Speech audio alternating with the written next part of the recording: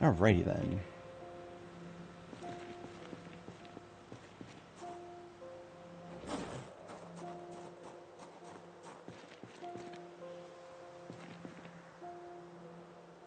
Alright, so current goal is to migrate our food supplies from Riverside to the staging area here in West Point. We are returning to Riverside from West Point pretty soon here, using this vehicle that we're just going to leave back at Riverside once we get there. So we've got a better hauler back at Riverside. That being said, I think I will stage another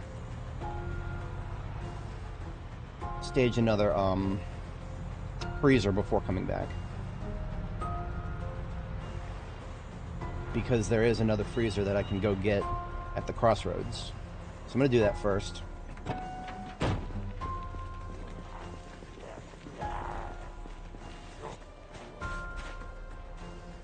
Stand that.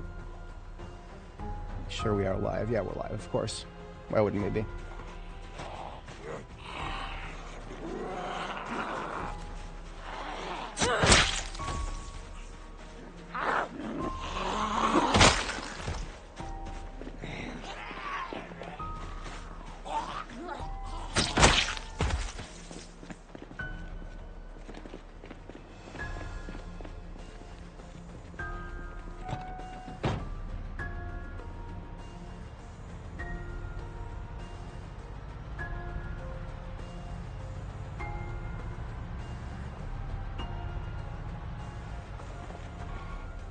What's this?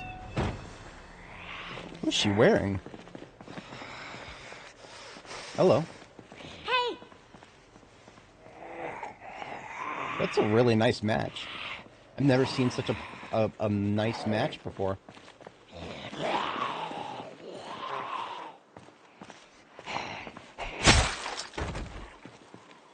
Oh, medical scrubs.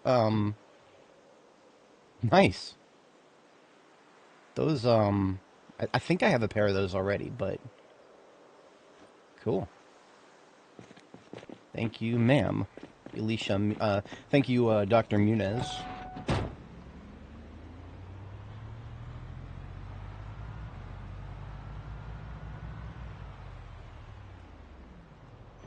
I don't know if it's necessarily imperative to keep 31 West completely clean of zombies, but the fewer obstacles, the better.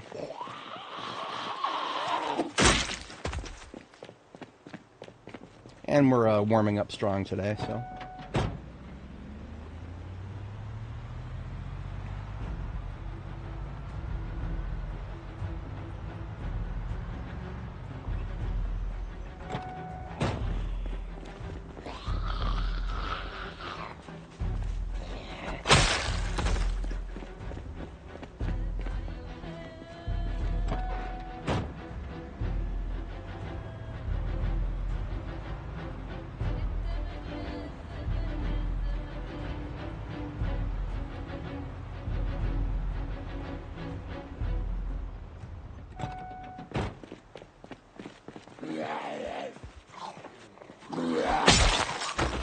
The way I figure it is, I'm going to be going back and forth on this road just a couple more times, and I'm going to be driving very valuable vehicles with my hands full. So the fewer Zeds on this road, the better, at least until we get to the crossroads.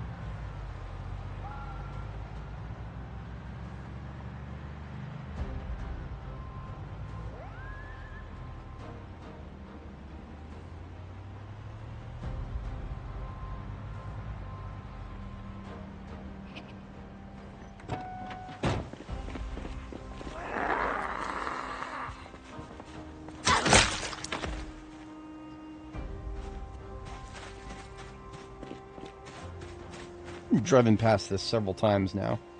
I've seen the stools, but I've never seen the... Okay, there's a guitar here. I don't think I need a guitar in my conservatory, but I guess if I'm going back to Riverside, it can't hurt to just drop it off there. Nothing else here of interest.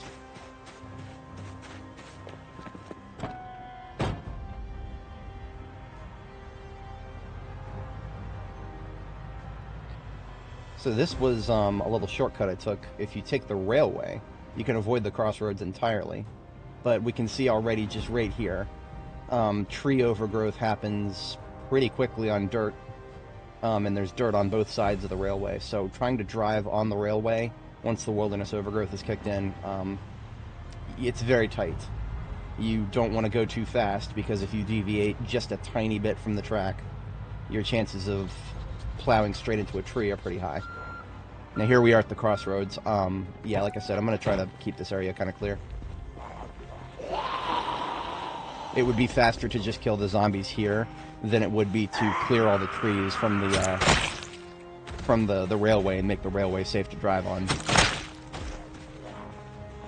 By the power of the spear, we will, this entire sector will be purged.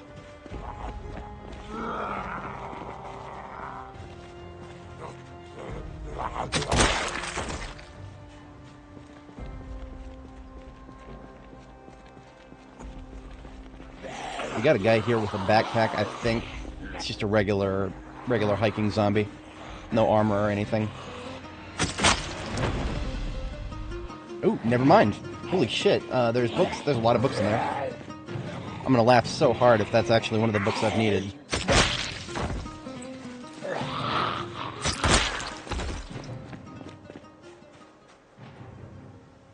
M36. Butterfly knife, precious memories. Oh my god. Okay. I didn't expect this. I did not expect this. Aiming 5. I can't... Okay. We've been at this for almost 360 hours now. At the end of last stream, my tally was 357 hours. And we have hit many major bookstores, countless survivor zombies, and only just now have we finally gotten a copy of Aiming 5. Not a single other book in this backpack do I need right now, but Aiming 5? Holy shit. And the funniest part is, this zombie has probably been here from the beginning. Because it was within the first couple of weeks that we drove past this area for the first time. I'm tempted to go back through my footage at some point and see how long... See if this zombie was actually here when I first drove past. Maybe I'll actually see it. But anyway... Let's take that book that we actually need and get rid of the ones we don't.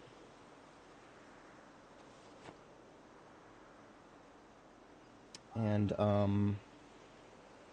most of the rest of this is low priority stuff. I'll just toss the rest of this straight in my backpack. Sawed-off shotgun. I don't need a sawed-off shotgun. Literally just dead weight, but I do need... I'll take the one shell out of it. I'll take that in a heartbeat. I have about 20 of those back at base. We don't need more guns right now. They're just a waste of space. Okay. Unbelievable. I have I have a little note in my Alice kit. Which books do I need? Aiming, glassmaking, pottery, welding, level 5. And then, of course, Longblade. I can actually scratch a book off. It only happens when I'm not looking for it. That's the funny thing. I don't know if I've ever found a book when I was specifically looking for it.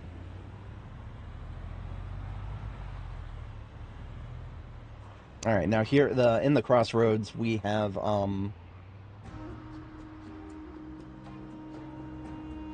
on a second. Now that I have Aiming 5, that changes my calculus a little bit. I've been using spears primarily because... I don't have Longblade 5 or Aiming 5. Because I'm level 7 for both of those skills, and if I got to 8, it would be a waste to use them without the book.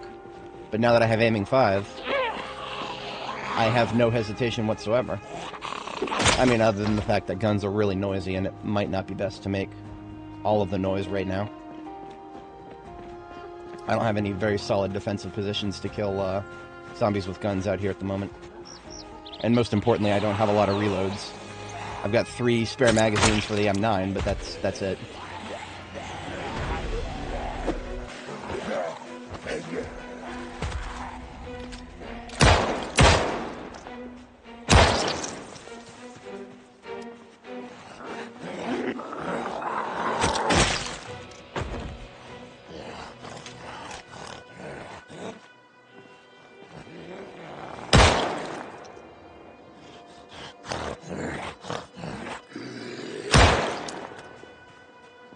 If you're gonna shoot a zombie while it's down, wait till it starts getting up, because as long as it's in the ragdoll pose, it might as well be a waste of ammo. And be careful about the forest to the south. It will attract zombies from the Spiffo lot that have wandered out of it.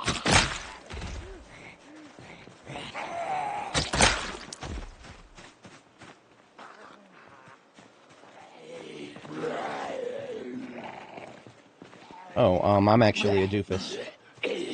So I made a thumbnail for part 40, but I forgot to change it. Stand by just a moment. This should only take about 30 seconds.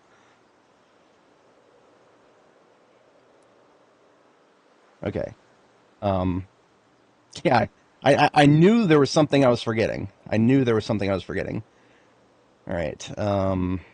Live P40. There you are. The last stream was part 40, and part 40 we got to strength level 10, so I had to make a screenshot commemorating that.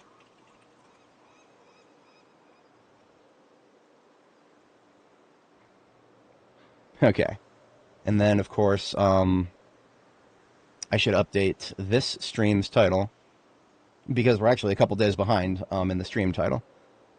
It is 9:30 in game. I just use a date calculator now to keep track of this. So 7/9/1993. Now it is now 9/30 1994. Calculate. It is day 448. So I'm updating the title of the stream. 448 days of B42 apocalypse. Okay. YouTuber stuff taken care of. Let's resume. Hello. South. Okay.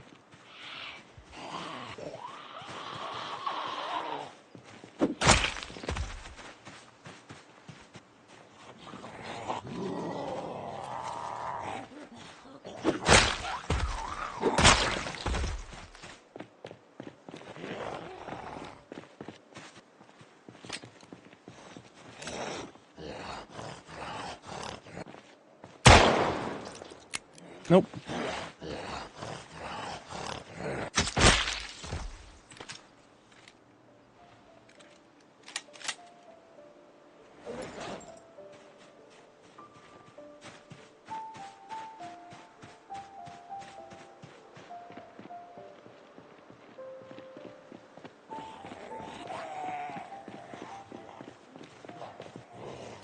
There's another one to the south, over there in the trees. This is why discharging the firearm is kind of unwise. I just almost felt morally obligated to resume using guns now that I found that book. But since I'm not exactly prepared for a big showdown with guns at the moment, I wasn't expecting to. I was actually very much expecting to be light on guns until I found aiming 5, which I was not sure I would ever find until we got to Louisville State University. Like, that just felt like the only surefire way to actually have a good chance at it. Not even a guarantee. At this point, I expect nothing to be guaranteed in this game. But anyway, here is what we were coming for here in the first place, at the crossroads. Grabbing this freezer here, along with a bunch of low priority loot. It was found on a different zombie here that was not a survivor zombie. Just going to combine that with the rest of my low priority loot I just picked up.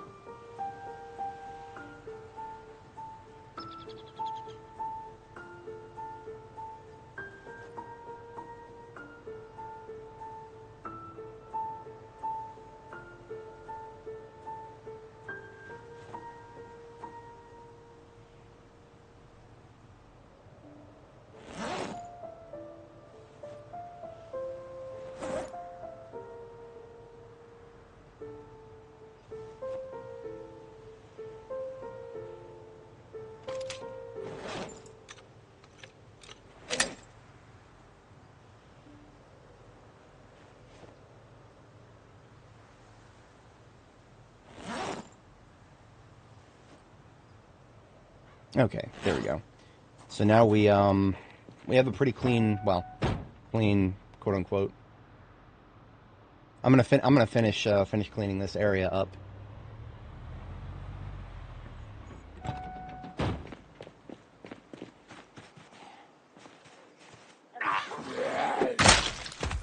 Yeah, that's right.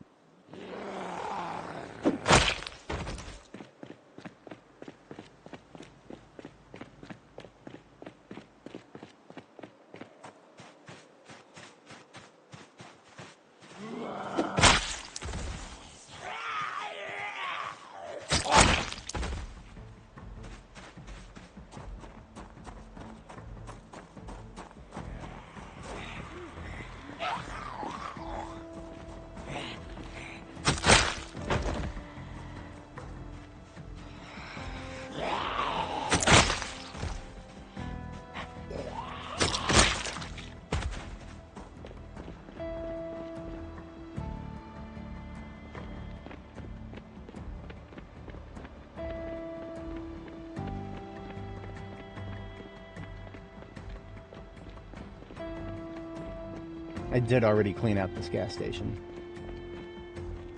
Yeah, for the most part, I think.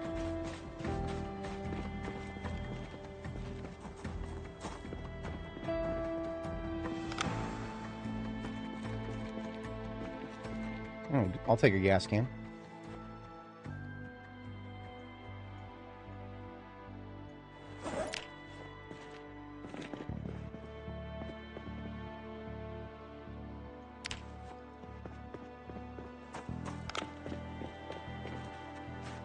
Seeing that water bottle reminds me. Do I need... Nah, of course I do.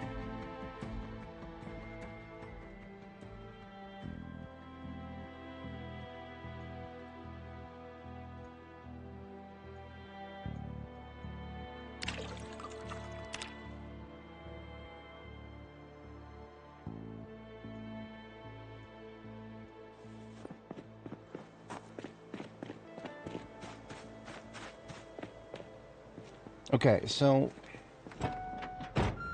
I have a freezer that I need to bring to my field base in West Point, which is the staging zone. Let me back up really quick and give a quick review of my plans here. We are setting up a staging all the stuff that we need to assault Louisville. It's a lot of stuff. Part of the staging process is removing everything that all the perishable food that I'm keeping refrigerated in Riverside, which is why. So that I just picked up a freezer, a double freezer from the gas station here. We've got room in the trunk here for another one of those freezers. So I am thinking about going ahead and going to Muldraw instead. This crossroads right here, we can get to Muldraw from it. We've got our base right here at the edge of Muldraw and Mashanfatco. So I'm thinking about heading down there now.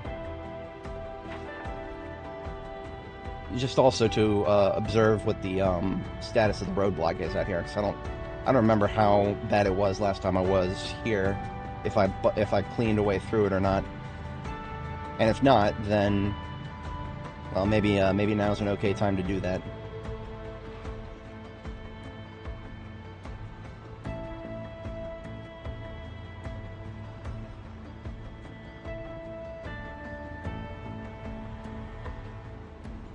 Okay, so that one has got a nice clean way through the middle. Quote unquote clean, of course, you know. Now I think this is where I did not clean it. Yeah, I did not clean this up. This is still chock full of cars.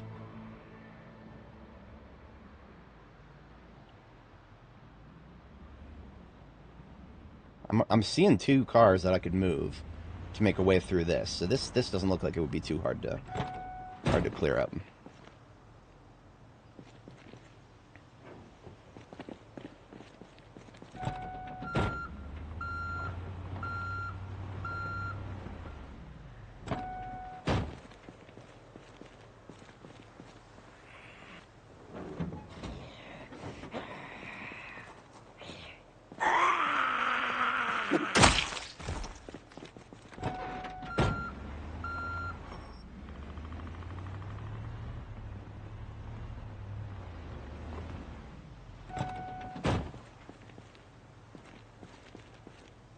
Yeah, with that wagon and this truck out of the way, this particular section is cleaned.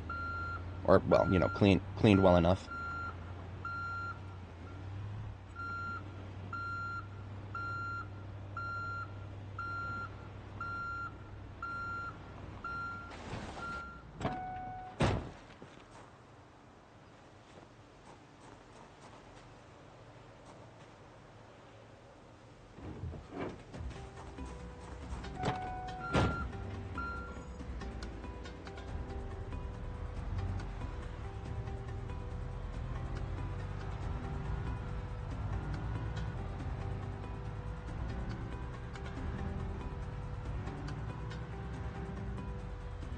Can't remember if there was a second... Doesn't look like it. Okay, there's not a second part to that roadblock. Or is there? Yes, okay. I thought it was closer. Well, that doesn't look too bad. In fact, I probably don't even need to do much to...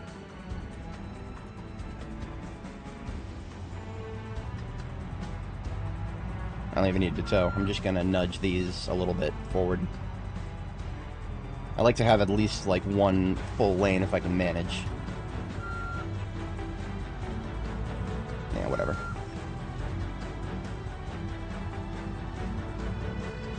Oh yeah, you see, look, there's, right here. Big pile of metal. I would pick that up, but I would like to have, I would like to have another, freezer. That's one of the reasons, well, that's why we're going to Muldrar right now. I'm gonna see if I can grab another freezer. If I can grab another freezer, then I can make it, I don't have to transport anywhere near as much from Riverside.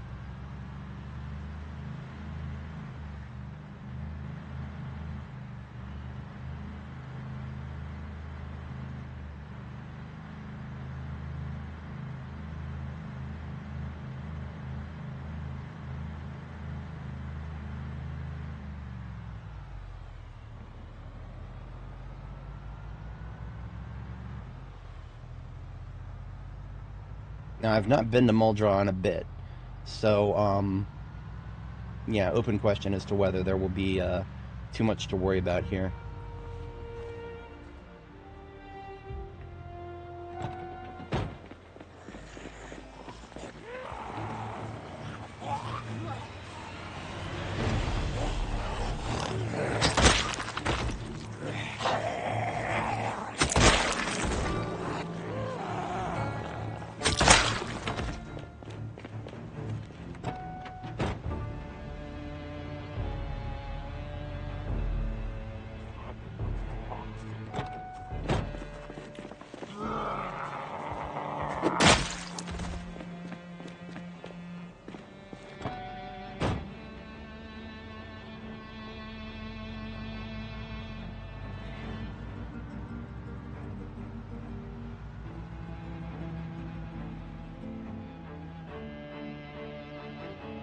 Okay.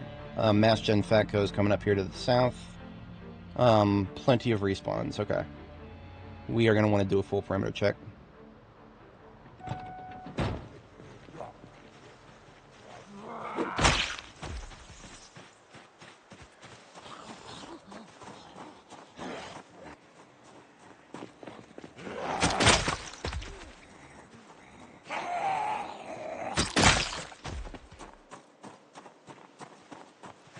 In fact, this is prime opportunity to go ahead and discharge the gun because I want to pull anybody who may be in the area. All right, we got a medium here. Let's start on this side. There may be some in the trees to the north too.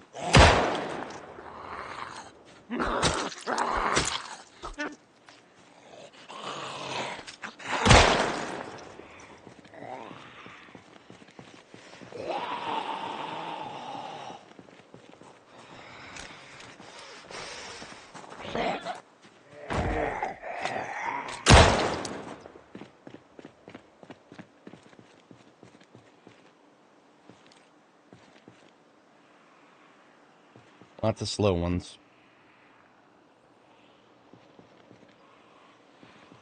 Yeah, see, there's two in the north there. As expected. That's a mole draw thing right there. That happens all the time around mole draw.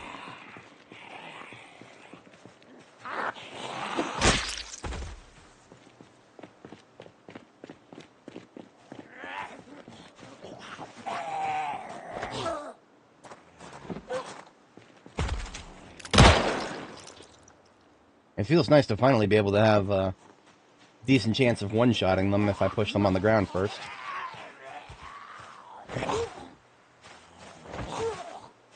Hello, Richard. Good morning. 1 and 2. Okay. So maybe not, It's been a little while since I've just tried the good old-fashioned push execution. I've been using fences a lot lately. Okay. So, as a quick recap, we are currently, we're collecting a couple of freezers for our staging ground in West Point. So I went to the crossroads, pretty much the crossroads between like West Point, Muldraw, and then the road north. And I picked up a freezer, but then I found a survivor zombie that has probably been there since the very beginning. Killed it, and got a copy of Aiming 5. So we are going loud with firearms again, because now there's no reason to stop if we get to aiming level 8.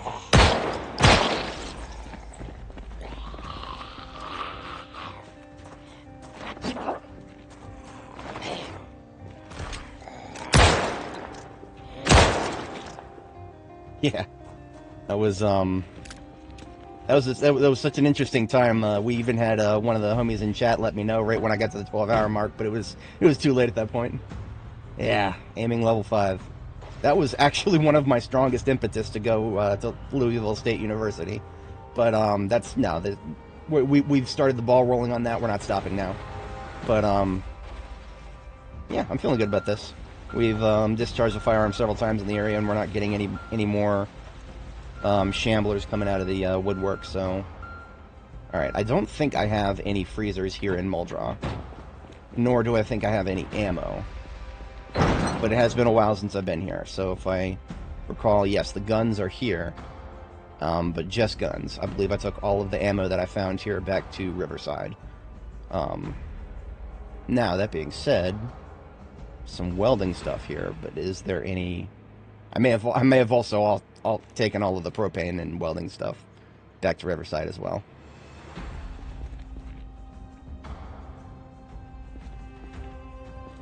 Yeah, there's a lot of useful stuff here, but it's all like... Oh, we do have a couple welding torches. Each one of those is another wrecked car gotten out of the way.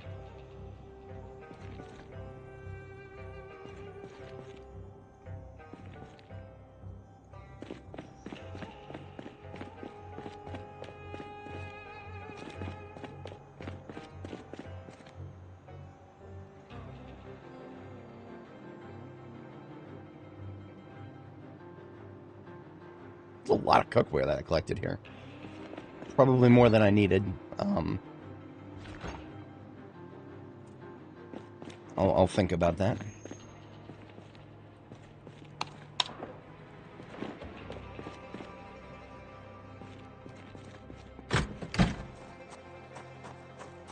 Okay, nothing at the base that I need immediately. So I will go ahead and resume my trip. What I was considering is just going down to the gas station in Muldraw and see if I can grab the freezer there. Take a quick peek at B42map.com here. See if the, whatchamacallit, if the, oh, do I have the tab open? Here it is.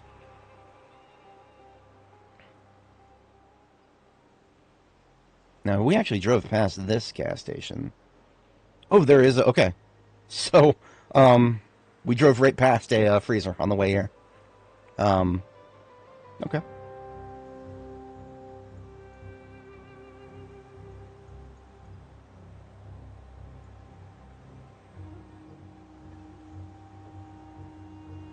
Interesting. This is where I expected to find another. But if there is one here, it might be behind one of these walls. That That's the one weakness of B42map.com, is that sometimes things will just be right behind walls and you can't see them. Otherwise, very good website. Highly recommended. Yeah, driving all the way down this way into Muldraugh, that would be a lot of fighting for very little reward, especially since we just drove past a freezer already. Now, that being said, while we're here in Muldraugh, did I already... Yes, I did. Okay. So I thought I had left a couple of generators here. But if I had, they would be right here. So I was mistaken. There is only the main generator for this place.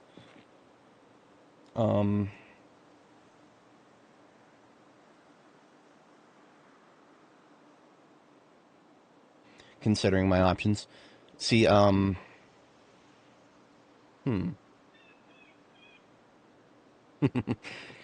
thinking a little too hard about this, most likely. There's definitely some more double freezers in Muldraugh, but that would be a rather hefty fight to get to them. So I'm just going to take another peek through here and see if there's anything that I could use in West Point. And if there is, I will take it with me. This is my work vehicle for the forge here. Shouldn't need that anymore at the moment.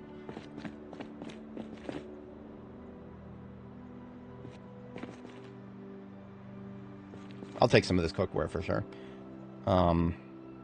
Bringing a bunch of perishable stuff. Might as well bring some extra stuff to cook it with.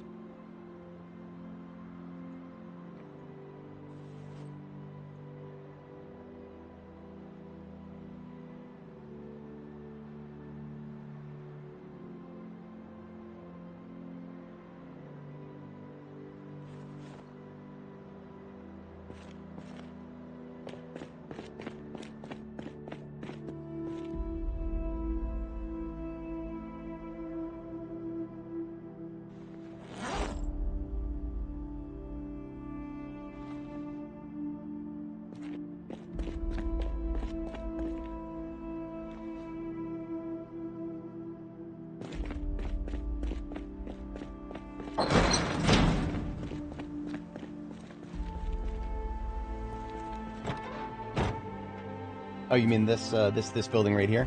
Yeah, that's I got one right there for myself, right there behind the table up on the roof.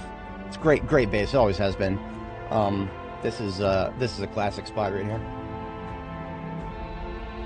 I remember looking at a screenshot of like the game, like 20 builds ago, if I remember, and it just looked exactly the same as it does now with the double garages and everything.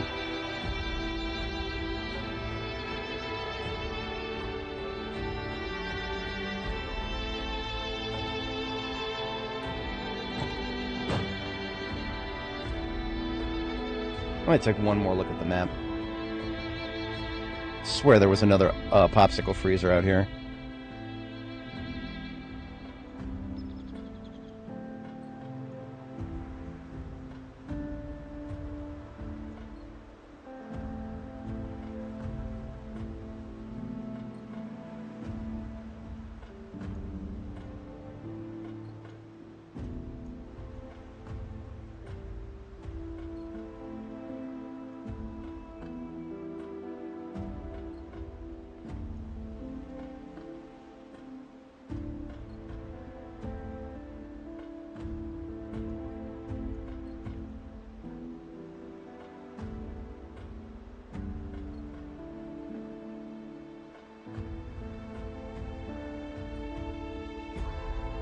I don't think I'm willing to go much further than this anyway.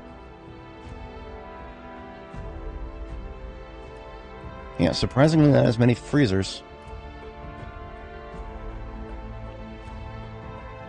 The gas station all the way down here. Not even that one seems to have one. At least not that I can see immediately. Okay, that's okay. We drove right past one on the way here, so that's where we're going. May have a few zombies to kill to get to it, but otherwise, there it is.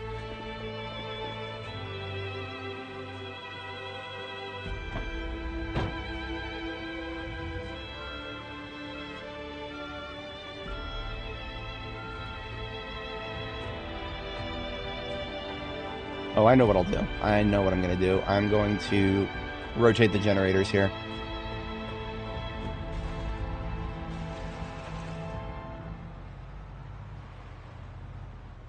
Or is it even necessary? It's probably not necessary. I can bring the generator...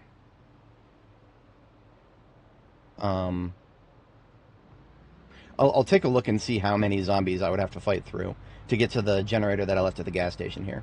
If there's not many, then I won't need to... it would be faster to grab it while I'm here, assuming there's not too many.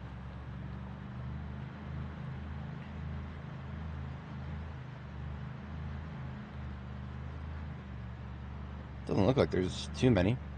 No, not at all. Okay, so I'm rotating the generators. Basically, all I'm doing is grabbing the one I left at the gas station here. And I'm going to leave this one on the roof of my base here in Muldraugh. And then take the one that's on my base in Muldraugh and bring that to West Point with me. We'll drop off what we have at West Point, and then we are resuming our operation to transport the perishable food.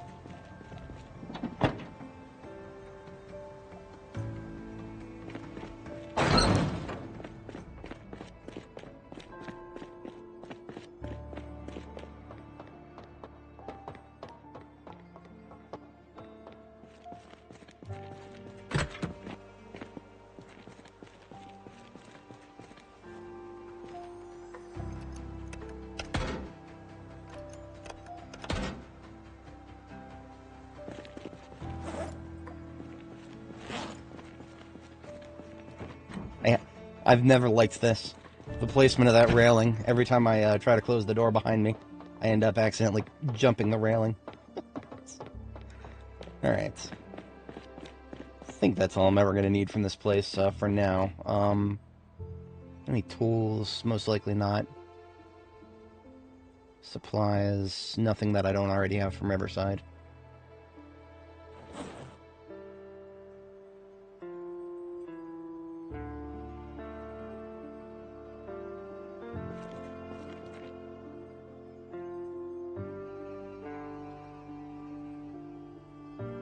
No. Okay.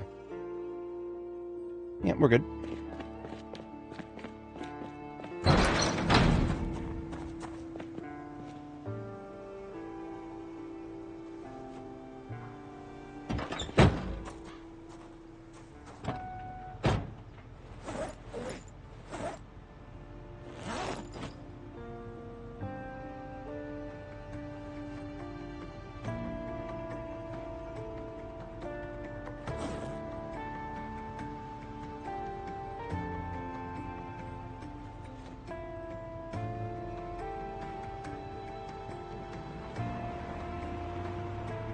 So in the trunk, I still have at least room for 20. If 20 is not enough for the, because again the chest freezers are weird, or the popsicle freezers are weird. Some of them weigh 20 encumbrance, and some of them weigh 40, despite them all appearing to be the same. I have noticed no consistency with that. So, well, the way I figure it is, if the one that we're trying to get, if it ends up being one of the 40 ones, I'll just leave it in my inventory instead of trying to put it in the trunk, because we're going the same way anyway.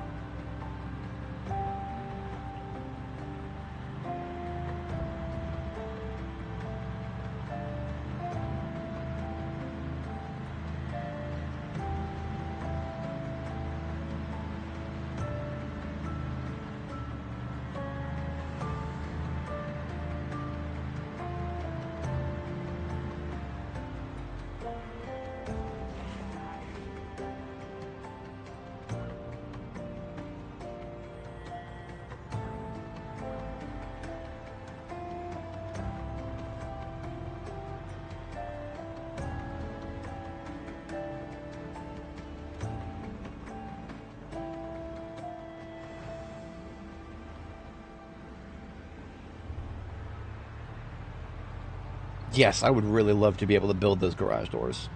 It's really sad that we cannot build anything other than a regular sized door or a just a double wide gate. I've never tried the double wide gate. Well, okay, I've tried the double wide gate to see if it actually counts as a door for purposes of separating indoors from outdoors, but it didn't work. But it also wasn't the problem. So like I tried to build double doors on this base, that my Riverside base, but it just it didn't work at first. And then when I finally solved the other problem of it being not indoors, I never really got the. I never looked at this animal trailer, so I'm actually going to peek inside of it.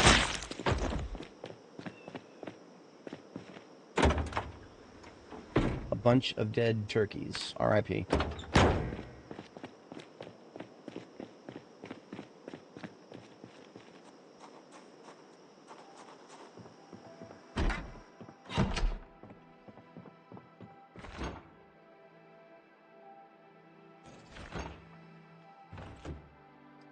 And let's see. It weighs 40. That's okay. I will equip it in my offhand.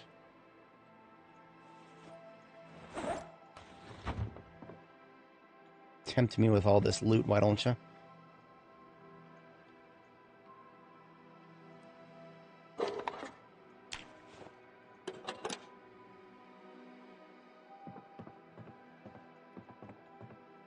Yeah, I'm gonna have to come back for most of this. Well, I mean, someday maybe come back. Most of this most likely will just stay here.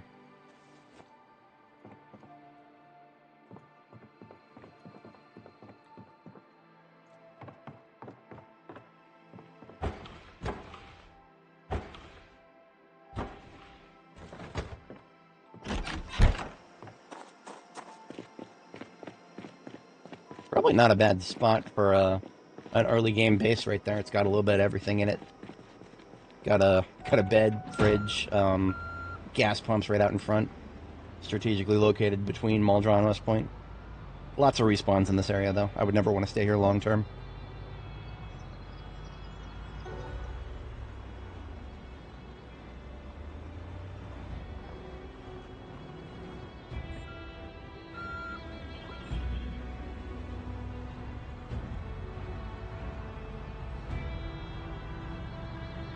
Alright, so we are returning to West Point with... Shit. There's a way through this, but I didn't have the foresight to kill the zombies that I knew would be collapsing in on the way through. Should have had the foresight to kill them while... Now I'm extremely vulnerable, and I need to kill some zombies.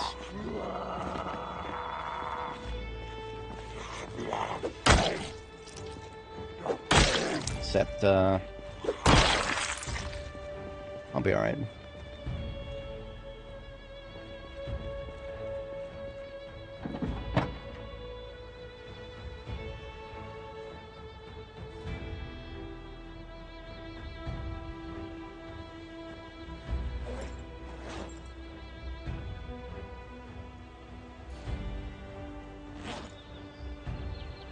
There we go. So, optimizing things a little bit. The freezers are in the trunk now. And the stuff that was making the trunk too heavy to put it in, now in this bag, which I can just drop much easily and pick it back up.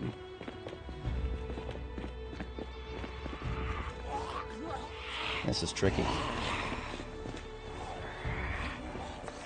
Bring him out of my drive zone here.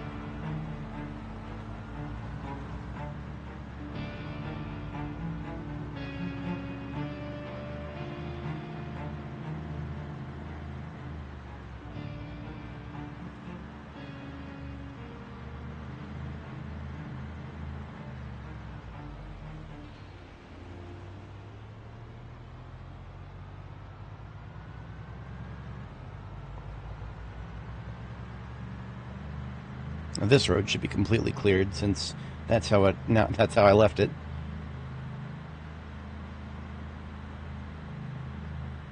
Minus those, of course.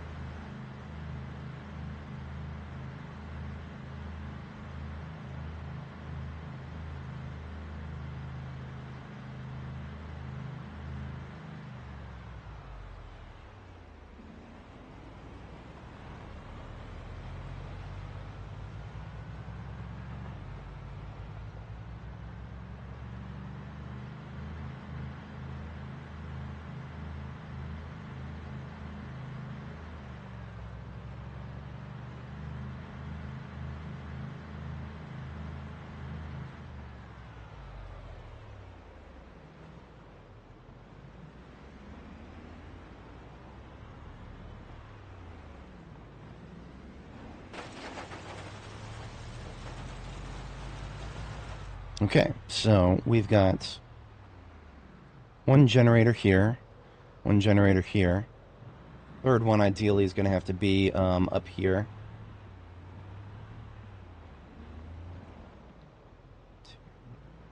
That way we can put the third freezer right there.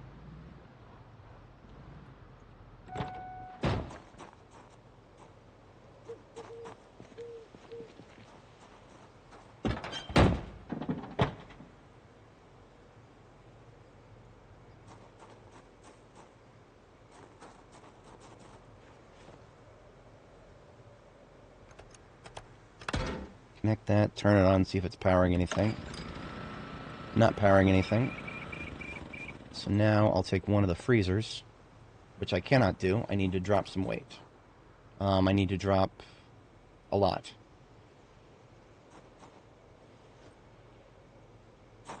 Let's, instead of dropping it, let's put it in the trunk here.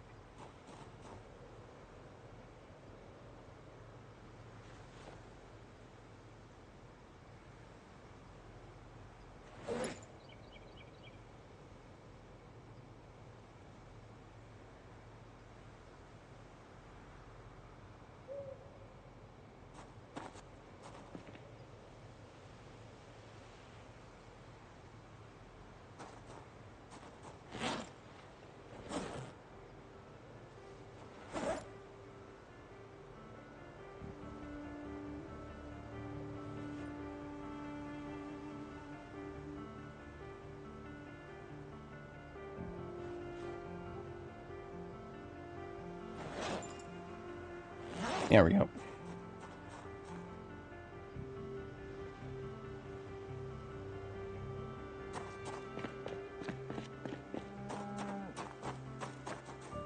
Hello, boyos.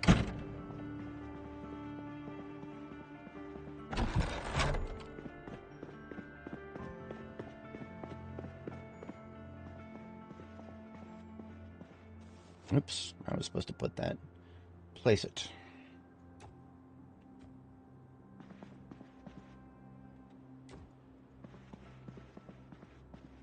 Now I just gotta turn on the generator and make sure that it's close enough to power that.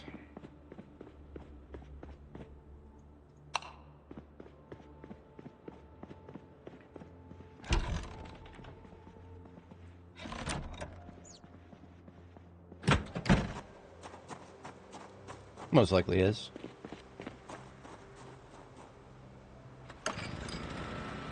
Yep. Okay, so we've got one freezer is already full of stuff we've brought from Riverside. And now we've got basically, well, when I say one freezer, what I really mean is one double freezer. And now two more double freezers are prepped and ready to be filled with produce that we transport down from Riverside. And I'm tempted to make this the last transition for Yeah, I'm tempted to make this the last transition and just anything that doesn't fit in these four freeze or these two more double freezers. Anything that doesn't fit in there, maybe I'll just toss, or just can it, jar it. Sorry, jar it. Um, because I have like five, I have four full containers of vinegar. That's 5 jars each. That's a total of 20 more jars of produce that I can make. Um, that would make a dent. But let's run the numbers on that. So I've got 20. I can make 20 more jars.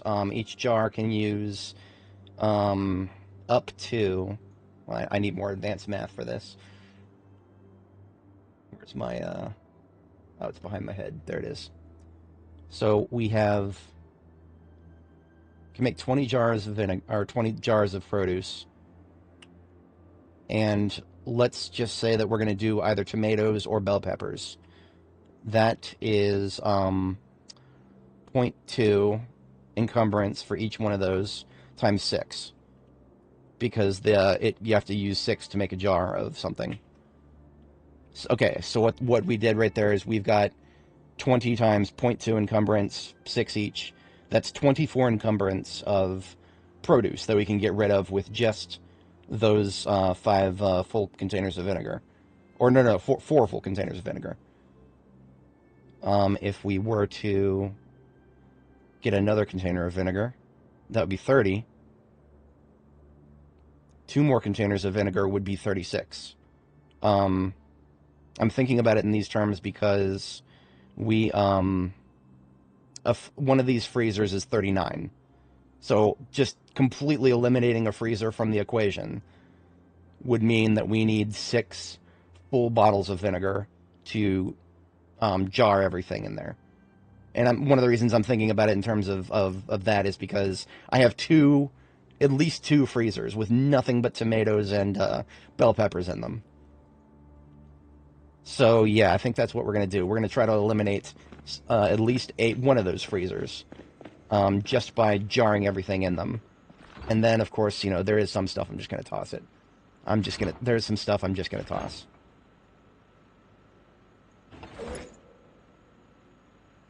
It is 2200, so we are close to bedtime here. I'm just going to dump my inventories for anything that's going to stay here locally.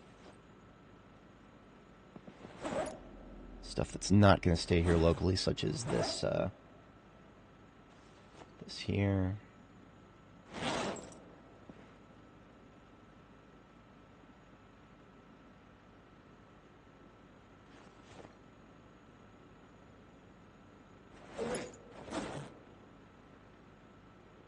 Whole ass box of batteries.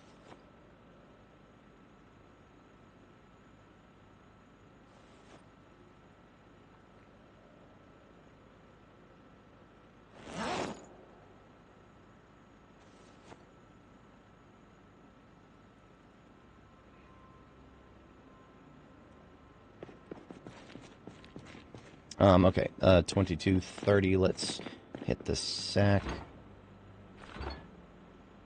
When we wake up, we'll have a bite to eat, because this will be done thawing.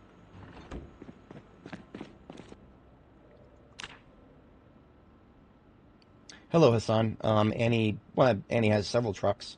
Was there a specific truck you were thinking about? We got the fire truck, the fire marshal truck.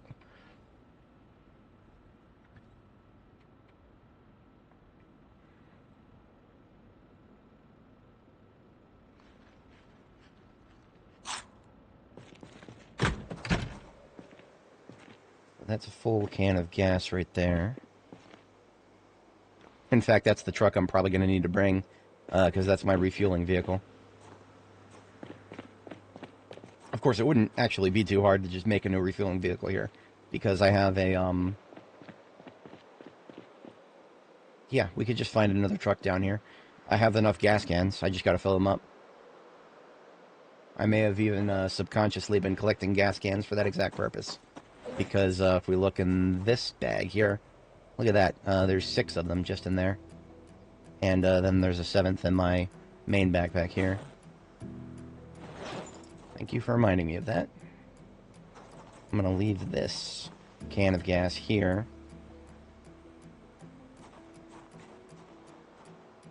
So as our overnight activity, I'm going to go see if I can get a little bit more vinegar from the what am I thinking of? There's a Gigamart here.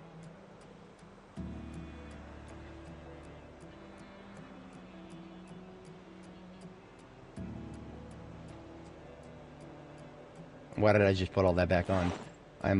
I still need to get this other freezer out.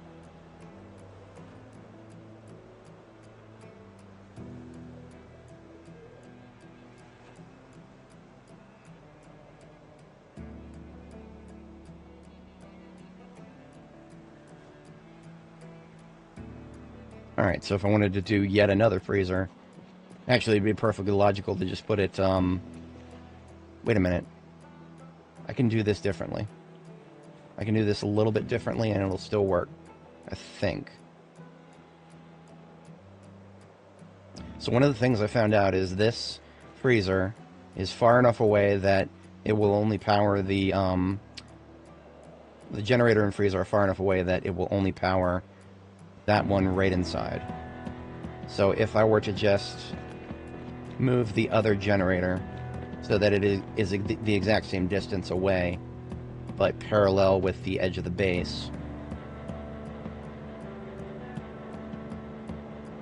I think that's the spot. Yes. Or am I off by one? I'm off by one. So right here. This is where I should have put the generator. Yeah. Mark it with a little water bottle there. I'm going to try this over there.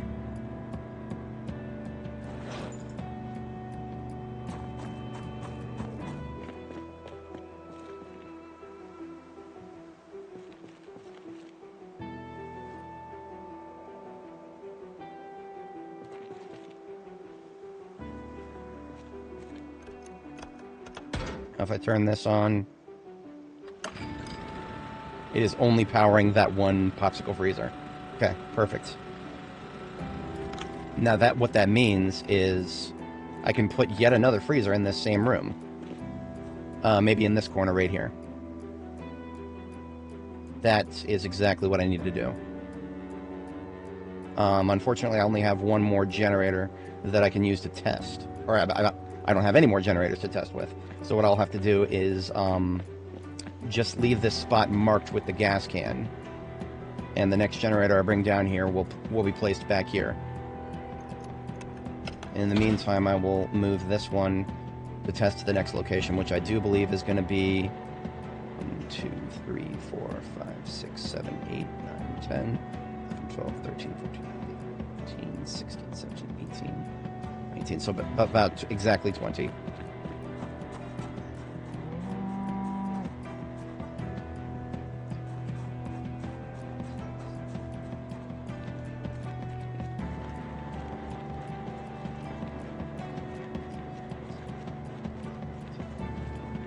Right in front of here, I may need to move the taxi out of the way, but if not, this would be the ideal spot.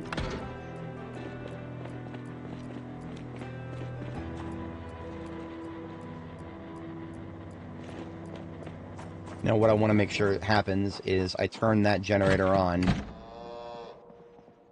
What's wrong with you? He's fine. I don't know why he sounded sad just now. Sounded sadder than he normally sounds. Alright, so... Oops. Place this bad boy right here. Okay. Shit, it's powered. That's not good. Well, you know, not good. It just means that the ceiling is powering it. You can tell that it's powered because it's a little bit lighter than this one here. I've expressed this before, but it bears repeating. Everything about electricity in this game is just... Last night I was talking to, I was posting on the Steam discussion forums.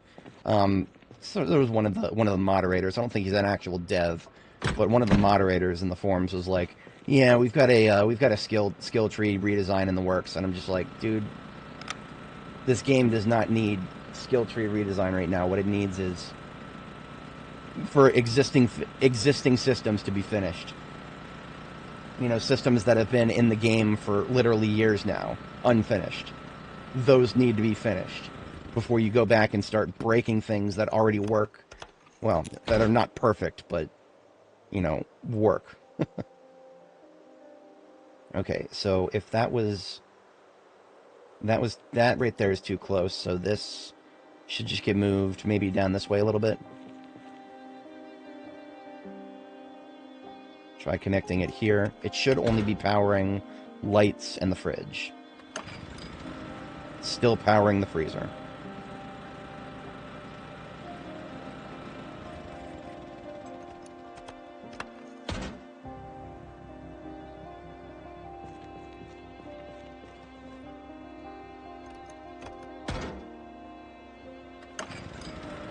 Okay.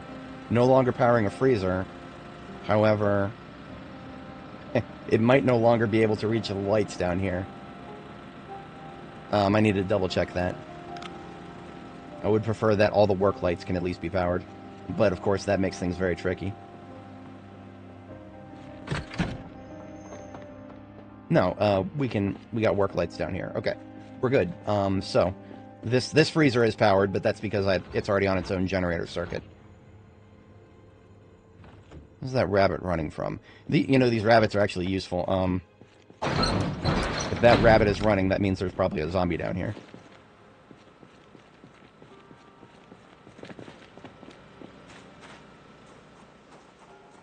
Or maybe it just saw me through the walls. That's possible. In any case, if there is one down here somewhere, it'll make itself known eventually.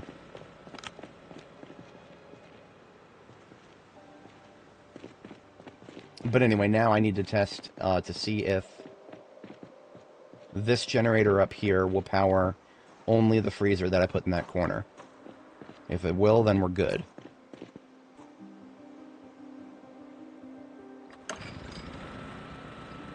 Okay, so it's powering one side of the freezer. That's actually okay. And that's okay because we can rotate the freezer.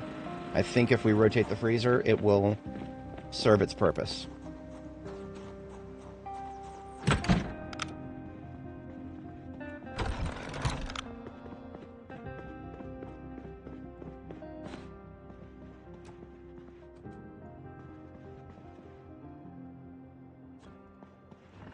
It actually looks kind of cool. Just a friggin' walk-in freezer back here. A little ugly because it's full of trash and there's grime all over the place, but...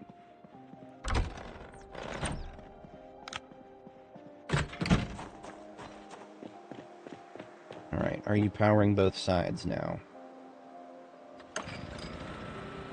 Okay, it's not powering both sides yet. I'm going to try moving it over one tile. And here I thought as my midnight activity I could hit Gigamart, but no. No, we are fully engaged in prep to receive freezers here. Oh shit. Drop and connect, please.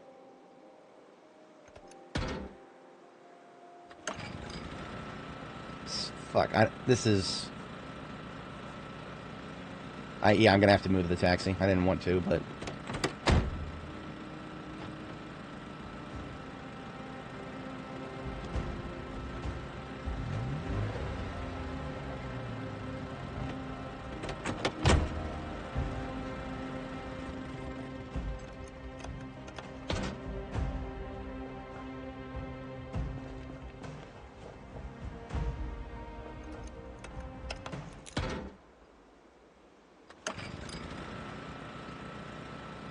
Okay, lights, freezer, and yeah, it's okay about the lights. I mean, honestly, it's just lights for the very front room there, and based on where the switch is, I don't think I can power that any easier.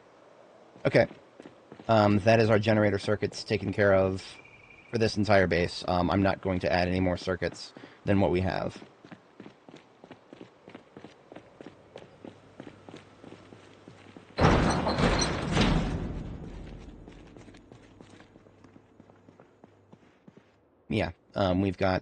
We just need to get one more generator down here, and then all of the produce, and then we are set. Don't even need any more freezers. Let's have a bite to eat, and have a sleep.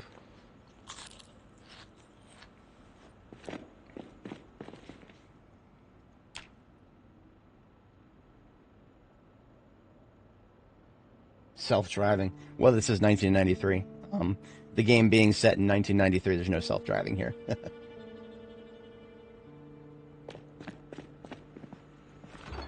It'd be pretty cool.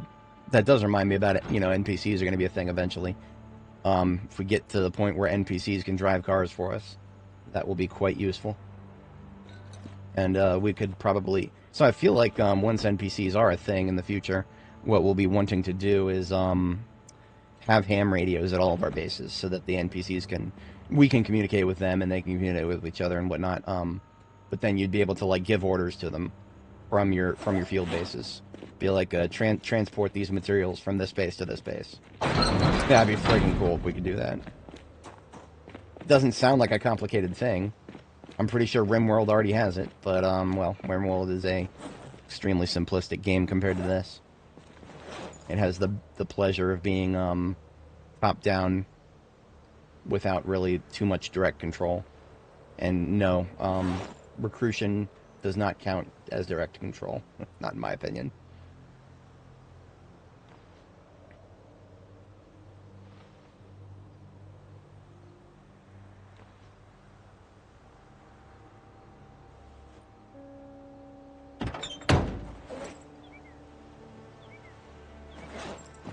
Now, if I wanted to have a local refueling vehicle, I should probably find one first, before I start thinking about that too hard. For now, I will store the empty gas cans and vehicle parts and whatnot that will eventually go in there. I'll store those in here for now. See, I can store that here, but once I start filling them up, this trunk does not have enough room for that, so...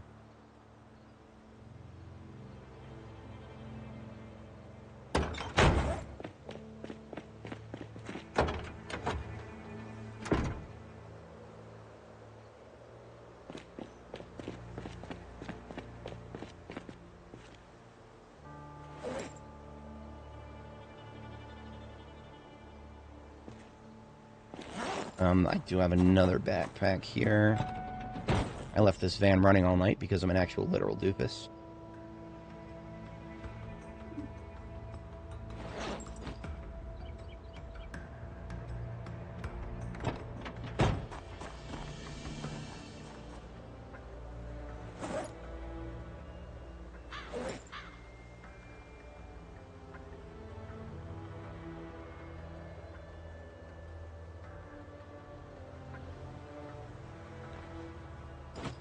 Okay, now I just need to discern among this stuff I've picked up what among it needs to go back to Riverside and what just stays here.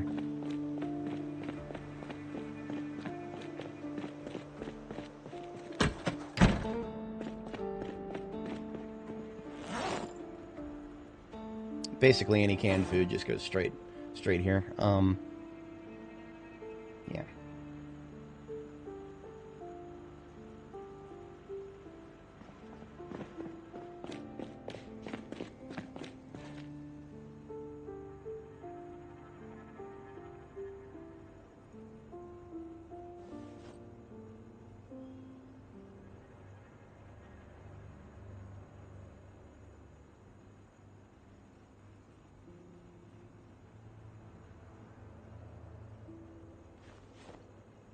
The car battery charger.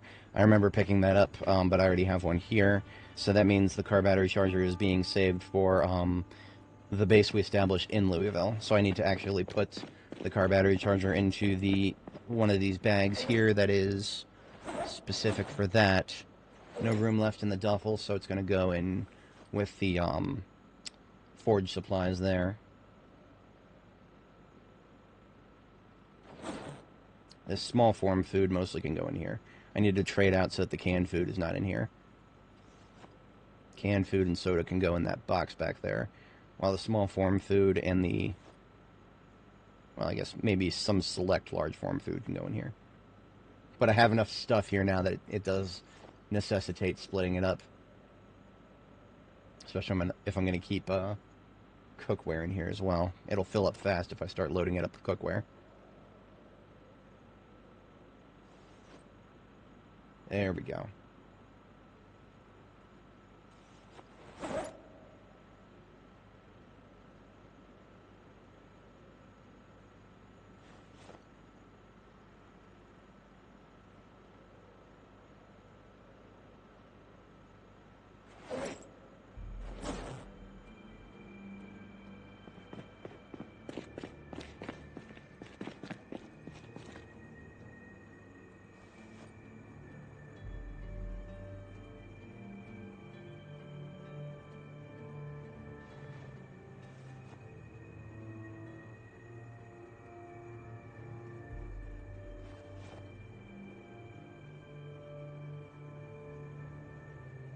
Gas mask filters I don't know about. Yeah, I have no idea if I actually want to bother with gas masks, if I ever will deem them worthy to be worn. That's one of those things I'm just like, nah, I don't think I'm ever going to actually engage with it. Because, I mean, you know, they're the only thing right now that you need to protect yourself from with a gas mask is dead zombie corpse smells. I know of nothing else that you have to actually protect yourself from right now.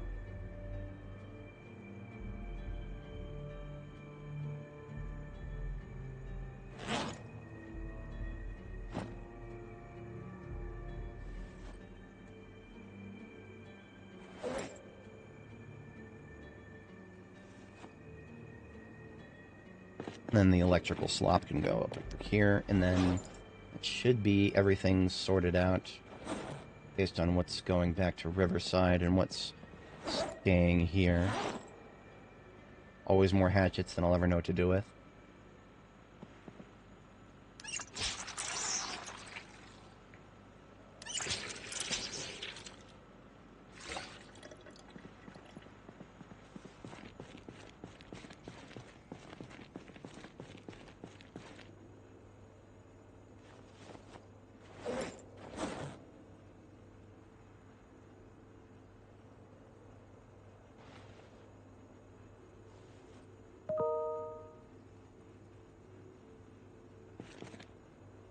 Interesting. Another meeting that I was invited to for no reason. This is what I have, it's the reality right there. What's that? You work with the network team? We'll just put you in their group then. What's that? You're in their group? Oh, you're going to get invited to all their meetings now. Enterprises are fun. So fun. We do have a roast in the backpack for... Oh, and we have a salad, okay.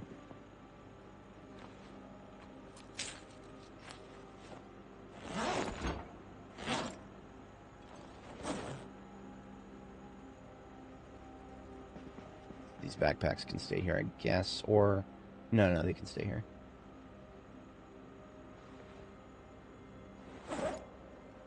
And everything else is going back to Riverside, I guess. We are... Ready to go? Yeah, we're ready to go.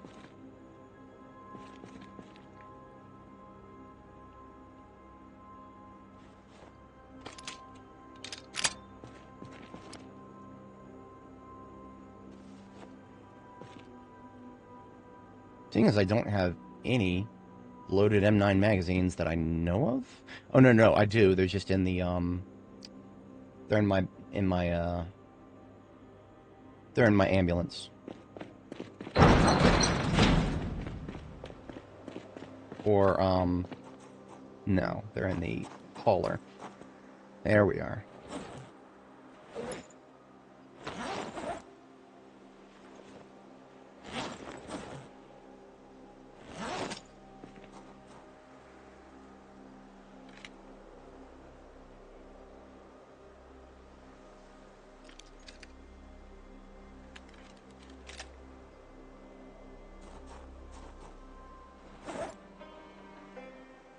And if I'm going to be picking up again with the M9, then let's take 3 more spare mags. I will have to do some killing if I'm going to take the Gigamart here.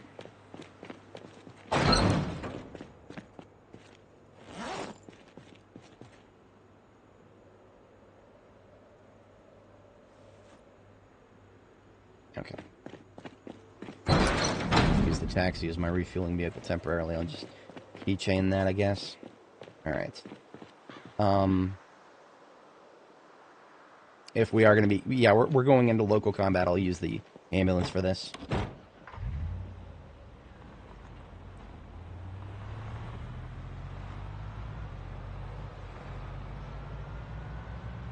It is October 1st, finally. Let's see, where are we at? We are at 1 year, 2 months, 29 days. So just tomorrow it will be 1 year and 3 months. 15 months. And we've already killed zombies in the front yard. I do suspect there's going to be some behind, though.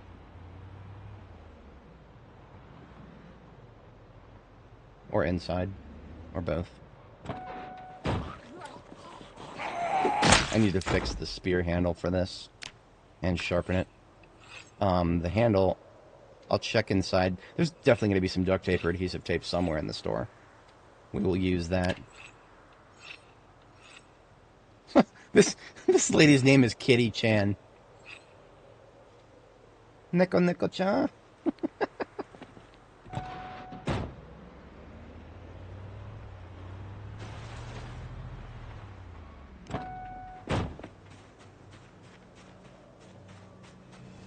So, I like your helmet. Oh, it's a crash helmet. I thought it was a,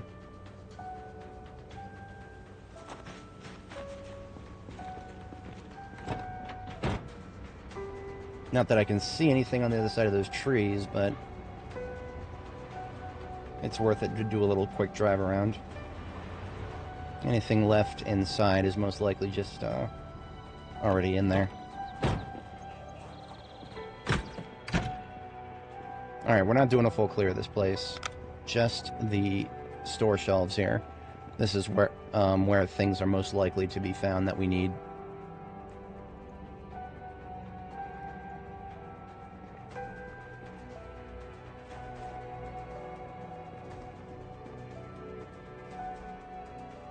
You know what? I should separate this stuff based on what needs to go back to Riverside and what doesn't. So what doesn't need to go back to Riverside goes in the offhand bag here.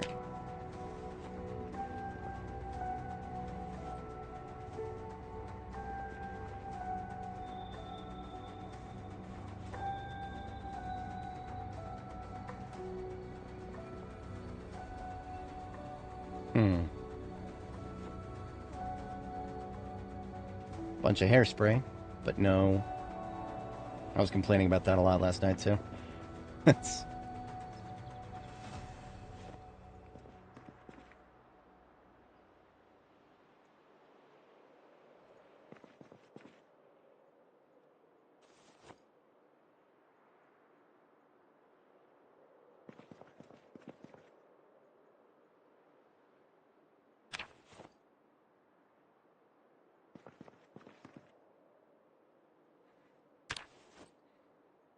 Give me some vinegar, come on now.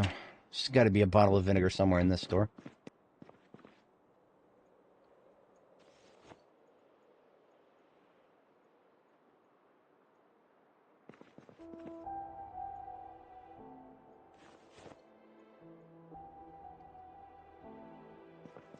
Rice vinegar.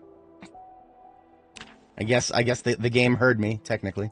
Except you can't use rice vinegar to make, you can't use rice vinegar to make, canned food.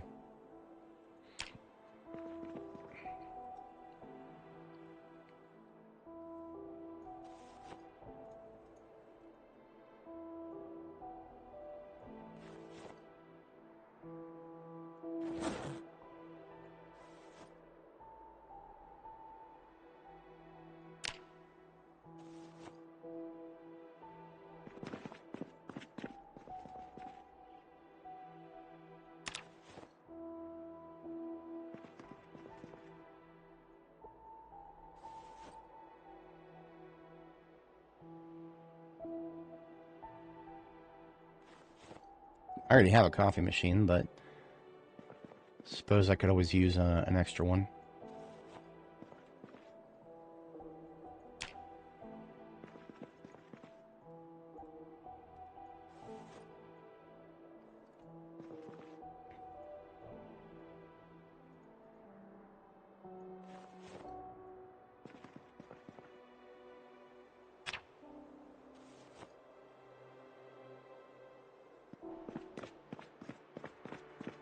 Should have known that if I started collecting large form food, it would fill up fast. There's a water dispenser in there too that I forgot about.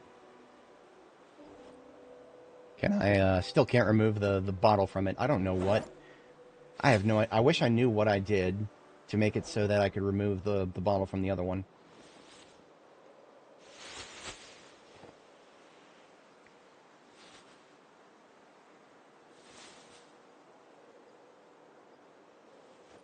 So this large form food that I'm putting in this garbage bag will be its separate thing.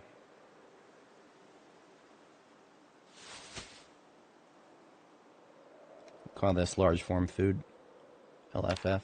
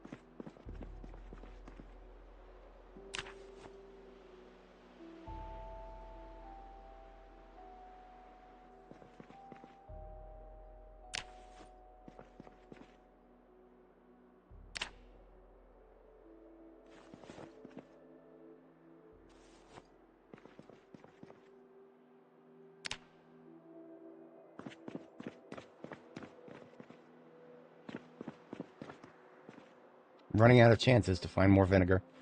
It would not surprise me in the slightest if we went through an entire Gigamart and found no vinegar, because that's really what this game feels like sometimes. For anybody joining, welcome. Our current plan is we're in the Gigamart in West Point, and we are attempting to prepare for an assault on Louisville by staging pretty much our entire fortune. Well, not an entire fortune, but most of our fortune of firearms and ammunition. Mostly ammunition, because, I mean, you know, maintenance level 10, I'm not going to be running out of firearms for the rest of this character's lifetime. We are mostly just moving all of our ammunition and all of our perishable food to the staging point here at South West Point, and then we will push through the military checkpoint in Louisville, establish a base there, and see how far we get with that on this stream. Anything we don't accomplish, of course, shall be next in the future. But what we're looking for specifically is vinegar, because if I get just 2 more bottles of vinegar, then I can remove enough perishable food from one of my freezers to just basically eliminate one of those freezers entirely. That would be amazing. Right now I've got 4 containers of vinegar. Each one is worth 5 jars of food. To back up really quick, if you're not familiar with the nuance of jarring produce in Build 42, it costs 2 units of vinegar to make a jar of produce. And if you want to get an entire, basically all of it, I mean, I put basically all of the ammo that I have, with a little bit of exceptions, into West Point. But yeah, basically the ratio that I'm thinking of means that for every bottle of vinegar that I have that's completely full, I get 5 jars of produce. Each jar of produce uses like 6 units of a small type, and each of that small type weighs like 0.2 encumbrance. So by all that math put together, the numbers came out so that it's basically I need 6 full containers of vinegar to eliminate a freezer entirely. Yeah, it was 30 units of vinegar, which is 6 times 0.2 encumbrance times 6. That will remove 36 encumbrance, which, you know, the freezers are 39 because I'm organized. And one of the reasons I'm checking in the trash, to be entirely honest, quite a few of my vinegar containers have been found in the trash. But I mean, you can find anything in trash cans now. You go into a trash can, like, look at this, we got some olive oil. That's great. You can find a generator magazine in the trash these days. Always check your local trash cans.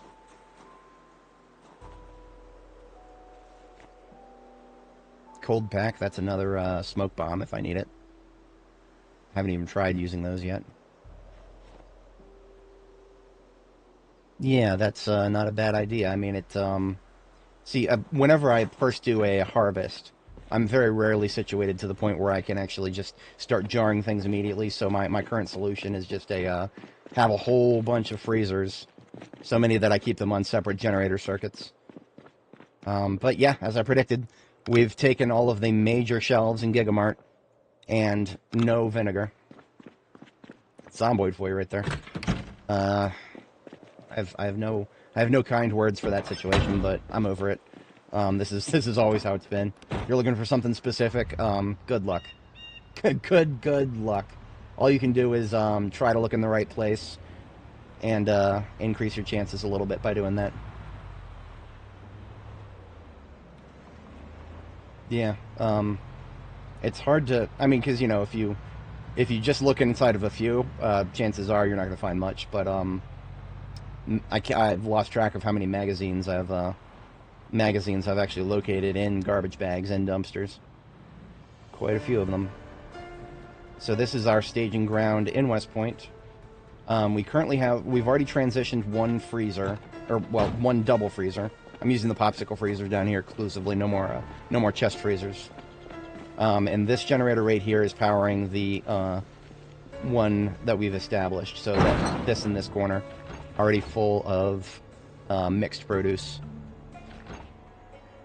Some back at base, some of my freezers back at base just have one type of produce. Like I have one double freezer full of nothing but tomatoes. One full of nothing but bell peppers. Thankfully, those can be jarred up. So I look forward to eliminating. I'm going to be honest with you guys.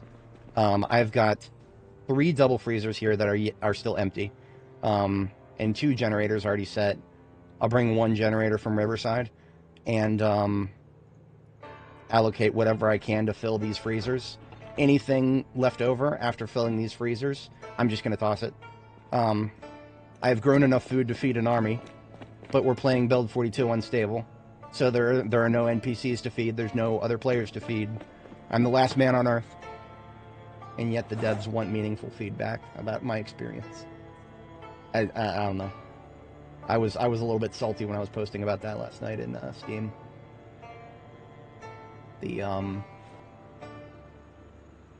There was a mod. I don't think he's a dev. He was a mod in the discussion forums talking about a skill tree rework, and I'm just like, dude, there are so many things in this game that are okay-ish, acceptable, and can be made better. The skill tree is one of them. Sure, we've got redundant skills. You don't need to scrap it and completely rework it from the ground up. It's okay. Just improve what it currently is. Don't scrap it completely and try to rebuild it. That's just ridiculous. I'm going to put large form food in this separate box because I got a lot of it.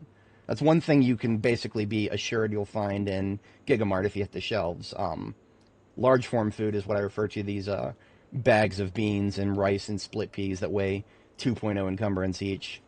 Found lots of those, always do. That's what Gigamart is a lot more reliable for. Now, everything in my main backpack is going to come back to Riverside with me, where my primary base is. That is... anything that is in my other bags is going to stay here. Canned stuff, soda, and then the smaller stuff goes into the kitchen. Yeah. Quote-unquote kitchen. It's hardly a kitchen, but it serves the purpose.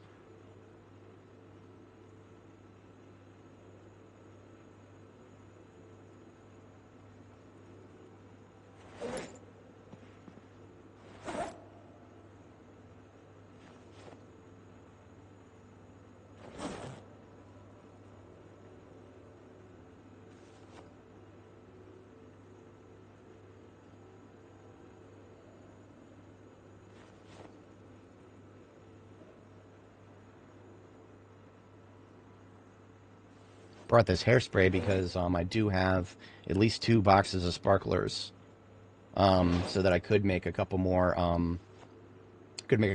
bombs. Not that I have anything to do with the other 57. I'm not exaggerating. 57 hairspray cans. I've found 57 hairspray cans and 8 boxes of sparklers. And yet you need 1 each to make an aerosol bomb. It, I am salty about some of the things in this game. Some of them. This canned food made its way into my backpack. That goes in here. The salt needs to come back to Riverside, because that's where I'm going to be spending it too. Salt is also a requirement for jarring produce, so I need to bring that to Riverside. But all the rest of this small form food that snuck into this bag can go in here. Also, the colored light bulbs, they're novelties. They'll burn out, like, they'll burn out a few days after you put them in whatever you put them in, so they're basically novelties. And these scrubs I got to fix at my tailoring station, so... Aiming 5, we found that at the beginning of this stream. Aiming 5. It was beautiful. Yeah, so, Richard, I congratulate you on finding the aerosol bomb, and I congratulate you on finding the linchpin material for a second. You can kill 4 or 5 zombies at once now, twice, and then you got to go back to whatever the hell else you've been doing, because that's it. The devs touted in their little blog post that explosives are better effective against zombies now, which I was very excited by the way. I was happy to see that. But they did nothing to make explosives better to find. The requirements to actually find them are ridiculous still. But whatever. Let's get some of this out of here. Don't need more of that. Don't need more of soda. That's what I was thinking of. This needs to go in here, and then yeah, everything else goes back to Riverside. Okay. We are prepped. We are traveling back to Riverside. I need to fix the handle of my spear. Do I have any duct tape here? I don't have anything here. Nothing here that I can fix a weapon with. Do I have any long sticks on the ground?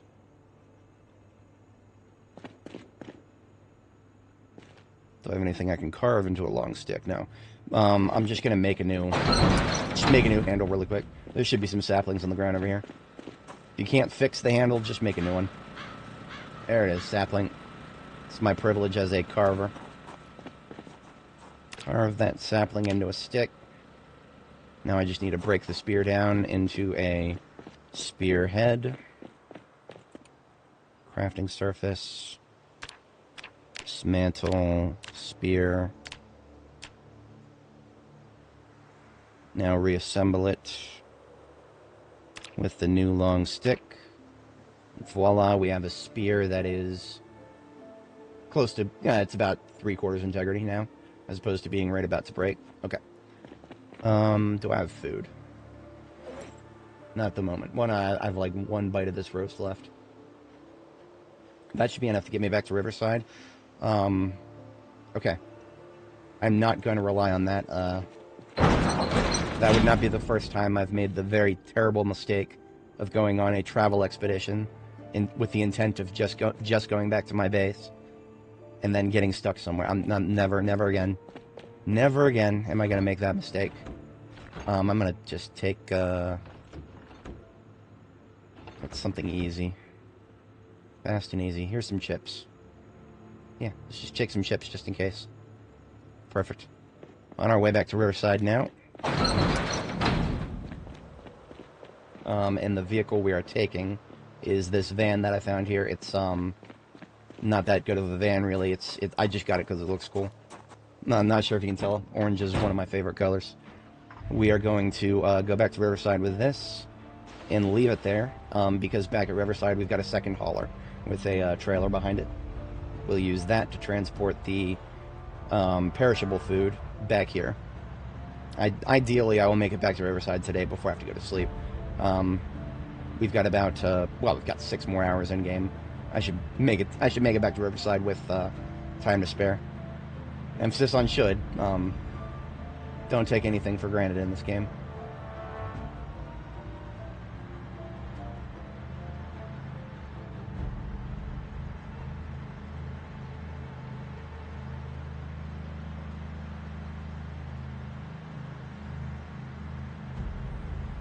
Now, technically speaking, the fastest way to get back to Riverside from Southwest Point there is to take 31 West here and then turn north at the crossroads. However,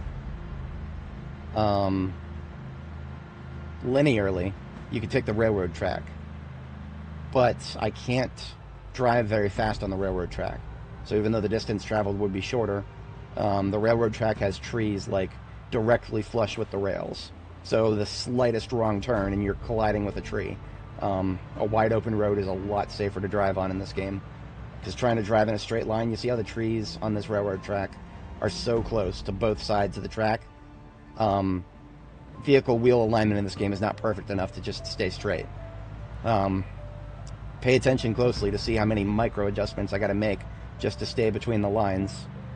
Trying to do that at fast speed, I would never want to do that. That's I've learned my lesson. Trying to thread the needle too consistently in this game. I don't like doing that. We'll just take the extra space. What is this here? Just a big old group of losers.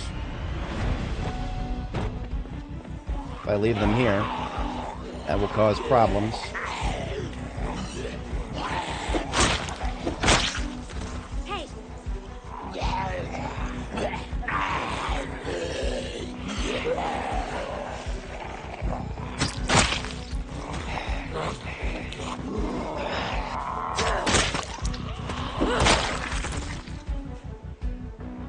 Backpack Man is not a survivor zombie, no books in there.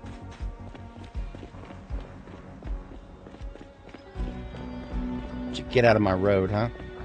Drag your ass off the road here for me.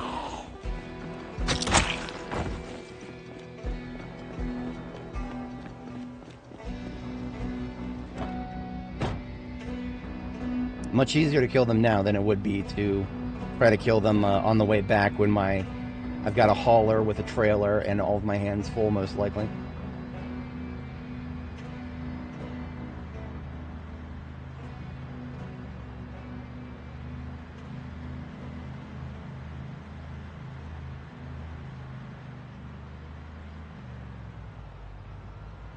See, even with a road with this much room on it, I'm still hesitant to try to go too fast, because these large trees in front of the road, how do I know there's not a Zed behind one of them? If I just plow through a Zed, there goes 5 to 10% of my hood and windshield integrity for no good reason. I know people are enjoying the whole haha funny ragdoll ram them with your car thing, but when it's a car you care about, that's not a very sustainable strategy. If it's a car you don't care about, well, go nuts.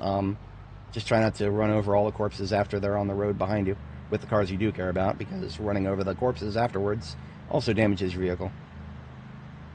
Remember, the Indie Stone does not like the fact that we can have vehicles. They had to be convinced very hard to put them in the game in the first place. So they're constantly looking for ways to make the vehicle experience unsustainable. I have gone through so many windshields, not even from hitting zombies, but from hitting, well, trees, actually. I've hit more trees than I have zombies, most likely, in this game. I'd have to go back through my footage and find out, but I'm pretty sure I have hit trees more than zombies.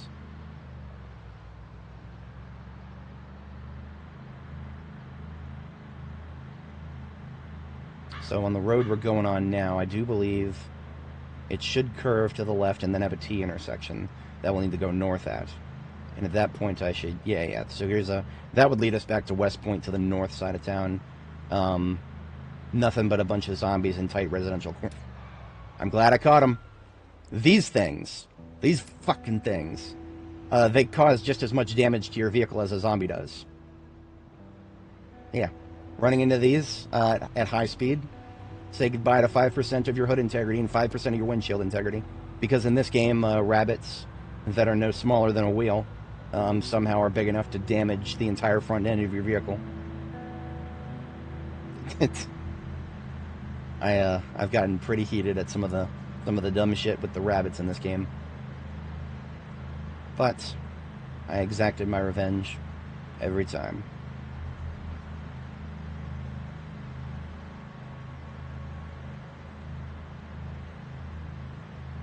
Here's the curve.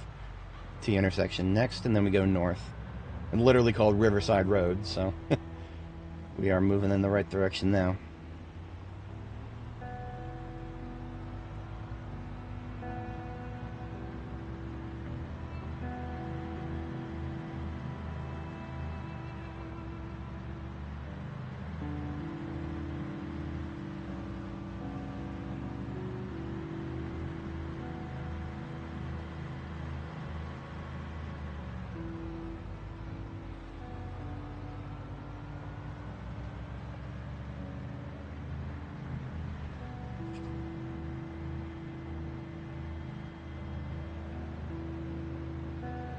Fun fact, if you ever see my ugly face in the corner here, top left corner, if you ever see it lose frame rate, that's because of the trees in this game.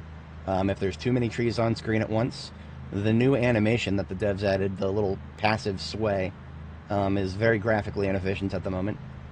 So sometimes when we're traveling and we're zoomed out and we have a lot of trees on screen, you'll see my face go down to like 5 frames per second. Because the game gets priority on my GPU.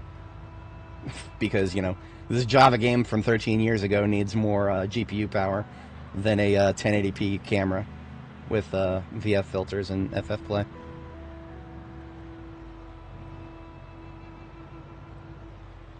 This van right here is another one that I eventually want to get back to my base.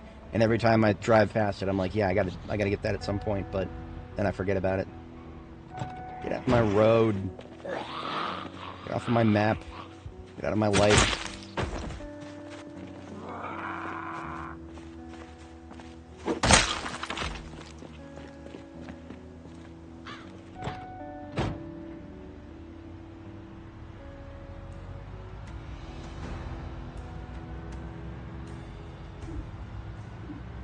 And up here should be another T intersection, at which point we take a right and we are more than halfway back to Riverside. It's the last bit of my roast, I think. Okay, those things were in the exact same place last time. Do I need to get out and start shooting them with the handgun? Because I will. Yes, in fact, Richard, I have a, there is a Lady Delighter. I marked it on the map. They're right here, north of Muldraw, north of the crossroads. I need to go back and recover it someday. It's just, it's probably one of those good quality engine ones too. Your van will make a nice addition to my collection. just go full General Grievous and just collect an entire fleet of vans, in addition to the one we already have, just for its aesthetic value. I would do that in a heartbeat. I mean, to be entirely honest, if I waste Louisville and I'm still waiting for the next batch, yeah, that'll be a stretch goal. Absolutely.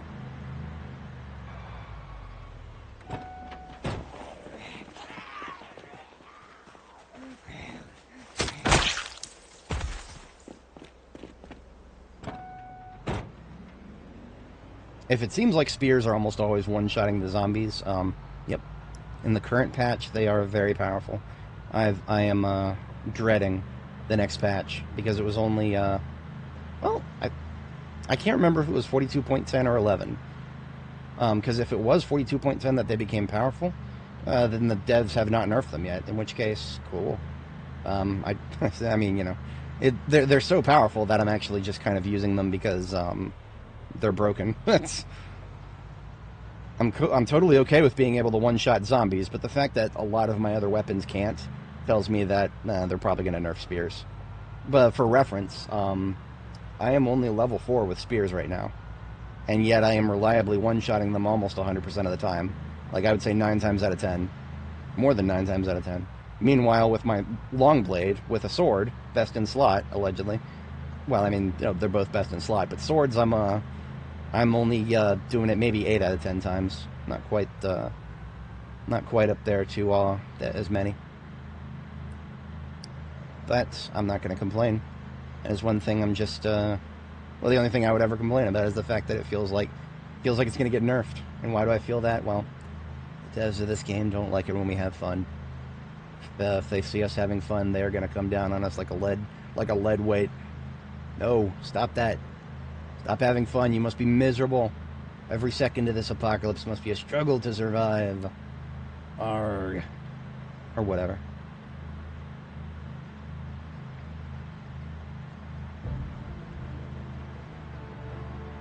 I believe we took the south exit when we left Riverside here.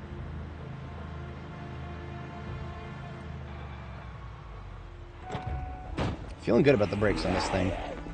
They could have been worse.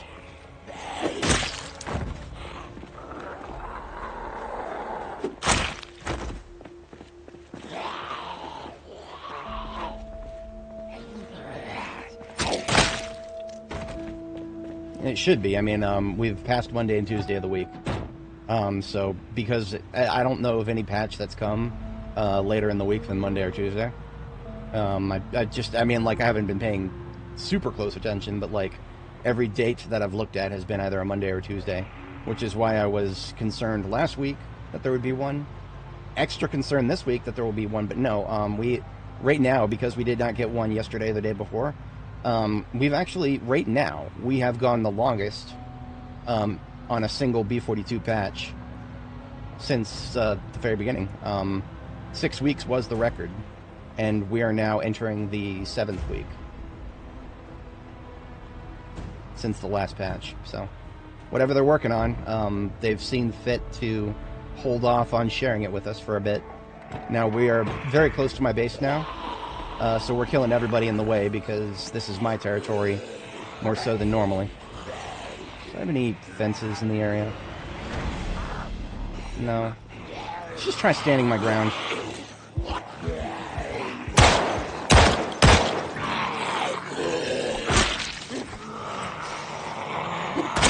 I don't usually kill zombies upright with guns because it's just not efficient.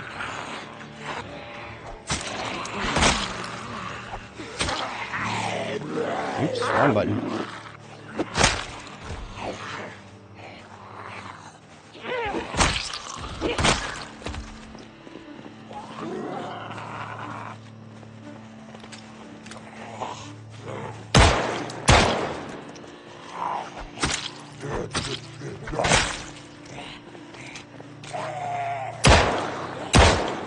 I'm never spending more than 2 9mm shots on a zombie. Because I never should need to. I'm aiming level 7. For some reason, whenever they're going over fences, I never need more than 1 shot. Or I never need more than 2. But, no. If they're upright and right in my face, for some reason, I very often need more than 2 shots, and that's just not acceptable to me. Not at aiming level 7. No. That's silly. I'm pretty sure in real life I could...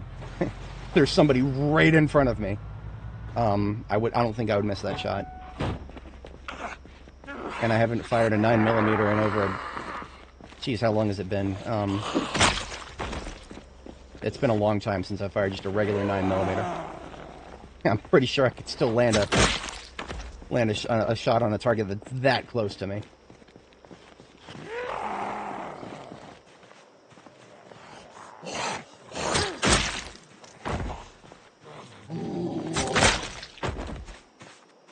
Alternatively, we could always try this. Push him down and execute. That has better chances. Extra steps, though. Doesn't work well in groups. And then there's always that. They'll just randomly fail to get knocked down. Ammo check. We're at one round left. Hey, look, we got a volunteer for it.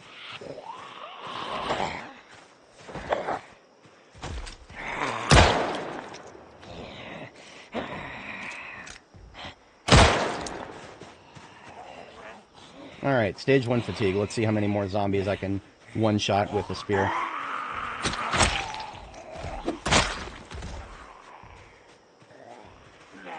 Sad thing is, a lot of these guys probably just flipped over that fence.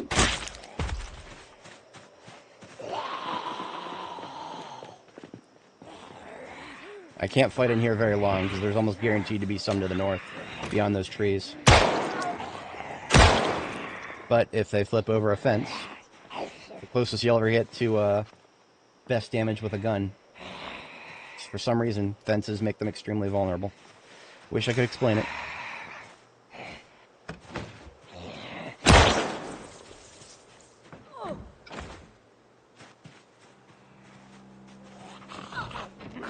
Fun fact, this house right here, the one that I started in.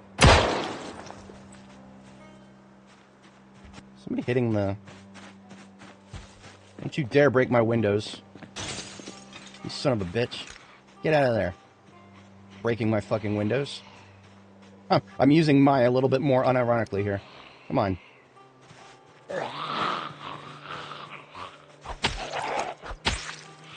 Getting blood all over my house and shit. It's probably not actually my house. I noticed when I first started this character. Part 1 is in the description if you guys actually want to follow this character linearly. That's about 360 now hours of content. But yeah, no, right when we started, it was that house right there, and there was a, I glossed over it at the time, but in hindsight, there's somebody else's ID card was in the dresser. So that tells me that we were just renting the house, most likely. A particularly forgetful landlord left his ID card in the,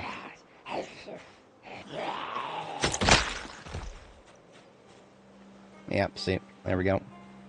Now on the bright side, once these guys flip on over.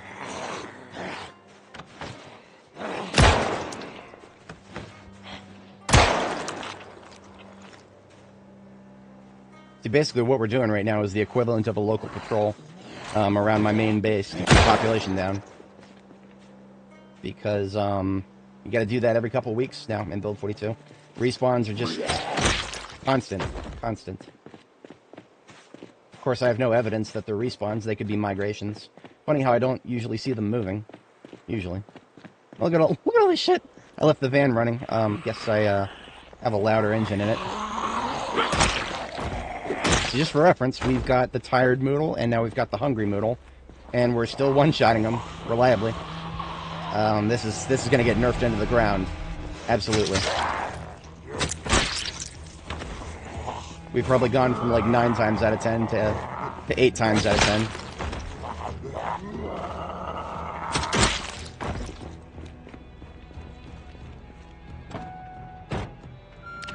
Yeah, the trailer park, I would never stay there long myself. The trailer park is a lot of zombies and not a lot of reward at all.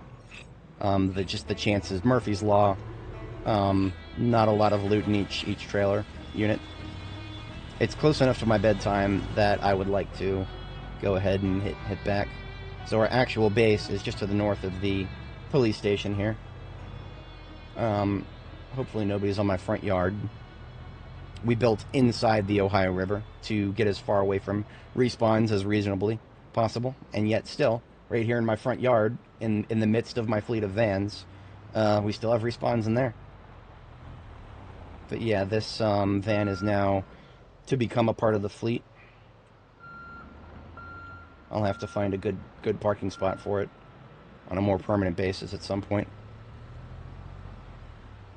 Making a new parking spot is a little complicated because I usually use sand to mark the spot and then surround it with gravel.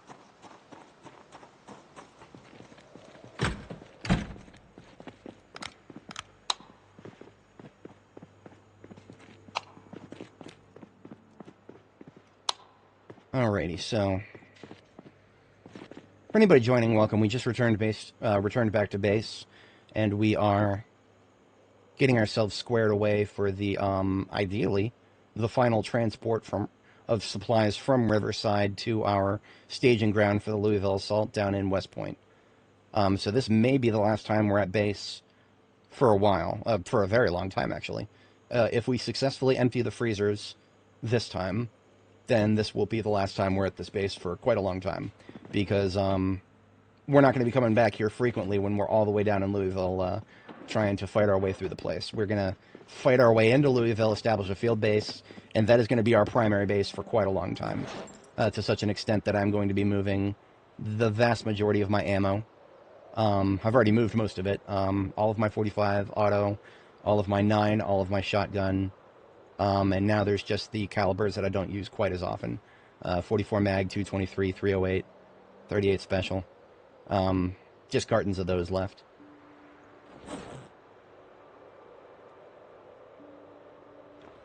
Yep, I have been very busy. It's not Sometimes we haven't been too busy if we're just screwing around, but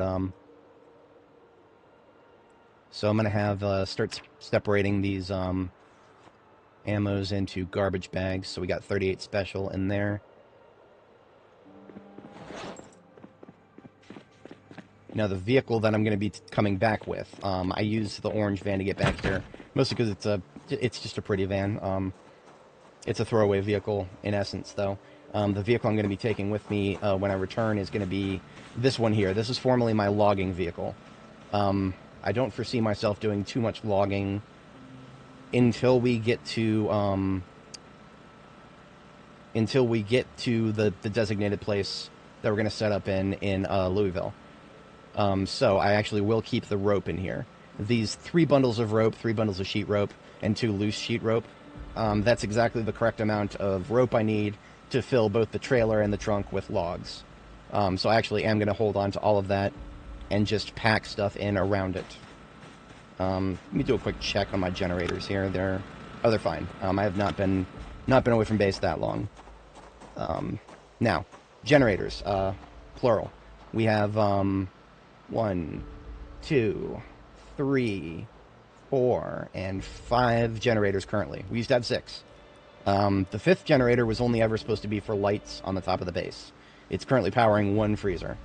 This one over here is powering 2 chest freezers in the shed. This one over here is powering 1 popsicle freezer on this wall. This one right here is powering the fridge and another chest freezer. And this one is powering another popsicle freezer. So, 1, 2, 3, 4, 5, 6, 7, 8.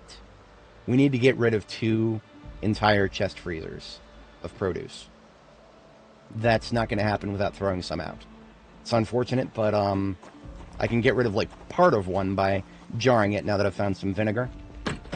When we were in West Point earlier, we were trying to find more vinegar. But right now, in my vinegar stash, I have 4 full containers and 1 that's got a single charge that I literally cannot use because I need 2 charges to make a single jar of produce. So basically, if currently in Build 42, if you have a single container of vinegar, that is worth 5 jars of produce. Each jar of produce can use anywhere between 2 and 6 of a type of vegetable. So, for example, in this chest freezer, nothing but bell peppers. So these, I would use 6 of these in a single jar. Yeah, so that means I can use 12 bell peppers. Or sorry, let me run some numbers here. We can make 20 jars of produce now because we have 4 full vinegar containers. We multiply that by 0.2 encumbrance, because that's what each one of these things weighs, then times 6, because that's how much it costs. So we can use 24 encumbrance worth of one type of produce. Now if we split that, we can do, I'll do like 10 jars of bell peppers and 10 jars of, I do still have a mixed one over here. So I could do cabbage and broccoli. Now cabbage is not space efficient to do jars.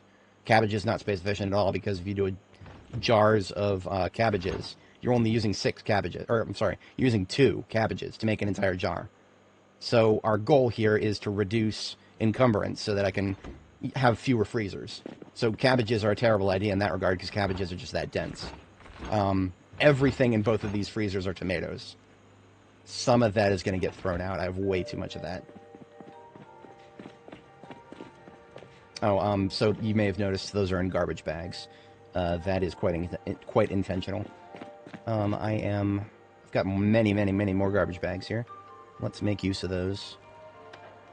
Here we go. Oh, I actually already have several on me.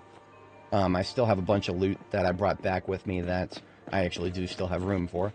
So we'll sort that after I have a sleep here. We are restless sleepers, so we have 2 bedtimes. 22:30 is the one we just reached. The second bedtime is at 4 a.m. That'll keep us awake throughout most of the day.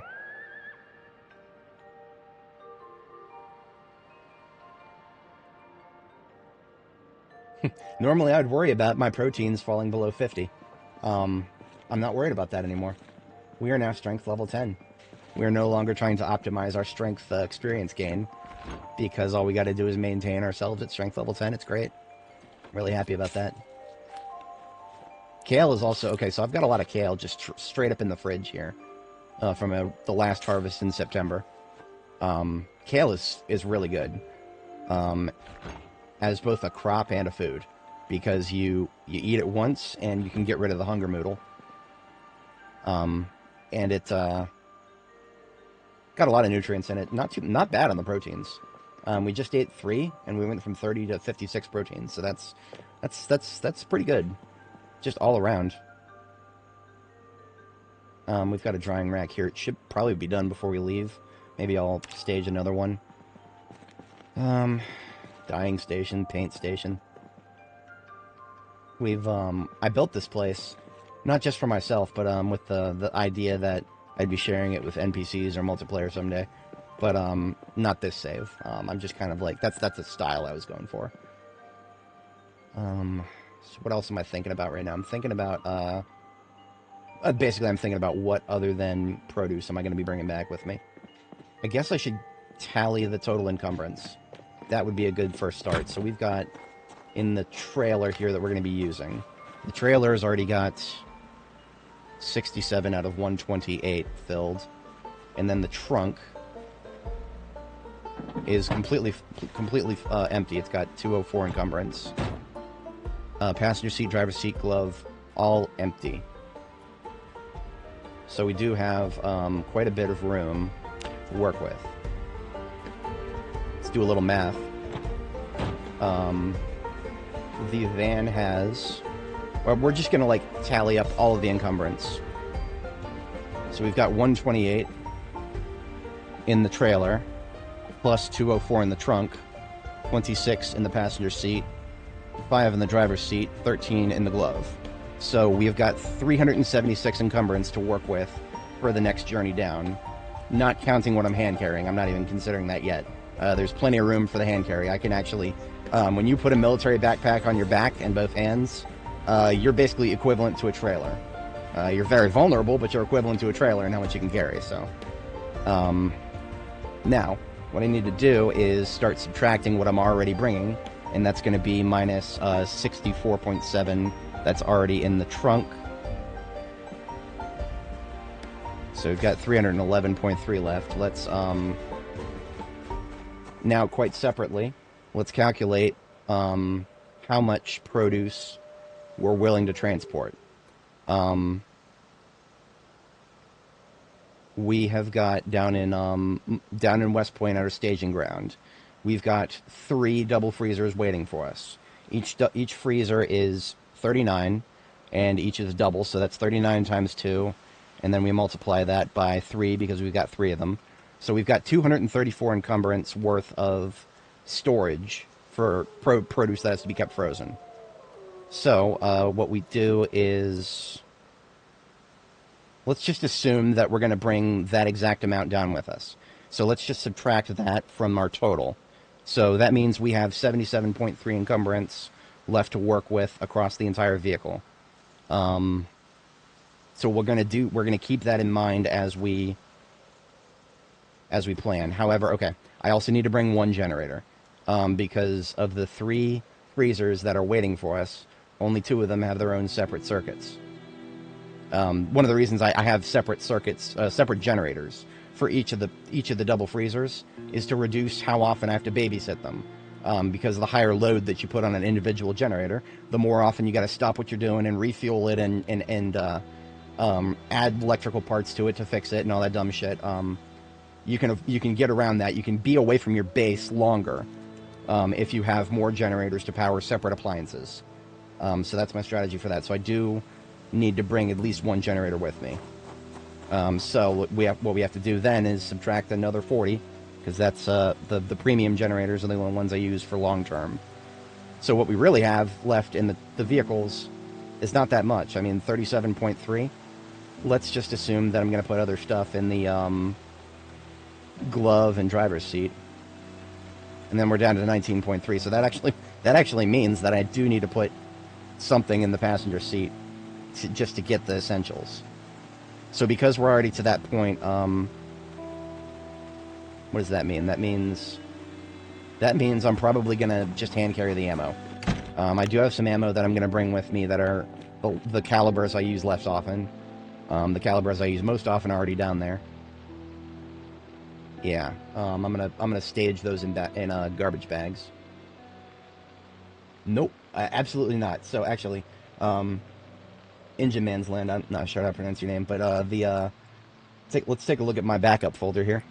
After each time I finish one of my streams, which can run anywhere between I think my shortest has been like 4 hours, maybe between 4 and like 6 hours. After I do that, I back up my save, and each save backup has run anywhere between 700 and 800 megabytes.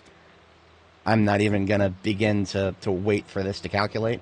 I'll just come back later. I'll come back later when this is done, and we'll see exactly how much space we're currently using on save backups. 308 is more likely to be used than the other ones that I have here, so we're gonna transport that first. Okay, this is a garbage bag ammo 308.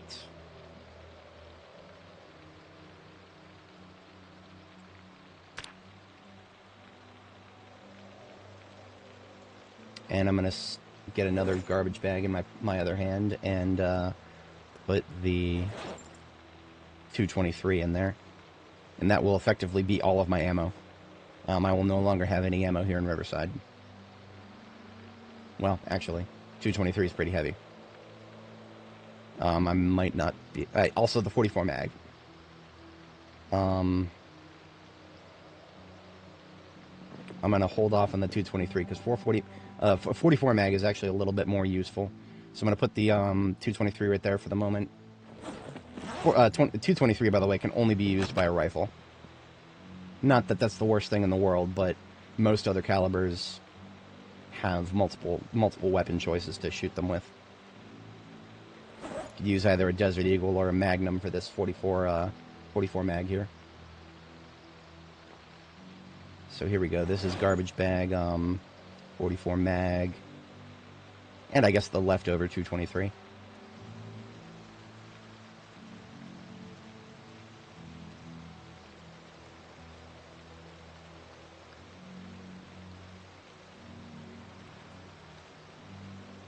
Perfect. And it is 4 a.m. That's our second bedtime. I will bring this outside, sleep, and then resume.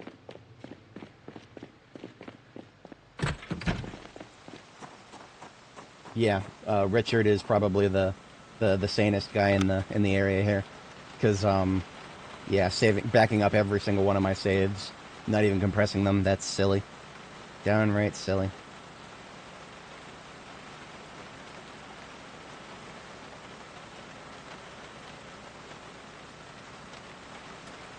Okay, I just realized something.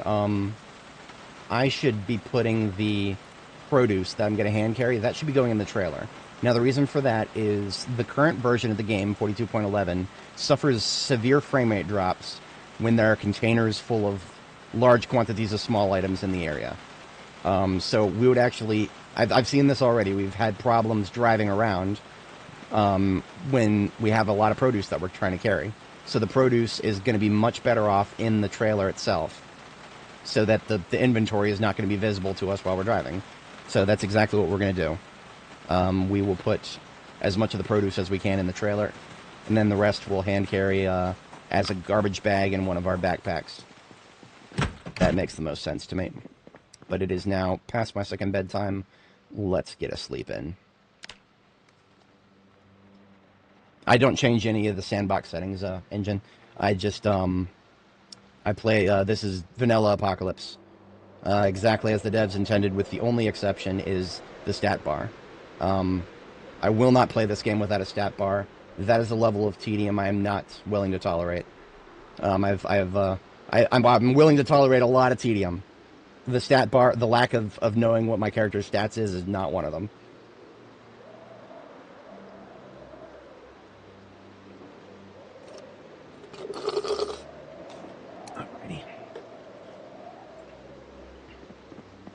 It's a shame we have a big old storm here to deal with. Now, I've got to clean up my inventory here. We've got found an ID card for somebody named Kitty Chan. That's really funny. I'm going to put that up there with my other meme ID card. We've got a Kitty Chan, and then we've got a Ricky May. Yeah, Ricky May. F's in the chat, boys. Each and every one of you deserves a medal. Light bulbs and a bunch of other electrical. I'll get that sorted out here. As you can see, my storage here is suffering from the frame rate drops as well. Rather severely, it seems. Our collection of colored light bulbs grows.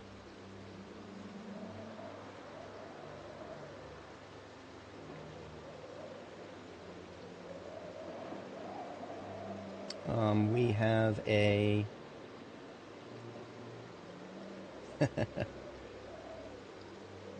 salts. We have an acoustic guitar that we found. The medical scrubs.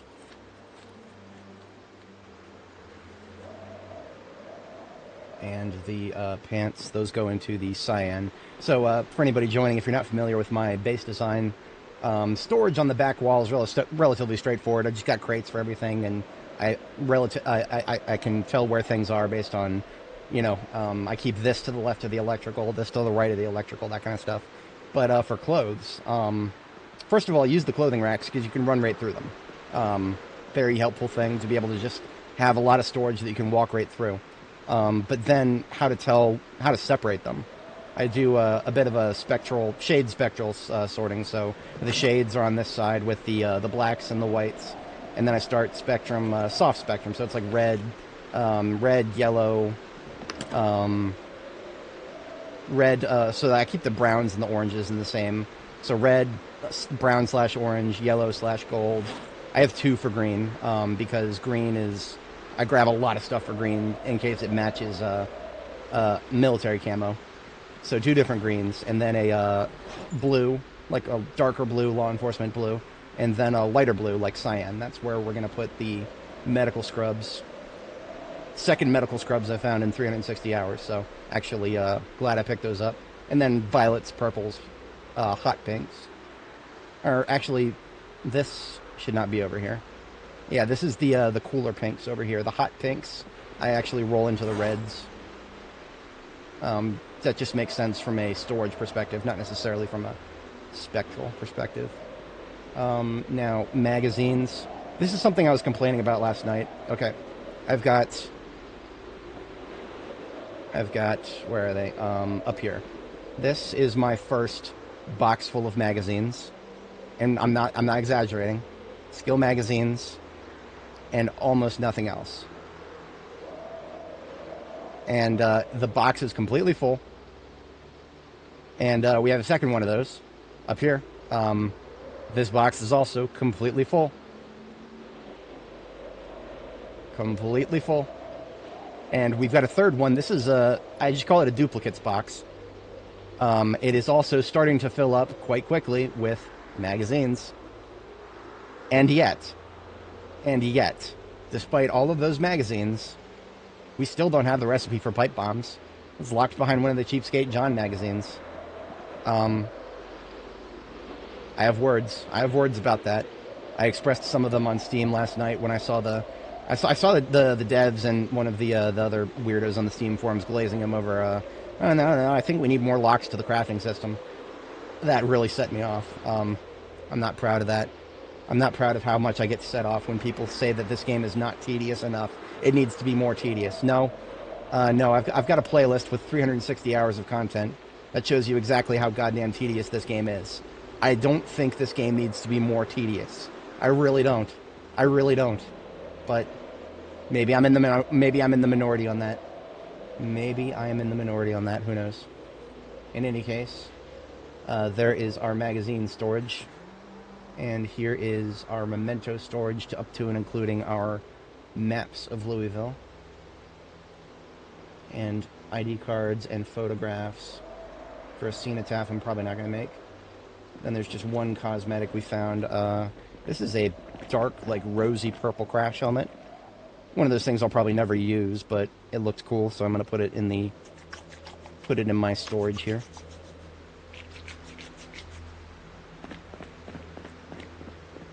All the way down here in the violets. I don't know if I have very much violet armor at all. I did find some knee pads, and I found that fascinating. Knee pads, you get a rare chance of them being random color now. That, I don't know. That looks like a bit too warm of a purple. It could just be a dark red.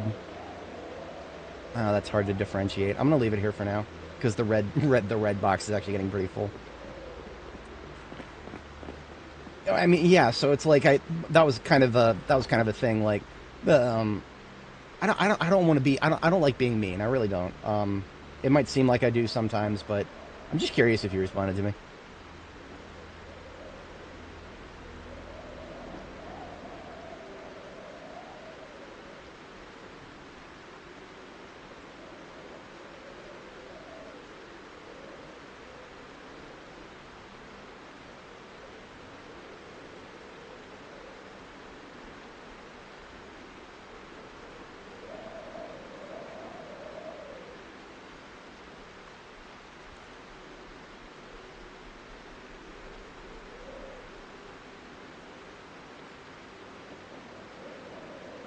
Yeah, they responded. They completely ignored my point. That's what happens. But I mean, like, you know, they yeah, that was not what I said. Smiley face, smiley face.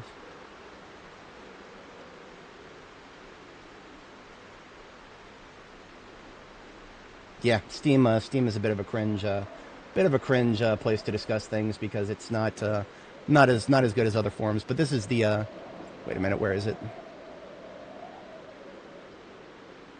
Looking for a link to the thread. If anybody is interested, this is the thread that I was talking about. People are talking about. I mean, I think the OP made some decent points. I don't agree 100% with OP, but started a decent discussion. And then, of course, one of the mods joined the thread, and he's like, "Yeah, no, this, and this." And I'm like, "Dude," he mentioned something about a skill system redesign, and I'm just like, "Okay, um, how many things are you going to go back and redesign while leaving everything else unfinished? Like, can we finish a few things before completely reworking other things that are marginally acceptable? I mean, the skill system, like, again, I've got a lot of skills leveled all the way up, and I didn't have too much trouble leveling up the skills that were part of my starter profession, right? I'm a construction worker, so maintenance and masonry and carpentry, even short blunt. I mean, short blunt, I basically stopped using it once I got better weapons. I still use it as a fallback for self-defense, though, because I got to like level 8 without blinking an eye. It's great. If you specialize in something when you make your character, you level much, much, much faster. However, if you don't specialize in something, but you want to be an all-rounder, you can eventually do it. And the notion that they're going to try to get rid of that, they're going to make it so, oh no, you'll never be able to do certain things if you don't have the starter profession. That crawls under my skin. Like, that crawls in my crawl right there. I don't have the words to express how angry the notion of that makes me. Because, like, right now, you know, if I put enough work into it, I can do what I need to do. Anything I need to do. Almost anything. I can't make pipe bombs. I haven't found the book. I might never find the book. 360 hours and no book. But, yeah, I don't expect that.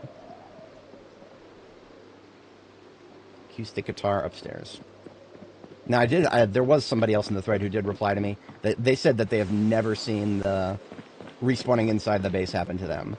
Now, granted, I've never had that either, but I have had them on my front yard. I did already have a few acoustic guitars up here in the conservatory. Damn it. Okay. I for some reason I got it stuck in my head that I didn't have any.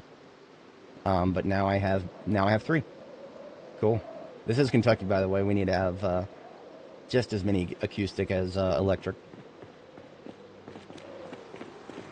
Surely this is rotten by now. Yeah. Might as well toss it out later.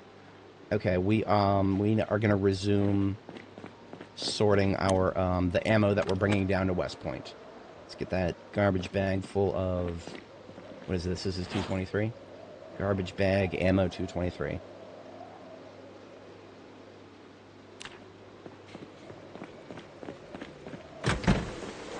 it isn't necessarily in my repertoire to name my garbage bags as often, especially not in late game, but now this stuff is going to stay packed up for a while, so I might as well. In fact, I'm going to bag up the rope.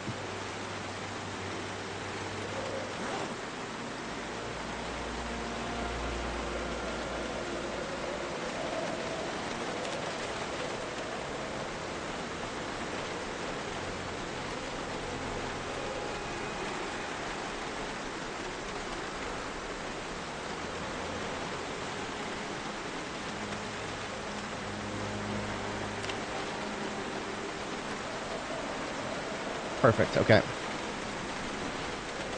Alright, that leaves us with,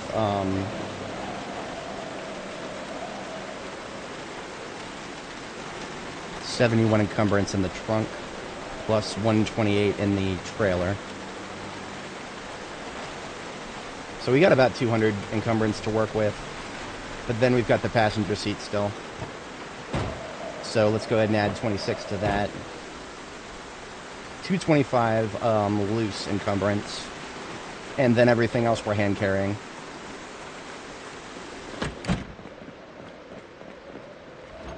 All right. Continuing with the trend, I'm going to separate the bell peppers in this container into these two garbage bags. Garbage bag FF for freezer food. Peppers.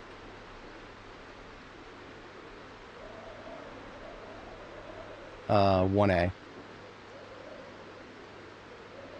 Now, am I going to save all of these peppers? Most likely not. How many of them am I going to save? Let me find out about that. I really should just tally up what I got. We've got mixes over here that definitely are coming with us. In fact, I've already got freezer food mix 3A, 3B. And this is also another mix, largely with strawberries. So I guess let's start over here, because this is at least already mixed up to a healthy mix 4A.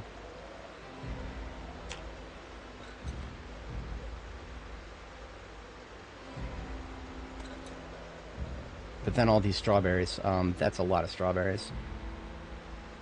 I'm just going to start taking a little bit from each.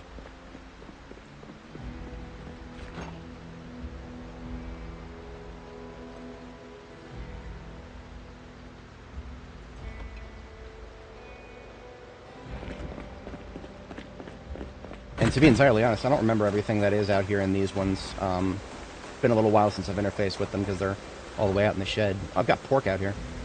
Well, that's not a bad thing. Carrots, I completely forgot about those. There's a couple of watermelons still. That's actually kind of funny. Okay.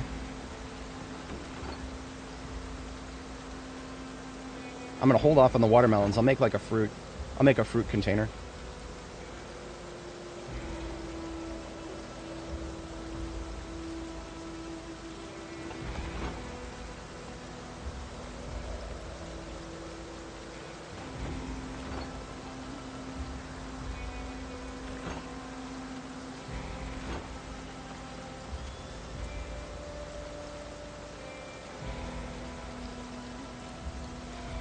Oops, that's too many carrots.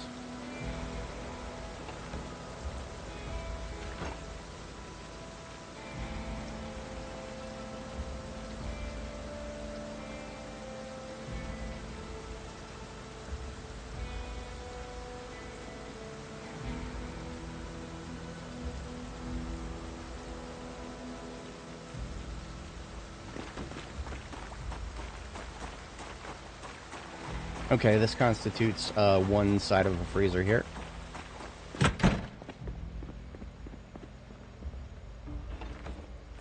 Now all of these strawberries, again, that is a lot of strawberries. We'll just call this fruit.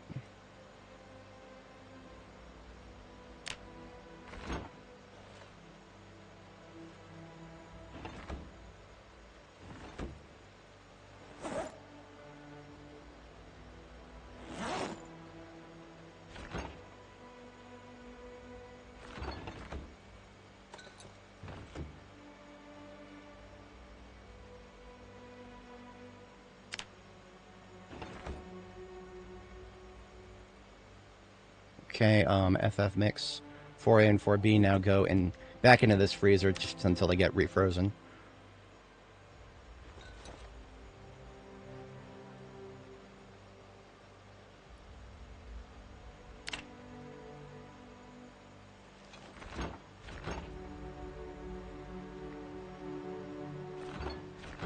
Okay, this freezer is restaged with nothing but garbage bags.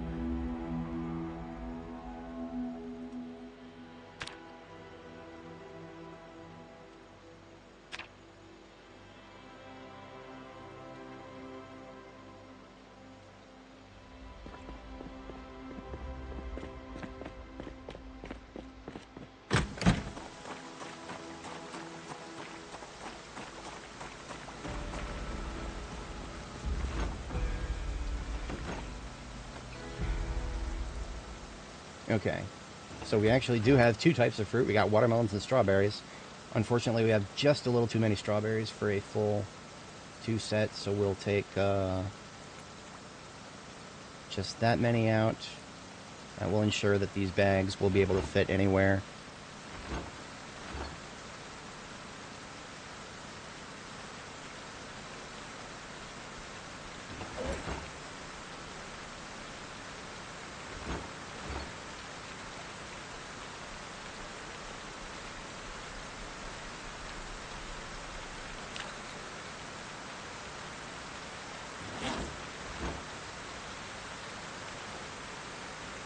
Okay, so there's another freezer side. This side, I need to get this basil out of here and not put it back, because basil does not need to be frozen. And once again, we have way too much kale. I'm actually perfectly okay with this pork, if I have room for it.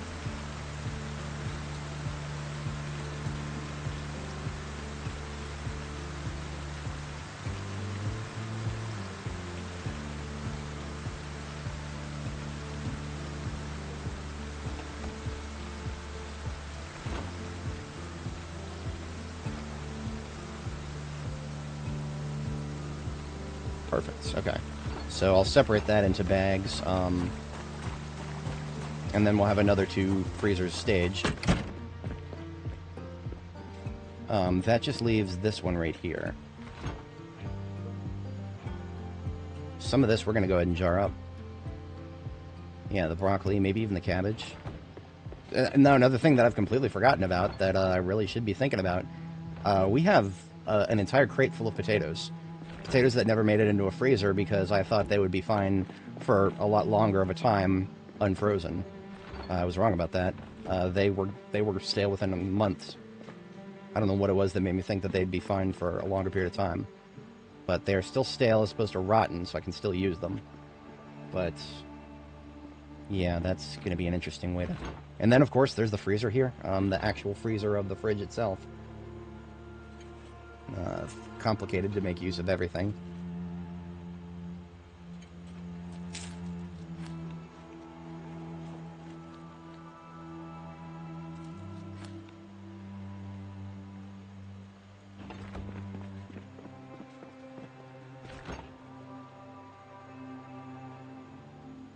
Okay, here's what I'm going to do next. I'm going to go ahead and ready up some of these bell peppers and tomatoes for jarring operations.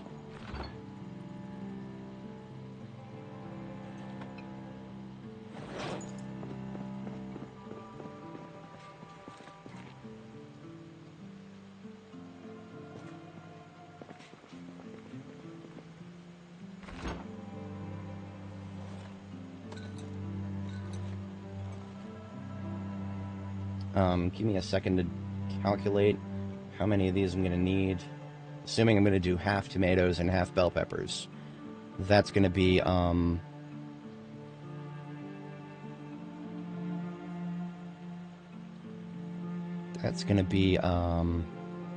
wrong. We're going to make 10 jars of those times 6 each. So that's actually 60. Assuming we make all 10 jars, that is 60 tomatoes. So actually it wasn't too far off. Excellent.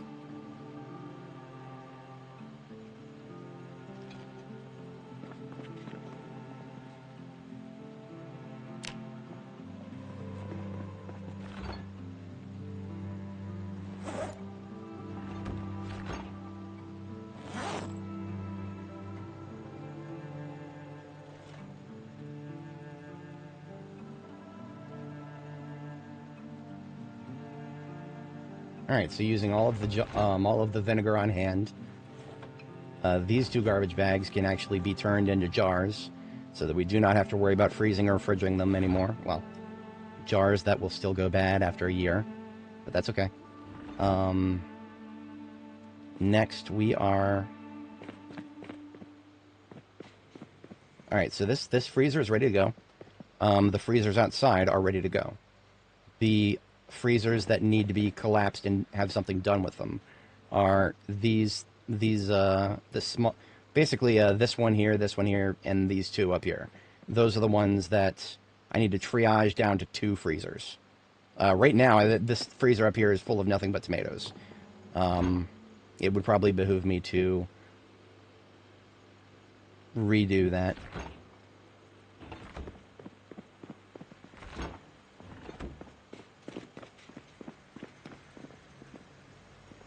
But before I get too deep into that, I need to see how many more jars I need to have. We've got...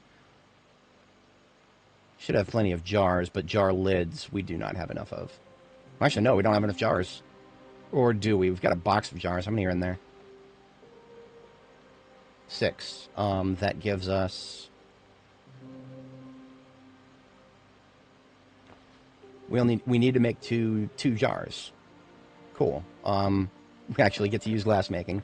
I think I have the molten glass for it. I don't think I have the charcoal for it. In fact, I am completely out of charcoal.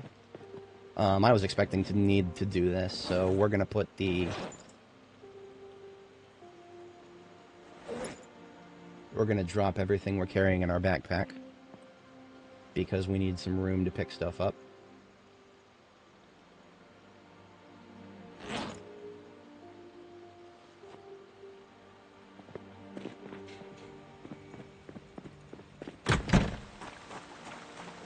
So glass making in this game requires charcoal, just like metalworking. You need to... In order to make charcoal, there's several options. I do believe that most of my... these Spiffo vans, once upon a time, these were used to store wood that I could burn for charcoal. But a lot of the wood that remains in them is not the kind of wood that you would use for charcoal burning. The Trebane van and these 3 Electromaxes are all stones. I way overestimated how many stones I would need for masonry work, so that can just chill there. We can do 2 logs at a time into 12 charcoal, I think it is. And then you can also do 3 large branches at a time, or 9 regular tree branches. So we need 4 more tree branches for a burn of that. Thankfully, I mowed the lawn with a scythe, so I can actually see regular tree branches from a distance now. Should just need 2 more now. Perfect. Alright, that should be 3 burns right there. So what we're doing is we're doing a burn of small wood, which will use up 9 of these 9 tree branches, and then 2 burns of large wood. So that's 2 logs, and then 3 large branches. There's the 2 logs, 3 large branches, and tree branches. Now that's all that I planned for. That does not mean that there's not more wood we could use. What have we got over here? We've got large branches, saplings, tree branches. Move those over here into this pile. For reference, you can get a regular branch from something as small as a bush. Making a Tanjiro proud here. Burning some charcoal like old-fashioned people do.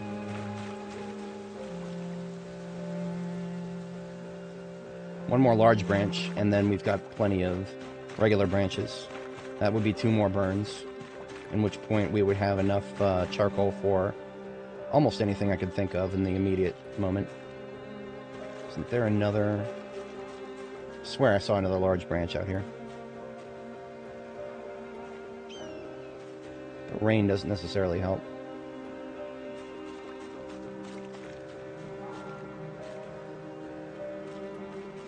Large branches are a little different. You can only get them from bigger trees, as the name might suggest.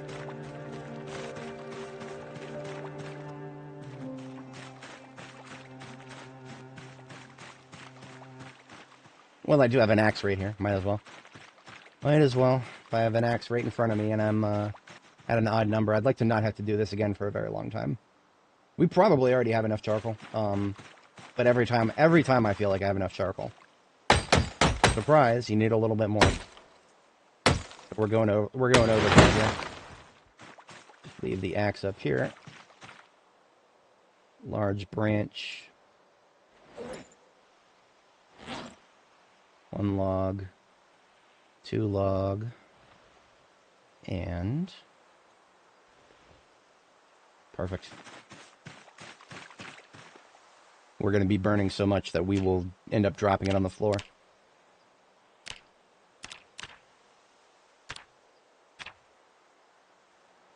That's the way I like it.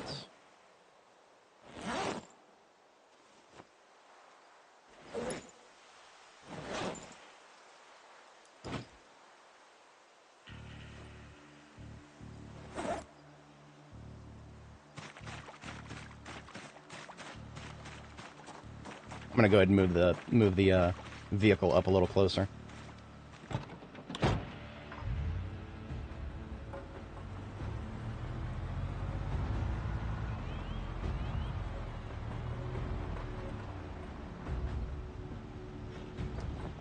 Just to give you an idea of how long it's been since I've used this vehicle primarily, the windows are still open, because last time I used it heavily was in the middle of summer.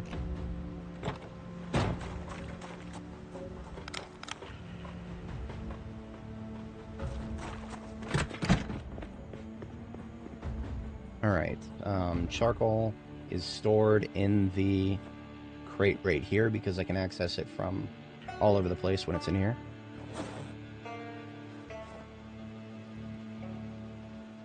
Oh, look at that. We filled it up. Excellent. Not a bad thing in the slightest. I also store charcoal in these hiking backpacks on the floor when the box is full.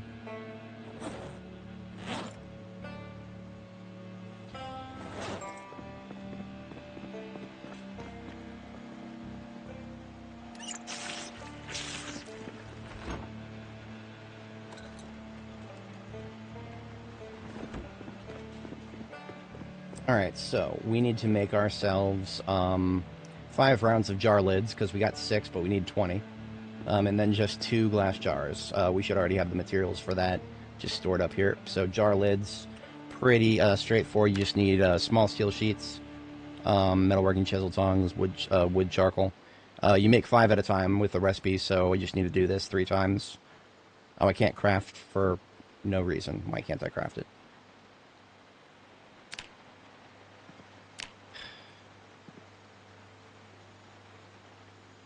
Now I can. I don't know. 42 unstable. Nobody ever accused it of being stable. So there's our jar lids. Now we just need 2 more jars. Jars, you just... glass blowing. How does it work? You need some tools that I already have laying out here. Particularly a glass blowing pipe, pliers, and a ceramic cubicle full of molten glass. It's probably been about 6 months since I melted the glass. But let's not think too hard about that. It's still molten. So I can make 2 of these just right now. If it looks goofy. Yeah, it is a little goofy. But I can't wait for it to become more tedious. I can't wait for it to become more tedious. You get a lot of glass making experience for just making 1. If I cared about grinding glass making, I could get there really fast just with the materials I have on hand, but that is not necessary. Jars are pretty much the only supremely useful thing you can do. Okay, we've got 20 jars, 21 jar lids. All we need, beyond that, all we need is salt. I've been stockpiling tons of salt. I think each salt is 10. I think. So I'll take 2 shakers. See if that. Oh, we also need lots of water. Like a liter for each. So I will take this bucket of water here, fill it up the rest of the way from my sink. And that should be half.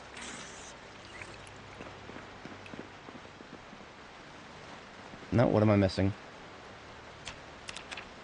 Oh, of course, the linchpin material. The stuff that I've been making all my calculations based off of. There's the vinegar. Okay. Now we just stand next to this garbage bag here, full of our tomatoes. Oh, shit. Okay. I based my calculations off of the fact that I thought it used 6 tomatoes. I'm pretty sure bell peppers, it uses 6, doesn't it? Come on, where's the... There we go. Yeah, bell peppers, it uses 6. Tomatoes, okay, it uses 4. Whatever. Whatever. Let's just go ahead and make 10 jars of this stuff.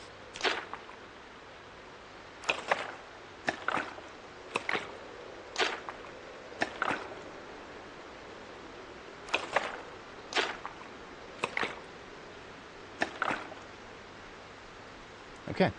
So there we've compressed, well, we made it way more.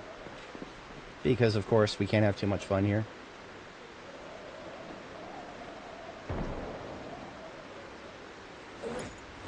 These 21 jars of bell peppers are basically a garbage bag in and of themselves. So let's go get some more garbage bags for that. Plenty of garbage bags, at least.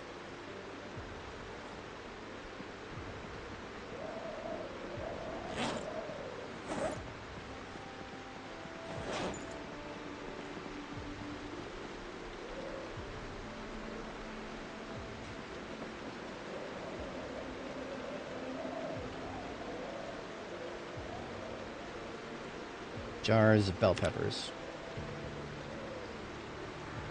Now, what else do we have here? 60 tomatoes. We at least used up all of the bell peppers I wanted to use up. Now we've got the tomatoes. Okay. That's all I have prepped, but there's also other things I could make. I mean, I could do potatoes. Potatoes feel like a good choice, but the amount of potatoes you can fit into a single jar are really small. If we did potatoes, we would be we would make like almost no dent. And the whole point of this operation was to make a dent. Somehow. We can make 10 more jars of produce, and that means we can only use 20 cabbages. That seems silly. How many broccoli? I don't remember how many broccoli is in each.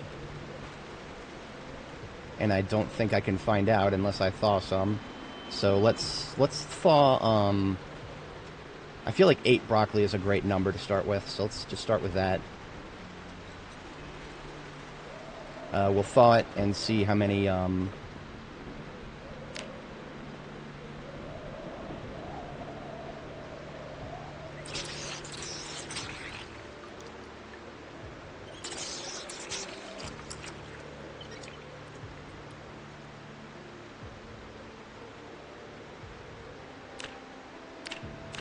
see, I cannot select broccoli if it's not, like, available to me. So I can't actually see immediately how many you can fit into a jar, because I forgot. So I'm just going to thaw these with the oven the hard way.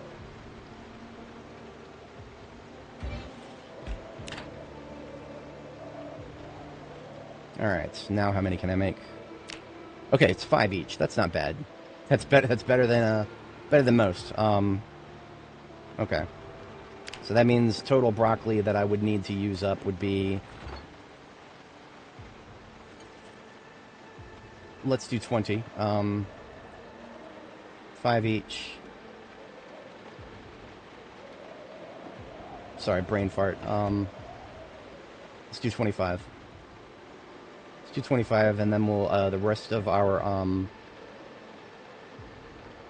we'll do tomatoes for the rest, yeah. So we've got 8 already, that is 10. Now we need another 10.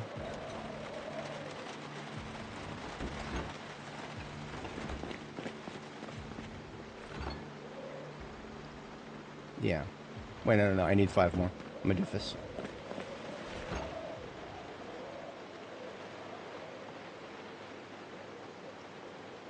I already do have cabbages, so yeah. Basically, at this point, I'm just balancing out what different types of jars I have. So I wait for those to thaw. And then how many of these tomatoes am I going to use? 4 times 5, that's 20 tomatoes.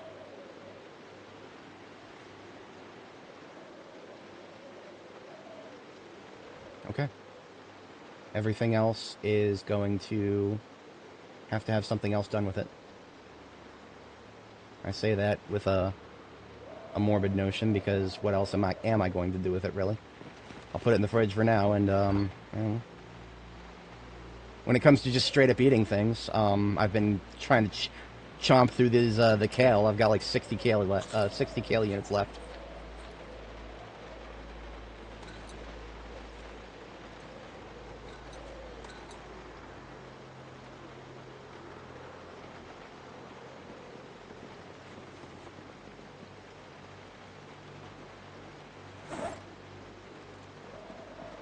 It'll be a little while longer before the broccoli is done thawing, so while I'm waiting for that, I suppose I can cycle this leather. It just finished drying.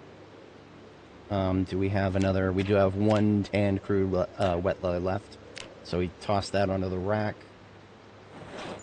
I don't think I have any more medium leather to process. I mean, like I do, but do I need it? I don't think I do.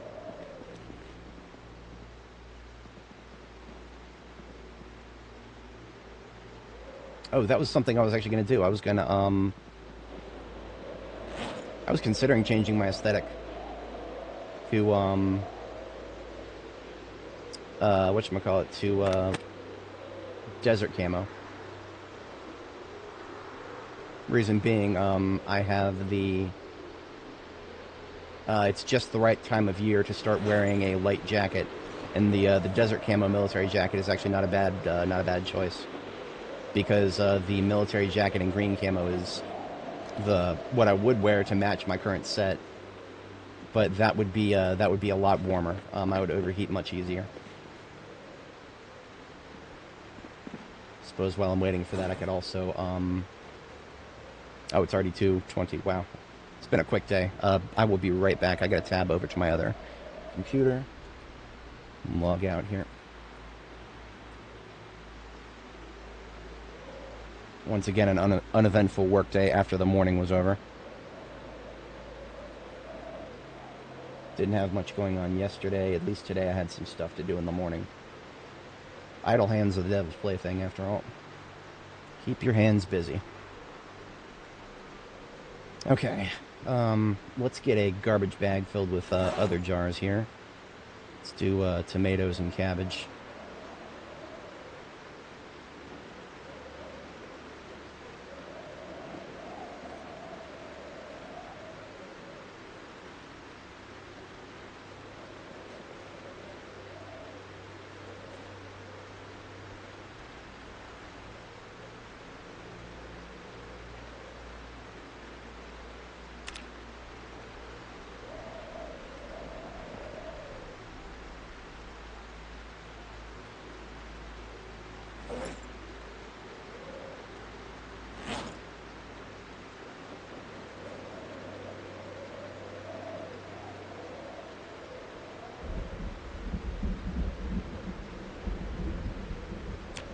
Basically all these jars are mixed at this point, so not much of a point in giving out all these unique names.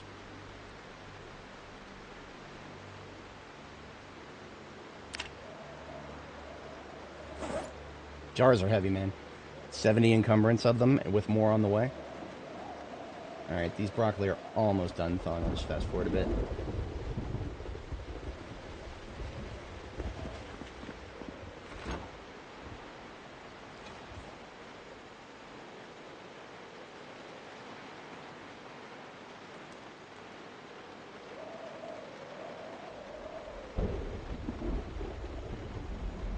So the last of my jars are going to be split between broccoli and tomato, I believe. I should have everything. Yeah, let's get started.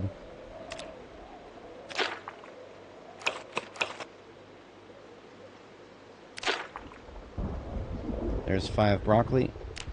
Here's 5 tomato.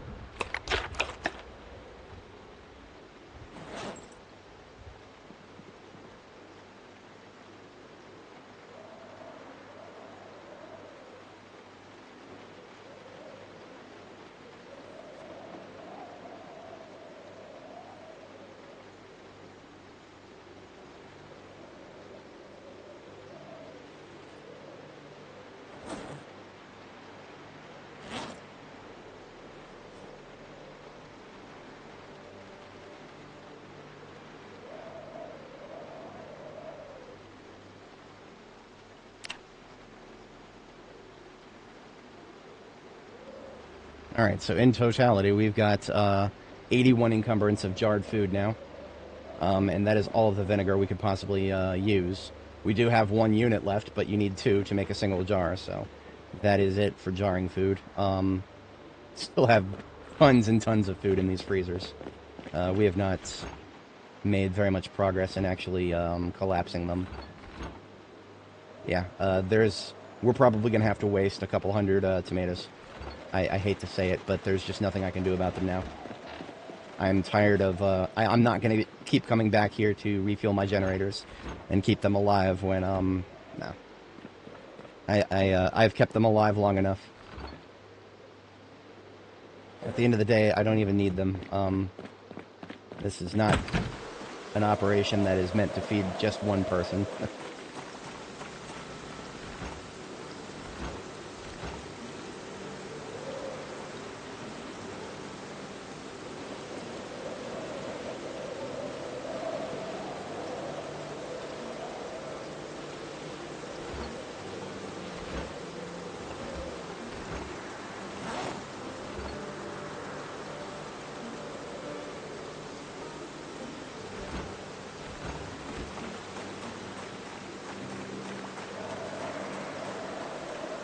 I do kind of hope that the storm lets up by tomorrow, but it might not.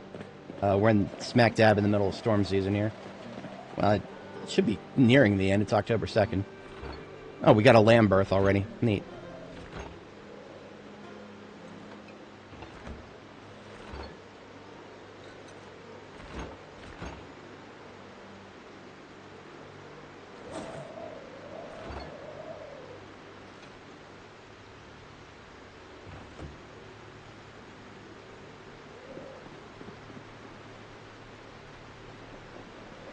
Alright, so we've got mix 3 and 4 over here.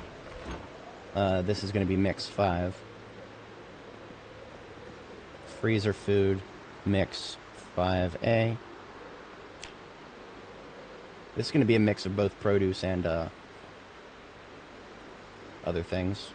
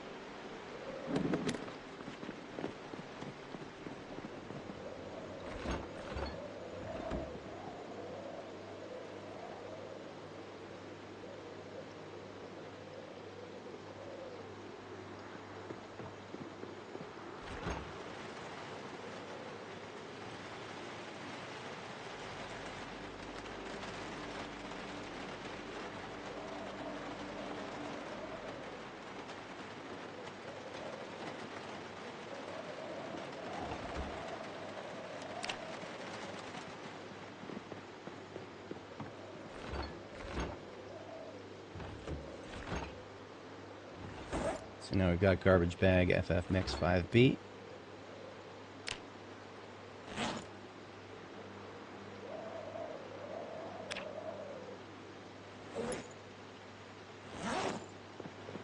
This will be what's left in this freezer here. Well, actually, we can only fit 13 in here.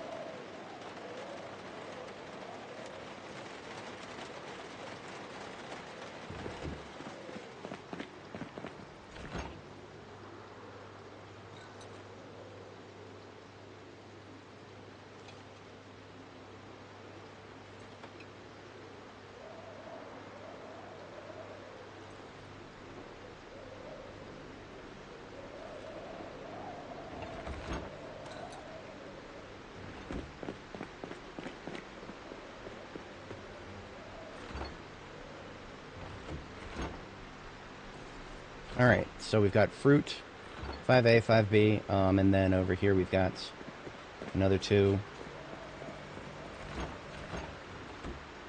And then outside, have I emptied this outside? Double check this. Yeah, everything else out there has been emptied.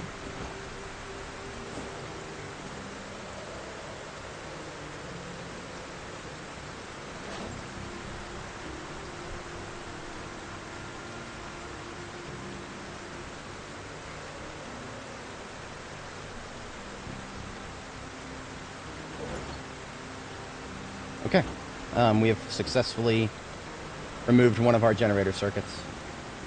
Progress. Of course, I don't 100% know where this kale is going. It may not have a destination necessarily. I don't think I'm going to be able to fit much of it in the fridge here. Well, not much of it. Now, you see, this kale, the kale that's in this garbage bag is going to be better preserved than the kale that's directly in the freezer. So I'm going to take the kale out of the freezer fridge. The kale that's directly in the fridge has been better preserved. This rosemary does not need to be in here at all. In fact, the rosemary can get tossed out entirely because rosemary is just an herb and you can't even put it in everything. So rosemary we're done with. That goes in the trash. Kale, whatever's left of the fridge kale, I'm going to rename this garbage bag FF kale. Fridge and freezer both start with an F, so try differentiating that is whatever. Call it that, but without a number, so the rest of this kale can go back in here, and then whatever doesn't fit is trash.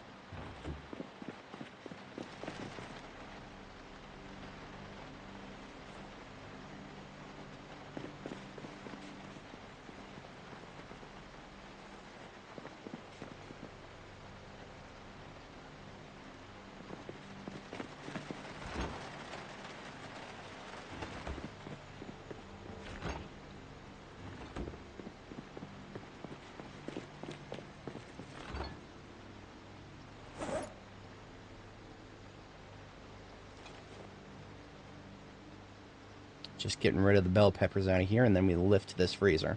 This freezer is on the same circuit as the lights, so I can't just cut the generator. Oh, sorry. I haven't been paying attention to chat. It's been going a little fast. No, I've not. I have not tried Nightingale.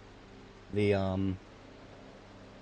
what kind of game is it? Is that one of the survival crafting ones? Because the name does sound familiar.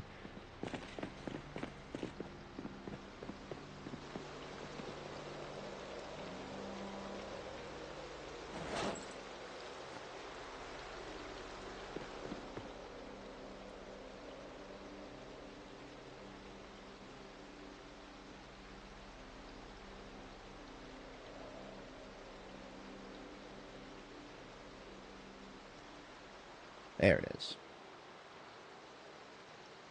Ah, yes, okay, I did see... I looked at this a long time ago. Like, a long time ago. And co-op, no DRM. Alright, it passes the smell test. Inflection games. Okay, this...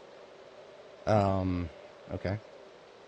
Whenever the first thing I do when I look at a new game I'll go ahead and talk about this for a minute. Whenever I look at a new game, whatever I hear about it is cool. But when I open the store page, check for check the co-op.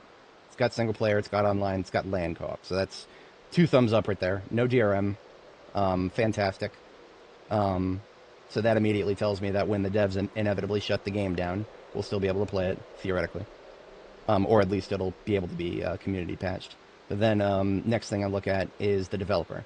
What else have they made? Don't see anything else. I'd have to do a deeper dig into the developer. Then I look at the reviews. The reviews, mixed. What are the most recent? Still mixed. Let's look at the no-lifers. Who has over 100 hours? What are they saying? Even the people with over 100 hours are mixed. Interesting. I'll keep an eye on it. Can't say that I can't make any promises, of course. I'll keep an eye on it. I'll wishlist it. Keep see if there's any developments there. Yeah, one of my buddies was going pretty hard on Enshrouded. He had, I guess he never had anything bad to say about it.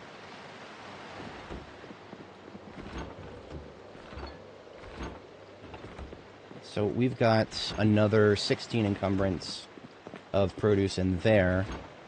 No more room whatsoever in the fridge, although we can get this stuff out of here. That and that doesn't need to be refrigerated. That's just an herb.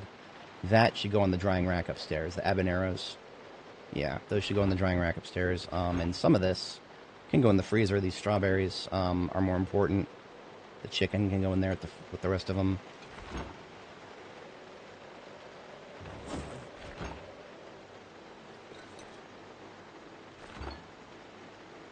Now, the stuff that I don't get to freeze, I'm probably still going to bring it with me. I'm probably just going to bag it up and try to hand carry it somehow. Now, on the second floor of my base, I do have a bunch of drying racks.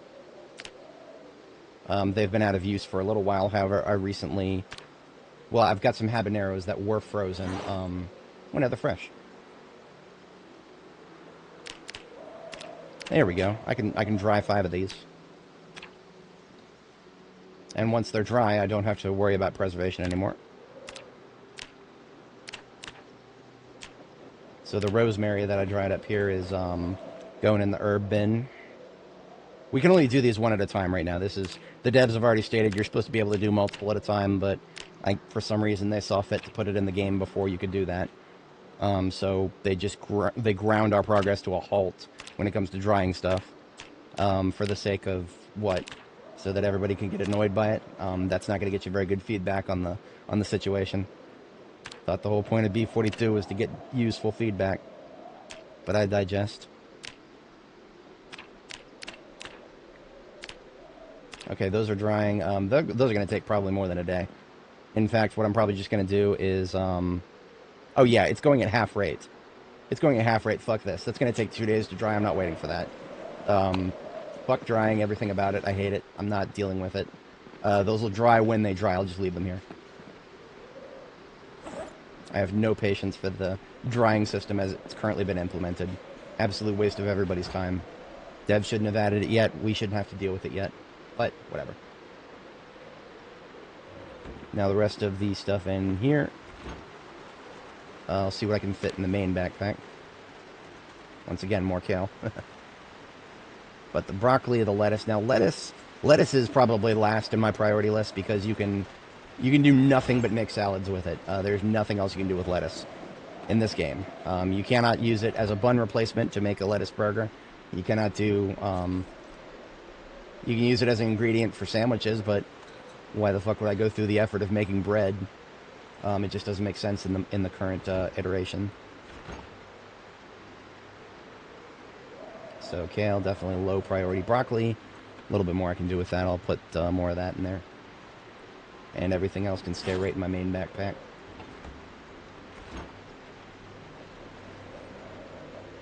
Ginseng is a bit rare. One of the only things that I've ever noticed that actually restores your endurance as opposed to the other stats. So that's kind of cool. This is the only stuff we've managed to dry, by the way. We do it 5 at a time, so... And it takes a day every time we do it, so the action economy of remembering to go upstairs and remove stuff from the drying rack and then replace it. And it takes like 5 clicks each time. So honestly, think about it in terms of clicks. It's 1 click for every single one of these herbs. Utterly ridiculous. Inefficient. Absolute waste of my action economy. I don't want to bother with it. So I don't. Regularly, at least. But that is another freezer eliminated. Going back into storage.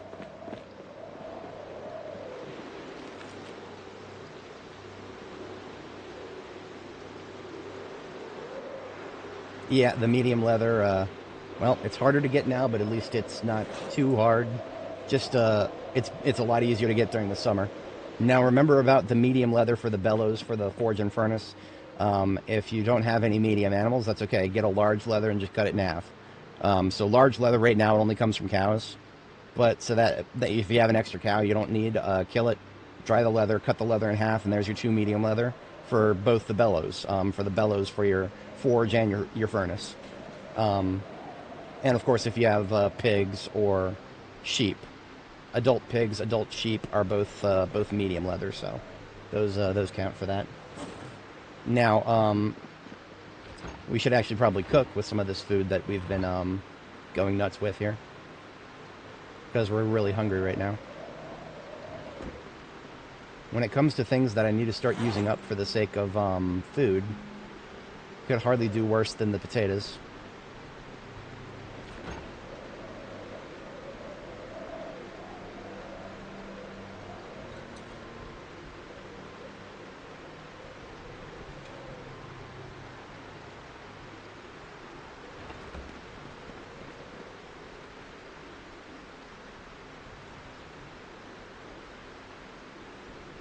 Six ingredients right there.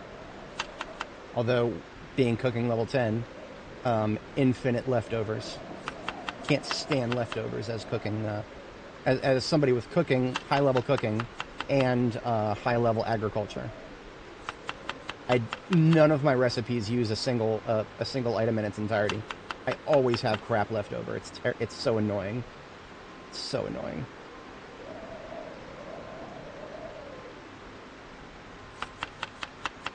Oh, right, and the broccoli's still frozen, so I can't even use that. Whatever.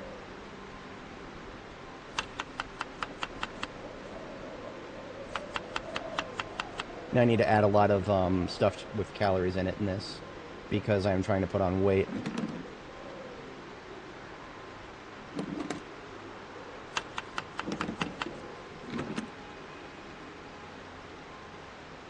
I'm going to use vegetable oil, nacho cheese.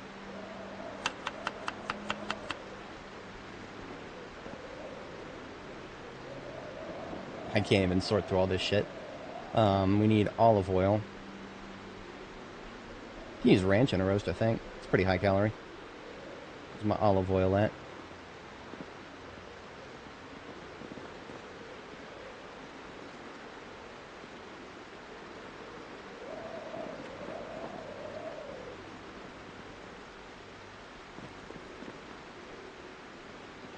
Did I forget what I did with all that? Oh no, I just put it on this side, okay. So I just need to keep it out of range of there, and then we got margarine, olive oil, and ranch. And that would constitute basically all of the high-calorie stuff that I can fit into a single roast.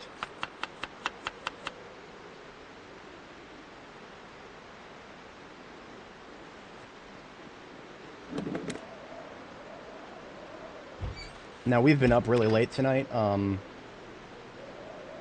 I'll still get a sleep in, but I'm probably going to drink some coffee to offset that.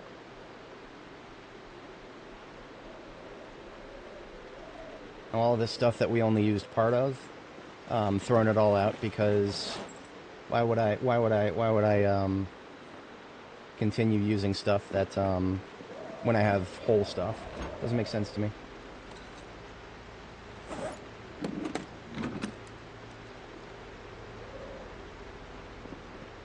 All right, the tomatoes up here, all getting tossed.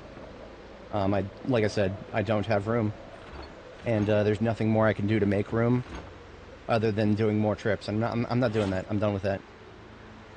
We have gone way too far out of our way to try to preserve more food than we'll ever eat on this character. I will never run out in her lifetime. If I do, I'll be very impressed, but I won't. That's the game. There will be an update that breaks the game before we eat all of this produce. That's just the reality of what we're dealing with here. It's about halfway done.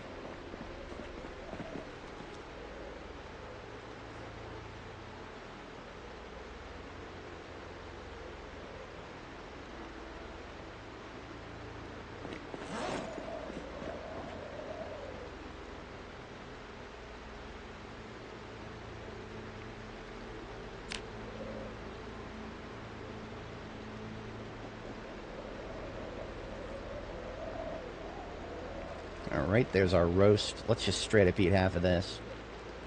We've got room for it.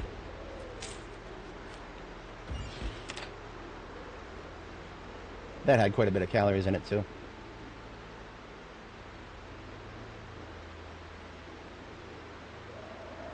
Call this the Big 80.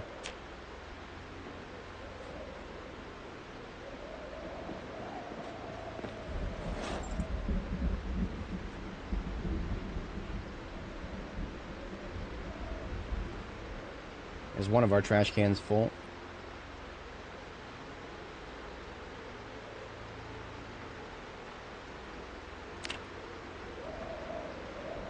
Alright, so I'm going to sleep, and then I'm going to make some coffee, because I've got too much work to do. Well, I mean, okay.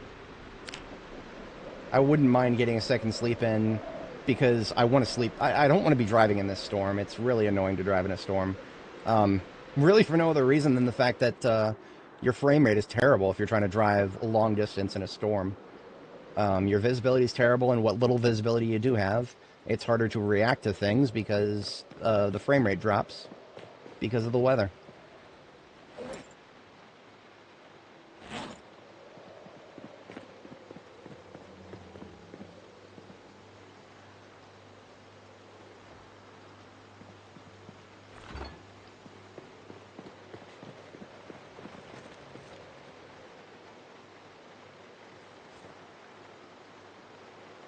After this, our trash can full of spoiled food is actually going to be full.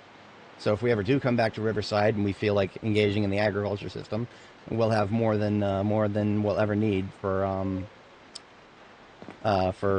rotting food. Not, I mean, like, okay, down here, all of these compost bins are completely full because that's why I'm not putting stuff into the bins, because if I started doing that, I would never stop. That's how much crap we got.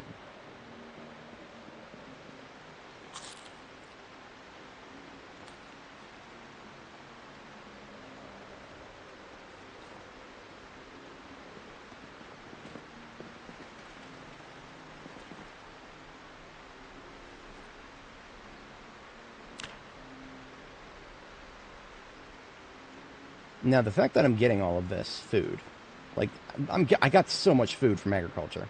That tells me that NPCs are probably going to be very hungry things. They're going to consume a lot of food.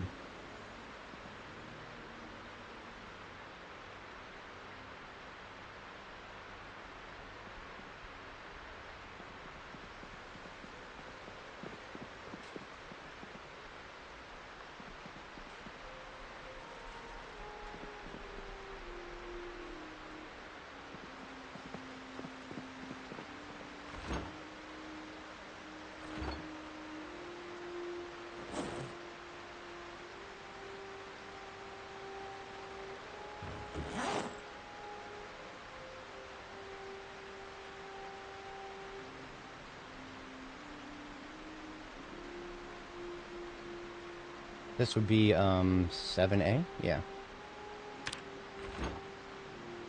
I'm just taking everything out of the main fridge's freezer and putting it in here.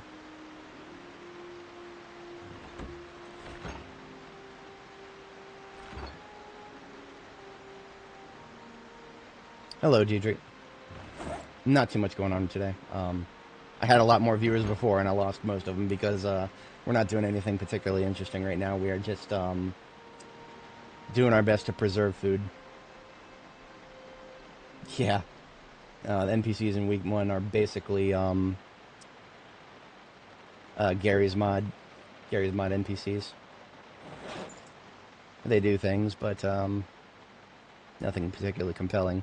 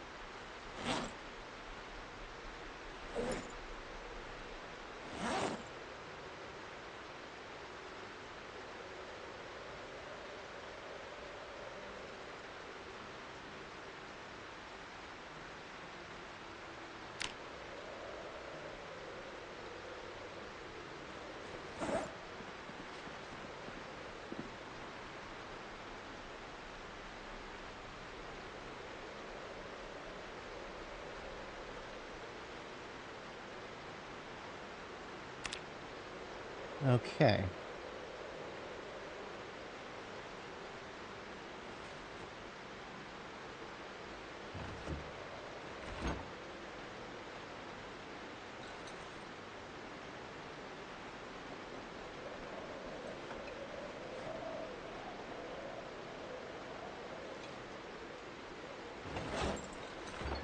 Perfect. That's actually a perfect fit. So we've got mix 7A in the freezer, and then 7B in the fridge, along with 8A and 8B also in the fridge. So this fridge right here contains the contents of a double freezer. These freezers over here, and then these two up here, and that is it. That is what we need to transport. Whatever is in my backpack, I'll just eat it until it goes stale, and after it's stale, RIP. That does it for our perishables.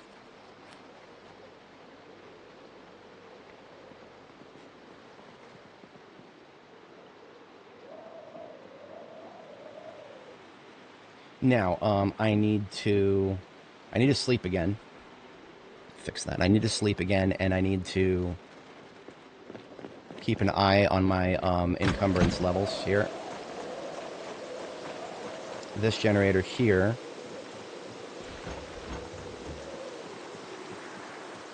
needs to be repaired and refueled.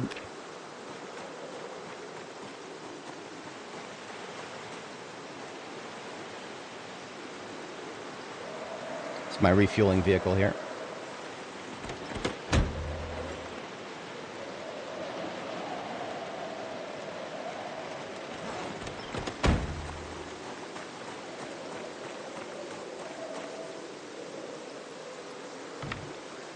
This is the generator we're going to bring back with us to our field base.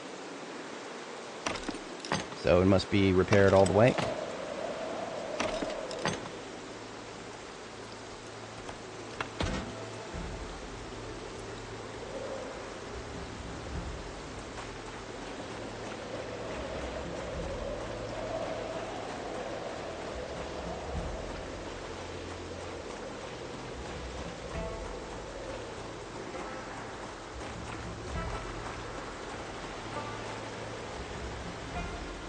Should just barely have room for the generator back here. Oh, maybe one more bag, too.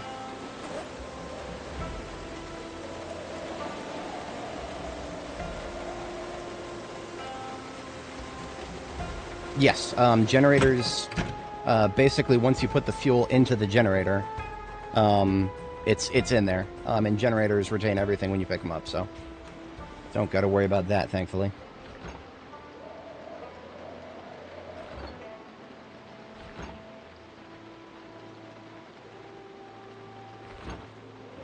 Is there something that I have not noticed yet?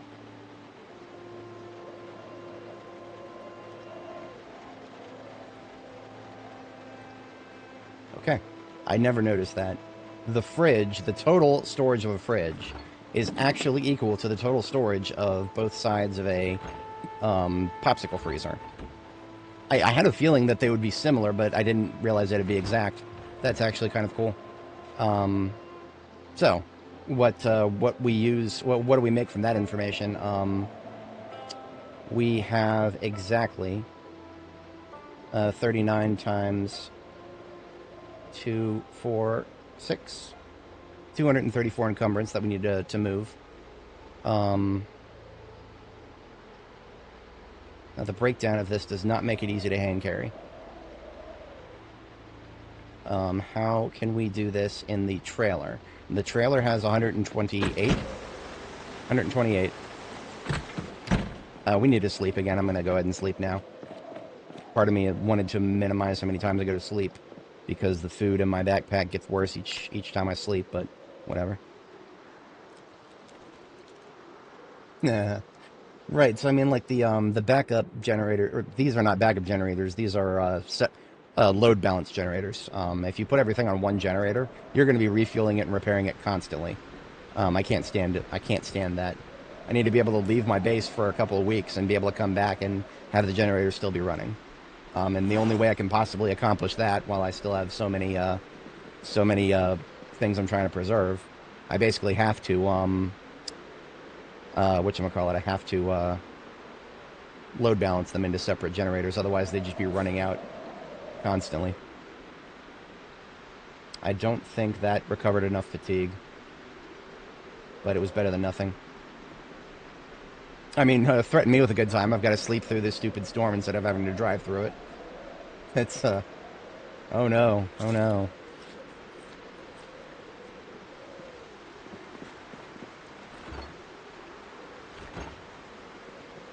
Alright, I'm going to make another garbage bag now. This is going to be the stuff that I don't have room for. Just going to put this perishable can't fit in freezer.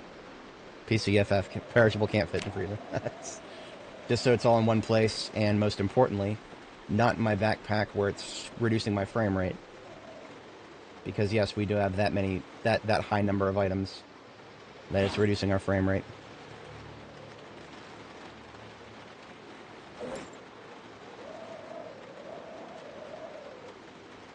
Yeah, no, we need better generators than just these. We do have options. I mean, we have different types of generators, but they're all small scale. We need bigger ones that can store more fuel, last longer without having to be babysitted.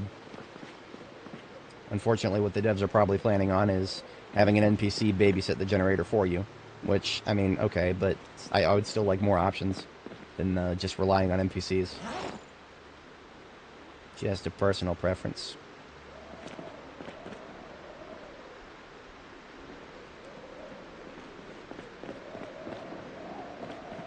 I'll try to sleep it one more time here.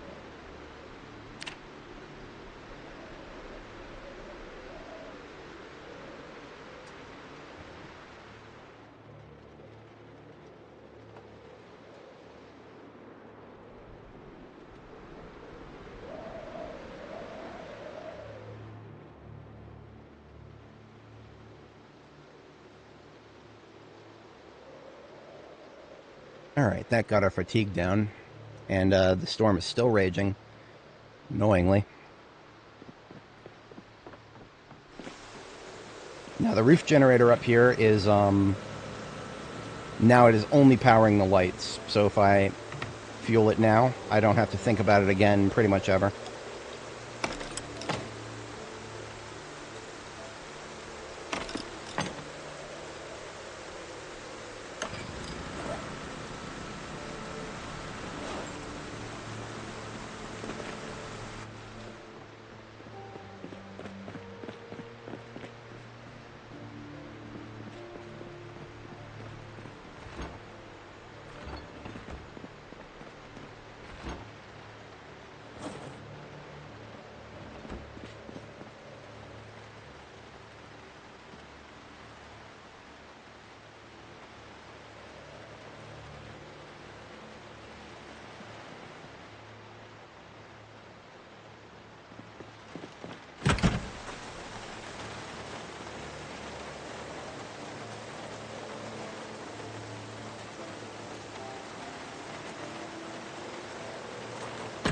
Alright, so in order to reduce my exposure to the stupid problem of frame rate drops being caused by large quantities of items in a container nearby you, you can actually work around that by putting things inside of... putting containers with that stuff inside of other containers. So this garbage bag PCFF, which is full of hundreds of small food items, I'm going to put it inside of that backpack there. Assuming to drop some crap because the garbage bag can't fit in my inventory. There we go. Now I can put it in there. Now I can put that in the trunk of the vehicle, and it won't reduce my frame rate. And that mostly takes care of what we can fit in the vehicle.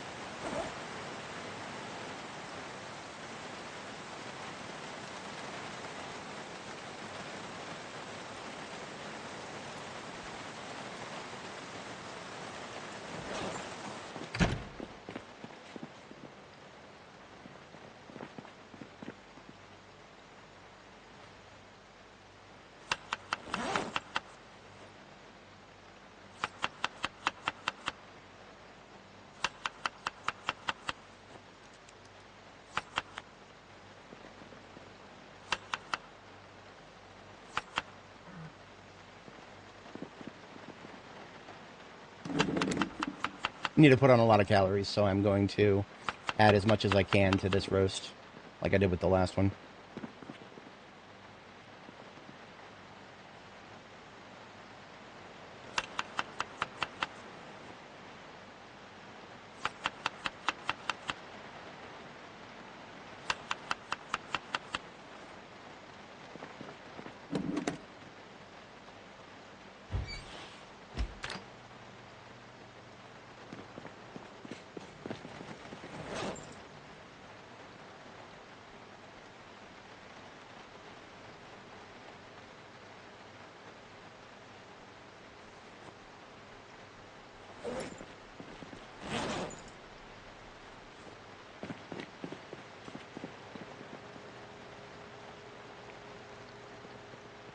Just about ready to leave. I mean, I would certainly love to be able to leave without rain pouring on my head. That would be amazing.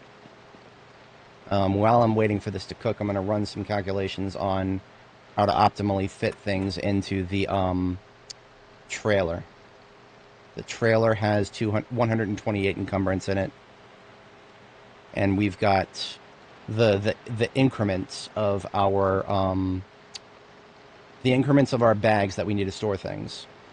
An A has 20, like just under 26, and a B has just under 13 on average. So 128 divided by 24, or yeah, 26 is about 4.9. What about 25.8? Not quite.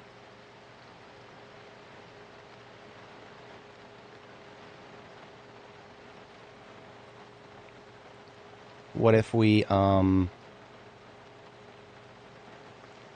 minus 5?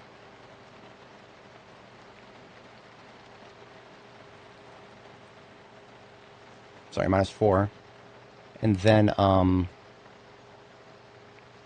divided by or times 128. Or sorry, that times 26. So we have 23 left, so that means we can do a 13, but then we've got an odd man out. Damn, okay.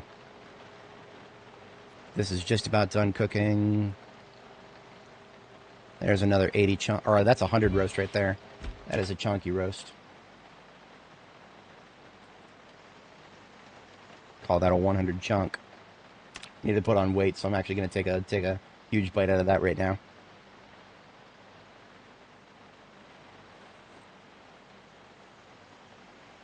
Next, we are I'm not even going to have to be I can't. I don't think I'm going to be able to afford to carry the jars down this trip.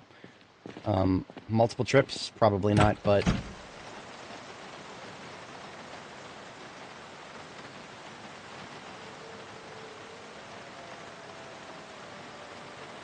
if we've got 13 times 6, and we can fit 9 in the trunk. Interesting. I'm going to test this. I'm not going to... See, I can't leave this stuff out of the freezer very long, so I'm going to test this by taking the stuff out here and... I also need to consider what I can fit in my backpacks. 36 in my backpacks minus, or divided by 13. I can fit 2 and some change. But that's a really ugly number right there. Yeah, that's a really ugly number. There's no easy way to do this with the backpacks. I can afford to do one in my main backpack. Maybe. There's one in the passenger seat too. And then of course we can actually fit one of the Bs into the one of these bags we can actually fit into the glove compartment. So we've got options here. It's just it's going to be tight. We'll play it by ear. I'm going to sleep again in just a minute because the game is going to let me sleep again, and that should... Well, at that point I'll be traveling at night. I'd rather not do that. Shit. Well, that's all right. So, for anybody joining... Hello, Possum. Yeah, for anybody joining, what we're doing, just a quick recap. We're in Riverside. This is the last time that we're going to be at our main base in Riverside for quite a long time, because we are preparing ourselves for the journey into Louisville. Part of that preparation is closing down shop here. And what I mean by closing shop, shutting down the generators that are keeping all of my produce frozen. I went through the effort of planting and harvesting this shit. I'm not going to let all of it rot. I've already given up on a portion of it. We've already given up on well over 120 encumbrance worth of produce. I'd like to save the rest as best I can. So we've already got three of these popsicle freezers with the double freezer units in them. We've already got 3 of those waiting for us at our staging point. So basically, we just need to transfer the contents of the fridge, that double freezer, and that double freezer all at once. And we need to minimize the amount of time that it's going to be unfrozen. So we kind of got to make sure that there's not going to be too many stops on the journey. So I guess it would be a hell of a lot easier to do that when it's not raining and during the day. So I'm going to try to sleep overnight tonight. And we'll see how that plays out. Now, I do need to reverse my weight loss because we're down to 75 kilo. So what I'm actually going to do is drink some milk, just a 2-liter of it. And this will fix both my proteins, even though I don't really need to fix my proteins. But it will also fix the calorie problem. And I need to lighten some weight in my backpack. These welding torches can get put aside.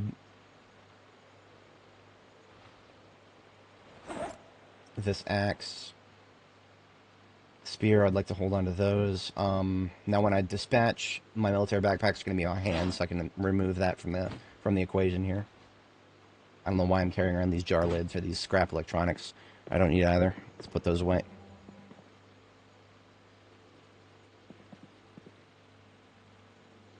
There's a lot of things I would like to bring with me, but right now we are focused on ammo and produce, because that's really what we really need to bring. Everything else is lower priority than that.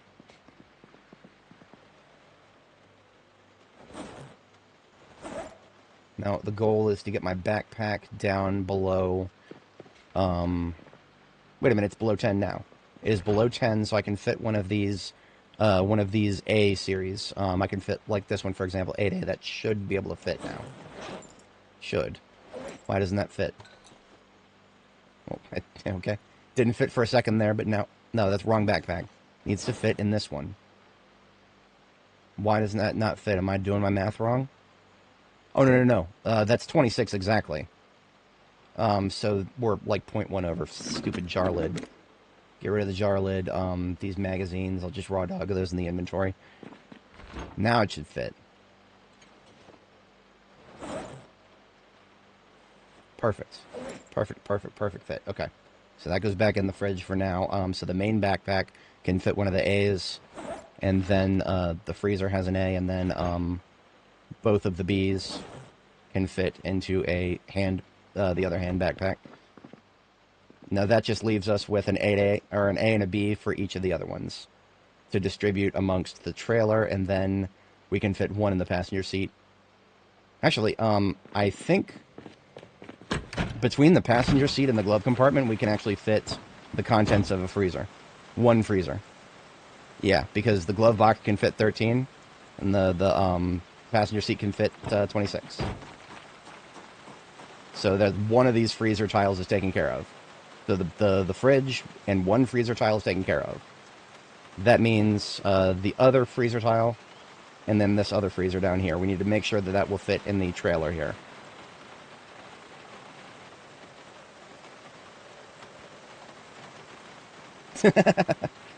I believe it. This is we're getting into the red. And now normally I would never put this much thought into a single trip, but because I want to be done with perishables, well, I mean done until the Louisville base is built, of course. Then we'll do this again, but it will be a little easier at that point because we won't have to worry about re-optimizing these things.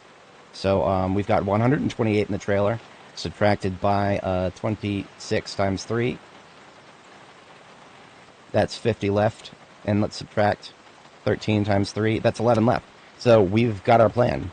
The trailer can take those remaining 3 tiles, plus 11 encumbrance. So we actually have 11 more encumbrance to work with. Beautiful, beautiful.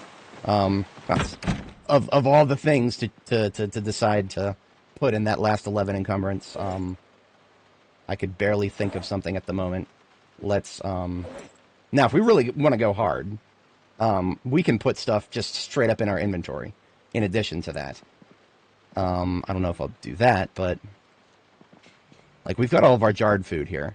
I kind of want to have it, but at the same time, not really. I mean, it's 81 encumbrance of stuff that's not going to go bad for a year. So that's fine. That can stay here. I do expect to be back here sometime before next year. So, potatoes. We have 26 encumbrance of that. Well, actually, 26 on the dot. That's a garbage bag full of potatoes right there, isn't it? Yeah. Well, that's literally a garbage bag full of potatoes. I could raw dog that in my inventory and make use of these before they go all the way rotten. That would be amazing. No, I don't want to. I do not want to touch Factorio. I'm terrified of it. I am actually unironically terrified. I looked a little bit deeper into it. I'm more scared of it than I was before. It's that's how interesting it sounds. Okay. So this right here will be carried straight up in our inventory. So we still have well, I don't know if that'll fit in our inventory. If it doesn't, then we'll just toss them on the floor. It's fine. It's whatever. Of all the things to choose to bring with me, I'm going to bring a few leather strip bundles, actually. These only weigh 2 each, and these are armor. That's basically armor. 2, 4, 6. Now, of course, I could find more leather. Basically, zombies are a source of leather. So you don't really have to think too hard about leather in this game. But yeah. What's something that can fit 11 encumbrance? Is there a container? Yeah, there is. This thing right here.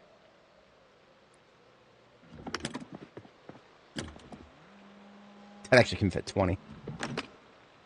And it's chunky.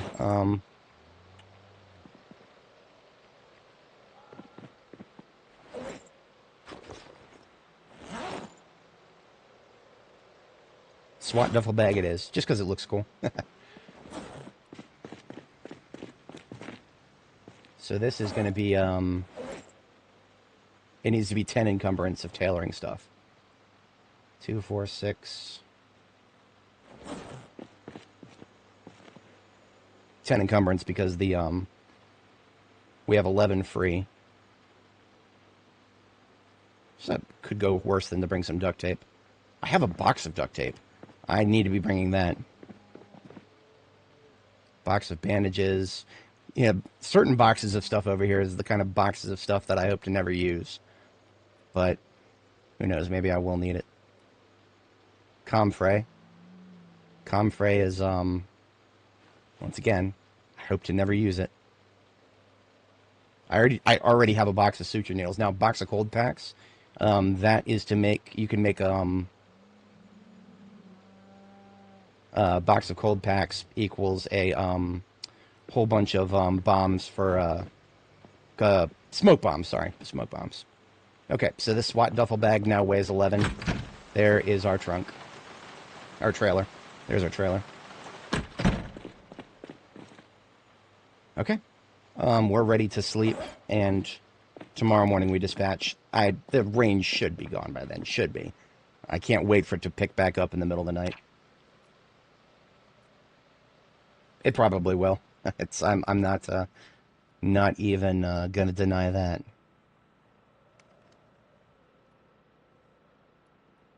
Yeah, as far as I know, that's the only use. Well, there may be other uses for it, but that is the only one that I know of.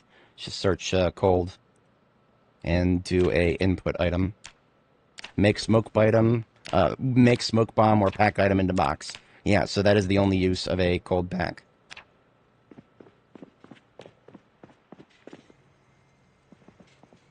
Okay, so the rain's done. If we wait until tomorrow morning, then also the water on the ground will go away. And that has no, it should not have a bearing on our driving, but it does have a bearing on our frame rate while traveling fast. The game's frame rate is lowered by the fact that there's a lot of crap on the ground, whether it's snow or water. So I'll just do another pass through of my storage and make sure that I'm not leaving behind any cool stuff.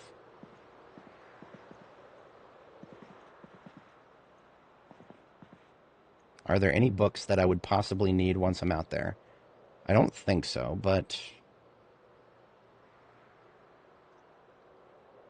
No, there's literally nothing. I mean, okay, Reloading 5. I have 2 copies of it. Just in case, I'll take it. I mean, I have already articulated that I doubt I will ever get to Reloading level 8, which is what I would have to be to read the book for that. But I suppose it's theoretically possible. If it was going to happen anywhere, it would happen in Louisville. So, and same with foraging. I mean, foraging is actually not hard to level. If I went out and spent a day or two leveling foraging, I'd probably be ready to read that book. So I can go ahead and do that. Tracking and trapping, I would never even waste my time with that. The only reason I ever read the first volume of the book is because, well, it was right in front of me, and I needed to read something. Oh, as a professional courtesy to my cows, I will top them off of grass before leaving. Could do worse than that. I need a new scythe, though, because the scythe that I left outside is the one that I took down to the staging ground, so let's find another one somewhere in here. all this steel, and I never found a use for it. It's a shame. I have so many crates full of steel ingots over here, and I never really found a good use for them.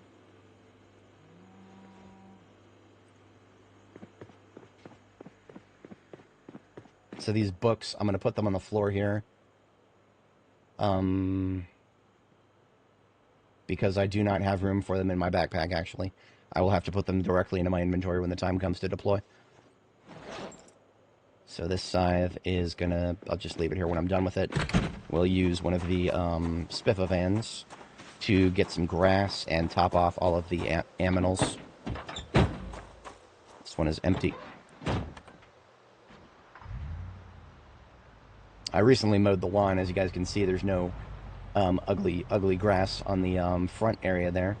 But there's more real estate here that I can progress further into. So that's what we'll do. We'll mow this area.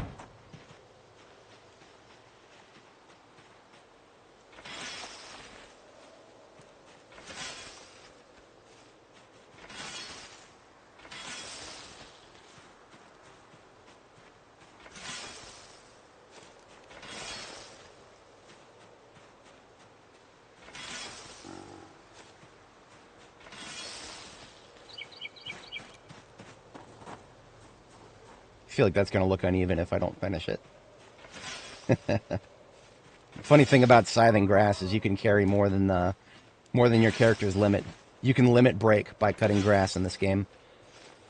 Normally your inventory size can never go over 50, but certain actions will spawn stuff in your inventory that lets you go over the 50 limit, and cutting grass is one of them.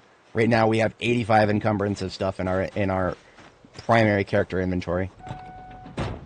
So whatever does not fit in the animals' feeding troughs will just go back into the trunk of this van. This is one of my miscellaneous vans, so...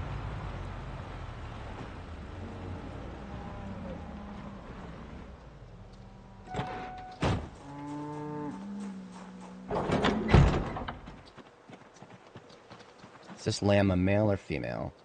That is a male. Interesting. Can't really make anything useful out of that, though.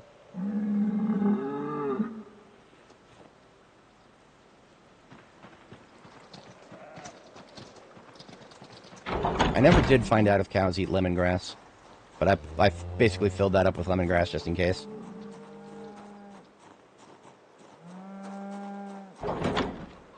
I don't even want to think about the chickens right now.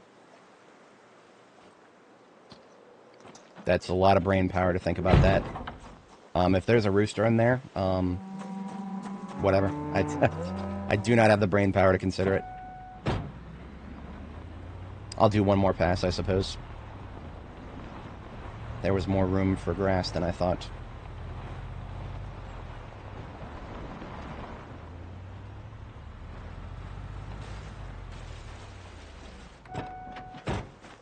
Now here's a problem. One of these stupid, ugly trees. I don't have an axe right now. That's gonna destroy my sword. I hate that. I hate saplings in this game. I hate them so much. Do any of my vehicles on this side have an axe? I don't think they do. My nearest axe is up here.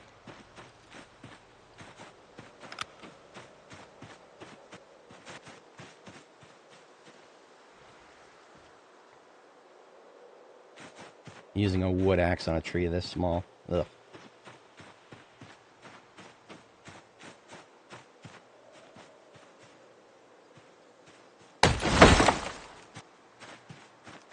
And I'll leave it here, so it's easy to see. You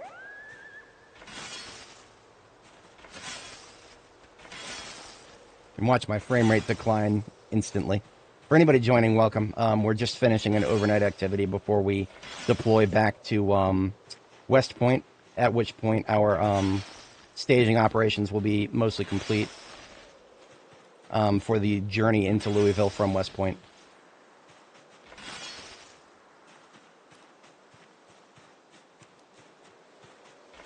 And what I'm doing as part of these overnight operations is topping off the grass and all of the feeding troughs for the cows that I'm going to leave behind.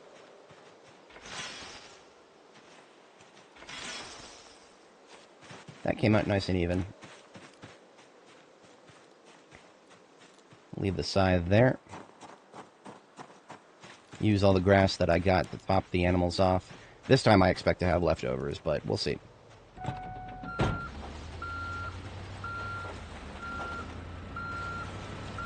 Yeah, sheep will, as long as they're adults, they'll give you medium leather. Remember, if they're adolescent or younger, they may not give full leather. I'm not sure 100% on that. Surprised the Angus don't eat as much. The Seminoles seem to have been eating more than the Angus. Damn it, don't fucking wander out. These stupid goddamn doors, or this pen is so small. Fuck you, whatever, just wander around.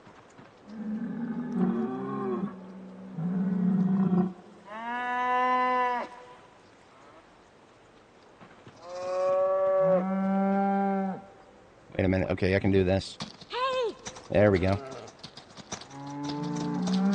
Oh shit, that caused a traffic jam. Hey! There we go. See, if animals trust you, when you yell, they'll come to you. So that got the adult back in here. The baby ran because it's an idiot, so I have to go catch it. Oh, there it is. Tried to go back to mama. Come here, doofus.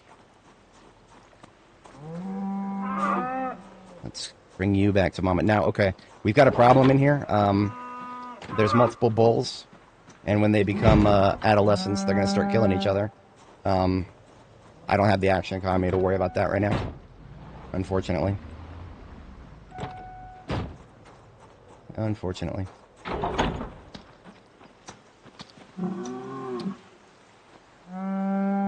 Okay, that has topped them off. Close enough. That's close enough for me. The chickens eat so little that I don't think I'm ever going to have to worry about them. One feeding trough completely filled.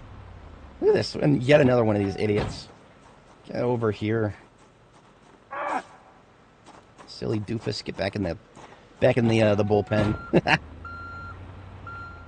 don't even know if it's male or female. I don't have the like I said, there's only so many things I can do.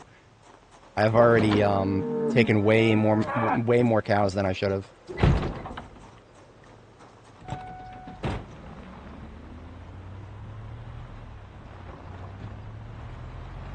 And if I was going to be bringing an animal trailer with me, then I would, that's when I would consider what animals to bring, like maybe more than just, I've already got a breeding pair of cows and a single female chick.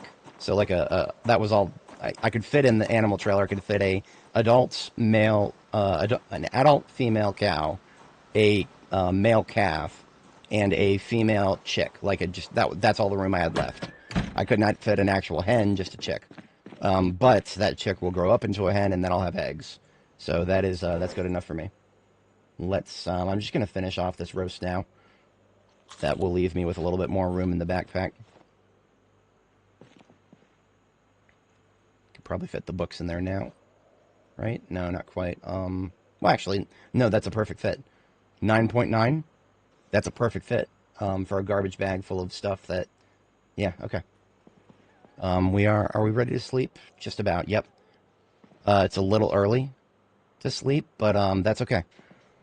That's okay, because we're really low fatigue, because we've slept... I slept a little bit extra recently I just wanted to fast forward through the stupid thunderstorm that was going to make it annoying to drive. All right, we are deploying as soon as we get sunlight.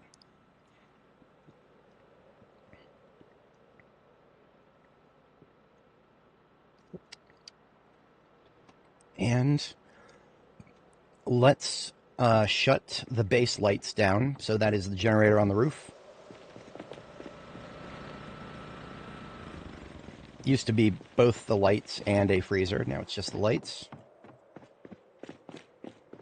And, all right, we start collapsing the freezers now. So we are putting the contents of 3 containers into the trailer. And then we're putting the contents of one container into the passenger seat and the glove compartment. So this 5A goes in the passenger seat, 5B goes into the glove compartment. At this point, we're executing a script. This has been planned out from the start. It's all been building towards this.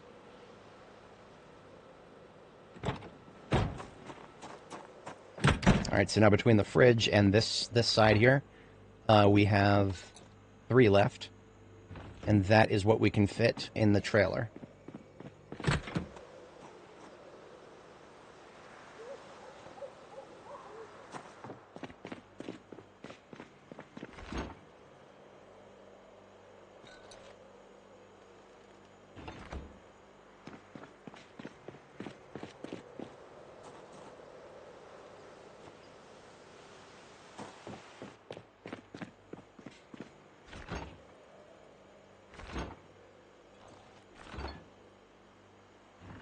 Trailer is now full once I put this in. An exact fit. I was off by 1 encumbrance. Can I fit? Oh, no. I was off by 0.1 encumbrance. Neat. This is just a gas can that's like already half empty. I'm not even thinking about that. This empty pan can go away, because I've already got plenty of cooking utensils down at our destination. This is the last thing I got to deal with. I do believe it will be no problem whatsoever to put these in the hand carry. So military backpack into the primary and secondary hands. 3A in there, and 4A in there, and then 4B and 3B into my primary backpack. Primary backpack is now full. And that is all of the freezers emptied. We can shut the generators down now, and can I fit these potatoes into my main inventory? I can't. I should have known better than to assume that I could fit the entirety of a friggin' garbage bag. It's alright. Let's split this garbage bag of potatoes in half.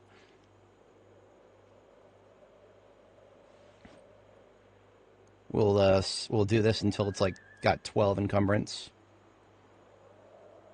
Let's see what this looks like. Can I pick this up? Yes. In fact, I can pick up about 8 more. So, we are going to fill this up until it reaches about 19 encumbrance.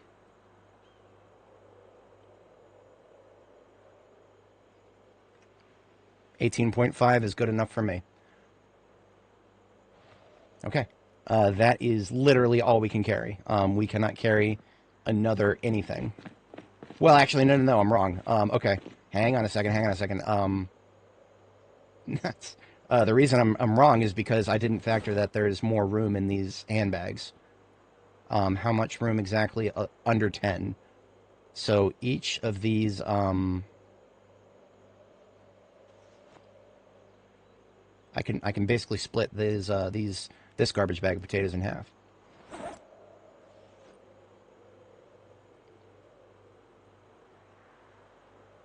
Perfect.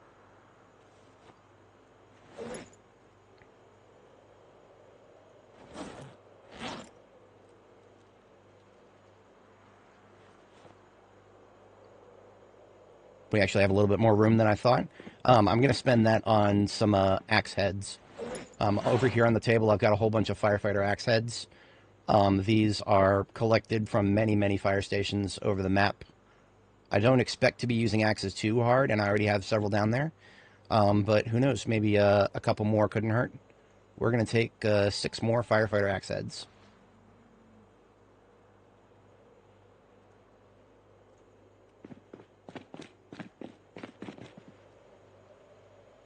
And we're not going to quite fit the rest of these potatoes, but I'm going to try. So we can fit 25.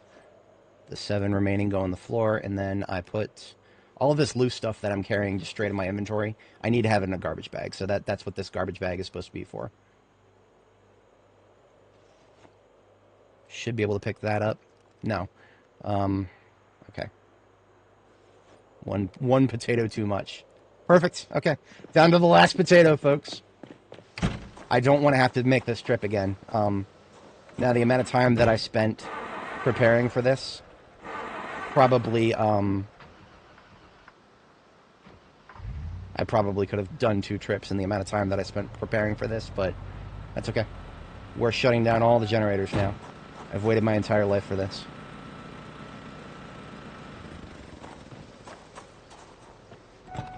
We don't have a windshield on this vehicle. I only just realized that. Fuck. I can't believe I'm that stupid. Well, gotta make sure not to crash, I guess. Wait a minute. We drove right past the other one.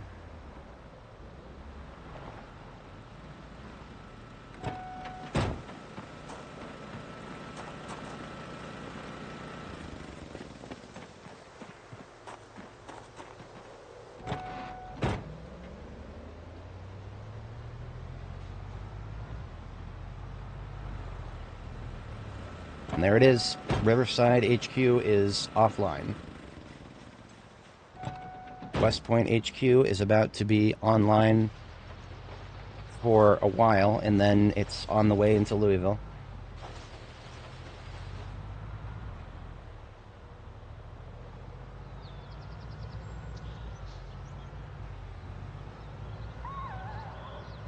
It's been a while since I've driven this much. You're witnessing peak Zomboid logistics right here. Hand carry, every seat of the vehicle filled, the trailer completely filled. The only way you could possibly do better all at once would be to have one step van towing another step van. But then you could never go faster than 30 miles an hour, no matter how good your vans are, unfortunately. Yeah. Well, you know, this was always on the radar somewhere. It was a question of, you know, how long would I want to spend bringing stuff back to the base before we finally pulled the trigger on this operation. And that was an open question, but it has now been answered. 15 months. 15 months we spent having Riverside as our primary HQ. And we will be drifting for a little while before Louisville will be our next primary HQ.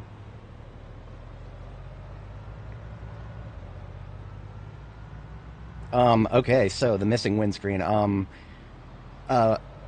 Riverside ran out of intact windshields at a certain point. And I got to the point where my main vehicles have had so much wear and tear on the windshields that I decided to start harvesting from my own vehicles. And this vehicle has, for its lifespan, has only really ever been intended to be a logging vehicle. It basically, I have in the trunk a couple of garbage bags filled of rope and sheet rope to bundle up logs after cutting down trees. And the sheet rope and the rope are the correct quantity to fill up the containers of this vehicle with nothing but logs. But because we don't need to log as much back at main base anymore, I've decided I'm not going to build the third floor or the fourth floor. There's not much of a purpose to build all that here. Instead, I'm going to be using it to build out the Louisville base when the time comes. And of course, before the Louisville base, we need to have all of our stuff staged, which is what we're doing now. The brakes on this thing don't feel as good as my other step van. Not 100% sure if that's the case. Could just be that we're carrying that much. It is dangerous to be driving very fast when you're driving with this much stuff in your van. The mass of the vehicle actually does depend on how much stuff you put in the trunk. Like, there are some people who are new to modding to this game who tried to just add a vehicle with like 1,000 encumbrance in the trunk, and they're like, oh, why can't I move the vehicle all this? Dude, you didn't do the mass calculations. You got to make sure that your vehicle has enough engine power for whatever the hell 1,000 encumbrance actually is. The devs have, I don't think they've ever really fully explained it. People on the forums will joke it's weightograms. Shit. I thought I had cleaned these roads, but I guess there's no such thing as clean roads in this game. So we are actually so heavily encumbered right now that we can't even eat right now. Like, if I had something in my backpack to eat, I don't have room in my inventory to pull it out to eat it. I like to imagine myself driving a vehicle with like stuff piled on my lap so high that my hands can do nothing but remain tied to the wheel. But I mean, if you think about it, this is a long journey, and I don't like doing it multiple times. So, to me, this is worth it. Everybody's going to have their own calculus as to whether it is worth it to try to do one massive trip, or just, you know, 2 or 3 smaller trips.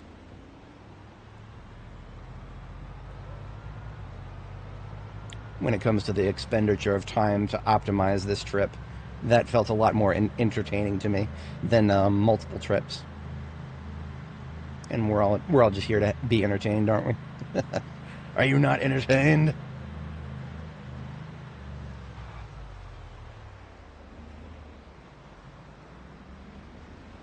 I suppose another thing that might be turning me off of Factorio is that, as far as I understand it, there's no world threat. You're really just kind of building stuff and optimizing stuff, and I think there's an economy to it, but I don't recall there being like combat or anything like that. Even though I don't engage with it anywhere near as much as I'd like to, the combat in this game is fun. It's just in order to get to the combat, you got a lot of work to do, or at least the way I play. Lots of work. You could play as like a drifter and never set up a base. You'd probably be fine. Forging alone will feed you well enough for a single person. But that is not something that I could see myself enjoying anywhere near as long as the 15 months and 360 hours we've spent on this character. There was some guy who was posting on Reddit. I think he streams to Twitch. I don't remember his name. He was posting some celebratory screenshot of him reaching his 18-year mark. And, or what was it? Was it actually 18 years? I don't remember exactly, but that's the number that comes to mind. I'm assuming he played Build 41. And he seems to say... Now, this is what made me question his claim of, oh, we've been at this for 18 years, or whatever the fuck it was. 8 years, 18 years, there was an 8 in it. Either of those numbers is, okay. So you're playing Build 41 and you're playing 60-minute days, or are you playing like 10-minute days, or what? Because then he turned around and said, oh, we've been doing this for about 200 hours. And I'm like, really? 200 hours? 18 years, or 8 years, whatever the fuck it was. I'd have to look through my Reddit post history to see exactly what that guy was talking about. But all I could think of is the numbers sounded wrong in a way that just... yeah, no, I do too, Richard. That would be really... really useful. Really useful. Because like the guy, all it posted was his character sheet. Survived for however many years and however many months.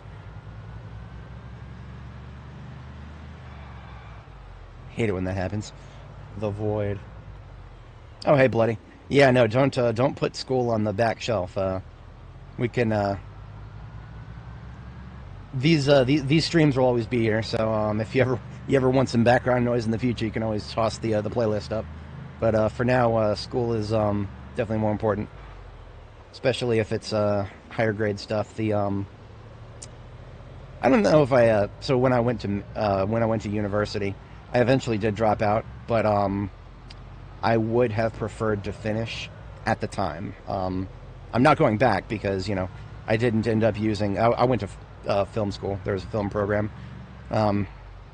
Video is very different from that program. It would have gotten me a leg up if I went into the film industry, if I wanted to move to LA, become an editor or something for Hollywood movies or some garbage like that. Or if I wanted to get into broadcasting and, News Corporation or something like that, industry stuff, not individual stuff. Very little of what I learned there would have helped me too much here. So that is an open question. But at the time, if I could go back and finish what I started, I would have, just so that I can, say that I finished it. And for no other reason than it probably would have gotten me my current job even faster, even though my current job has nothing to do with it. Because these days, employers want, they want experience, but you can, I don't know if I should directly advocate this.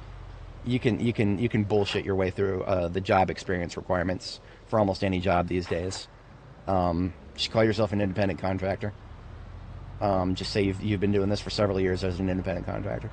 They're not going to question it that hard unless, certain careers, like maybe highly focused STEM career or something like that, they're going to want to see your publication history. But if they just want employment history, Just fucking tell them you were an independent contractor. They're not going to verify that.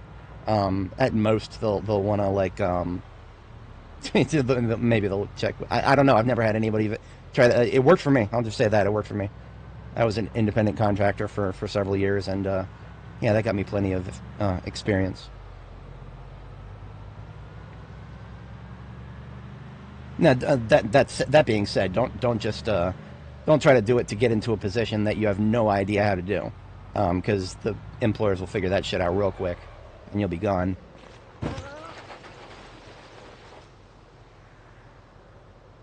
How much storage space did we lose?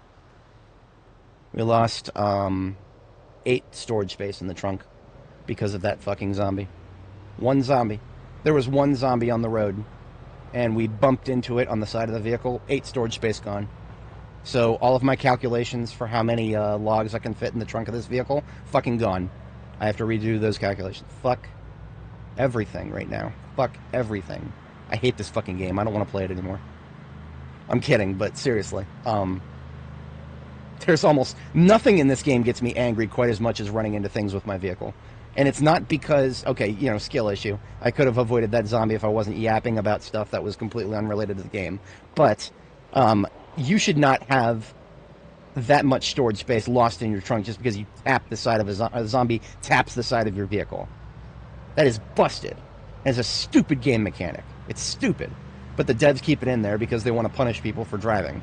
They hate vehicles. Don't forget that. Never forget that. The devs hate vehicles. They added them because they had no choice. The entire player base was revolting if they didn't. They added vehicles, and then they never finished them, and they fucked off to do other things. We're never getting new vehicles, by the way. Just, if anybody watching, if you're not familiar with vehicles in this game, we're never getting new vehicles. They're going to give us plenty of reskins of the existing vehicles, but no, they're gonna do everything but add new vehicles to this game. Because they don't want to. They don't like vehicles. And that's why the only things they're doing to vehicles right now are making them more annoying to deal with. Like the simple fact that we can't make windshields. Why is there a glass-making profession when you can't make windshields? That's why I'm driving without a windshield. Riverside ran out of windshields. Anyway, yap over. We're done. We're here. Yap is completed. Where's the best point of ingress? Right here is fine. Yeah, I'm sure the devs would love to do that. I'm sure they'd love that. Alright, here is freezer number 1. Let's start by just straight up dropping the inventory bag. 4A and 4B. And then 3A and 3B. And then we power up the central generator.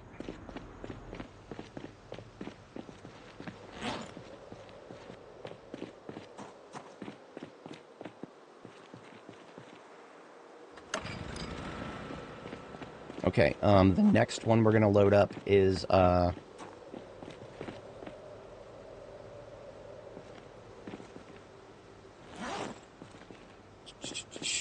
we need to load up passenger seat here, and then, there's 5A. Where's 5B at? Here it is. 5A, 5B.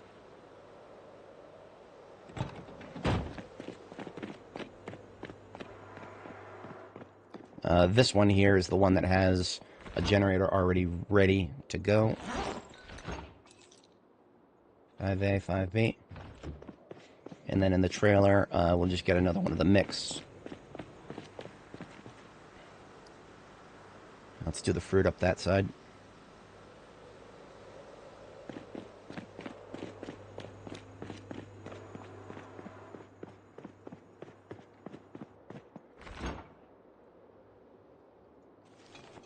Okay, fuck you, is that not gonna fit? I hate it when this shit happens. Now it fits. Why didn't it fit before? Fuck you, that's why. Floating point math, bitch. I don't know. This game has got problems. Some of those problems I like to talk about once in a while. We need to put the next generator down. Generator in our trunk, we've already pre-allocated a space for it. So the dominoes are now halfway fallen over. The spot was right here. Damn it. Why did it drop it there? Is it because there's a gas can here? Yeah, most likely.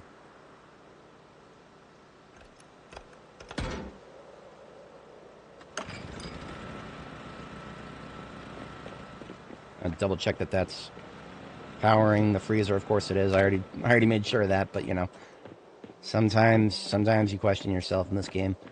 Okay, this one also, turn it on, is powering the freezer. Yes, it is. All the freezers are now powered. Just gotta get the last of the bags out of the trailer. Get an A into the main backpack, an A into the hand, a B into the hand, and that's it. That's all I got room for. I can't do anymore. Dead cells. Sounds interesting. Sounds like my skin.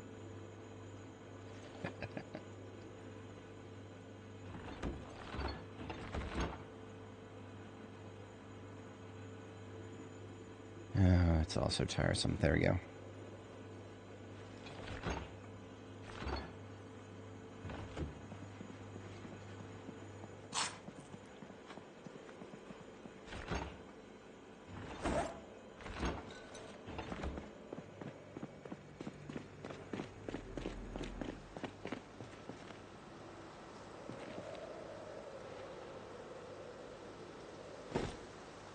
Alright, so the SWAT bag can go just over here with these other bags that I've already prepped to go in the direction of Louisville. And this other garbage bag goes into the corner freezer. And we are done with perishables until we build the Louisville base, basically. I don't have to think about this shit again until we're done building Louisville, thankfully. Thank my lucky stars. I'm beyond done thinking about things that I don't have very much control over. And that is the fact that I'm not going to be able to eat all of this. That is unfortunately a very prominent problem here.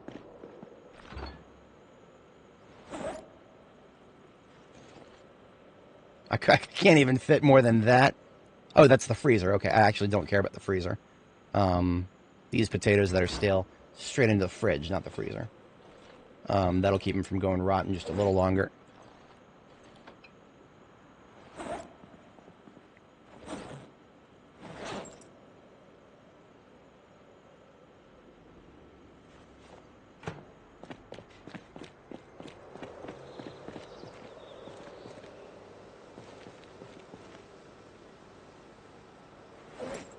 Oh, and you know what? PCFF, this garbage bag here that I thought I wouldn't be able to use any of, there's still plenty of room in the fridge here, actually, now. So I can put this stuff straight into the fridge and, well, except the kale. This stuff straight into the fridge, now the kale. Some of it I won't be able to finish off. That's okay, that'll just go straight back into my main backpack, and I'll eat it as I get hungry. And there won't be that much. Just 7 more pieces of kale. So we have taken care of our perishables completely. I mean, actually, if I take these stupid bowls out of here that never should have been in there to begin with. There's all of it. There is everything. Beautiful. So we're going to be eating a lot of kale and a lot of potato. That's okay. It's good for you. Kale and potatoes are probably great foods together.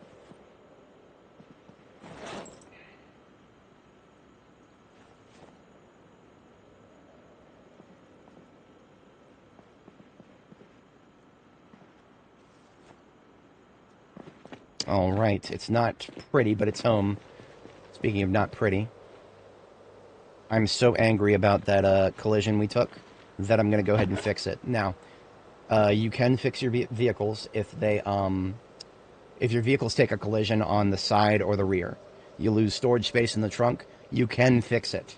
However, you get diminishing returns on repairs. So, you know, keep that in mind in this game. You can fix things, but only so much. What the fuck happened to that? Oh, I dropped it. Oops. Oh, I thought I had it. Okay, anyway. So the rest of the stuff that's in here is ammo, ropes, and a backpack with just miscellany in it. That can actually just go straight to my back. Now, the ropes go into the trailer. The trailer's fine, and the trailer is supposed to be my logging trailer. This van is also supposed to be my logging van, but I may actually swap the step vans now, because the other step van has my, what am I thinking? My, has a little bit better storage, but once I repair this van, it's actually going to have the best storage. So I really should just go ahead and repair this van, make it my new primary.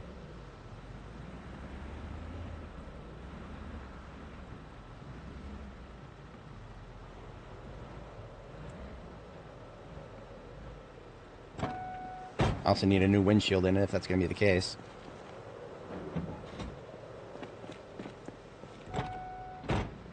Shouldn't be hard to find a windshield in West Point. Should be plenty of vehicles here that still have some kind of windshield. Take a peek at the... Is there even a windshield on this? No, I already took it off. See, because... That's one of the reasons I forgot there was no windshield on this to begin with on my main van here. Because it was facing a certain direction. Because it was facing that direction, I could not see that it did not have a windshield. And I don't think there's going to be any more vehicles in the immediate vicinity here. So I'll go steal another windshield a little bit later. For now, I'm going to get some food. And, you know, maybe I should actually eat some of that food I just brought.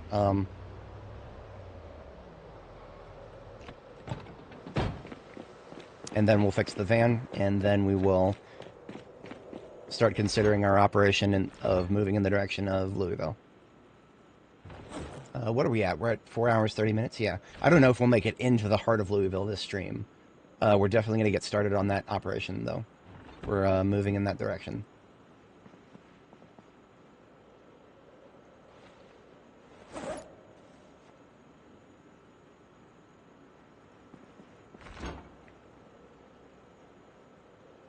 Let's make ourselves a nice roast here. Why don't... Actually, if we're going to be using a lot of potatoes, I think a stew would be nice, because then I can split it in half.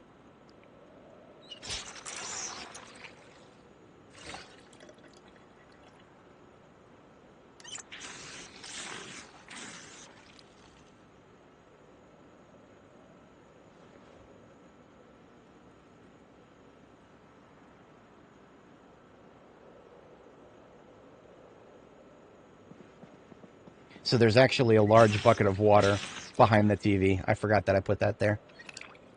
Must have just put it there for the memes.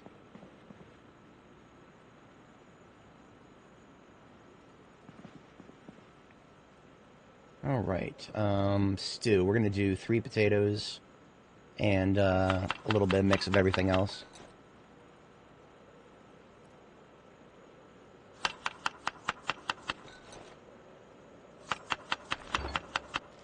Well, actually, I feel more compelled to use the tomatoes.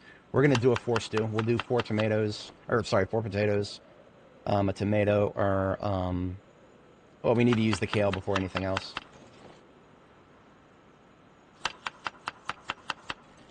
Perfect.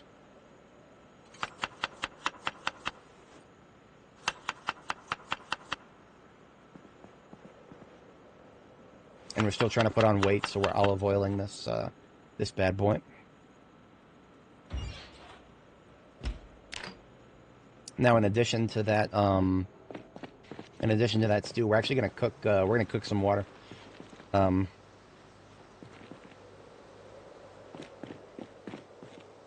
you don't have rain barrels on the roof of a base, toss some buckets outside, and then toss the buckets into the oven, and you'll boil the entire bucket of water.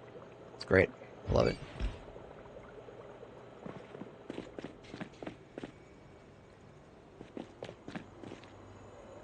Oh, we do still have more stale potatoes here. Good to know.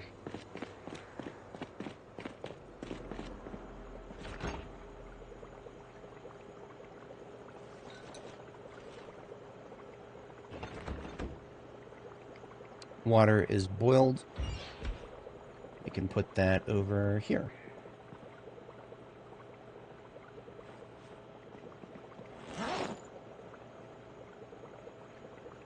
See, I normally would like to read books while I'm waiting for the waiting for things to cook. Can't do that now. Suppose one place I could put these axe heads. I'll just put them on the bed. Why not? I like to sleep with teddy bears. Maybe in another life I would sleep with axe heads instead. Hopefully you don't toss and turn too much while you're sleeping. 137 empty M9 magazines. 6 cartons of M9 rounds. That's a lot of reloading to do.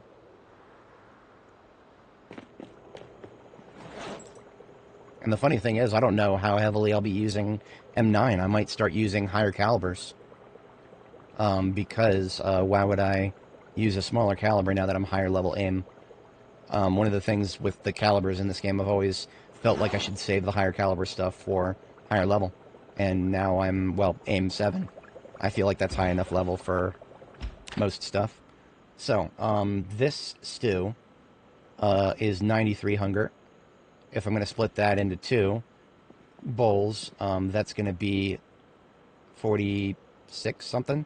I'm just going to call these I'm going to call the stew 40. I'm going to call it 40, and then I'm going to split it into bowls. And watch this. That gives us 2 bowls of 40. And the bowls of 40, because you cannot rename them. If you could rename them, that'd be cool, but you can't. So that's why I do it that way. 40 tells me that it reduces approximately 40 hunger when you eat it. Little window into my food prep strategies. Ginseng does not need to be refrigerated, so that goes in there.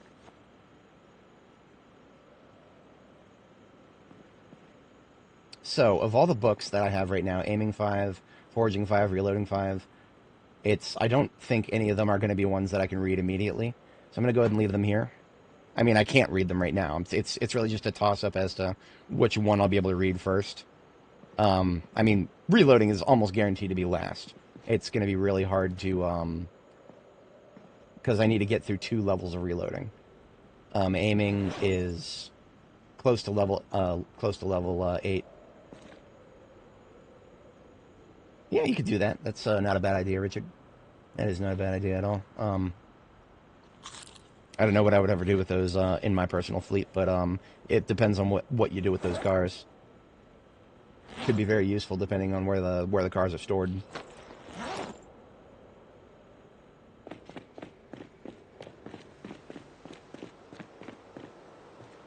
Okay, we are doing repairs, vehicle repairs. I should have some torches right here. Welding torch with 1 charge left. See, that's another thing I probably should have considered. All of my propane is still in Riverside. I don't think we'll be going back just for the propane, but that's something that'll be on the list of things we need to get if and when we have to make a stop back at Riverside. There should be some steel sheets somewhere here.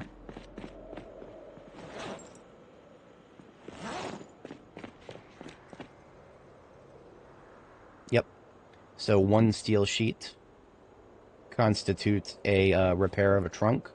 I cannot remember if this is a trunk I've repaired once before. We're going to find out.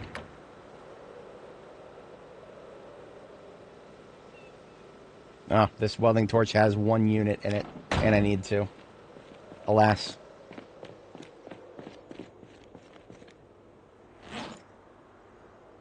Shouldn't be too awful hard to find some more propane down here. Won't be that easy, but it shouldn't be too hard.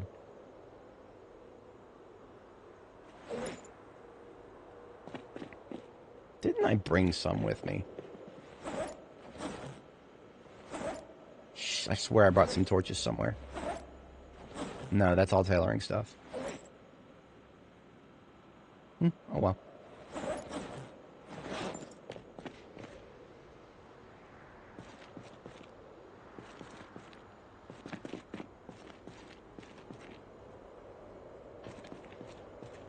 Oh, it's fine. I don't really need to worry about that too much.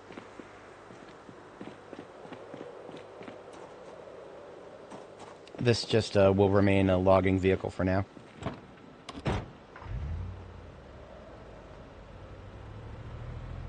Just got to keep it on my radar that I would like to have some propane locally sourced at some point.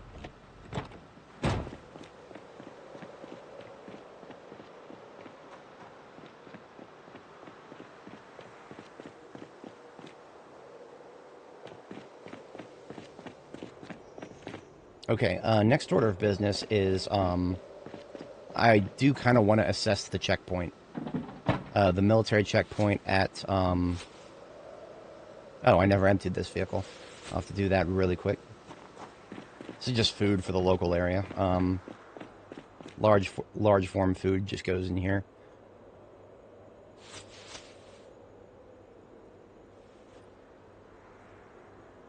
Damn it, my stupid phone restarted again. I love Graphene OS so much, but it's really annoying that it decides to shut off every once in a while. It's also my camera, my over-the-shoulder camera. I didn't notice that it was frozen, because it just freezes if my phone cuts itself off. Graphene OS is a lovely thing. I love it so much, but it's useless if it decides to shut off. Okay, I need to reboot that now. OTC down and oh, you know what? I'm just gonna restart the feeds.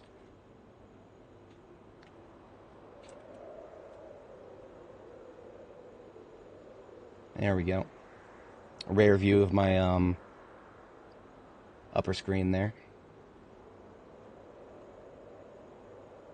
And this will make it stay on top. So I can should make it stay on top, but doesn't. Sometimes I need to do that manually through auto hotkey. Remember, you guys don't see this is not just OBS. I know that's the streaming standard, is to just use OBS to put your camera on the screen.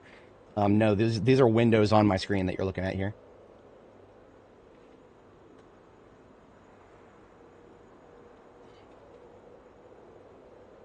I have this weird obsession that people who watch my stuff deserve to see exactly what I see. Even though most people probably don't care that much. But it also helps me make sure that my face is not blocking things. A big obsession with making sure that people, if they want to learn how to play the game better, they can maybe pick up some of my better habits. And actually, in order to be able to do that, they would have to see what I'm doing. So being able to make sure that my face isn't blocking something on screen. Pet peeve of mine. I hate it when people who do gameplay videos have their face on the screen and it blocking something important. I don't really care if it's you got your face on screen, but if it's blocking something that I want to see, fuck off, dude. You're not that important. That's my opinion. I'm standing by it. If I wanted to put water here, I would put it here. Unfortunately, this stupid thing, I don't think I'll ever be able to refill it. So it's probably useless to me, but I'll leave it here anyway. Better there than my ambulance.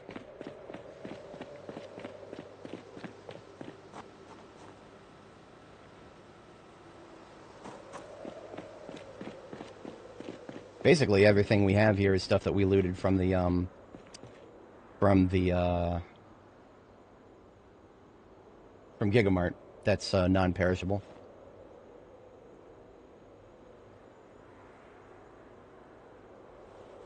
Everything left in this bag is small form food.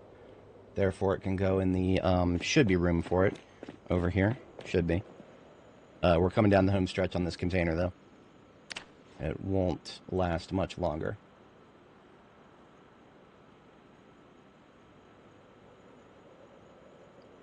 But it's not like we need to go into Louisville with too much. Once we're in Louisville, there will be a lot to steal. Theoretically, at least. I mean, I've never been there. Just want to make that clear. I'm probably over-preparing, but there's also a bit of roleplay going on here because, you know, I'm putting myself in the shoes of a character who probably would never reasonably want to go into a city, not in a situation like this. Nobody reasonable would ever want to go into a city. But this is, if you ever went into a city and you had to do it alone, this amount of preparation would be, well, probably wouldn't get you. It probably wouldn't work in real life. Just thinking about how zombies would probably operate in a world that is somewhat closer to reality than Zomboid. I suspect that we would not have anywhere near as much success as we do on this character. That's just my my personal take on zombie lore. I think this game is actually a little bit easy in terms of zombie lore. Just on that. I'm gonna have to put this steel sheet away because I don't have any way to use it yet. This firefighter axe is basically just a replacement now, so it can go along with the other replacements here. All of my primary vehicles have an axe already, so. Electrical parts, again, I don't remember exactly why I have those, but now I don't. Out of the way. Got our food, got our weapons, we are set to deploy.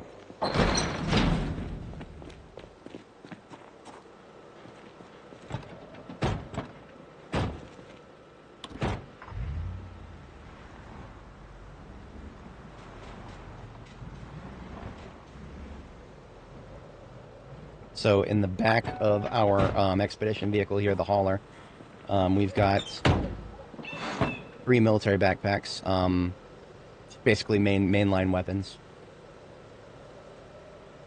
One of them specifically has a bunch of leftover M9 magazines, because we're still kind of discharging a lot of M9 because we had a billion magazines that we reloaded at one point to get to the next level of reloading.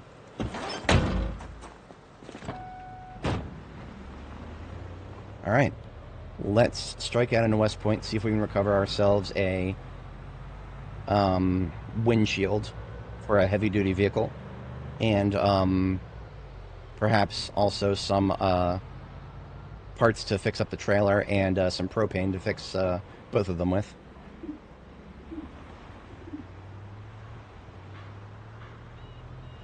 I believe all the zombies here are either annihilated or stragglers like this one.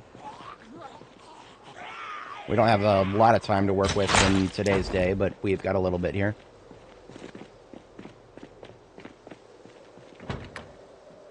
Decent looking. That's a fantastic windshield right there. Beautiful, beautiful windshield. Okay. That's all the heavy duty I need. We are now looking at standard. That's actually such a good windshield. I'm probably gonna put it on my ambulance, and then take the one from my ambulance and put it on the other one. Okay, so everything on this vehicle is kind of mid. Suspensions and brakes and tires are all mid. This bad boy has got regular brakes, regular suspension, regular tire. I mean, it's not like I need, not like my, I gotta have the best parts if I'm gonna fix up just a trailer. But I got a lot of options here, so I might as well check the other options. I think this one here is a sports car. It doesn't necessarily look like one from a distance. This red one here is a sports car. Some of the rest of the standards in this area actually look kind of shitty. But that doesn't mean we won't take a peek at the... even if a car looks shitty, like even wrecks. Even wrecked cars will sometimes have like 1 or 2 good parts. So, if you're looking for specific parts, you could do worse than to check everything in the area.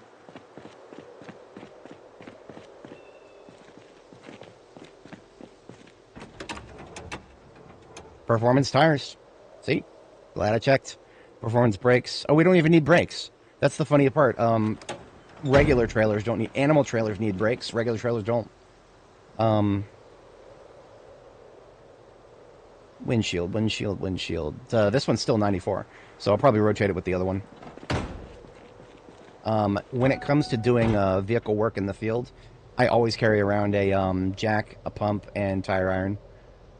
And in fact, it's a little superfluous to carry around a pump these days because Andy Stone fixed the problem of tires not retaining the air pressure just because you took it off. If you take the whole wheel off, it still retains its pressure. Now, what I would like, even though this has a slightly higher condition, I want my tires, if I can manage, to have all the same... if my tires have all the same what am I thinking of? Integrity. Then their traction will be the same. And I think that contributes to a better alignment. I think. I'm not 100% on that. But I know that some cars have better alignment than others. And when I just try to think about what would contribute to that, I feel like suspension and tire is what makes the most sense to me.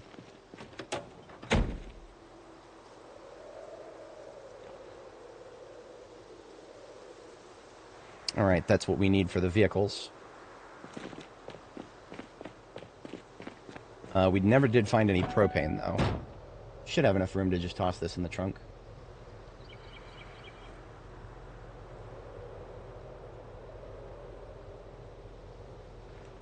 Yeah. A little full, but we have enough room. So now we're in search of propane. Propane is... The best way to find it is probably grills. Because you'll find it in the weirdest places. You know, if you go to a warehouse, sure, you'll find some propane. But I don't know of any warehouses in the immediate vicinity. Hardware store, most likely, too. I don't know of any hardware stores in the immediate vicinity. I'm sure there's one somewhere in the area. Let's browse a little bit. Let's browse.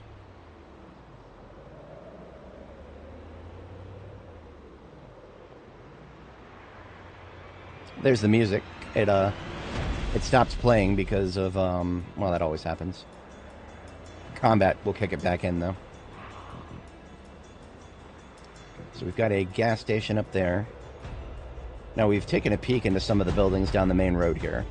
But the further down this main road we go, that will go outside of what we've explored. Now, this is a convenience store. Not likely to have any propane. I am going to go ahead and check backyards then. That's going to give me some of the best chances. Going to look for a target first, and then I'll kill my way to secure it. Unless I can just, you know, eat one. If I can just steal one and run away without having to kill zombies, I'll do that too.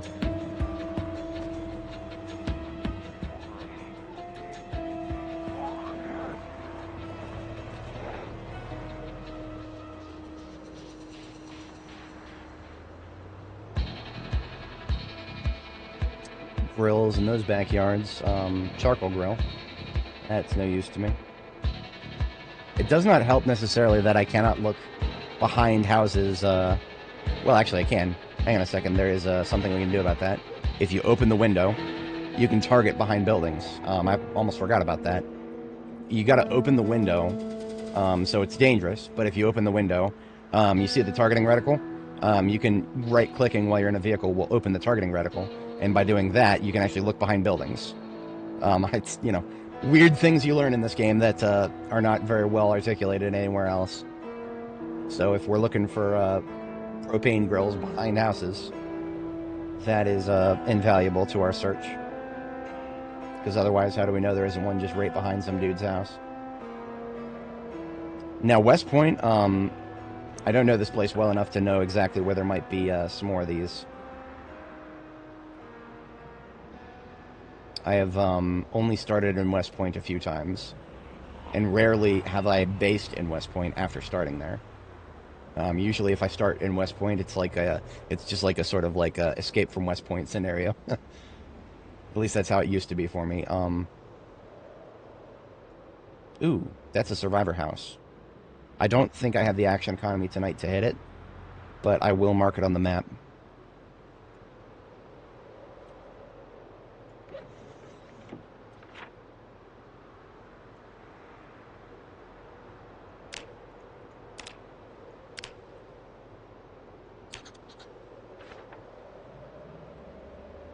We are, after all, in search of books. That is one of our best chances of books, is survivor zombies and survivor houses. Now, okay, so one thing to note is we are exploring unexplored territory here. We did not do a pass through this area when we were doing our initial travels. What does that mean? That means that if there are anything we uncover, if it spawns in, propane grills are going to be empty if they spawn in. If they spawn in this late in the game, right? It's stuff that has already spawned in that we are most likely to find useful. Sweet. Shotgun shells. Aviator glasses that are not prescription. Trunk unlocked. Box of shoddy. Thank you. Thank you for your service, officers, wherever the hell you went. Take your scopes, too. Why not? I don't really need anything else from this. Now, something to think about is this, still got a functioning light bar and siren on it.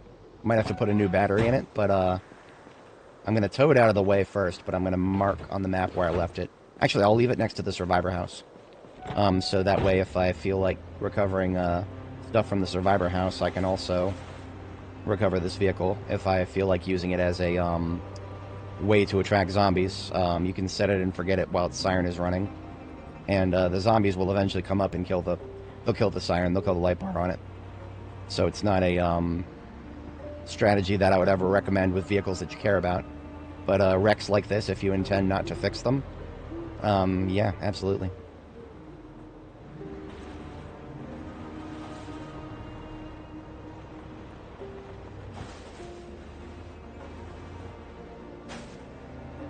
Damn it, the stupid sapling back there. I don't know if that's the kind that would block me if I hit it. Is it not? Okay, it's not. I can't remember, so I usually just try to avoid them all.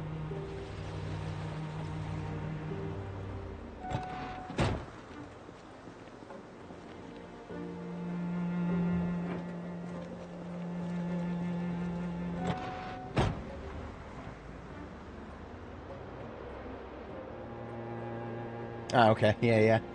Catch you later, bloody. Do good in school. For the love of God. Get your money's worth. I mean, even if you're in, like, still, if you're still in public school or community college, and you're not paying as much, no, still get your money's worth, because that's your taxpayer dollars at work. Get your money's worth. That's my attitude on it, because, even though I'm not using a lot of what I would have learned in university, I do slightly regret not finishing what I started. I'll say it, I'll put it that way. Just for the sake of saying that, finish what I started and whatnot. Now, we're running into a problem of fatigue. I'm going to go ahead and just sleep here. Don't think there's too many zombies around this house. I'll do a perimeter check, secure it, and sleep here.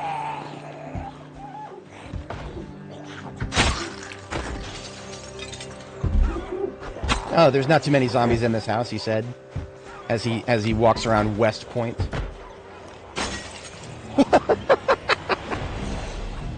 Yeah, fuck this. I'm not fighting a war over a house that I thought was, gonna have like 2 or 3 people in it. No, thank you.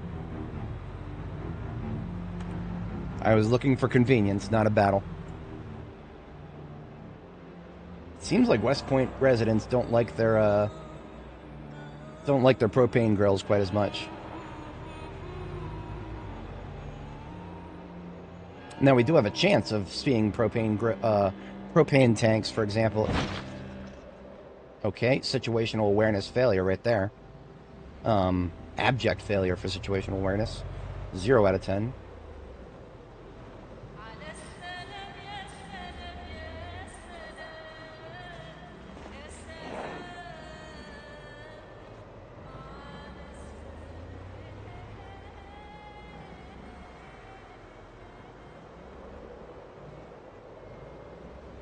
I really should not forget that this is West Point. Just because it's a bunch of residential locations does not mean that it's not going to be packed with zombies. And we're exploring unknown territory, so this is not going to help us. There's a lot of zombies behind us. Alright, you know what? I'm going to eat so that I'm prepped to fight if I have to.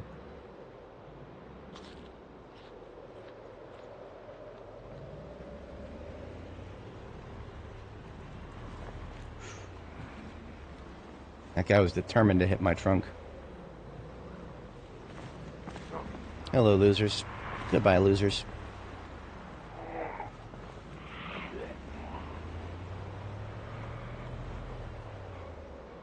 See, I see a bunch of residential houses, and my brain is like, oh, it's just residential. It won't be that crowded. I need to get that out of my system now before we go to Louisville, because there's plenty of residential in Louisville that is going to be nice and packed.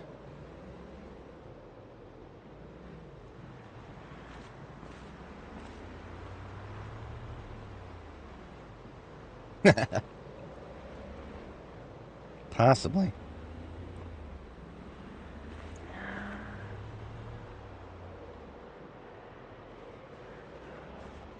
So the police station here, we fully cleared this, like fully cleared it. But no, we haven't cleared anything.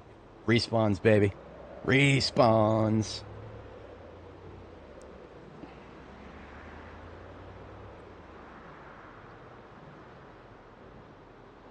We had a very nice kill zone over here. And it's still here. I actually completely forgot about this. So if we wanted to kill all those zombies, there would be no better place to do it than right here.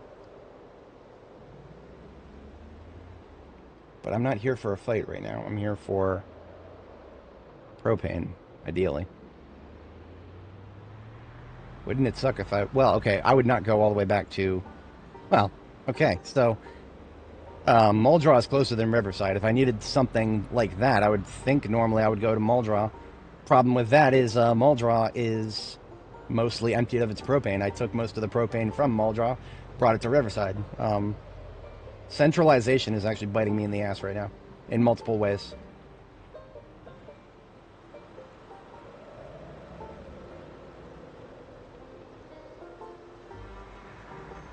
But yeah, that's alright.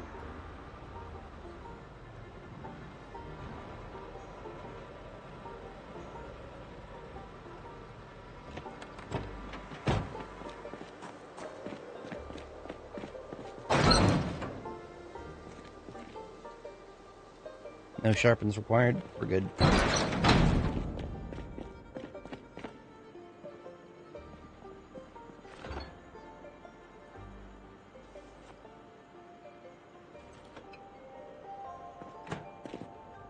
Okay, first sleep coming right up.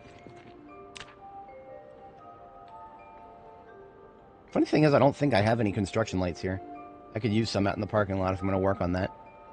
Could take a peek at the, there's a construction site right down the road. I'll take a peek at that. If there are any lights, I'll grab them.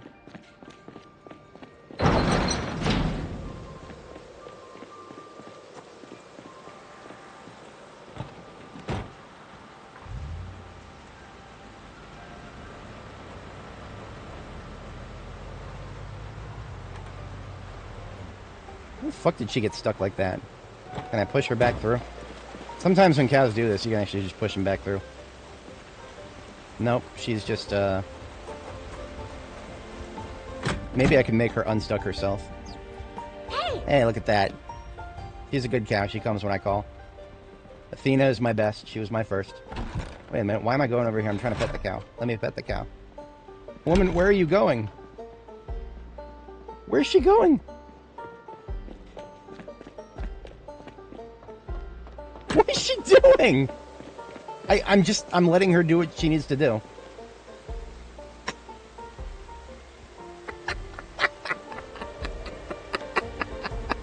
Apparently Athena was on the roof. I didn't know that. What a fun thing.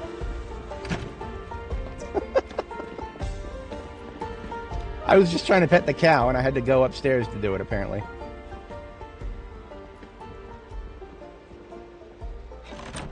No clip activated, I guess.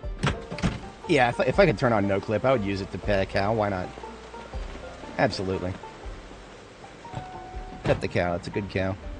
She makes lots of milk. Actually, I probably need to milk her, to be honest. Now that I'm down here and I need butter. Need is a bit of a strong word, but I want butter so that I can put on some weight. Oh, look at all this shit.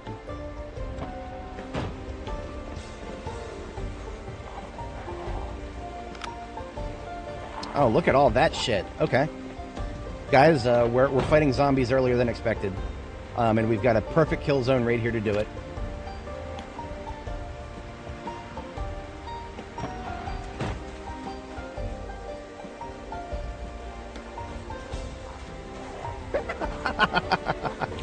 One of my buddies just made the silliest Photoshop. I'll have to show that in a minute. Now the annoying thing is, I'm about to get hungry and I put my food in the fridge. I shouldn't have fired that shot. Oh well, too late.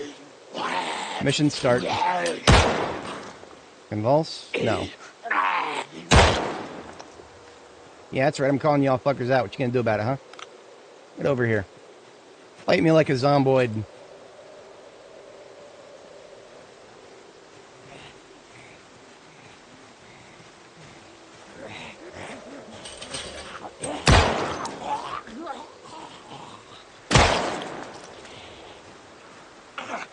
Ammo check. One more shot for the reload.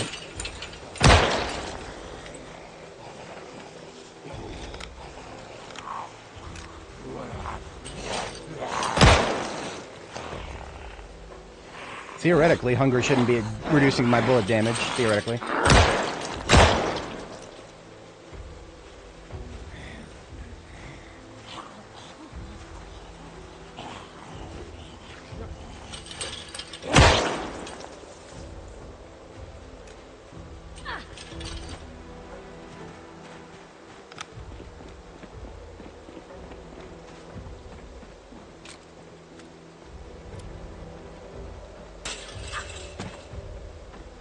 Alright.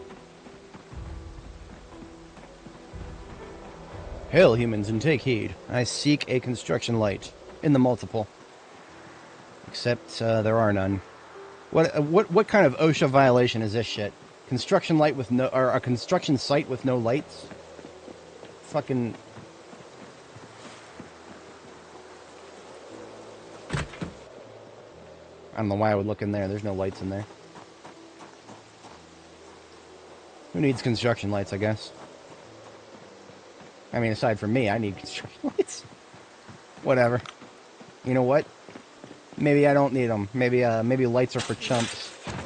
Maybe I'll just use headlights. How about that? I'm sure I'll find some eventually, but the fact that I couldn't find any at a construction site is a little bit lulzy.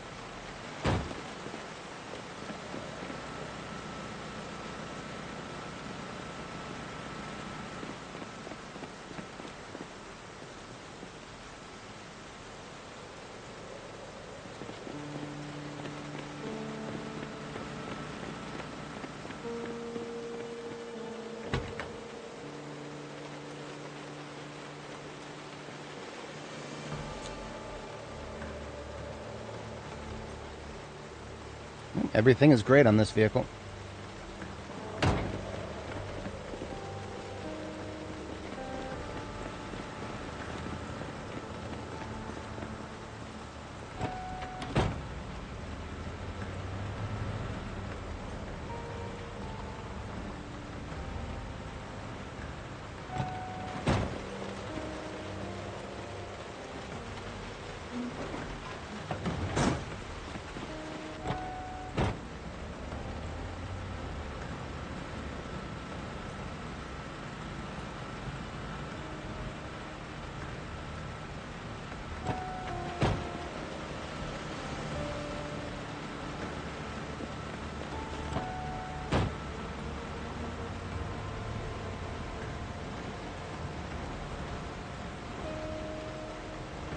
I don't need to worry about the headlights.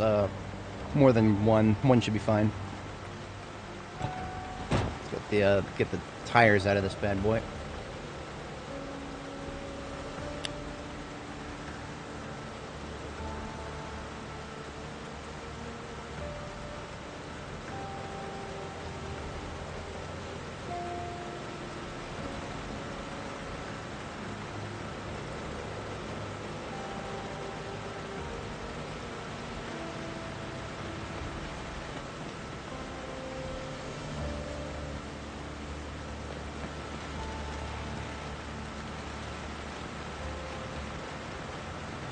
Alright, let's pull the shit off of this.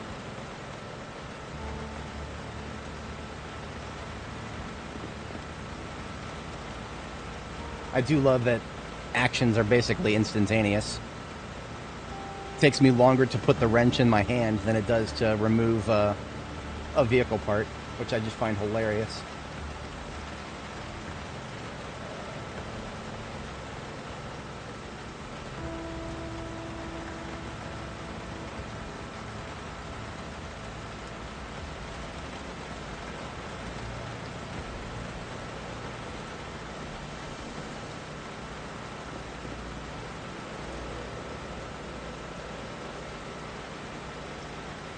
Okay. We do got to inflate the tires. I think I have enough time for that, maybe. They're not, it's not like they need that much. And trying to inflate them from 0, that does take a very long time. But these are already, like, 3/4 of the way.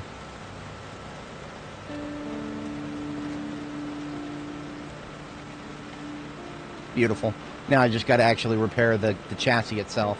To be entirely honest, the trailer is useless if the chassis is not repaired because stuff will just randomly fly out of the back of it.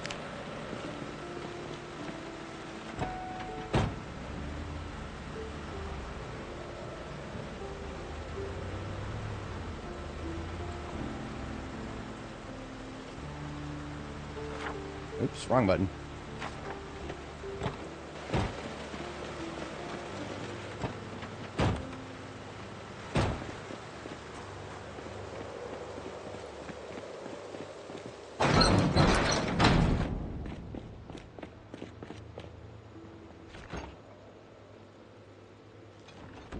Oh, some of the kale is already going stale. Of course it has. Why wouldn't it? What a damn shame. How much room do we have in the fridge? Not a lot. So some of this kale is just going to have to go. I wasn't expecting to be able to save all of it, but maybe hopefully a little bit more than that. I'm going to start some stir fries and put 2 helpings of kale each. Oh, what the hell? Oh, that works. Okay. Forgot to put my vehicle kit away. I don't think I'll need the whole kit.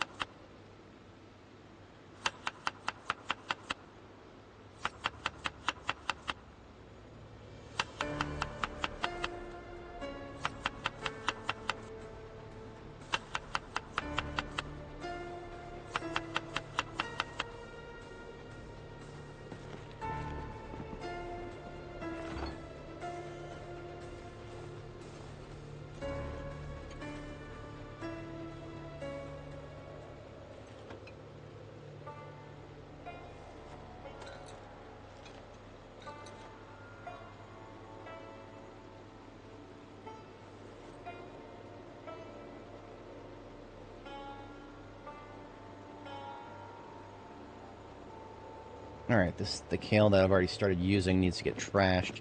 I do have a couple of dumpsters right here, but I also have trash cans. Trash cans work better. Let's take one of these to the kitchen. You could not pay me to care about compost right now, so I won't. Just gonna toss out anything that is stale and already partially used.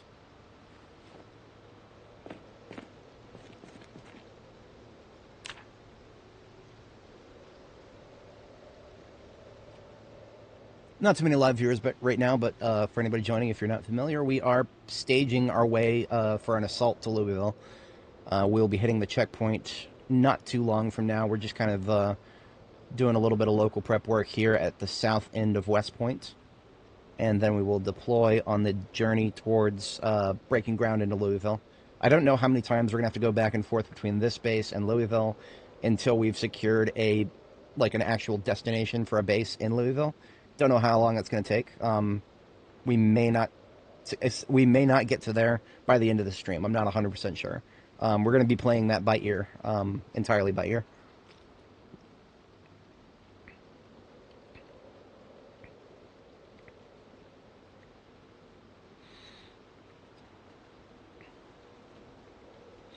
Alrighty. Oh, there's a zombie NPC I was supposed to be looking out for. Um, Jackie J, the news reporter in Zomboid lore, she actually spawns as a zombie in the Louisville checkpoint, if I recall, which means it is possible we've already killed her. She would stick out pretty well, though. She wears a yellow jumpsuit. I think she was inspired by April O'Neil. Alright, I want to do something with this kale. I've already tried using it up in recipe.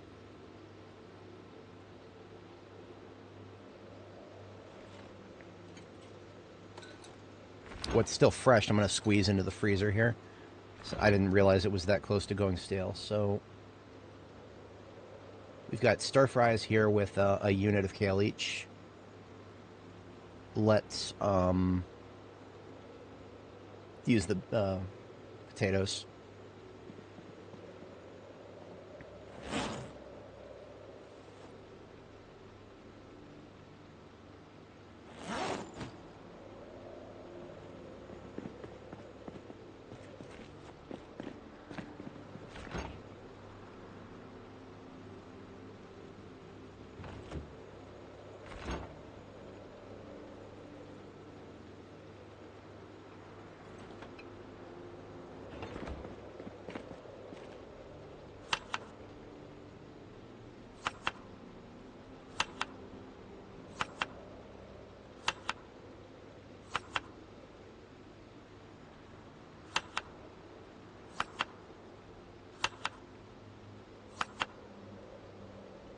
Two more potatoes.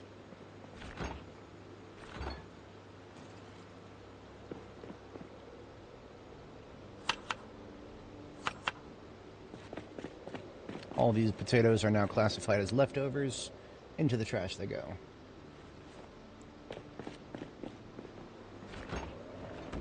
And we are still trying to use up this basil. Therefore, take approximately some of that. And we're still trying to put on weight, so we're going to go ahead and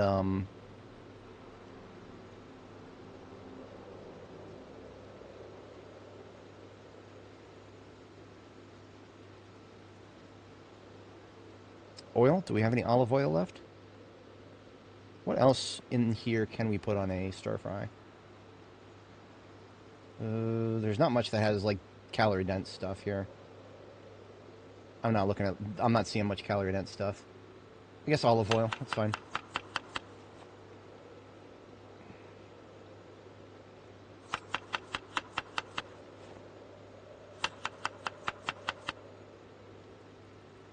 We're going to have to overeat a little bit to maintain our calories. That's one way to do it.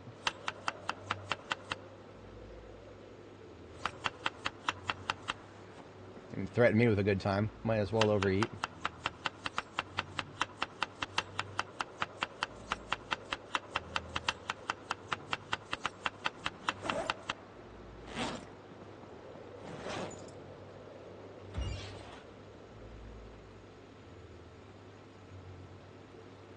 Now, wait a minute. I have cows right there. I should just, yeah, before I cook these, I'm going to put them back in the fridge really quick. And I'm going to go, we've got 2 liters of cow's milk right here. I'm going to go milk another bit of milk out of the cows. I just need a container for that. Wouldn't it be amazing if I take the take the lid off of this, or the top off of this dispenser? Except you can't. And I don't know why. Some of them I've been able to, and some of them I can't. Oh dear. Well, hopefully that's nothing serious, Richard. That is something that could be ridiculous. Funny story. The apartment complex I'm living in currently. There was a fire in one of the units here, and it annihilated pretty much most of the location. That really sucked. That is probably why my apartment complex has changed ownership several times. I imagine the former owners were not interested in dealing with this place after that happened.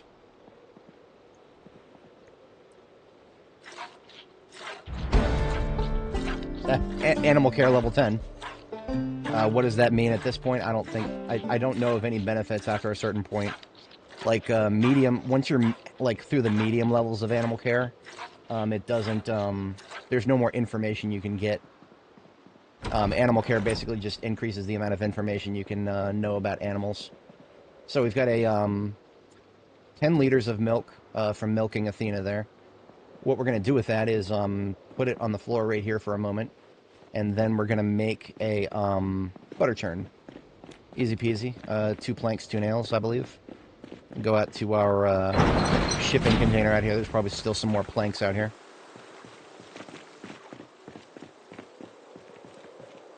Yeah. Just going to ferry a couple of extra back with me.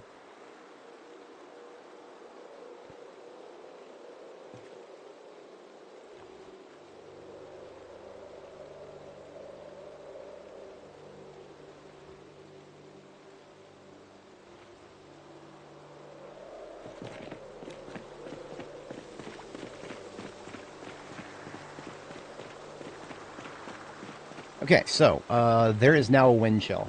What does that tell me? That tells me there's no hesitation to put together a whatchamacallit, a desert camo jacket, or even I could do tiger stripe if I wanted to. Let's put these planks on the floor. 1, 2, 3, 4, 5, 6, and then the last 2 for building this. There it is, butter churn right at the top. I'm just going to put that right next to where the cows are.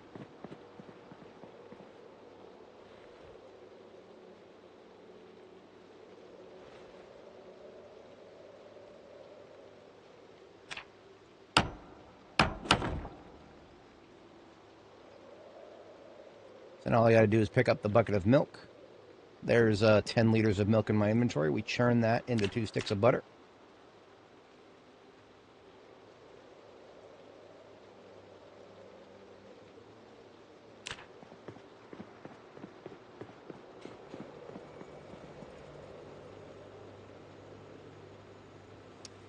One stick of butter I'll leave in the fridge so that I can separate it from the other one so that I know which one to use first.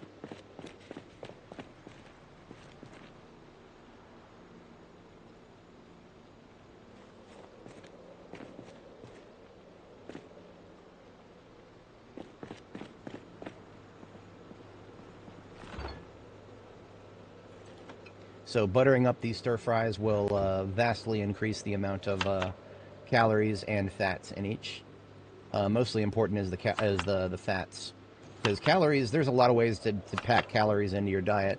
Overeating is probably the easiest way to just pack a lot of calories in, but fats are carbs, and right now fats are much better for me, because as long as you have cows, you got a lot of fats. Just add butter to everything and overeat a little bit. So here's another empty M9 mag.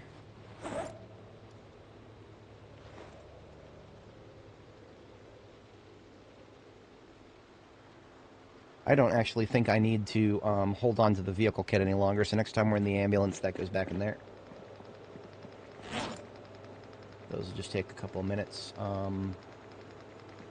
What else? How close am I to needing another spear? Not very. I'm going to go ahead and leave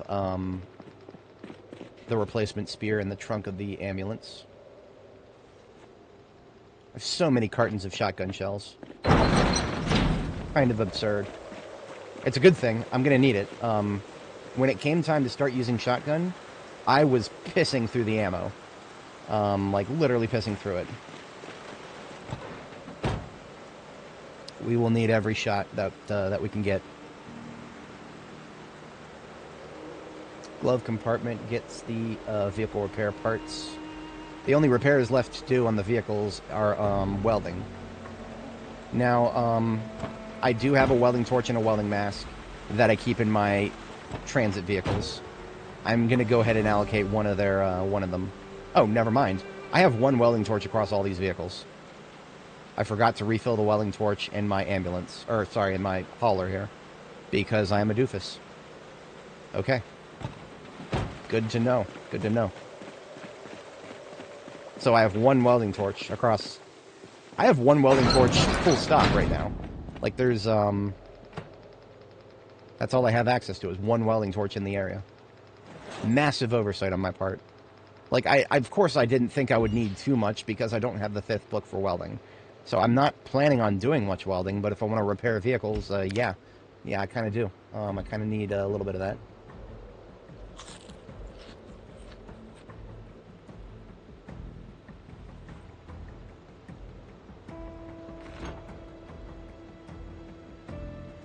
These are 60 fries.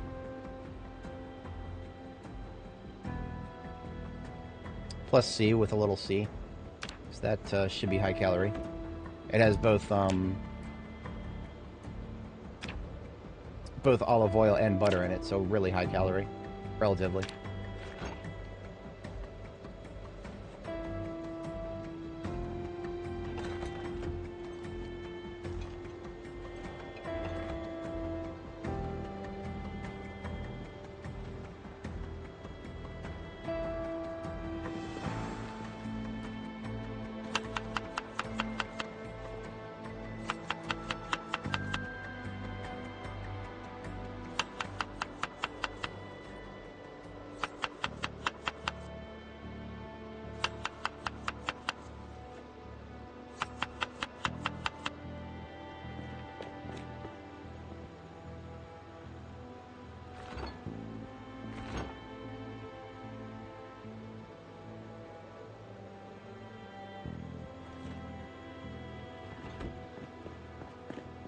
Okay, fair enough. Yeah, that's depending on what kind of building it is, that could be annoying. A buddy of mine's got tinnitus, so anytime he hears a loud noise, probably along those lines, his ears would be have this constant in his ears for the rest of the day. Absolute misery.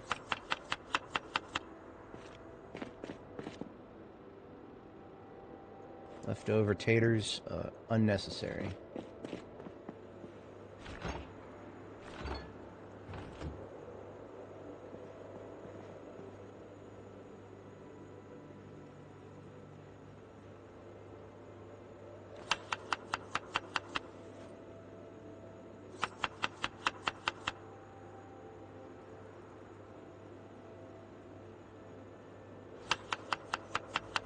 Oh man, that sucks. That absolutely sucks. I would be making sure that the whoever it is that was responsible for that unit has a an earful. If you don't mind the pun. You'll have to forgive me. I can't help myself. Okay, those came out all right. We'll go ahead and cook those. Toss those into the fridge. We can say that we've tried to save most of the kale.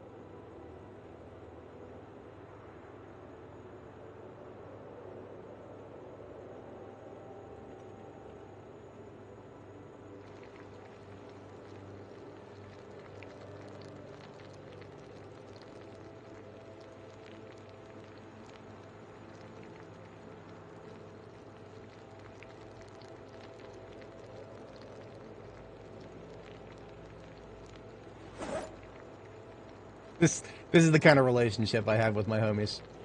I was replying to something something funny about, or something serious, and then our conversation immediately went to shut up and stop typing. No you, no you. 10 out of 10. 10 out of 10 game of the year.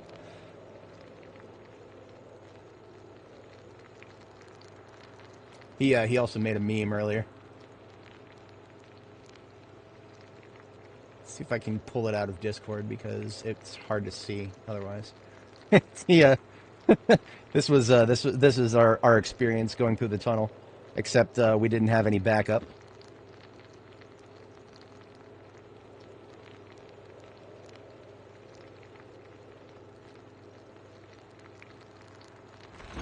Ooh, that sounds like water pressure. Oof, painful. Do we have any other inventory sorting we can do right now? Not really. Oh, box of shotgun shells goes in with the rest.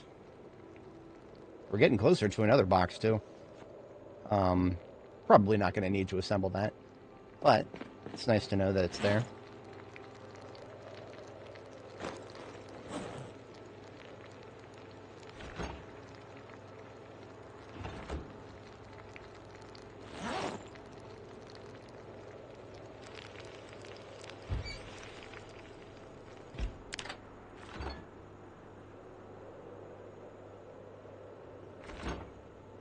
These came out as 80 roasts.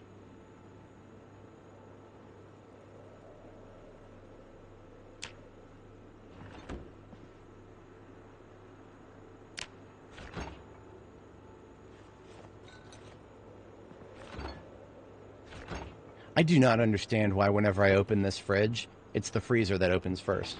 It's like no matter what I do, it's always the freezer first. Kind of silly, if you ask me. Alright, so some of this kale can go back in here. At least now we know which kale to use up first, I suppose.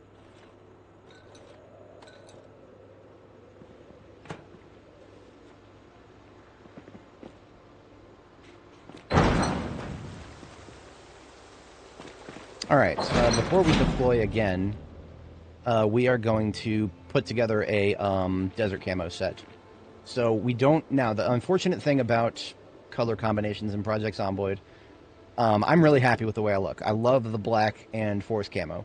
But, unfortunately, we are not yet in a cold enough climate to be wearing a military jacket in the forest camo variety yet. The insulation on those are higher. So if we want to wear a military jacket, it will get us better protection, completely eliminate the risk of getting cold in the current climate. We've got to go with either. We've got Tiger Stripe. Not really doing that. It's not gonna. The Tiger Stripe camo does not match the forest camo. So we're gonna do desert camo, and we're also going to switch our primary backpack. Because I have a whole bunch of desert camo primary backpacks that I'm using as weapons bags here. So we go ahead and put our Alpha into the trailer here. And we swap the contents with D Alpha.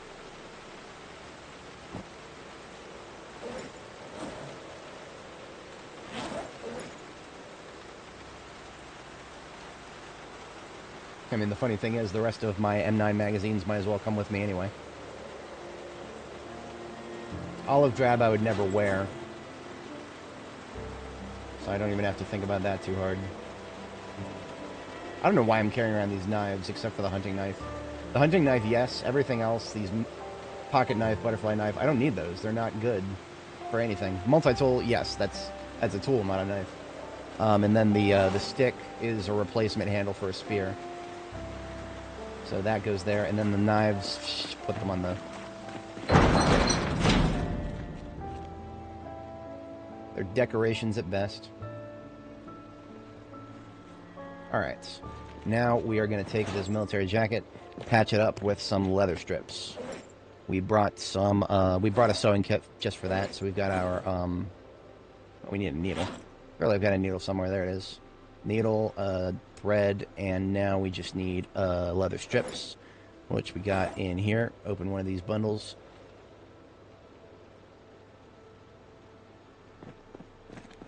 So we inspect this bad boy and add padding to all using leather strips.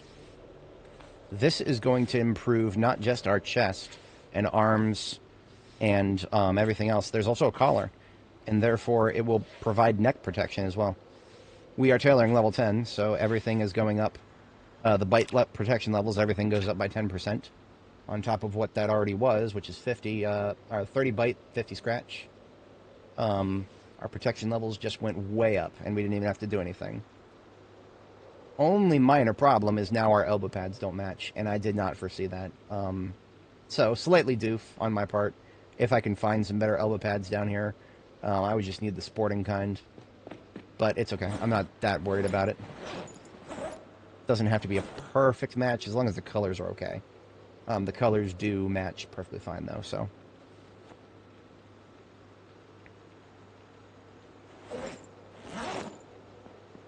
And we've got our food, we've got our daily bread. We're ready to go, yeah. I'm going to go ahead and just chomp on some of this kale before I leave. The more I eat before it goes stale, the more useful it is to me. Now, okay, one minor problem: the canteen doesn't match. I don't think I have any backup canteens down here. That's a damn shame. But you know what that means? I should have switched to a bandolier a while ago. If I switch to a bandolier, then I can start using a gun. Now, I do want to save the shotgun for, I would like to save shotgun for Louisville. Because shotgun is one of the most reliable weapons, just bar none right now. Shotgun really is the most reliable.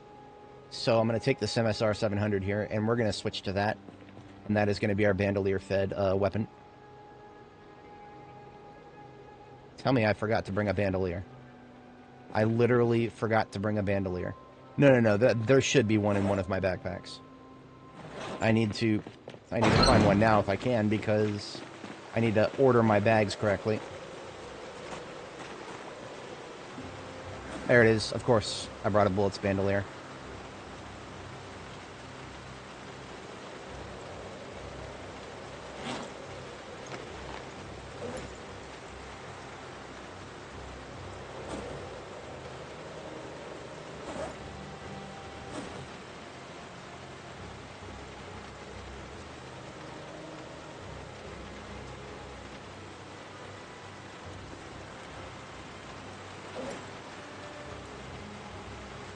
Just considering if there's any magazines over here that I care about. Not right now.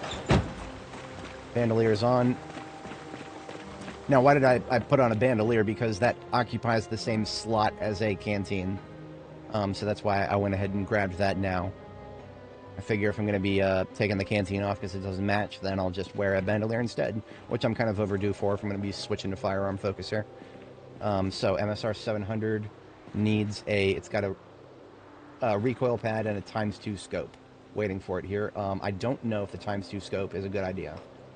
I'm going to have to try it with the scope, see how it feels, and if it doesn't feel good, I'll take the scope off.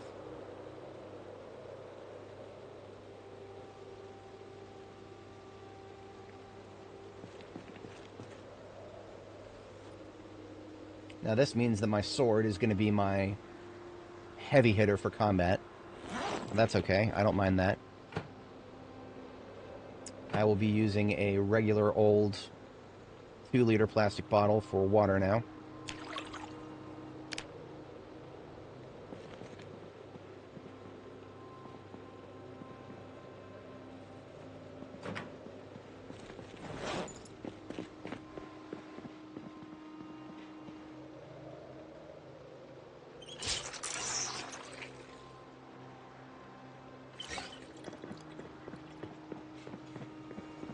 Okay, feeling okay about the loadout so far.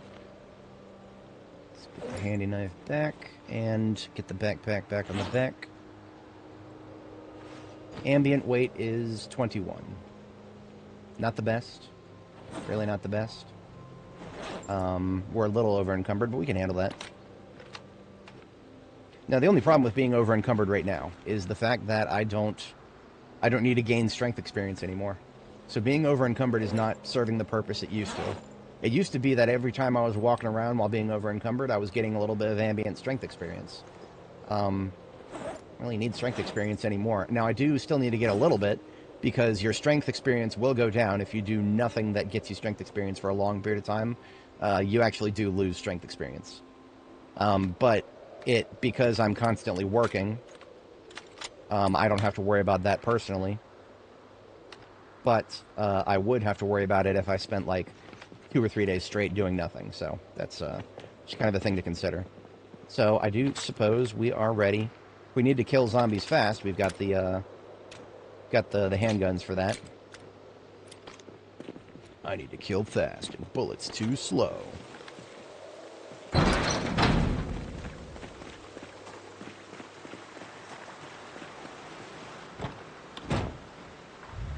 So we're still kind of on the lookout for propane, but really we are scouting out Louisville at this point. I'm thinking about bringing more than just the food that I have right now. Thinking about bringing a little bit more of those roasts with me.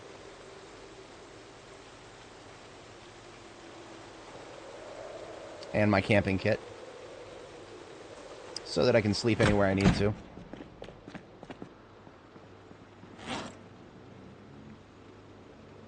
Yeah, I'm going to go ahead and take the roasts. Or... The roasts are denser. Yeah, I'm going to take the roasts. They are denser. Makes more sense. Another bite of that kale, because it's probably gone when I get back. Or, well, it's all going to be stale when I get back, so... I don't think I'm going to have to worry about getting aiming level 8 before I need to come back here. I am going to do a generator check. I'm going to do a generator check. No reason not to, if you're going to be away from base. Potentially for a couple days. Might as well. So let's take some of these electronics. And this will synchronize the generator drain rate, most likely.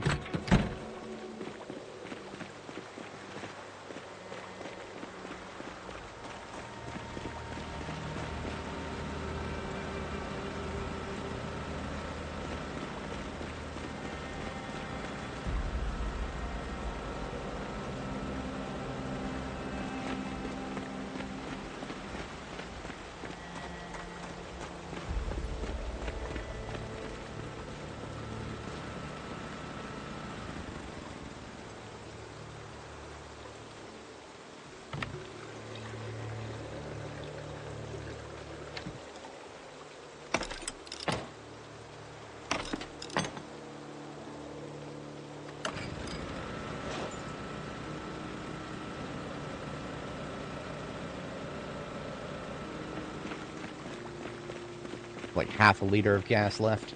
Just gotta toss that in the ambulance and be done with it.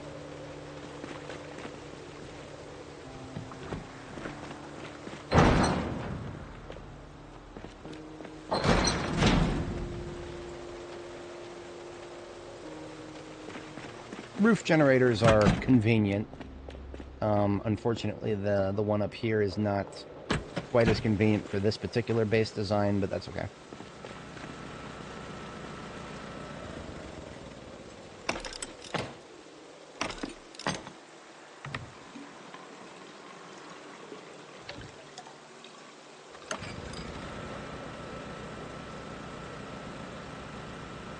Neat. Almost... The lights almost bring it up to being on par with the others. So I really can just kind of fix them all at once and have it have the numbers work out so that I'm they all have the same drain rate for the most part.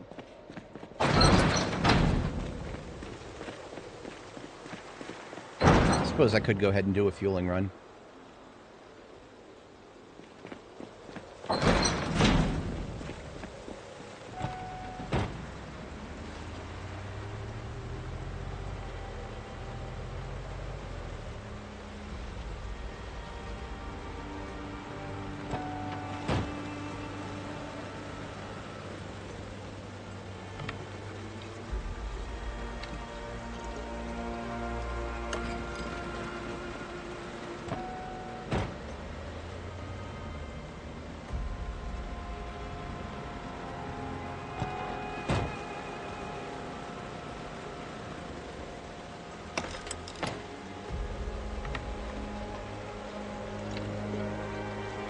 Alright, all the generators are synchronized.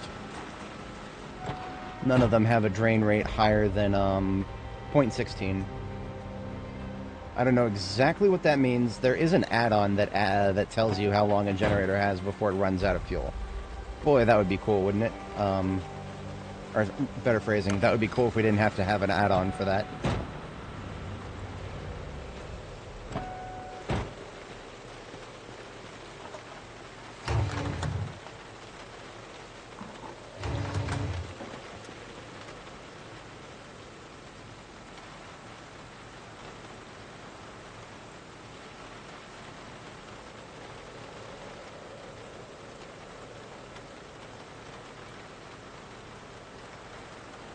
Why am I so heavily encumbered right now? I'm at 27 encumbrance. That is rough. I suppose I can manage, but still, that's pretty heavy.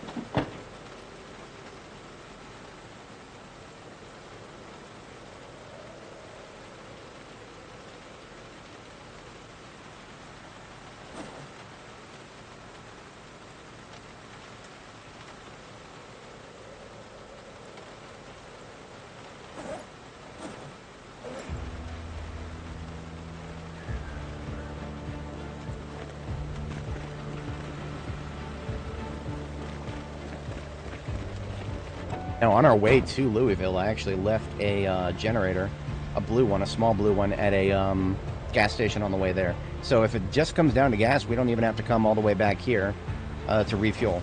We have a refueling spot at the halfway point between here and Louisville. So gas, the only reason I would stock up on gas just for local use here.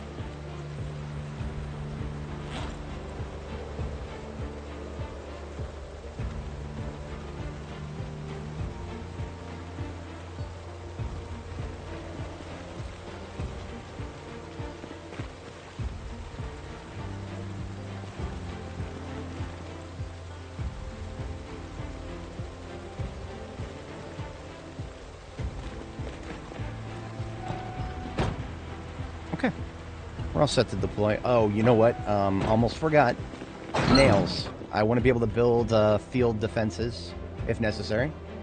Having nails at my disposal would make that much easier. There's ways to do it without, but nah, I got nails right there. Not forgetting this time. I've learned. All right. So, for anybody joining, we're finally doing something a little bit more interesting than logistics. Took us long enough, but we're there. We are going to probe Louisville. Long last. 360 some odd hours. It's been building towards this.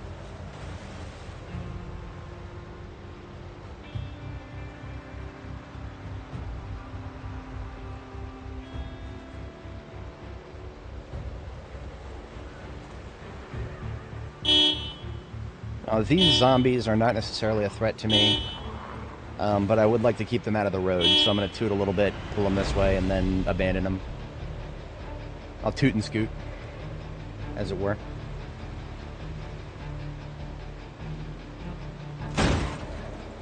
I'll also turn a little too hard because of the fucking rain. You know, I can blame the rain, it was a skill issue, but still. The rain causing a frame rate reduction is not helping. It is not fucking helping. I don't still have a steel sheet on me, do I? No. Alright, so what do we do about this? This would be a lot of effort to try to move. That's why I didn't move it. We've been to Louisville before, but how do we get there? We go around it. The railroad tracks are fine. I can't wait for the devs to add a destroyed train here. Coming any day now. Any day. They'll do it. I almost know for a fact. Gotta be miserable. We've got to be stopped for no reason at certain places, even if it doesn't make sense.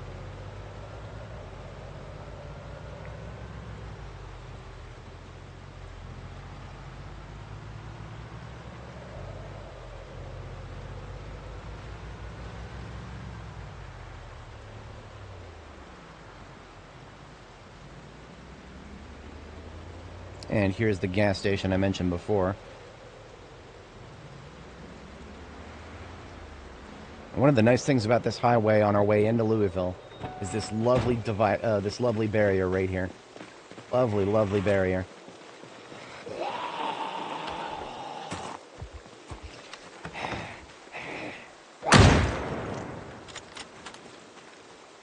Now this is a hunting rifle. It's really loud.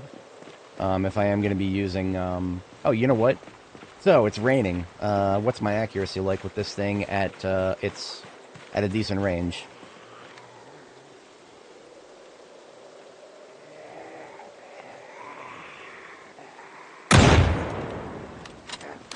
Nope, didn't kill it.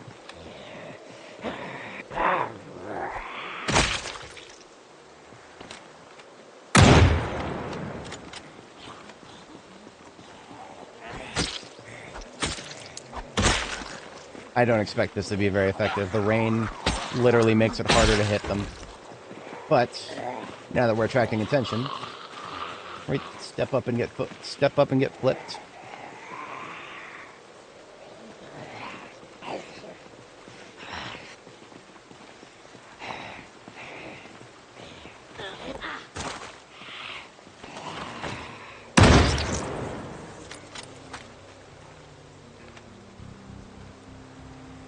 So whatever scope we're using, it definitely does not improve range that goes beyond the distance of a highway.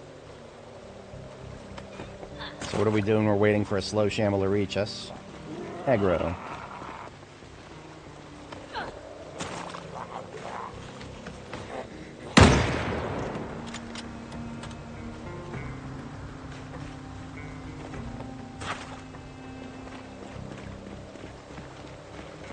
I wonder if shooting indoors will remove the problem of the rain.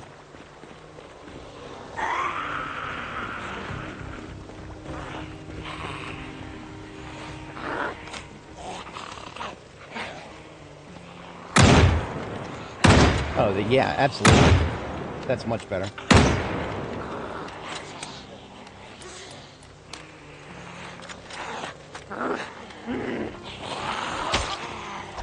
Still ends up taking multiple shots, though.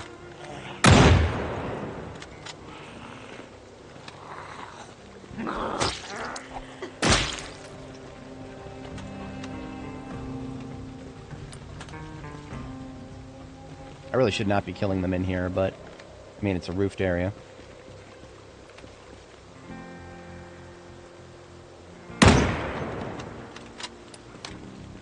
Looks like there was a, look at this. There was a freezer here the whole time. Nothing in there that I care about particularly.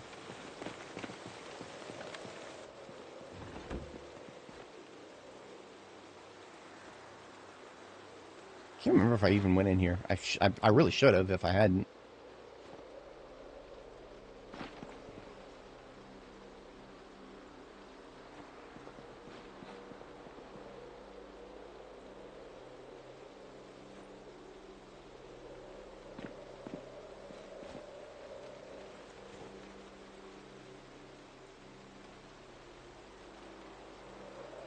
That first aid kit I was supposed to drop on the ground so that I can remove the contents.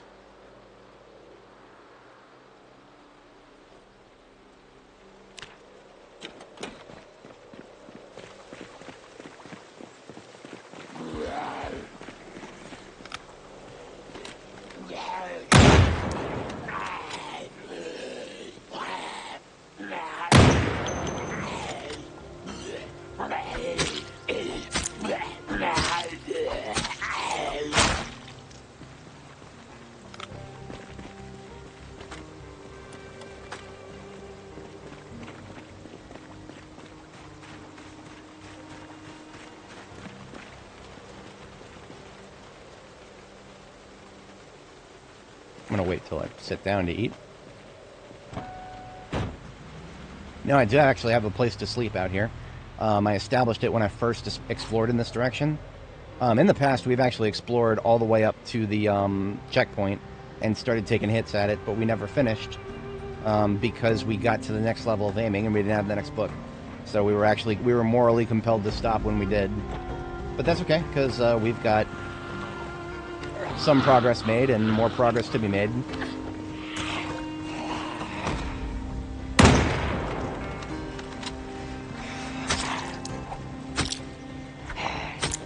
Fucking really?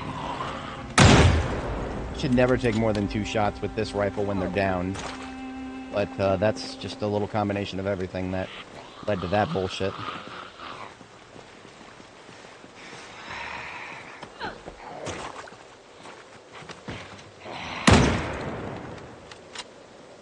Why do we still have a reticle on her? I don't know. I don't know why she was still showing reticle. She shouldn't.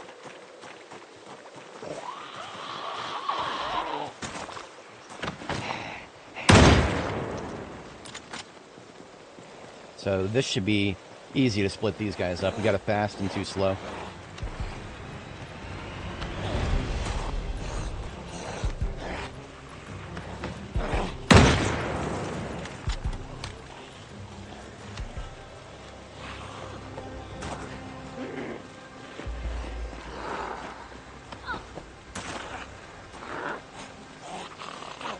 Oh, come on. Don't give up.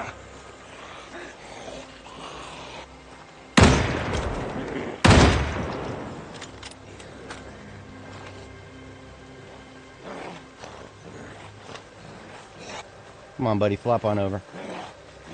Slow shamblers are really annoying to deal with sometimes.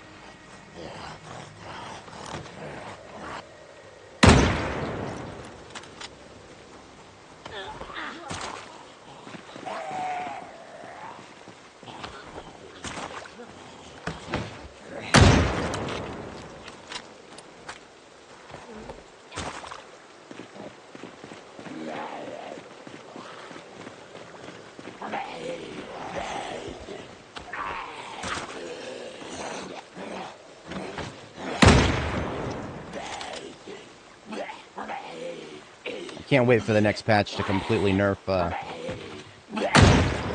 fixed being able to kill zombies more efficiently when they fall over fences. Can't wait to see that in the patch notes. It's almost, I mean, like right now, this should be the baseline. The amount of times it takes me to shoot them while they're on the other side of or they've fallen over a fence. That's how it should be if they're standing up right in front of me. But no, right now the only way to kill them effectively, aiming level 7 with a hunting rifle right in front of me. No, I've got to wait for them to fall over a fence, otherwise they're going to take twice as many shots. Because that makes sense.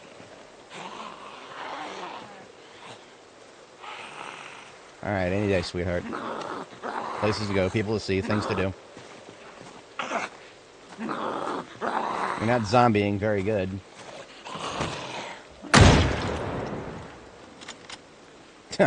Multi-hit?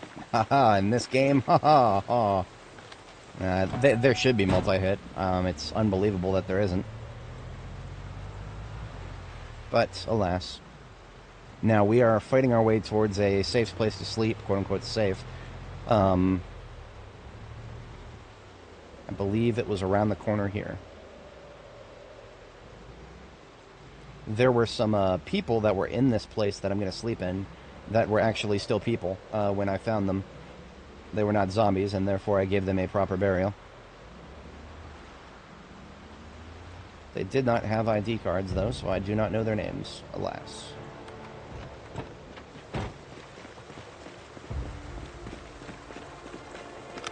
Just gonna melee these guys, because if there's more zombies, like, out in the woods, I don't want to pull them towards my safe house after I'm trying to get some sleep.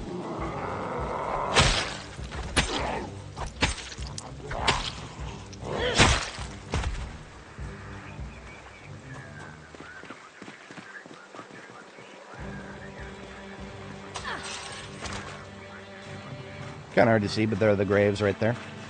One of them had a note, because I believe he took care of himself, and then he took care of his buddy. Unfortunately, we can't read the notes. We just got to use our imagination.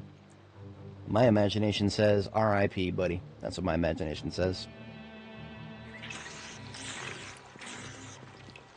Should be a bed with a pillow here. There's a bed with 3 pillows here. So we did not need to resort to the camping equipment tonight. We may in the future, but tonight we are sleeping like kings, as relatively speaking.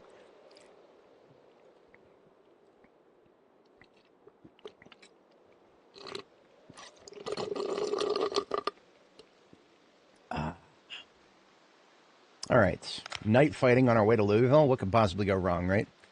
That used to be my mantra for my channel. I just felt like I was overusing it.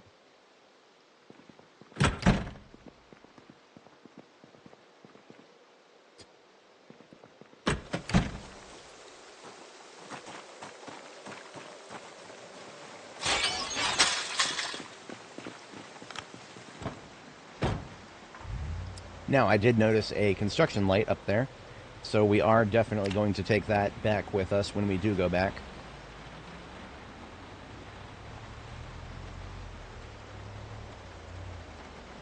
I believe it was around this corner on this side of the strip club. Strip club we have not cleared. I'm going to be real with you guys. Not really interested in strip clubs, IRL or in-game. The stripper zombies came outside already. In fact, I'm wearing one of their outfits right now, underneath all of my equipment. I like to imagine that my character would, the second she sees an acceptable guy, she would probably jump his bones. Because, how long have we gone? 15 months without seeing another human face? Yes, that's exactly how I would be. Where the hell is it? I guess it was closer to the street. It's not in this site. This is another OSHA non-compliant construction site. Or maybe they just only work during the day, and if it's overcast, they just don't even show up. Who knows? I'm pretty sure even that isn't good enough. I think, like, I don't know for sure. I've never worked construction, but I feel like certain regulations are just crazy enough that you would always have to have lights, even if you never work at night. There it is. There's bricks too. Now bricks, I'm a construction worker, and I have very good masonry skill. But bricks are useless if you don't have clay and sand. Therefore, I'll mark this on the map that there are bricks here, because each pallet is 30 bricks. You only need like 4 bricks to make a brick wall, so that's a lot of potential, very easy building right there. So floodlight goes in the trunk. Map, open up. Mark, we have a... Here we are.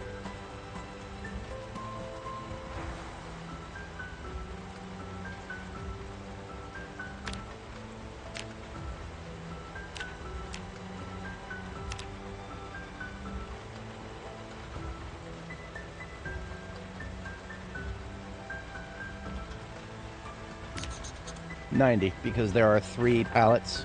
Each pallet is 30.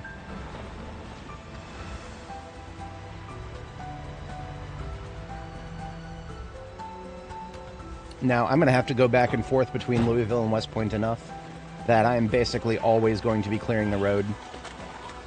I'm not going to be shooting the gun at night while it's raining, because nighttime and raining are 2 different debuffs to your ability to aim properly.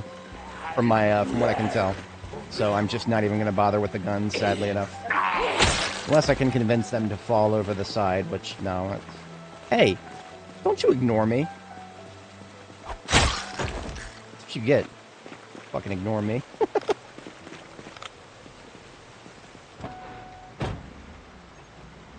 We are ready for a bite to eat.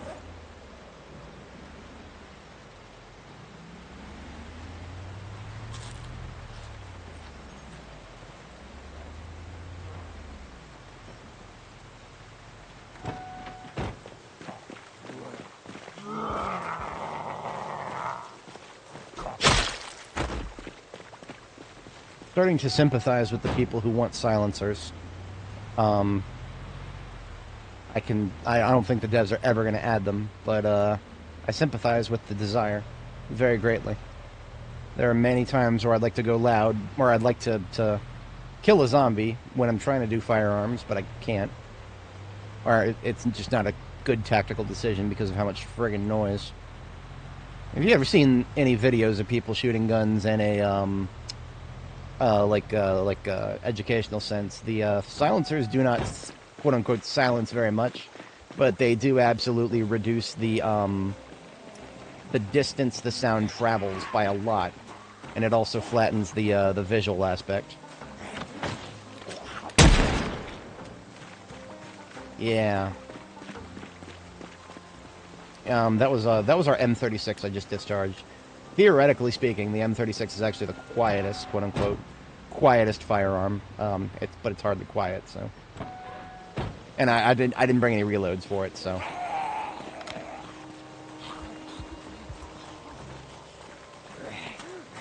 Oops, that was a bit dangerous. I accidentally pulled out the rifle. because I'm so used to opening the weapon on my back.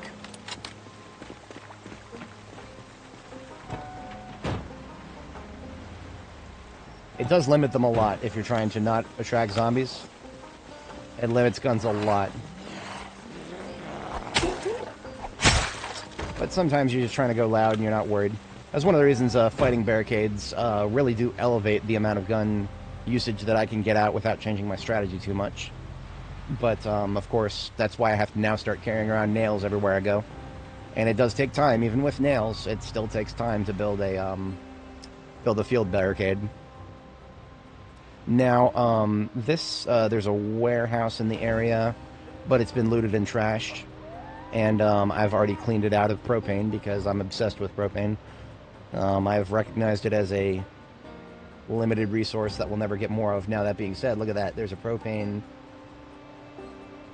grill right up north to there.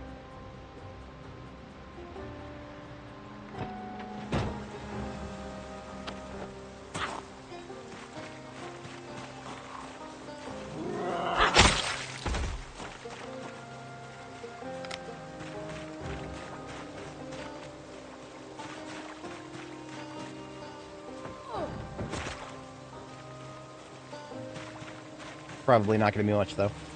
I believe this house was spawned in long after the time where... Oh, holy shit. I was wrong.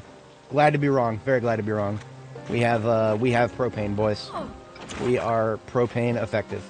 That's all I needed is one tank for most of my local use purposes down here. I just, for some reason, I felt like I already had propane down here. But now I actually do. Reels have gone over feels. First thing I'm going to do is, as soon as I find a steel sheet, I'm going to replace my fix my hood again. We also need new light bulbs for the, because we've taken several front collisions on this vehicle, our headlights are much dimmer than they should be right now. You can tell just by the sound. She's pretty close.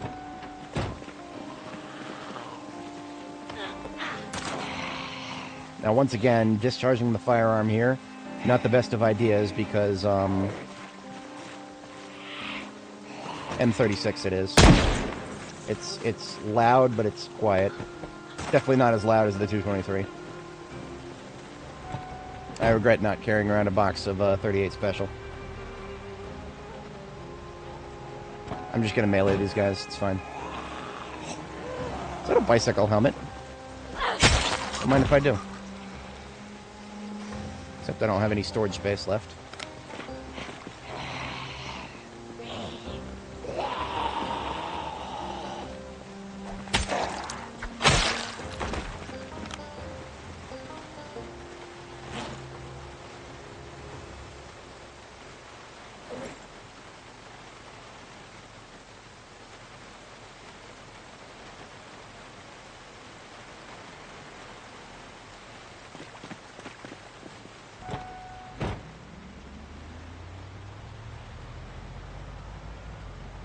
Now, we do have another place to sleep not far from here.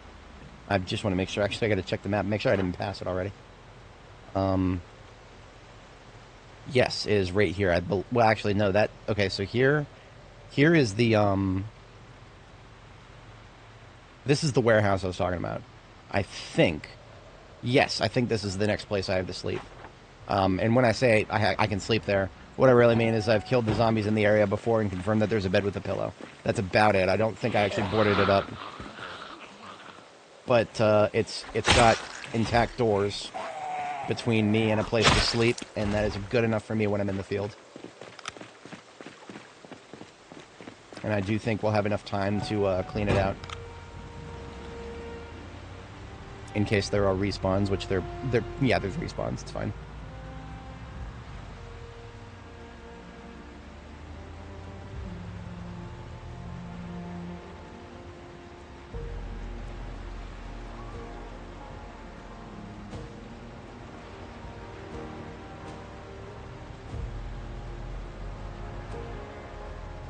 See, after the big storm we had the other day, I was kind of hoping we were done with the rain nonsense. But rain's gonna rain.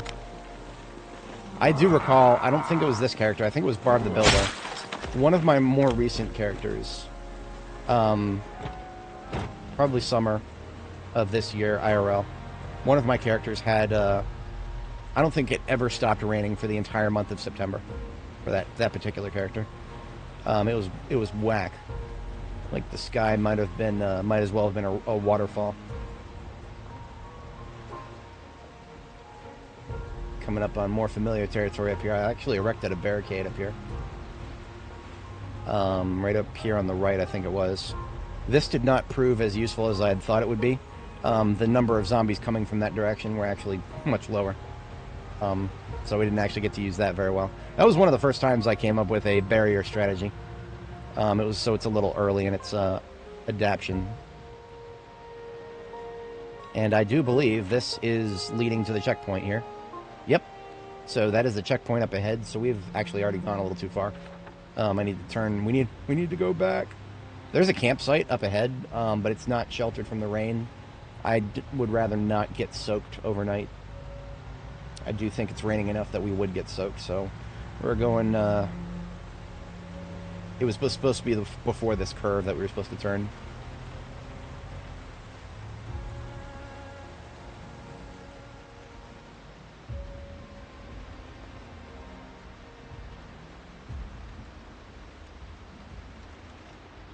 There should be a fence, and then a building right over here.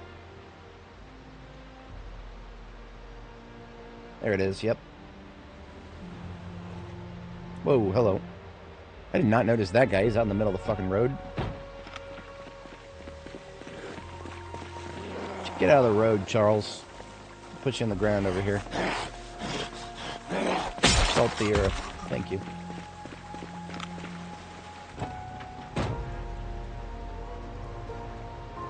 Okay, so what I actually want to do to make sure this place is secure, this fence behind the building is actually not a good defensive thing. Because if there's zombies on the other side of it, they're just going to come up and sit there and smack it all night and break it while I sleep. If they actually do get attached to me. So I do want to clear both sides of this fence before going over there.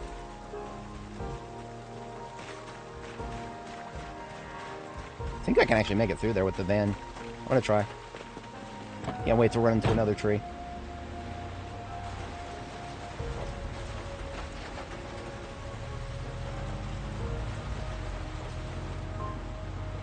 It looks threatening because of the big tree there, but it's actually nothing behind it, so we're good.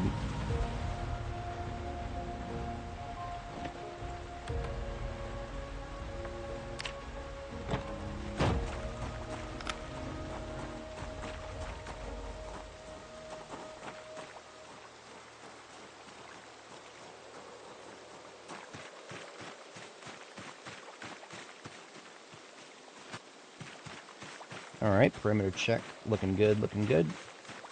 It is bedtime.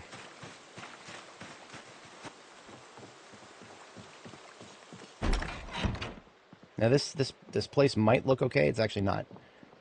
There's this stupid window over here. Or where is it? It's actually... Okay, it's right here. And the bathroom window is not secure, but the bathroom door is, so... quote-unquote secure. And there's a bedroom right here. With a bed with a pillow. Okay, we sleep here. Tomorrow we start taking a peek at the checkpoint itself, see what it looks like. We killed probably a couple hundred zombies at it last time we were there. And we did not finish what we started. At least the rain has finished. That's cool.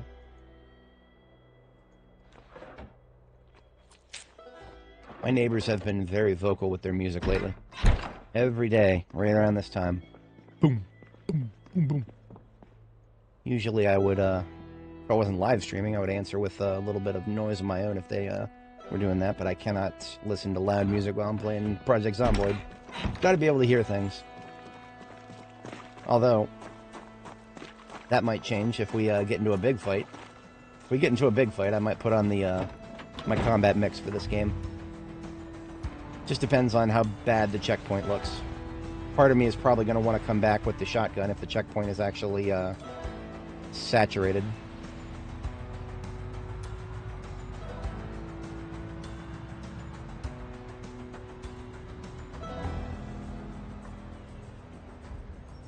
We will have a clean flank, or I will die trying. I take no prisoners when it comes to Louisville.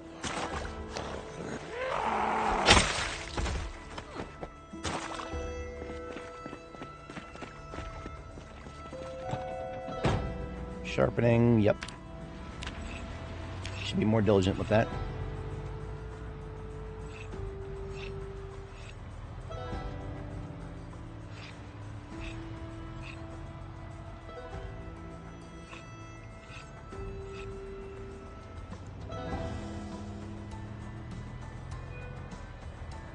Now, we do actually have a couple of good kill positions.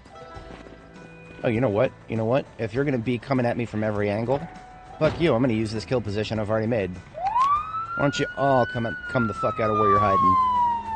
Come over here and say hi.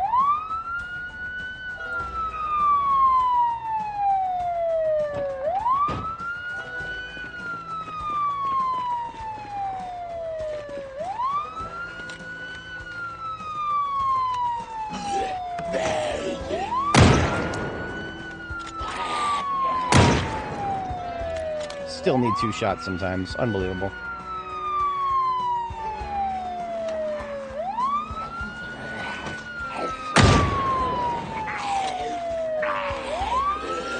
One on my 6.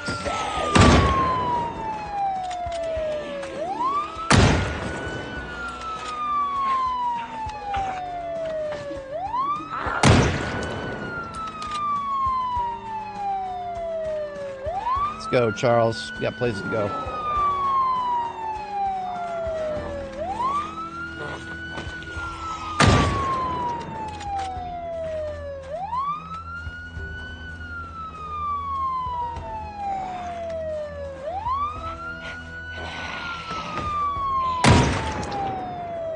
Hello, Scaro. How you doing today? We are just starting to probe into Louisville here.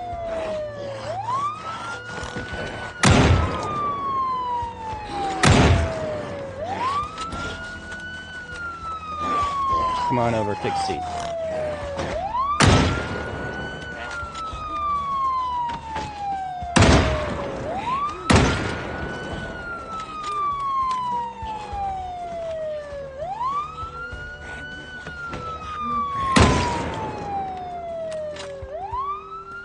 Nice and clean. All the fuckers who have been out in the woods are cleaned up. I do apologize if anybody watching is not interested in hearing sirens, but well, it is one of our best ways to attract zombies, and that is quite literally why I use the ambulance as a combat vehicle.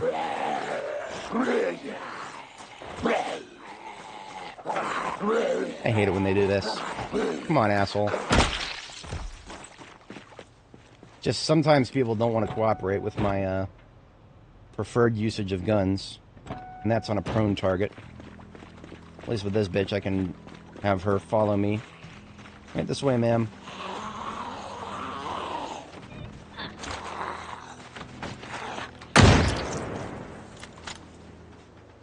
Okay. If there are any more slow shamblers, they'll catch up eventually.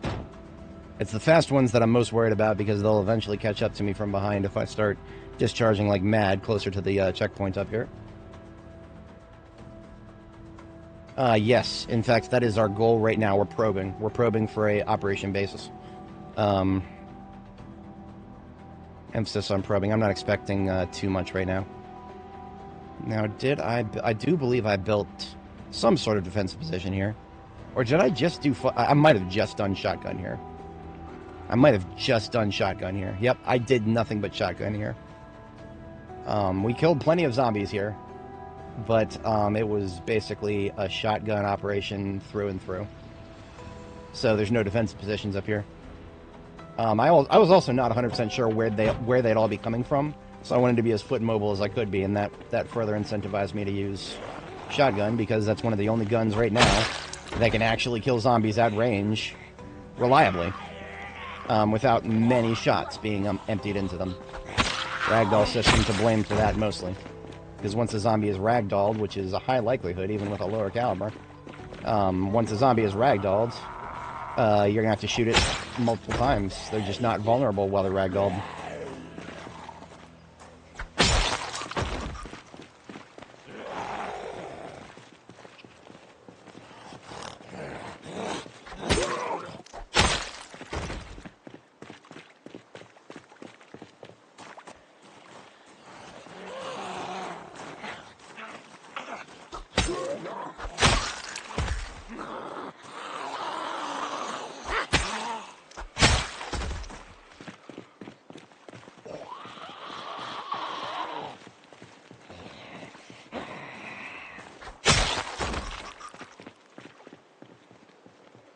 Plenty hanging out in the woods there.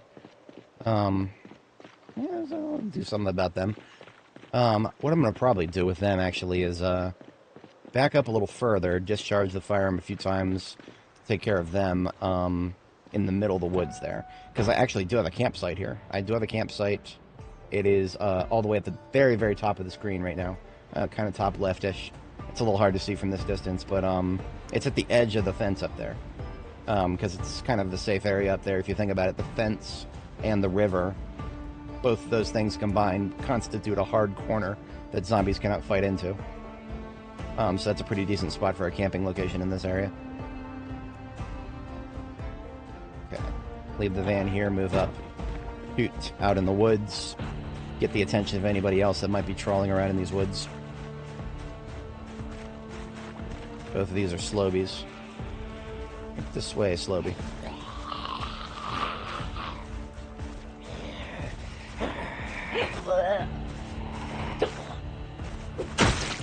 Alright, let's test this thing. At range with no weather problems. That's how guns should feel all the time at level 7 aim. But they don't. They don't feel that way 1/3 of the time at this level. Unless they're shotguns. Shotguns would feel like that.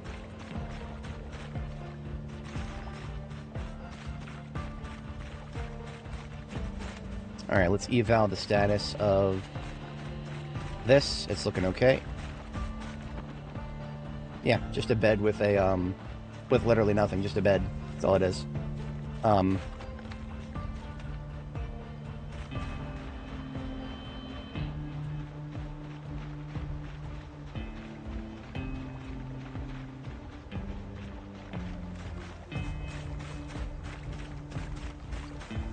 If you've ever wondered why there's no ladders in this game, because it would trivialize zombies in many ways.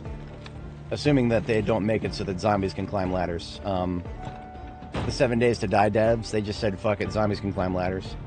Because otherwise base defenses would be way too easy. So this Ranger truck, we have actually used it a lot for welding to remove some of the hunks, the broken vehicles. So there's actually a leftover torch in there, and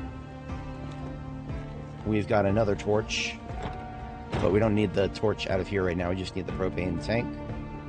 Put that in the secondary hand. Get that propane torch refueled. Get this hood fixed up. I'm tired of looking at it. Fell below 60%, so it's smashed up looking. Fuck that. Give me a clean hood. Beautiful. We got a clean hood.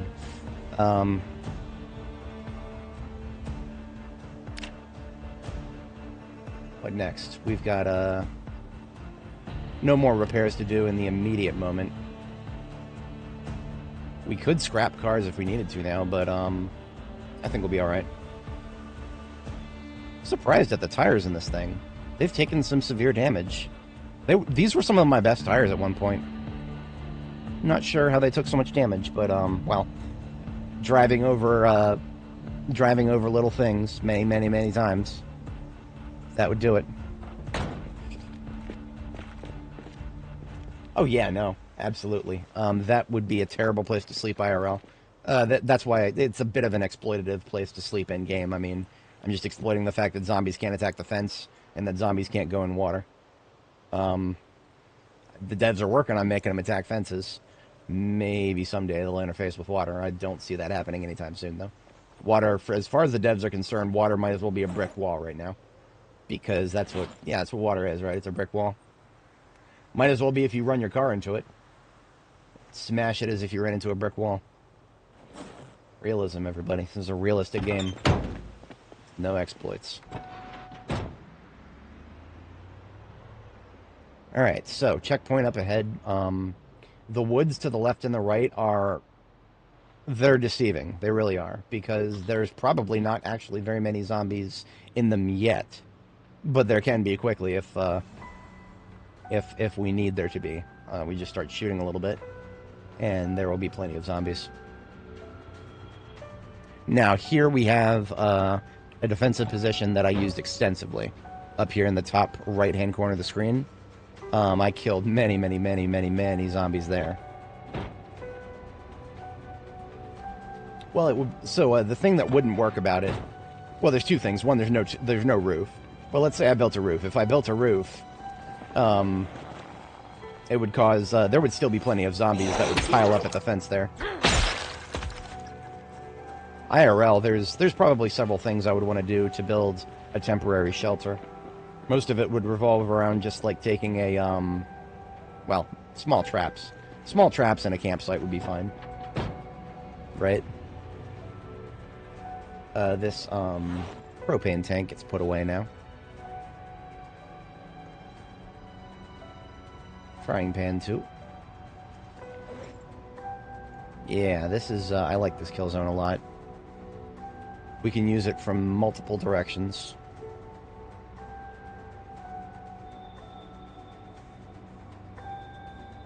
See, I even went through the effort of building a few chain link fences so that I can visually see zombies when they spill over from the dead center there. But it was unsustainable. I didn't have much propane at the time. And even though I have propane now, you need some really obscure materials for chain link fences. You need fucking pipes. You can't use regular iron bars to make your chain link fences. You need fucking pipes.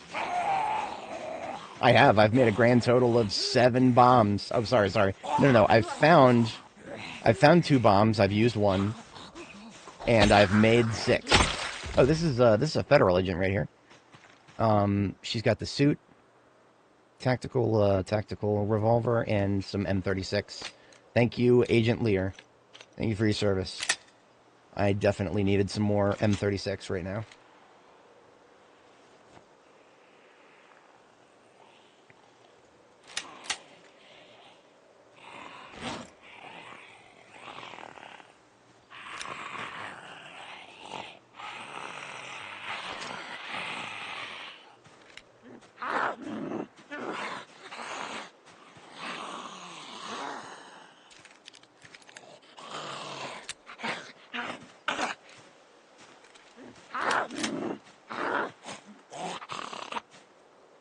Did I just put that in the wrong gun?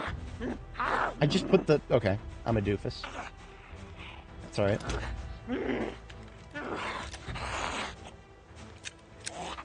Trying to reload my magazines, ma'am. Do you mind? Can you not growl in my face for 30 seconds? Alright. That's just 1 discharge of that.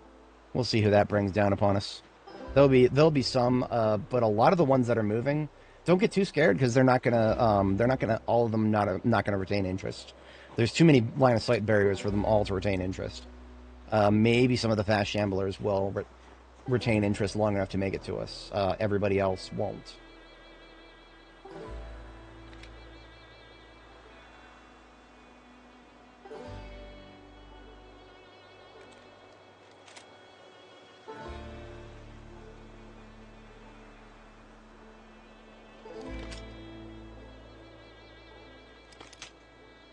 Damn it.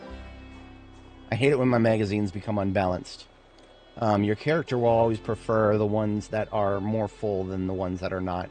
So one that is like partially full plays havoc with my inventory sorting system.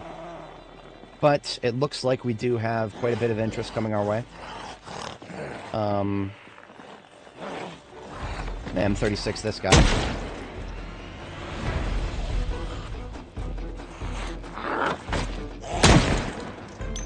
Mostly because I just found some M36. Alright, that dropped all pretenses. We are in combat mode now. North is a slow shambler. We got a couple of minutes.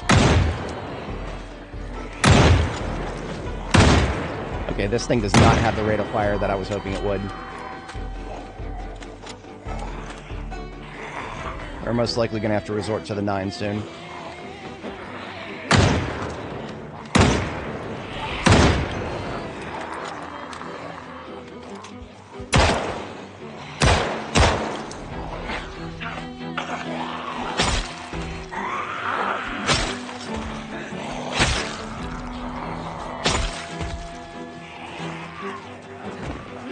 Damn it, I was trying to lead her over, and I'm the only one who went over. Doofus moment.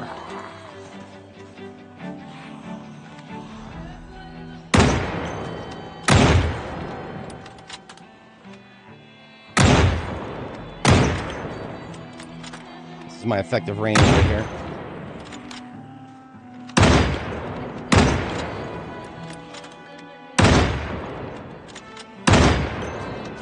I can't hit a target on the ground at all. So even though they're getting up, normally they'd be vulnerable. No. Damn it. Okay. Y'all come right this way, huh? Come take a seat. Chris Hansen, CBS News.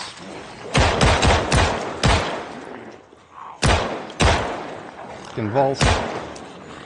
Fucking hop over. That is 2 convulsing zombies in a row. What a waste of ammo.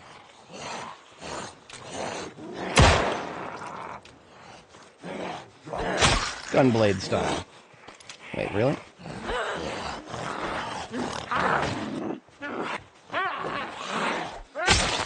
He's still alive over here. There you are. Okay. See, you can't... It's sometimes really hard to tell if a zombie is ragdolled but still alive. Like this one over here. Still alive.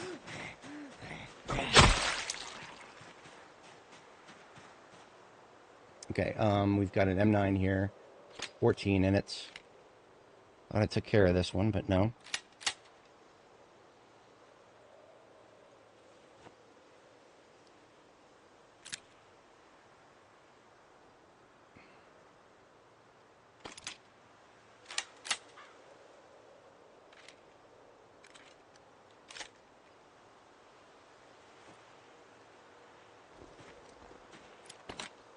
Okay, we are reloaded fully. Okay, not bad. Not bad at all. I was expecting there to be more hate after all of that shooting.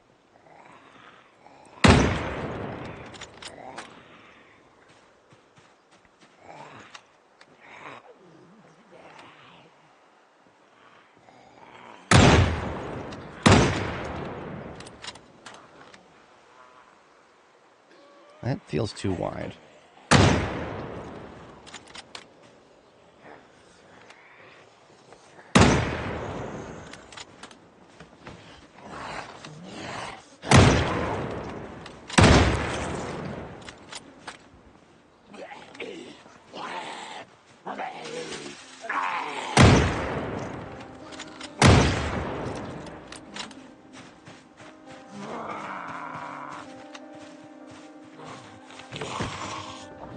So whenever they're aggroed onto you directly with their arms out like that, you can lead them over the smallest of obstacles, because they're going to go through the shortest path to get to you when they got their arms out and they think they can get to you.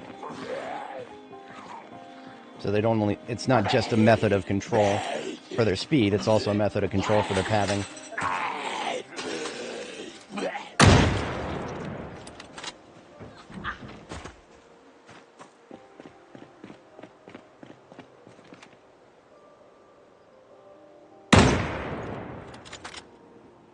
That's right, I domed your homie. What you gonna do about it, huh?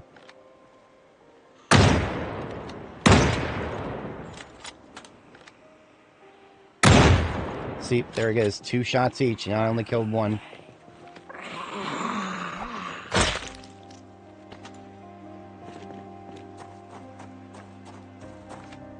Attack, fall back, and attack again. Going full Raven Guard up in this bitch.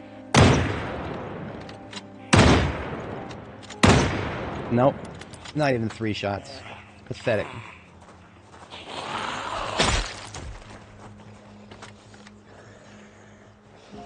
So, we're going to get a lot of hate from the right side here because I strategically made a hole in the fence. The zombies normally would not have a good way to get to us across the fence to the south there. However, I made a hole, like, right there. And because I made that hole, the zombies are going to generally come at us from this direction. Like, the right side of the screen is generally where they're going to come at us from. Yeah, the scope is actually hurting more than it's helping right here. What if I take the scope off? These are slow, guys. I got the time for this. Take the scope off, see how well this works now.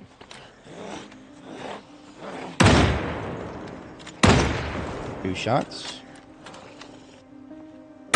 1 shot. I never should have put a scope on this thing. Should have stuck with my instincts. No scope. 360, no scope, baby. That's what we do here. Alright, back to the falling back to the defense position. Hello, friendo. Right this way, please.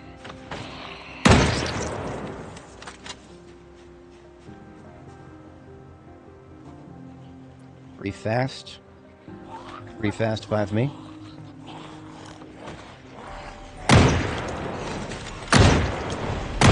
My heroes and generals characters would be very proud of me right now. May they all rest in peace. That game was shut down way too soon. It would have cost Redo nothing to keep it operating. They were making a profit on it, but they were like, no. It's getting harder to secure because we built it in Adobe Flash. Like, bitch, just rebuild it in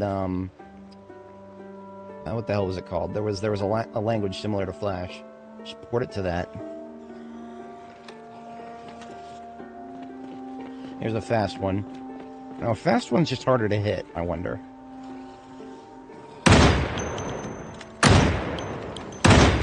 That might be the case. I mean, that felt like 2 shots that should have been good, but no.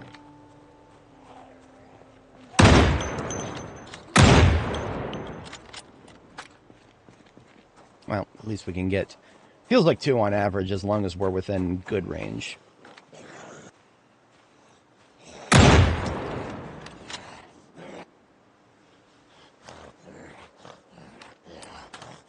Oh dear. Ground targets are ridiculously hard to hit. I don't know why. I mean, I understand if their head isn't facing towards you. Sure, that makes perfect sense. But when they're crawling towards you with their head on the ground right in front of you, come on now. They're literally the most vulnerable spot is facing you.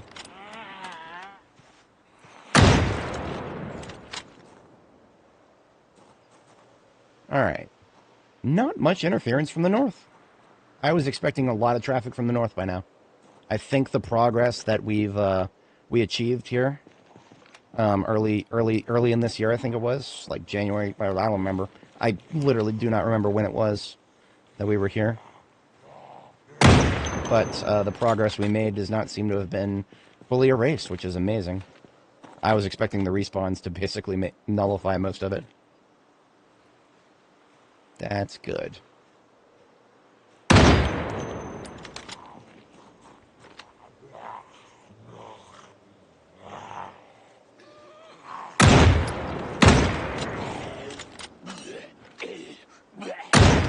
Nope, don't shoot the ragdolls. I really need to resist that temptation. I can't even shoot them while they're getting up. Well, unless they're like all the way up, maybe. Yeah, I think if they're like almost all the way up, then they're still fine to shoot with long guns from a distance.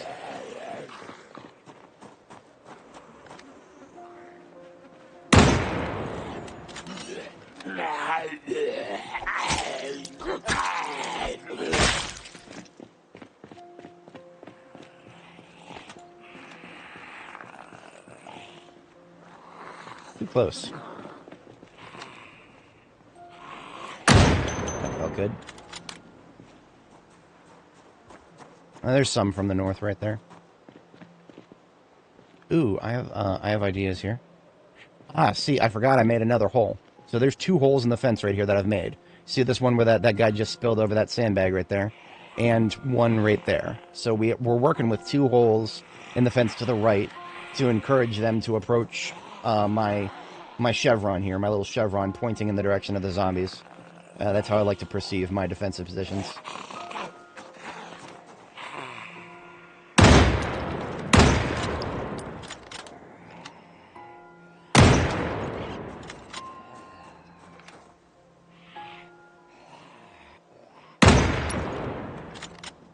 Are we out? We're out. Another box coming right up.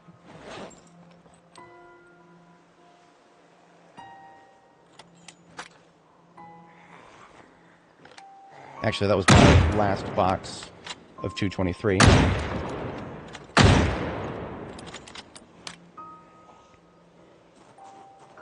Does kind of feel like I'm hunting when I'm using a rifle to shoot them as they come out of trees.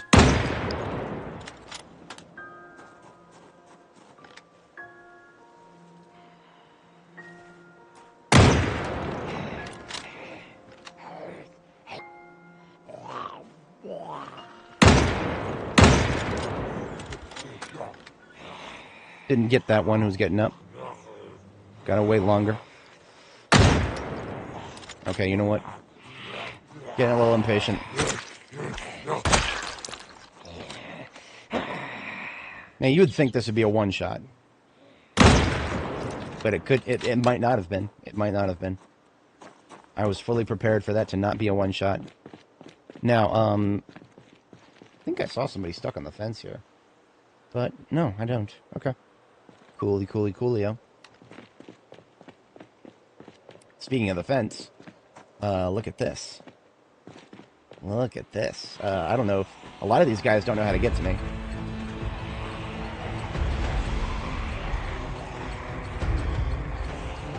Now, I could fix that. I could fix that. Some of them know how to get to me. Now, that's a military checkpoint down there. I got an idea.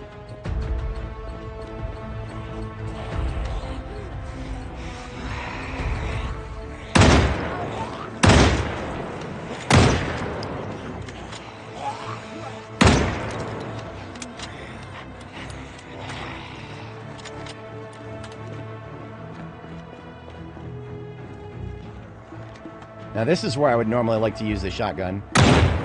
Because we're on open terrain and we're not going to be having a lot of cover here.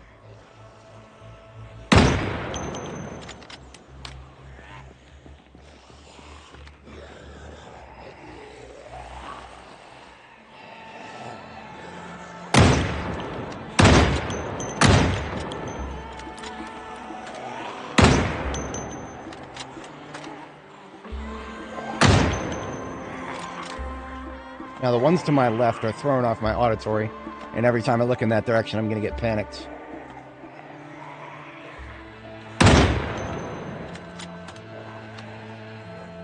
Now, the problem is, at this rate, I'm also going to run out of ammo very quickly. I can switch to the M9, but I'm going to be a lot less effective against standing targets. What can I do about that?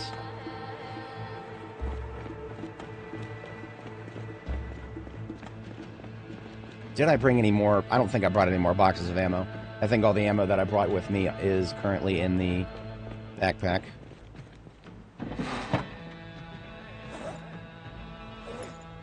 Now, I do have other calibers, but I just don't have a lot of... Well, how would you guys like to do some M14? I'm starting to feel some M14 coming on. We're doing some M14, boys. Because I have a lot of M14 shit. I didn't actually intend on doing that. Wrong button. But that's okay. We're whipping out the M14.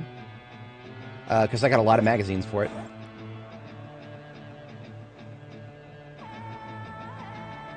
M16 I don't have a lot of magazines for. So I would need to have... Yeah, I would need more of those.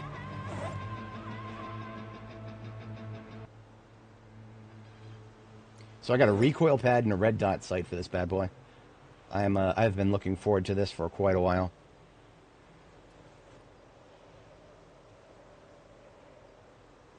Are we getting hungry anytime soon? Not really. I'm going to go ahead and take a bite to eat, though, because my calories are looking like they could use it. Now, if we have a moment, it wouldn't... Ooh! Ooh, hang on a second. Force camo backpack, gentlemen. Coming right up. First kill with the M14. I don't think I may have used it once or twice. But this will be my first kill with the M14 with high level aim. Where'd that guy go? Might have gone around the corner here.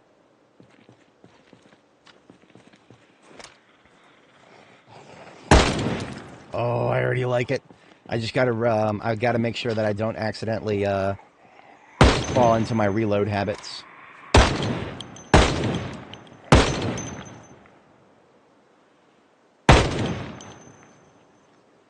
Boys, we just got two. We just got two military backpacks and force camo. I have only ever found one on this character. I'm happy about it. Okay, we're backing up to the defensive position. I may need to start counting my ammo. Sorry if that's a little cringe, but that's what we're working with here. So, 12 rounds left in the current magazine.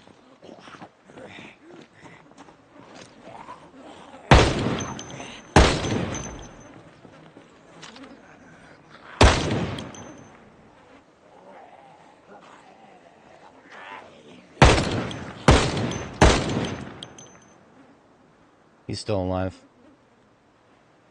Oh, no. She's still alive. She's still making noise. And I didn't count. 4 rounds left. Now here come the bigger groups. 3, 2, 1, 0. Reload.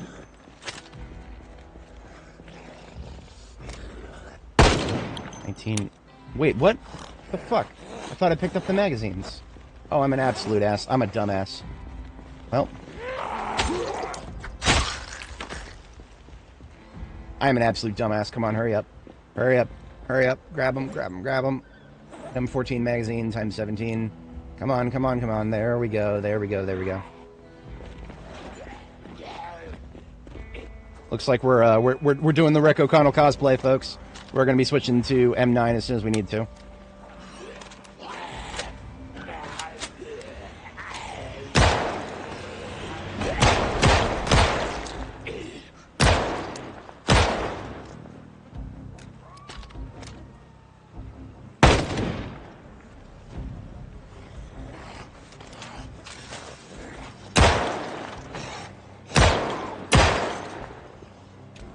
Okay, ammo check 6 and the M9.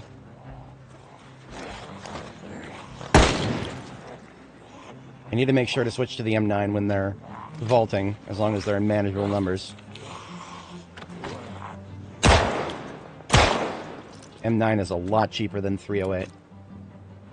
Okay, 308, we have 17 rounds.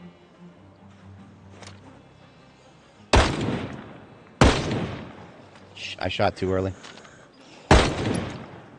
It should never take 4 shots of 308 to kill a zombie. That is unacceptable.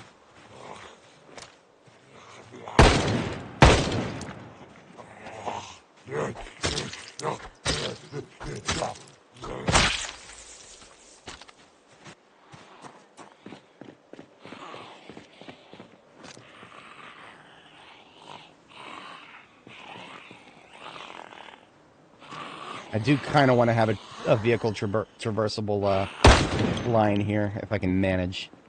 That is a bit of a tall order.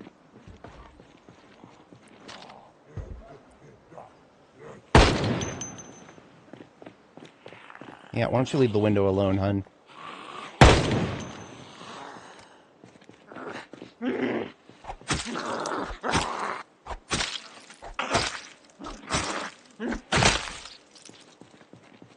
Oh, hello. Okay, yeah, that's a checkpoint right there.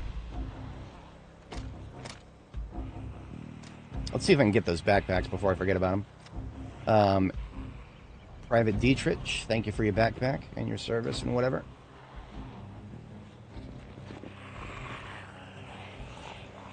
And Mr. Somebody who forgot his dog tags, thank you for your service. Remember, I've only ever found one of these things. Amazing. Very glad to finally have more.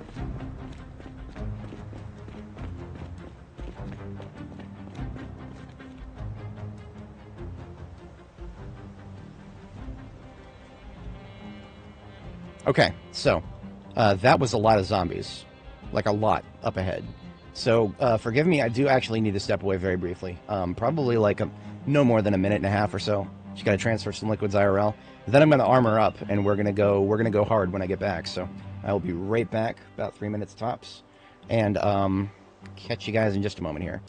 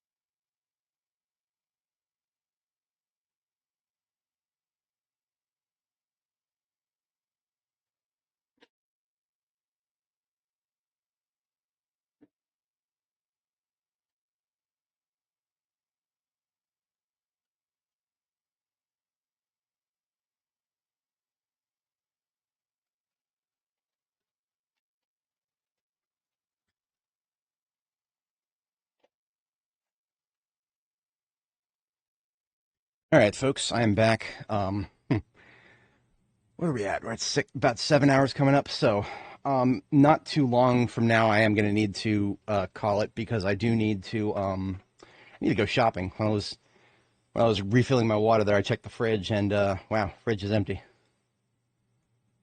So we are going to spend a little bit more time, and we're going to go hard, and then we're going to call it here. So let's cut the in-game music here, and let's go. Let's go hard.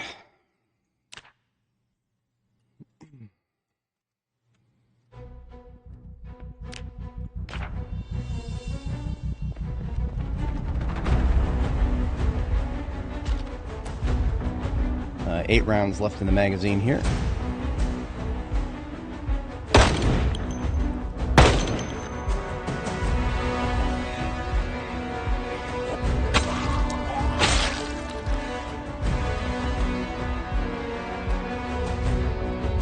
Hey, look, another desert camo. Oh yeah. So that was 7.6.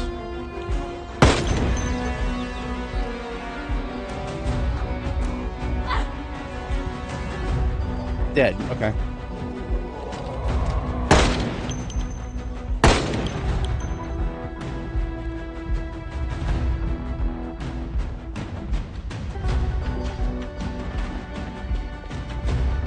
We'll keep this up till we get tired.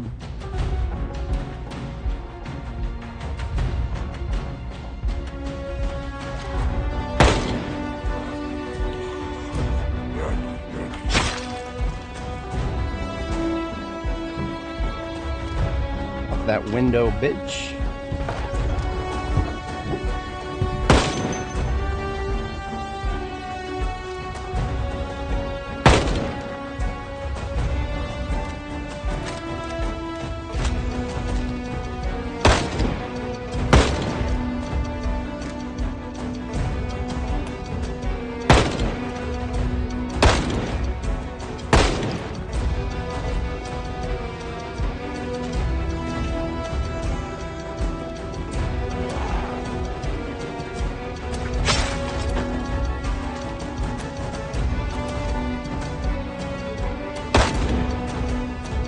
Trying to shoot him through the fence does not seem like the best of ideas, unfortunately.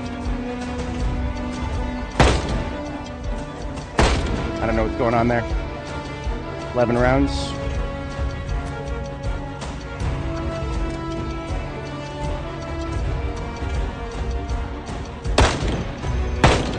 And 9, 8, 7, 6, 5, 4, 3, 2, 1, 0, reload.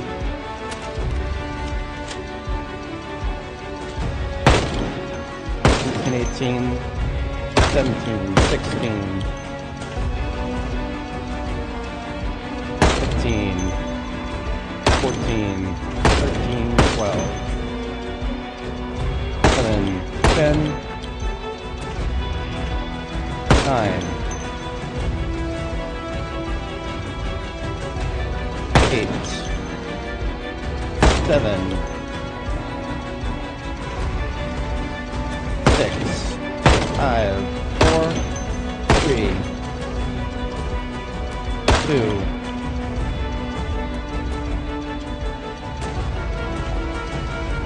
fine, get up. Never mind. 1, reload.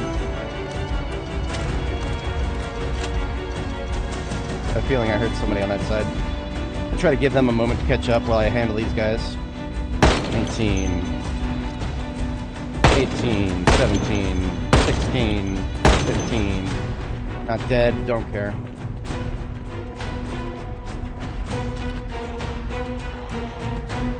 $14, 13. Gunblade time. 12. 7.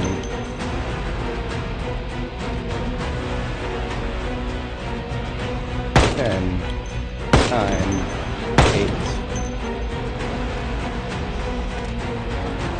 7. 6. 5,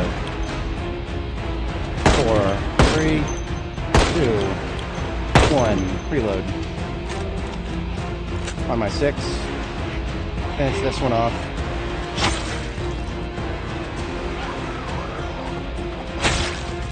An idea for these two.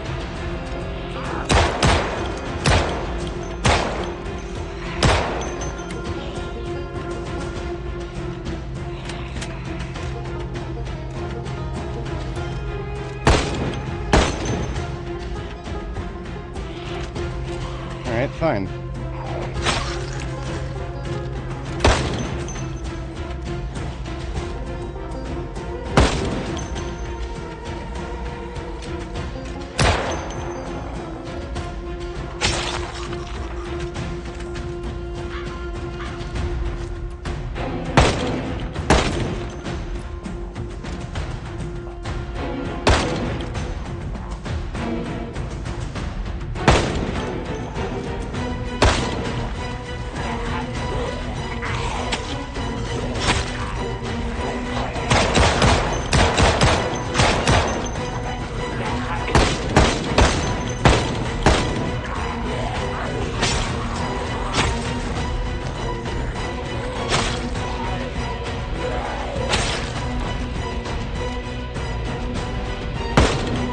I give up on trying to drive through here.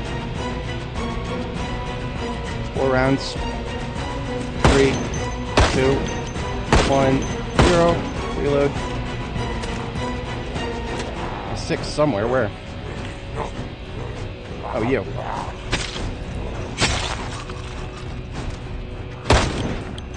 $19. $18. $17. 15, 15, 15, 12, 11, 10, 9, 8,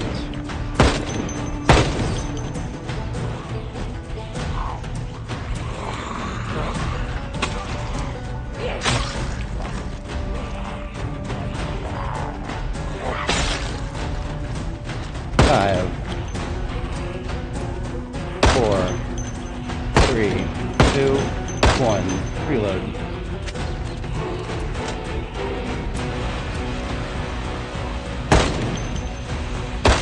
Seven, 8. Fuck! Jesus Christ! My 6 is not clear. I need to remember that. I started tunnel visioning. Oh my god. Okay. I'm backing up a little bit. I'm getting way too cocky.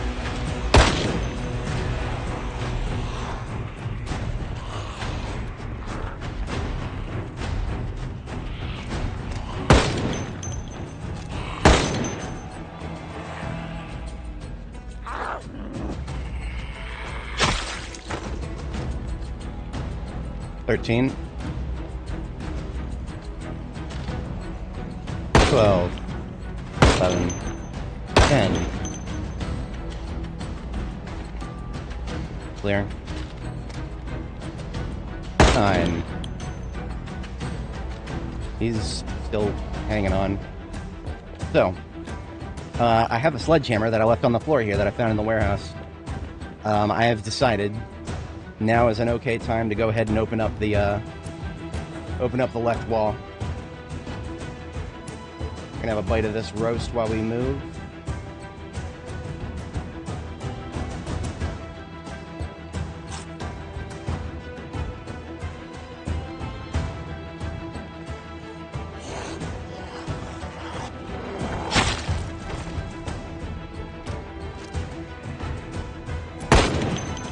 Eight.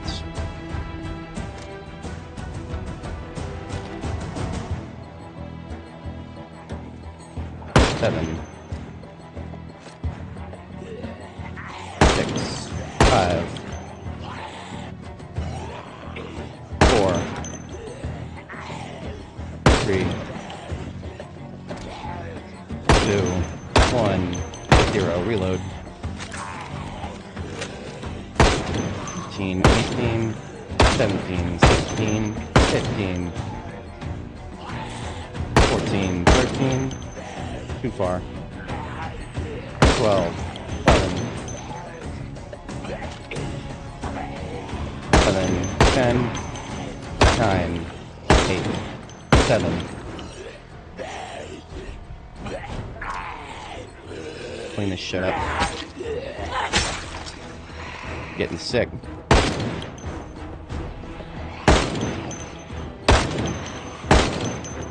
Okay, these guys are slow shamblers. Jesus, okay.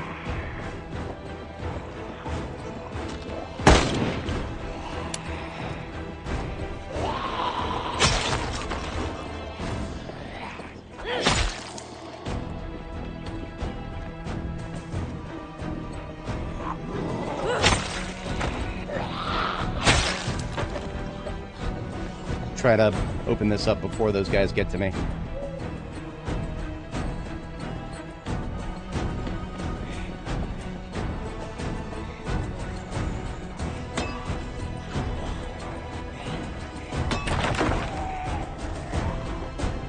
Cut that a little too close, but we're good.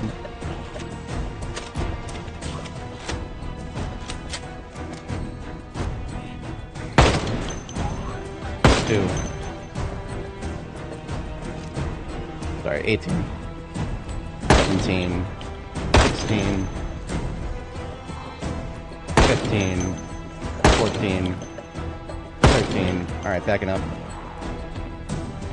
I should have armored up, is what I should have done. Then I would have remembered the bandana. We have 2 magazines left of the M14. Now, I do believe we've killed quite a few of them, but not all of them.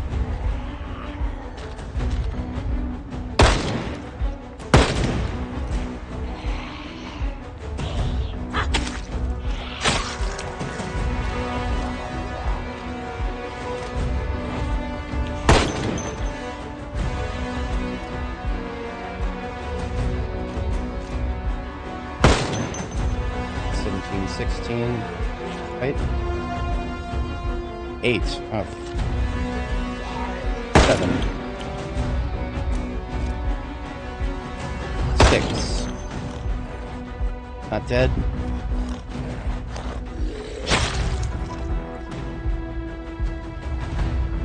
Why didn't I put that on? Come on, put it on.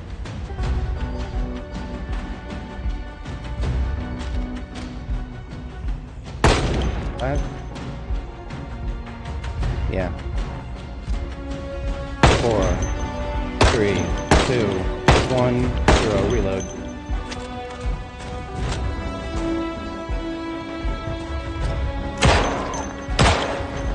False. Or not.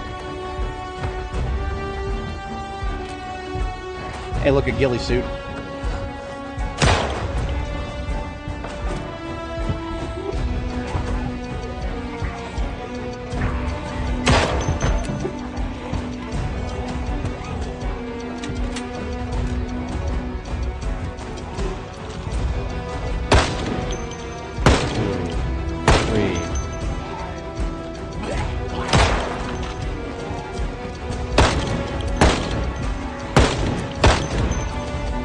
I'm gonna have to play this by ear.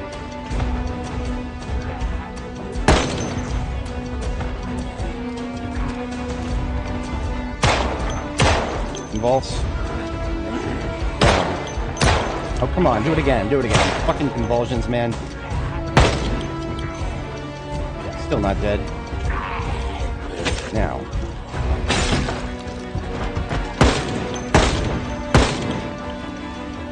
Ammo check. 8 rounds.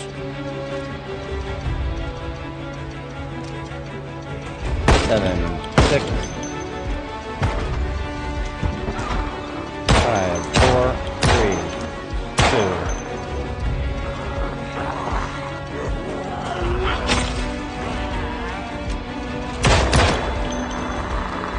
Oh, wrong it. Fucking wrong weapon. Give me a nickel every time I did that. Left and right. Left.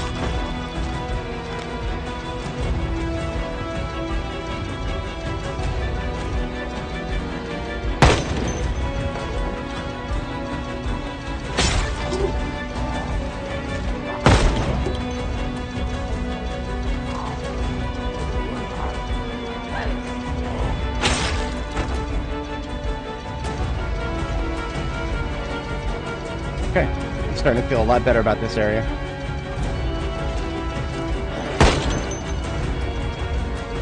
Three rounds.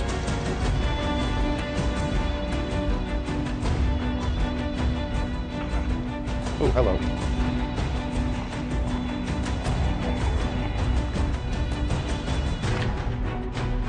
I think we're good on the music for now. The bulk of the combat is done. On this side over here. Oh, this is still alive, right?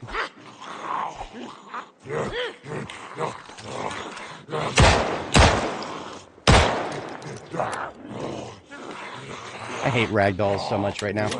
It was funny at one point. It's just tedious now. Hello. You're not a ragdoll. Not yet.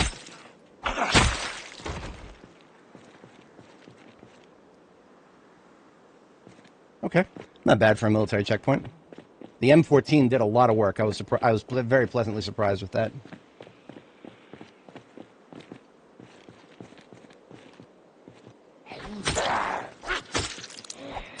If they're that close to the fence, you can just poke them straight through with a knife. Oi. Wrong way, bitch. This way.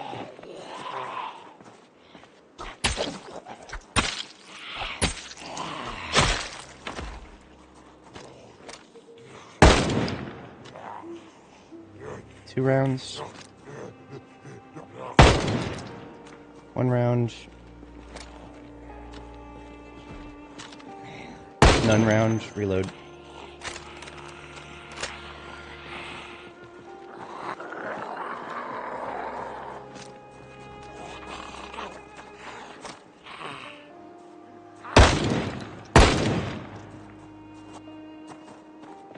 Ah, yes, we're not done with this shit. Not in the slightest. Give me this backpack, would you? Okay, we're out of here. That just confirmed my suspicions that this goes hard. We're nowhere near done yet. This checkpoint is more like a choke point now.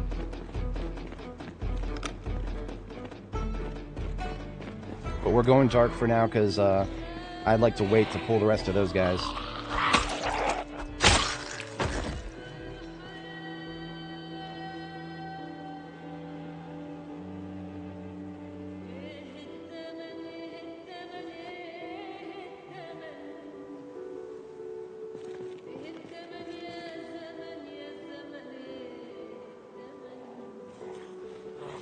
All right.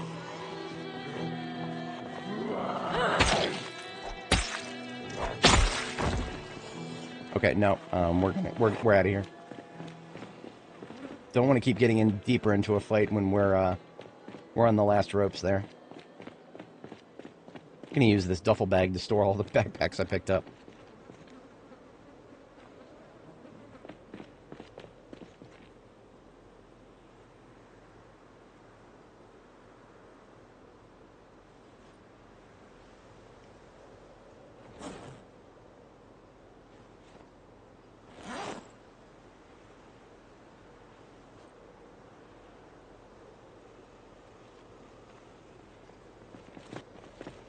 What, you think just because I'm tired I can't kill your ass?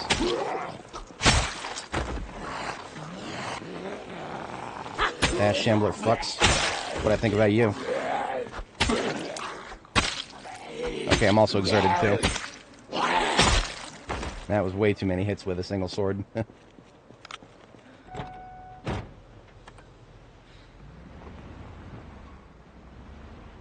Should have sharpened this bitch a while ago.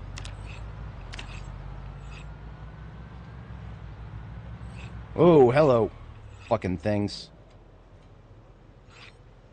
I would have gotten out and immediately started shooting if they had not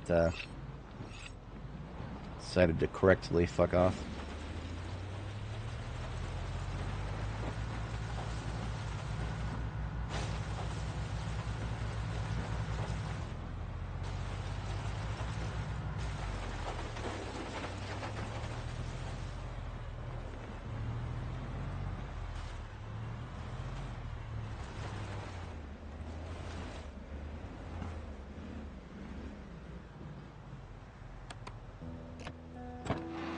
makes it nice and hard for the zombies to path to me. I'm very shamelessly exploiting that, and I don't care.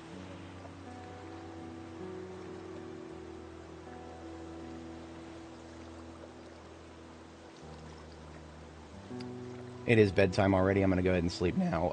As an overnight activity, we'll do an ammo check in the magazines. Oh yeah, no, I was not expecting it to be done, but I also wasn't sure what the distribution would look like. Now I know. It is diffused. It basically is the same kind of thickness throughout the entire map cell as it was in the initial area.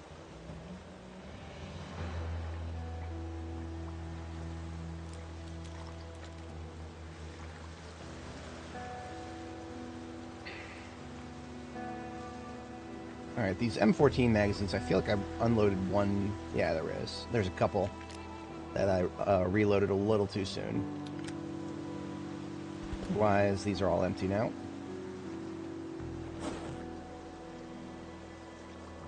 Yeah, the distribution is yes.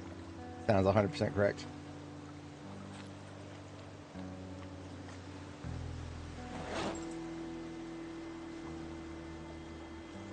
Distribution equals very yes.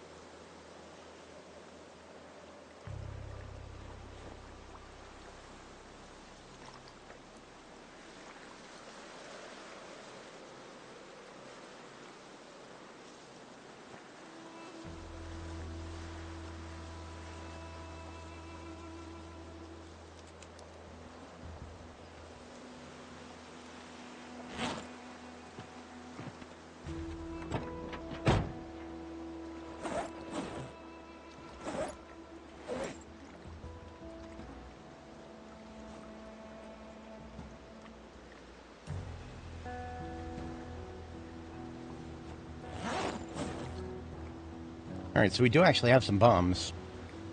I think it's start time to use some bombs. We're gonna try a trap. We're gonna try a trap, and I have an idea about how to work it.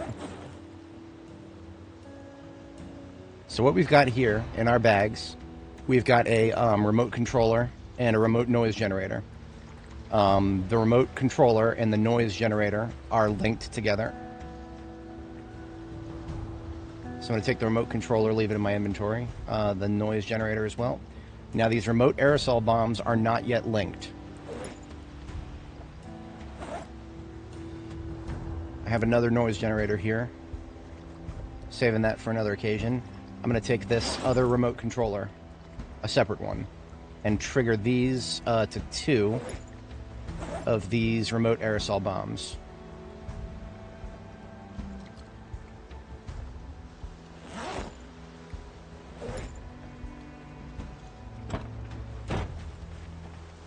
Place this trigger right here so that I don't accidentally confuse them. So these are now linked to 59610, that remote controller. And this one here is 68259. Alright, so I've got bombs, I've got a noise generator, and I know what to do with it. At least I think I do.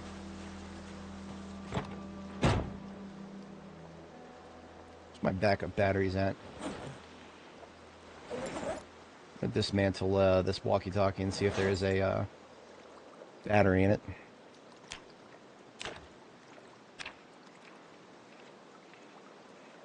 Yep. So there's a replacement battery stage for my flashlight because it is going to run out. And look at that. I also got myself a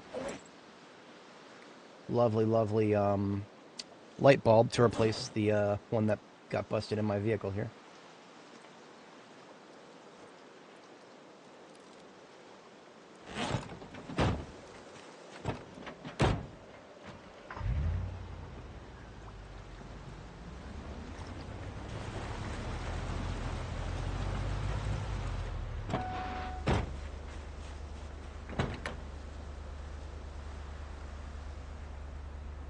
So the right side headlight needs a replacement here.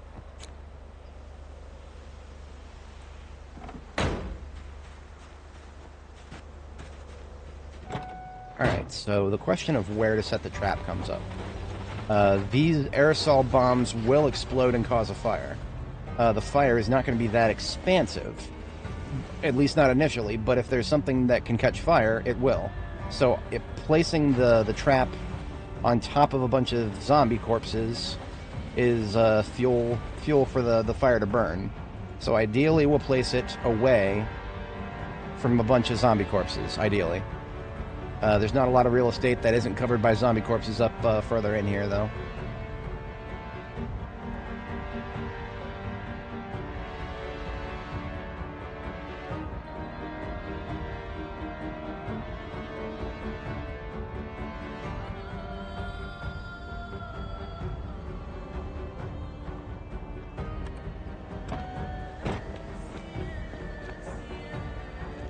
Okay, this feels like an okay spot right here. Yeah. I'm going to remove anything that could potentially catch fire from a sizable radius here. Now, I've only ever thrown one of these bombs. They're that rare. So I don't want to take too many chances with these.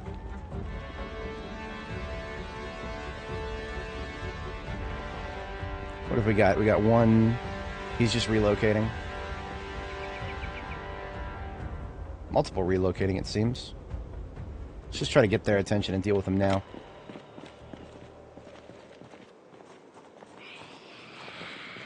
Hey!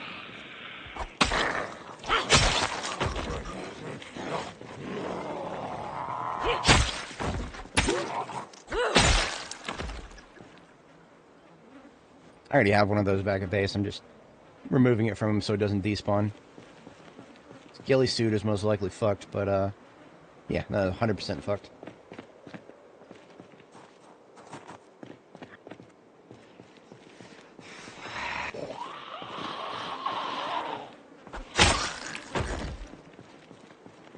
Alright, we are wearing a mask, so the corpse stench won't screw us too hard.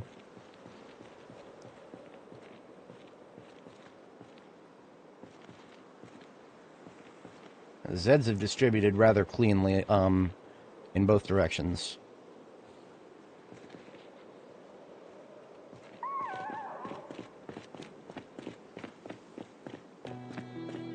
Alright, what I'm going to do next is move these corpses a little bit so that fewer things to catch fire in the same region. Now, one of the most important things that I don't know that, well, I'm going to have to find out the hard way. Can asphalt just catch fire? I don't know. I've seen some dumb things happen with fire in this game. You know. It's,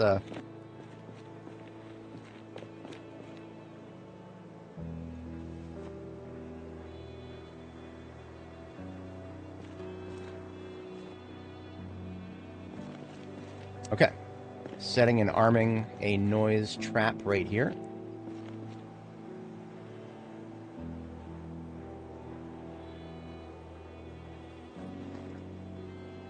Arming and setting aerosol bombs.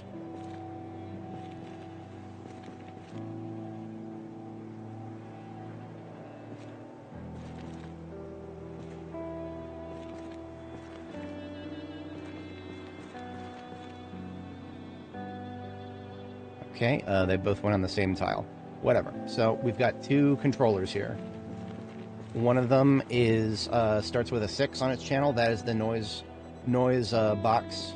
The other one starts with a 5. That is the detonator for the bombs. Only two. We've got a few left over after this, but I'm going to come back tomorrow morning, and we're going to lure as many of them as we can into this area. That's going to take some work, so I'm going to want to do that by day. But we've got the trap set. Now we're going to see how well it works. If it doesn't work, we've got, well, I mean, we've got one more try, basically. We've got another noise generator already prepared, and another, well, we've got a lot more bombs. So basically, if this trap that we're setting is not enough firepower, well, we've got more bombs, but I mean, really, If this is not enough firepower, I'm gonna feel really upset about how few aerosol bombs we've found and how few we could ever make. Not like there's very many boxes of sparklers out here.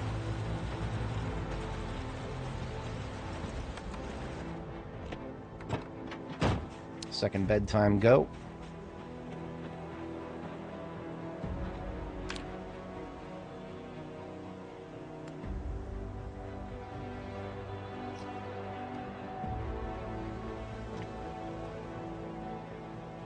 These roasts we brought with us are probably going to go stale any moment now. Gotta love fog. The fog is going to make it harder to shoot.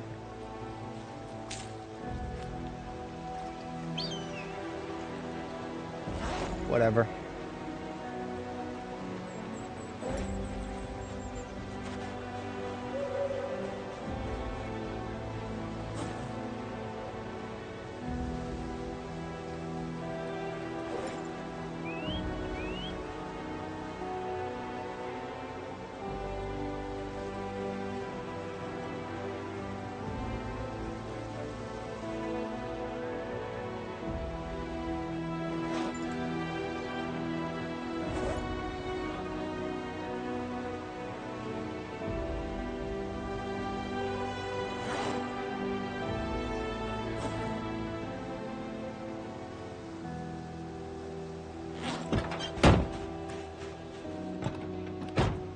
The brass is a little too high on this part of the track. She's gonna come out and say it. It's a little too high. It's all right though. It's not a bad track. It's just for video game music, a little too high. Armin Haas is usually amazing with his work, so that's one of the few things I could ever criticize about it right there. I'm gonna get out and I'm gonna fucking kill that thing. Keep sitting in the goddamn road, I swear to God. Damage my hood again. Just fuck my shit up, fam. Alright. Ambulance is ready to go if this doesn't work very well.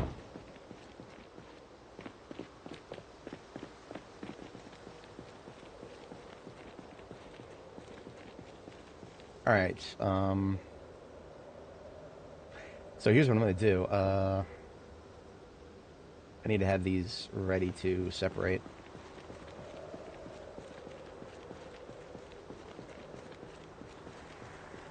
Gonna start with just using melee for a bit, until we start seeing the bigger groups. When we start seeing the bigger groups, we go ranged and get as many together as we can.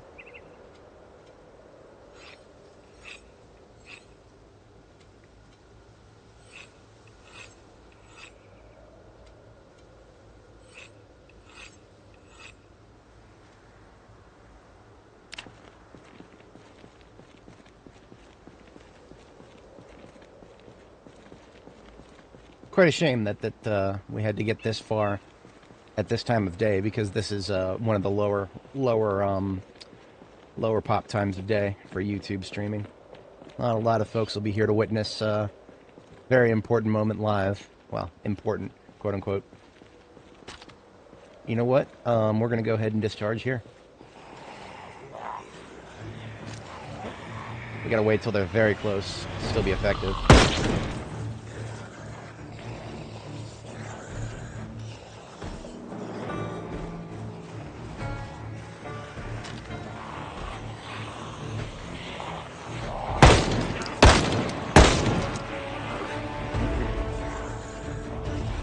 Alright, we have no clean angle of approach here, so I'm not going to get boxed in.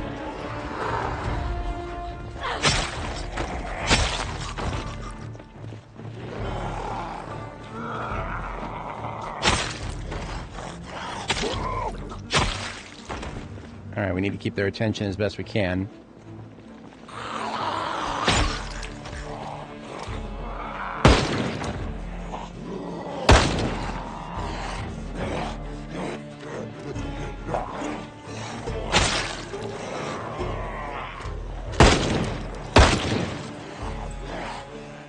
Auto check. 10, 9, 8.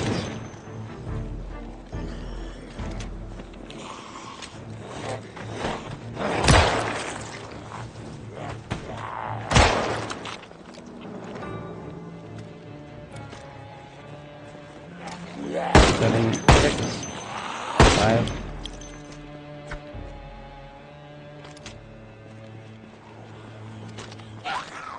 4, 3, 2, 1, 0. Reload.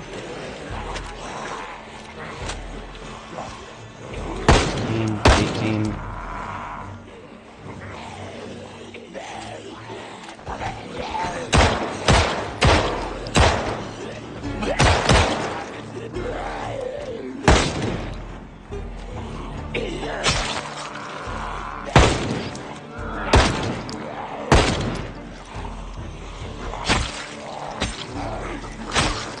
Okay, here goes nothing.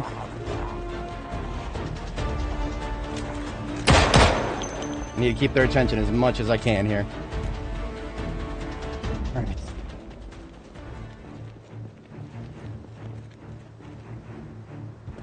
But I don't want to keep it so much that this won't work.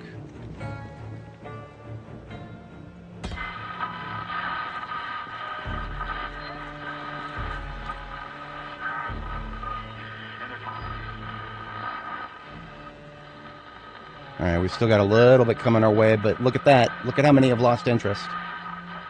This is not good.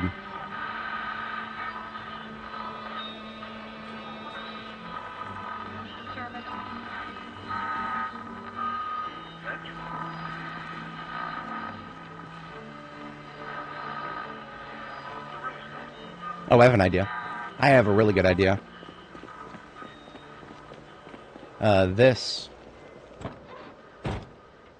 will honk a little bit to get the attention of those a little too far out for the noisemaker.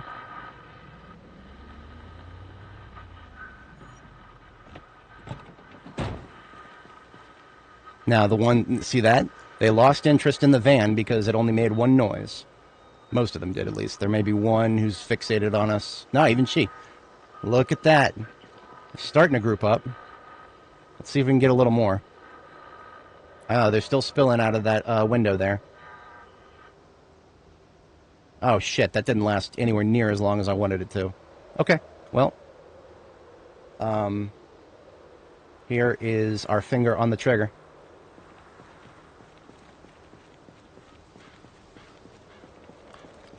Shit. We're too far away. Come on. Trigger. That's more like it. Glorious.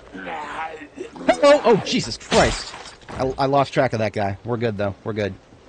Now, that's a big problem. We didn't kill anywhere near as many as I wanted to. Please let the fire burn. Oh, shit. Okay. Well, the zombies are now setting themselves on fire. I don't like using fire. I'm going to be honest with you guys. I hate fire in this game. I fucking hate it. It burns the loot, and it takes forever to kill zombies. And as long as they're on fire, they're extremely dangerous, because the fire spreads with them. Yeah, I'm just going to back up. I mean, it's not like I can really fight effectively in this fog anyway, so we're just going to chill for a bit. That was, I'm not going to call it like a resounding success, but it was okay.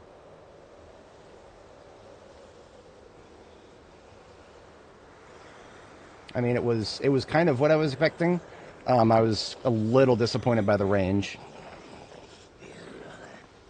We had to get a little too close, but... So, future designs. We're going to want to, yeah. I mean, it was alright. It's just... What the problem I ran into is that the noise generator did not last anywhere near as long as I thought it would. And therefore, we're going to want 2 noise generators, I think. If we're going to try to lead large groups like that. 2 noise generators so that we can turn one on. And then when that one runs out, turn the second one on. If needed. I mean, noise generators are not hard to make. I can make many noise generators, thankfully. That's how everything should be, in my opinion, but Noise generators, yeah, amplifiers. I've got a billion of those. We're just going to kind of chill here until those zombies burn themselves out.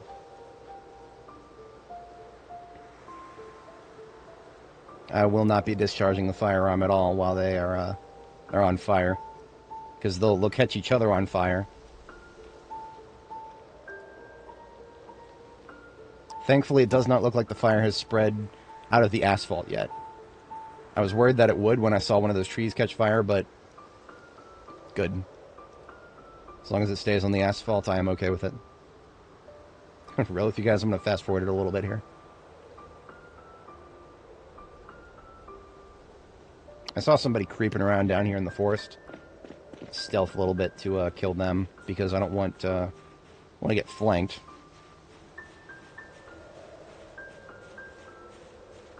Fuck are you doing back here, huh? Just come over here and get yourself knifed for me, huh?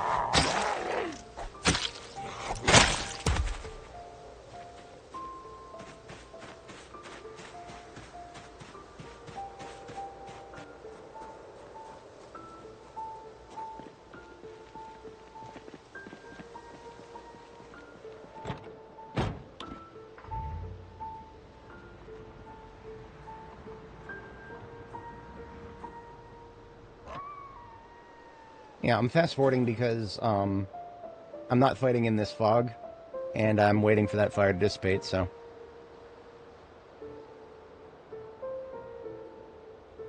It's going to take a while for that fire to go, especially when there's one zombie who catches fire and then goes back to the other zombies. Now the fire's going to spread again. Okay, good, good. He died before he got to them. Excellent. I think the fire is done. Let's verify that. Yep, looking good, looking good. It didn't even catch all the corpses on fire, just some of them. What's up, friendo? Alright, back to regular fighting. That was fun. If I feel the need to set another trap, I'm going to need to see some more zombies than what I've already seen. Sharpen check, we're good. We're going to focus on silent killing until I can say that we're okay in this general area. Yeah, fire very bad. Me no likey. Me grok. Me no like fire. Alright, you know what? A couple of barricades right here. Because then I can handgun this area. Hello?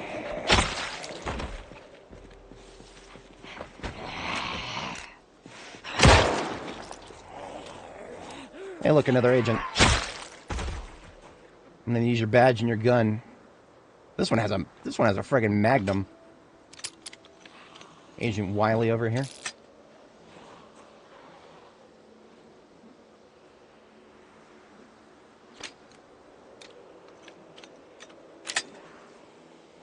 What's going on there? Oh, that way. Okay.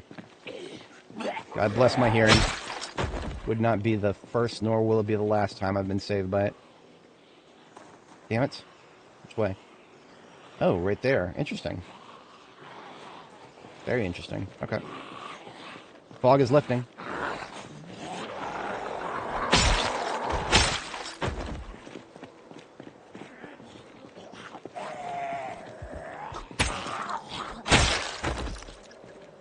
Okay.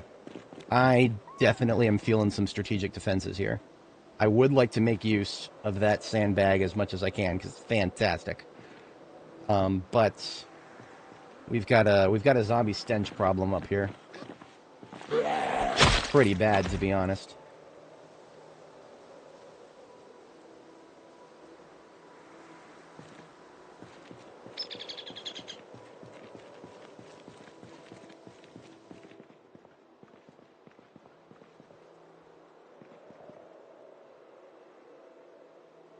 Did find a plank just randomly here. I don't even remember where I got that from. There was something I dismantled in here, and I can't even remember what. Okay, so what we're going to do here, we're going to go get the axe in a minute here. And we're going to cut a tree, we're going to saw a log, we're going to build a couple of defensive fences, as it were. some defensive fences.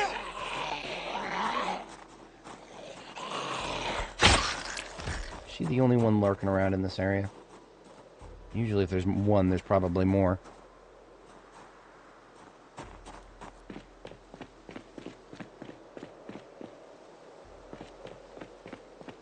So what we want to do is we want to start by just building fences that are on the edge of corners. Because that way if a zombie comes around that corner, they immediately flip over a fence instead of charging me. So that's stage one. We fix the corners, as it were. Already got some loose nails in here. And we're going to take a spare military backpack in our second hand, go fill it up with some log. As fate would have it, we have some rope, but we need 2 rope. We want to be able to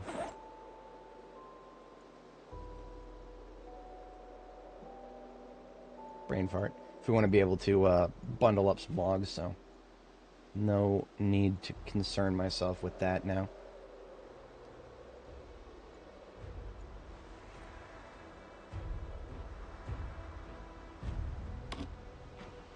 Alright, passenger seat, firefighter axe. I'm starting to feel like we're putting the heavy armor on.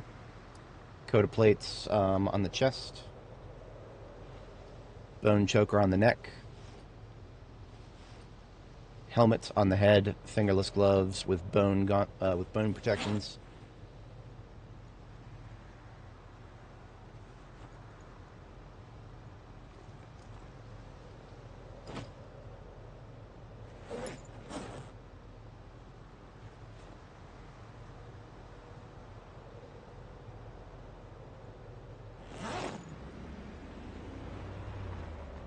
Can I drive over the chars?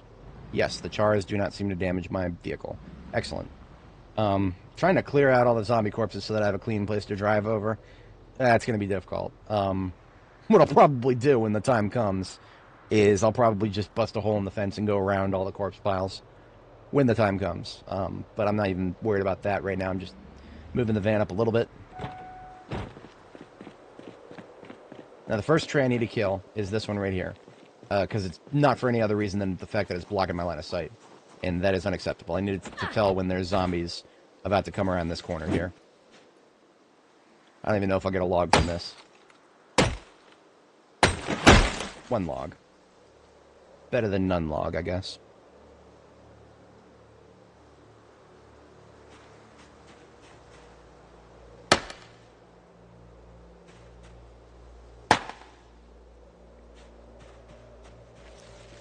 Protection levels are better than I've ever had. The only way I could get slightly better than this would be, well, I suppose not better, but more thorough than this, would be to have the officer jacket.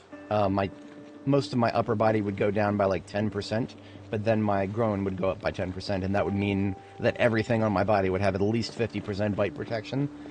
And that's a lovely, lovely solution for a situation where I'm not extremely heavily armored, but have more heavily than normal. Alright, we've got 1 plank. There's a log right there. That's already 2 fences. Let's get started with that shit.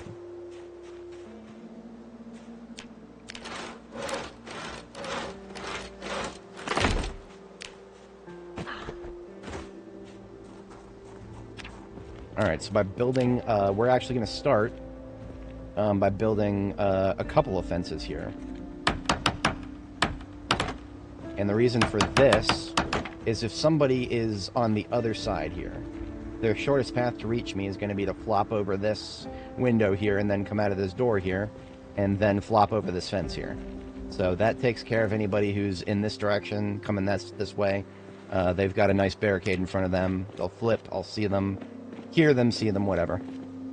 Now I need a couple more logs.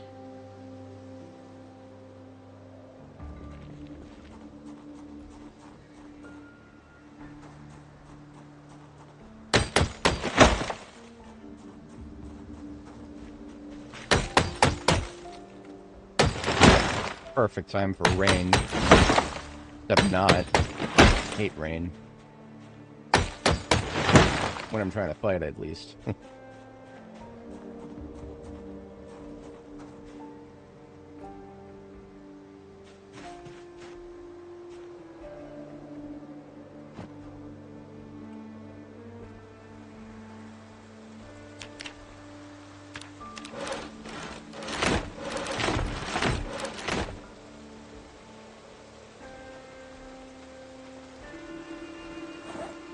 Alright, 12 planks in the backpack here. Maybe. I mean, honestly, high elevation does not seem like much of an advantage at all, because they'll just corner me. I mean, okay, so if I get overrun, they'll just corner me. Zomboid does not seem to play nice with elevation. Doesn't feel like it does, at least.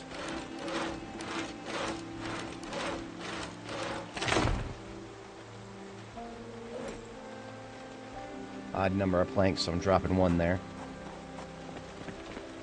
Alright, so I need countermeasures for people coming around this corner here. So this extends this by probably about that far. Now this is where we're going to get most action right here. So I'm going to have 2 fallbacks. Shit, that's really kind of shooting blind in that case, but that's alright.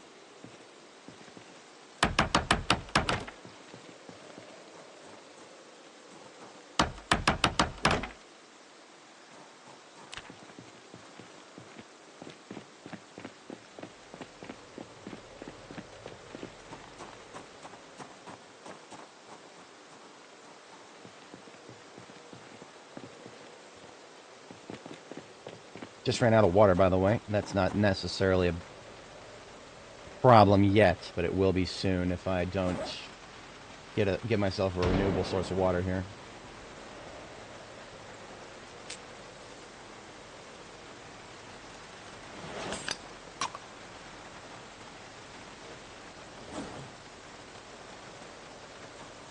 I'll just refill it with that.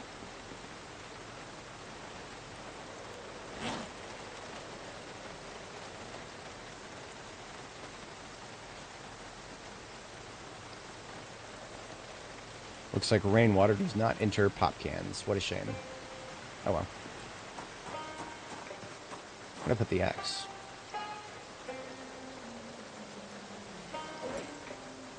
Backpack.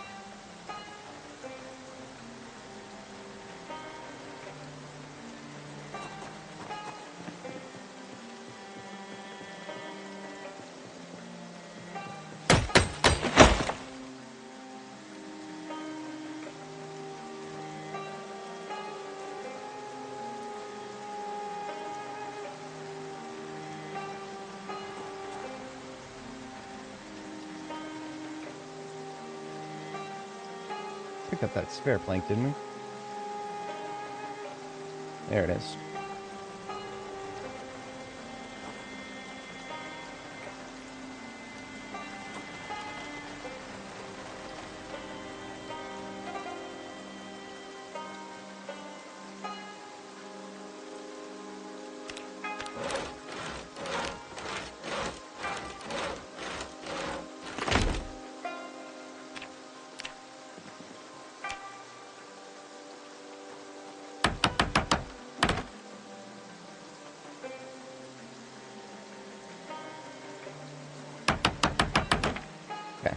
Feeling good about that.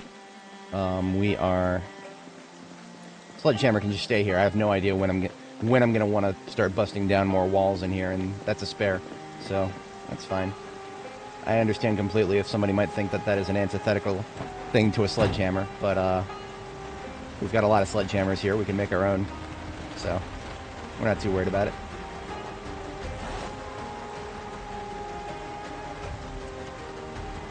We do need to boil some water. I'm going to go ahead and set a fire.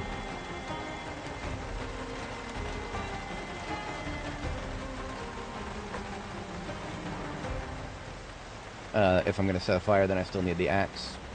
So I'm going to park the vehicle here. You have a lighter, don't I? Of course I do.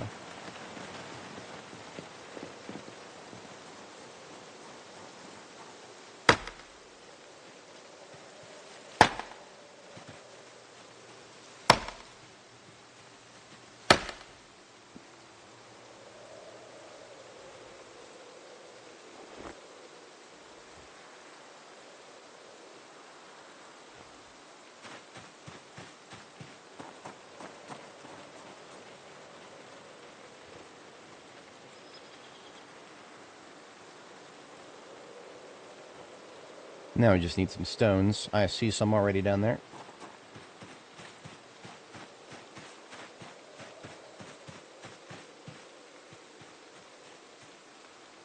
Time is it? Almost 7:30 or so. I gotta kind of cut myself off around 8, but we're running out of supplies too. So this is just this will keep us going for the rest of today in game, and I do think after that point it'll be a good time to go back to our drop point at West Point, and because I mean we need to refill ammo. We basically expended all of our 308, so yeah.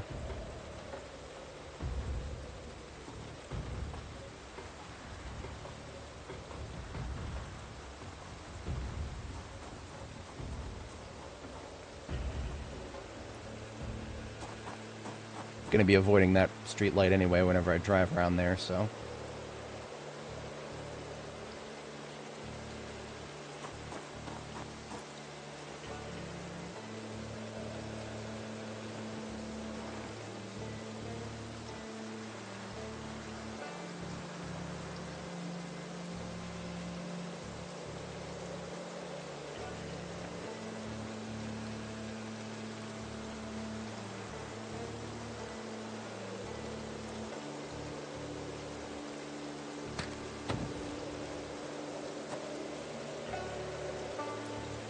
Got to boil some water here, so. The only thing we have to boil water right now is the pan, but that's alright.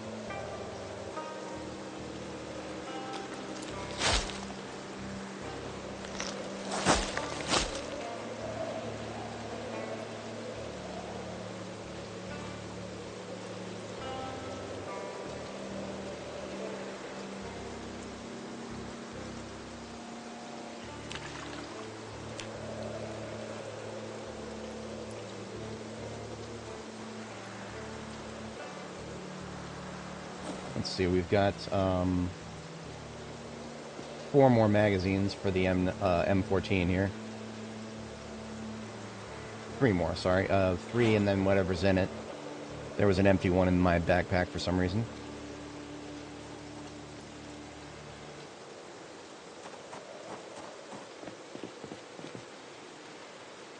Now, all of the M9 that we have left is on us. Oh, I should probably reload that. Didn't even realize I was out.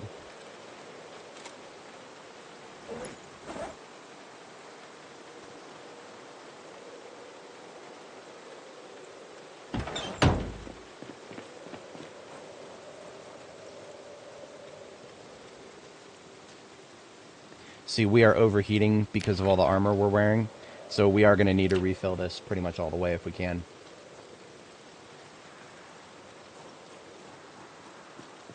Look at that, we're actually a little bit tired. Probably didn't get the best night's sleep.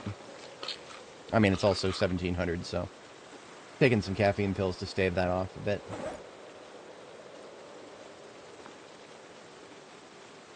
Alright, you know what I'm also going to do? Grab the big iron if we can. Or actually, we're going to, instead of the big iron, as antithetical as this is to the title of this stream, we're going to grab the 1911. Because the big iron has a inferior status, I believe.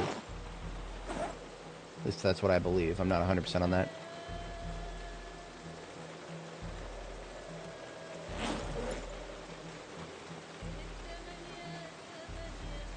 Same caliber, but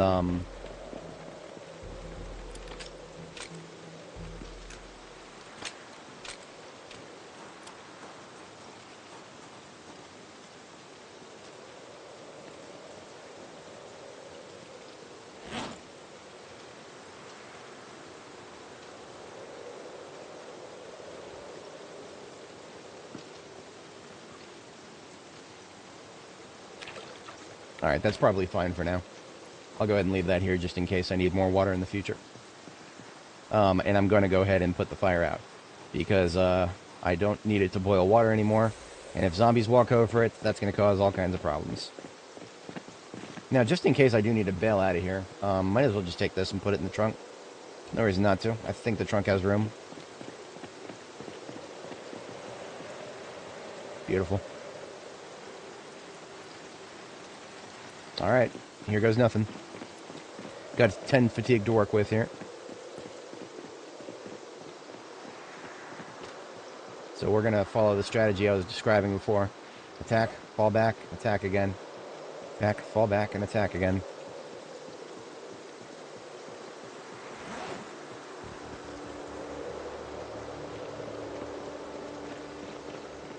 Where'd they all go? I know there's still many more of them up here.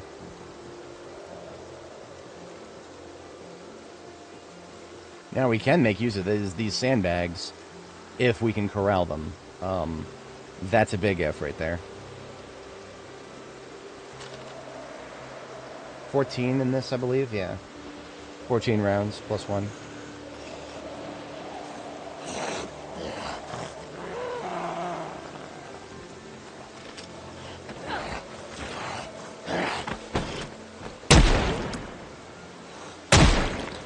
Seven, 6.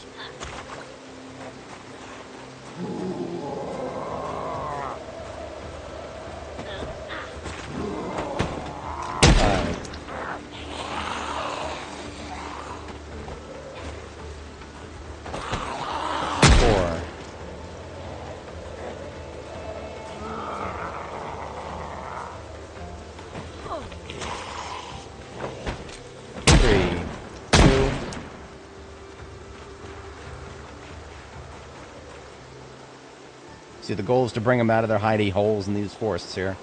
Or, you know, these trees that were never here before. One round left. One round left.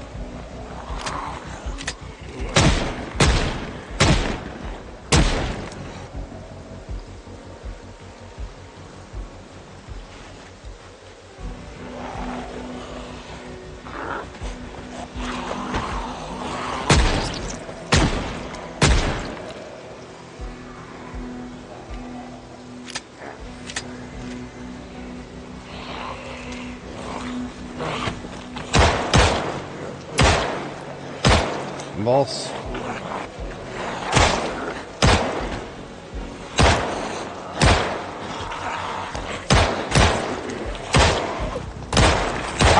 Thought he was going to flip over.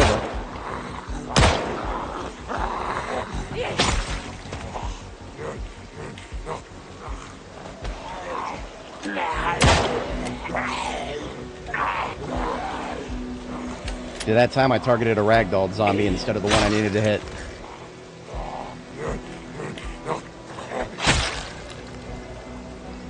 I'm disappointed in the numbers in this particular juncture. I'm sure I will be reappointed instead of disappointed very soon. But for the moment,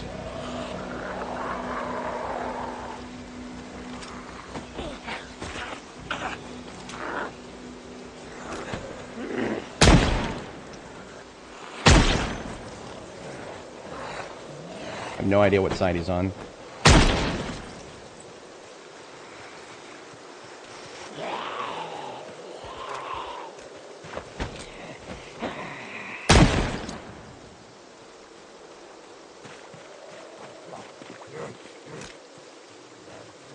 Feeling a little bit better about everybody here. Everybody's a fast shambler, though. So what that tells me is that everybody here is a part of a wave that has yet to reach us.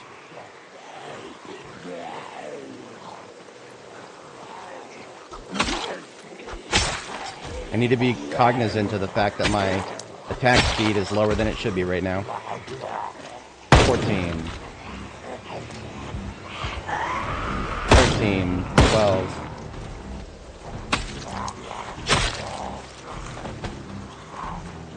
Just about to get hungry. We're going to have a bite to eat while we fall back a bit here.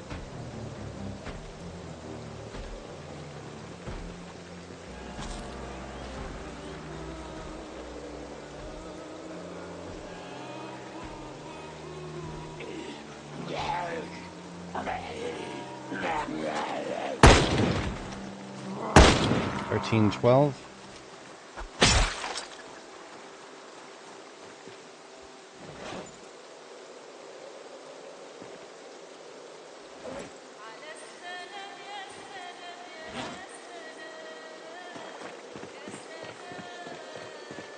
Alright, I regret to inform you guys that this is not tenable. I need to be able to herd them more consistently than just expending ammunition for the sake of herding them. So, we are going to need to move corpses out of the way so that we can drive our ambulance in and use it for its most important designated combat purpose, the attraction of zombies via the siren. Shouldn't take too awful long. We've already got an okay-ish path here. Okay-ish.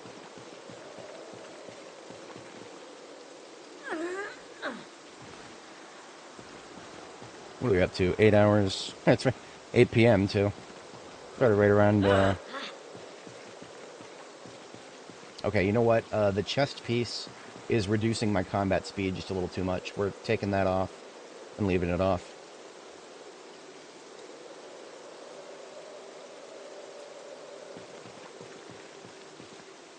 It's stacking along with the, whatchamacallit, the other thing is reducing my...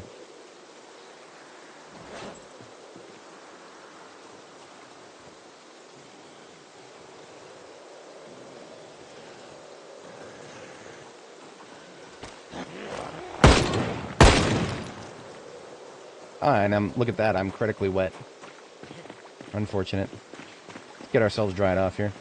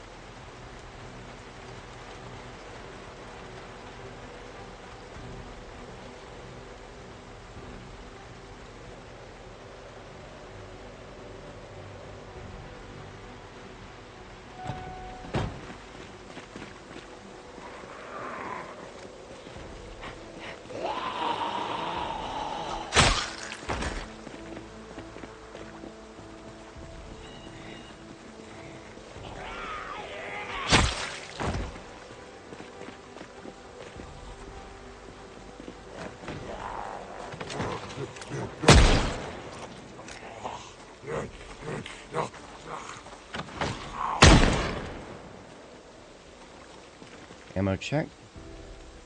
1 round left in this bad boy. Move up just a little bit and expend that.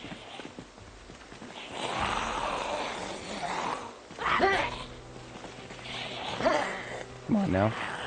You're the only person I need to shoot right now, but of course.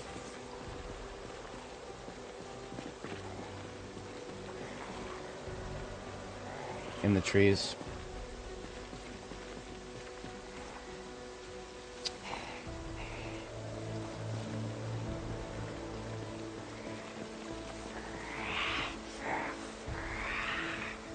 Fortunately, there's nothing I can do about that. She's going to take her time.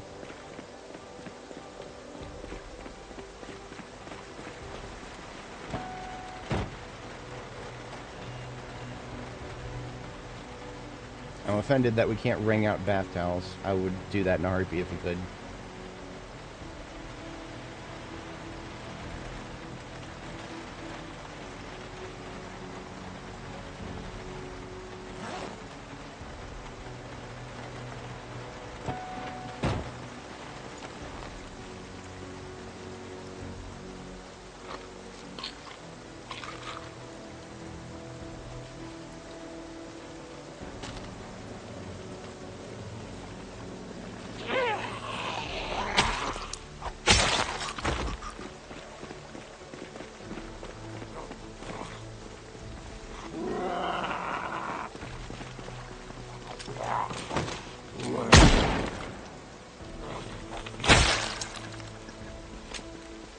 Alright, 1911 reloaded.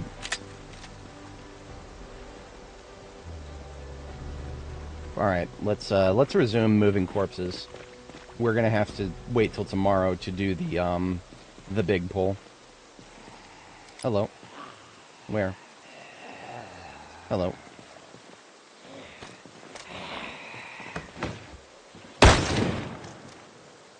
Little overkill for a 308, but it was right in front of me, I suppose.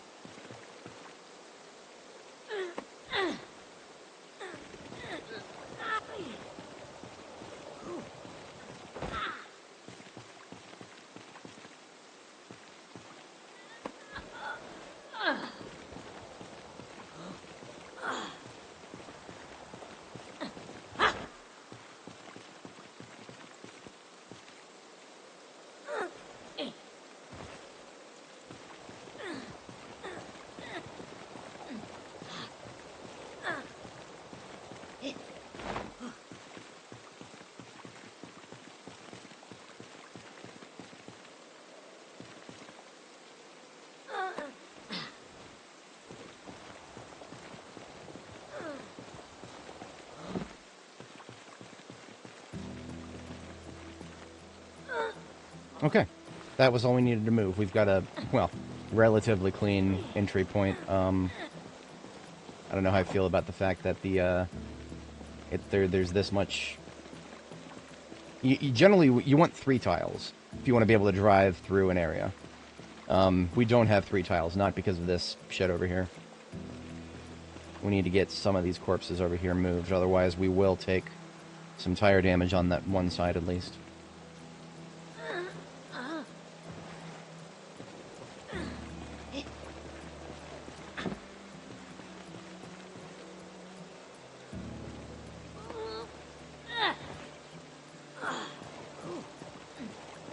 That might be... yeah, that's good enough. I think so.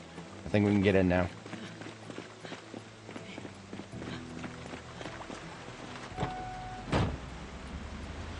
So what I'm going to try to do is lure as many up as I can before we need to go sleep. And then sleep. And then see if I can't do a little bit of fighting tomorrow before I run out of ammo. Perfect.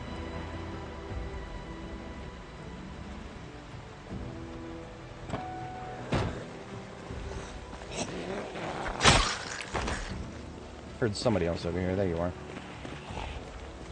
Fuck did you come from, huh?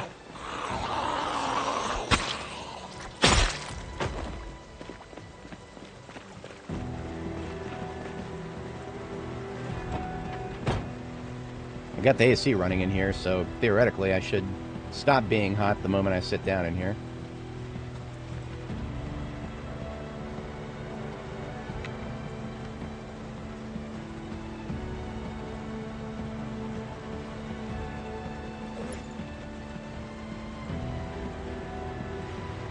Alright.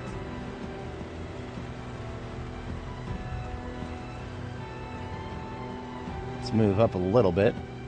Maybe even a lot of bit. I see some friends up there.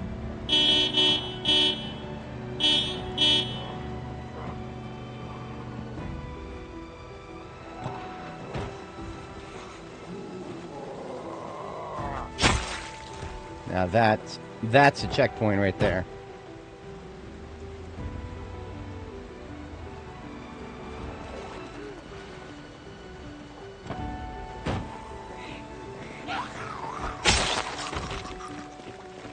Alright, here goes nothing.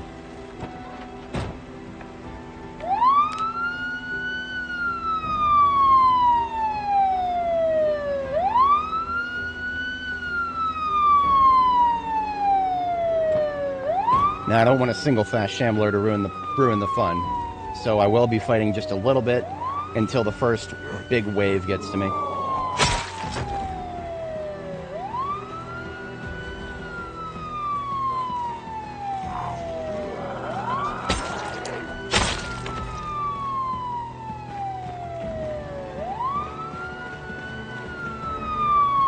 I don't think I have enough room to sheepdog here.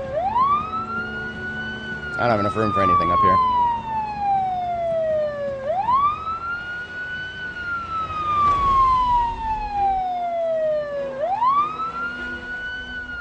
Yeah, I regret to inform you guys, we are only going to be able to make the fast shamblers come up. As the Indy Stone wants, they hate vehicles, so... Random speeds means vehicles less effective at kiting.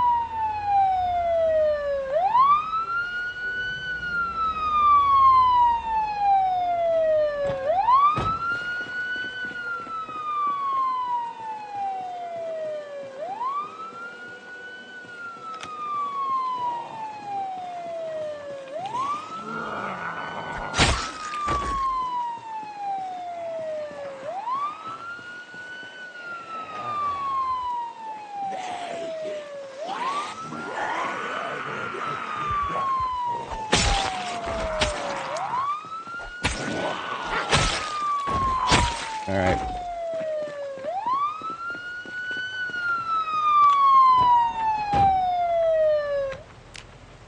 Just about to be fatigued, so we stop there.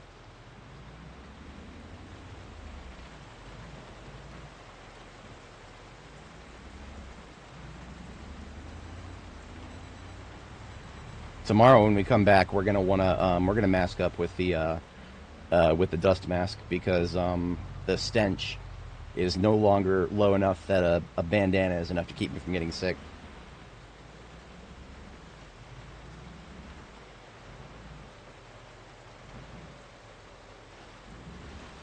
I do really hope the rain stops overnight. That would be great. Highly doubt it, but it would be great.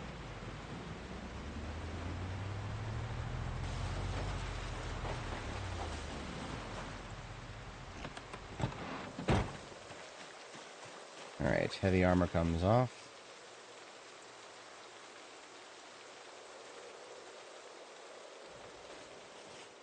Tell me the rain stops. Boys, the rain just stopped. Beautiful.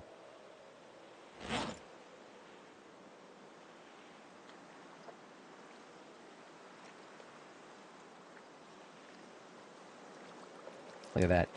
2200, and we can already start going in the sleep direction. I'm just going to sleep now. And as an overnight activity, I'll wash myself up because we're filthy right now.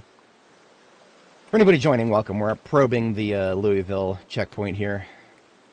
Oh, great. Nightmare. And it's raining again.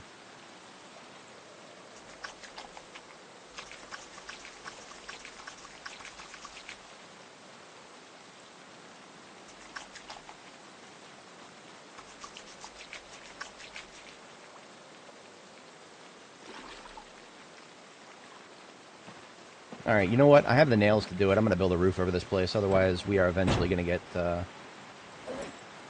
start getting sick here.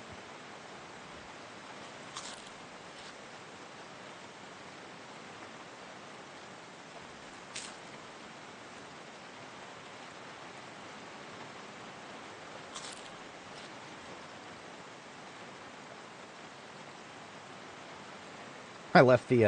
oh no, I have the axe on me. Okay, we're good.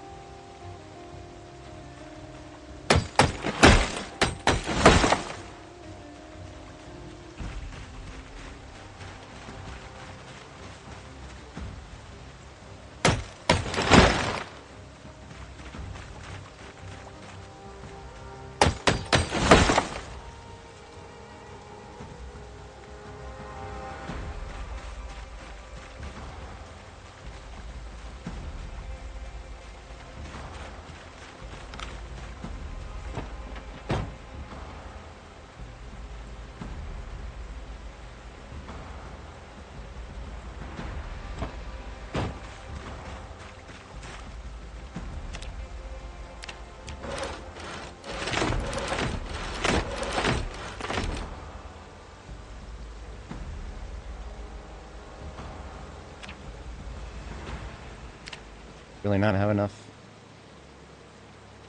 I don't. Okay. Not enough planks yet. No, that is enough planks. What the hell? I have everything I need to make stairs. Just didn't see it in the recipe for some reason.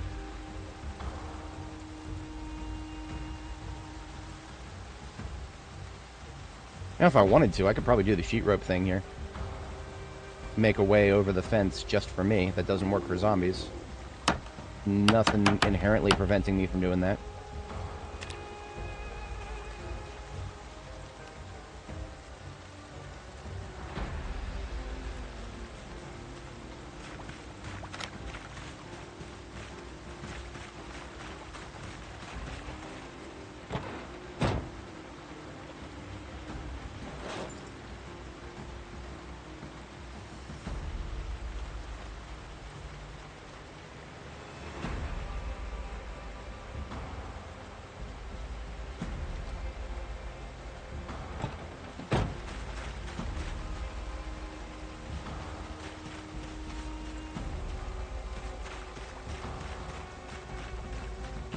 If I have the axe to hand, I might as well remove some obstacles here.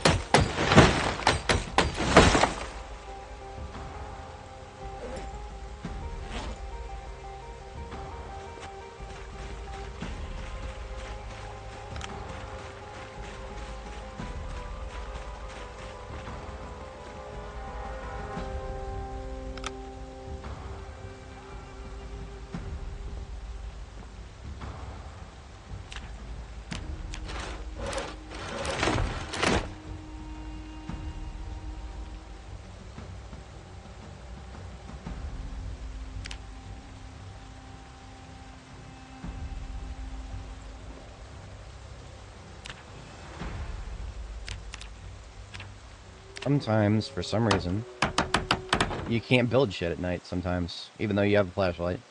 I'm not fighting this. The game doesn't want me to build shit, and the headlights of the vehicle aren't good enough, so fuck it. We'll wait till tomorrow. Can survive the rain for one more night, I suppose.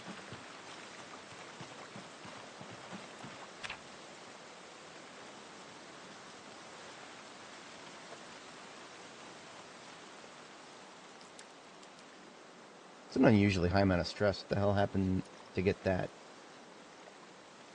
Oh, it was a nightmare, right.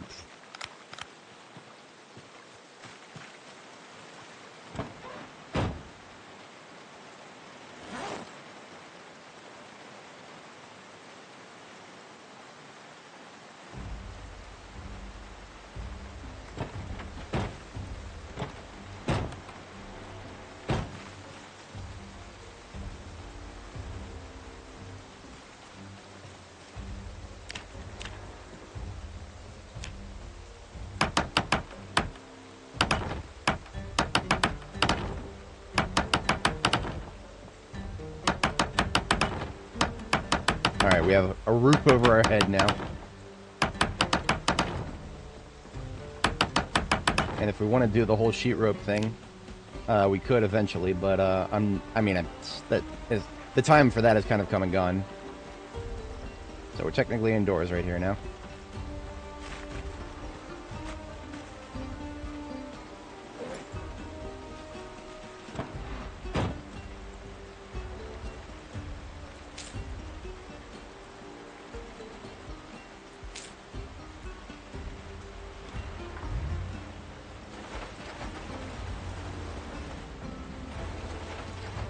Alright, I was really hoping the rain would go the fuck away. But let's just observe what we've grouped up there at the kill zone.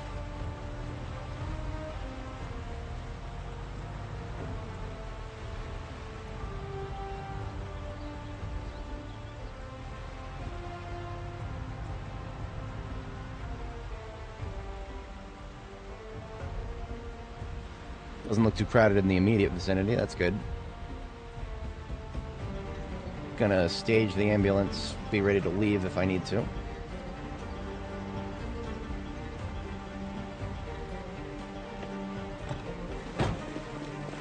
Alright, armor back up.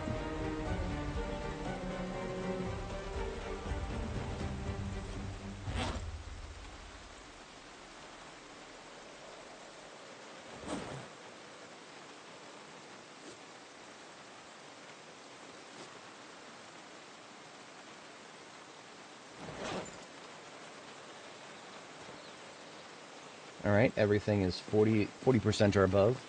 Average between 60 and 70. We do have quite a bit over here. This is a great opportunity to practice my fallback. Convulse. Convulse again, huh?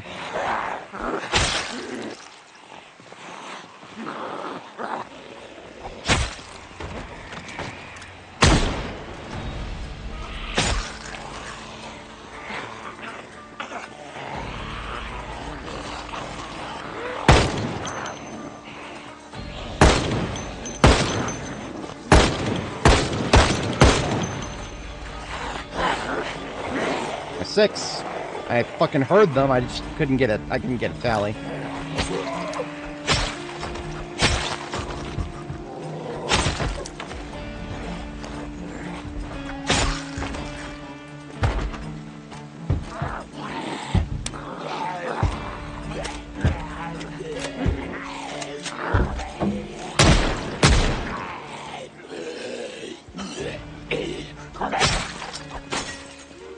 Oh, I broke the window.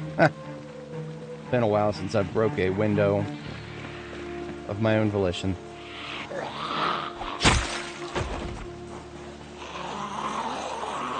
I really don't necessarily want zombies coming from this direction, which is why I am killing them on foot instead of ow.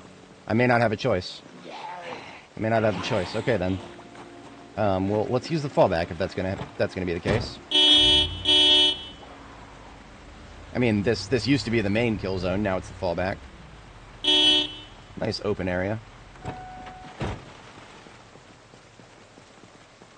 Why don't y'all come on up here and take a seat? M9 has got 14. The 1911 has 1, and then I reload it. Should have reloaded it.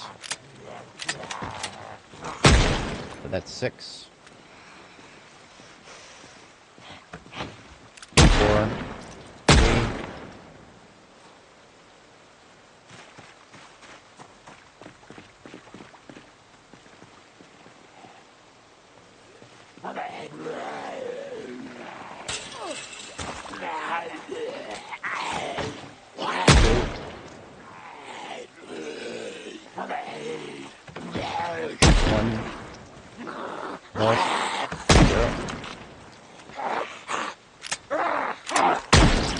That was a nice, quick reload. The 1911 has got a beautiful reload speed. Like, damn. Probably what it's built for. What are we, 5? 5 rounds? Yeah. 4.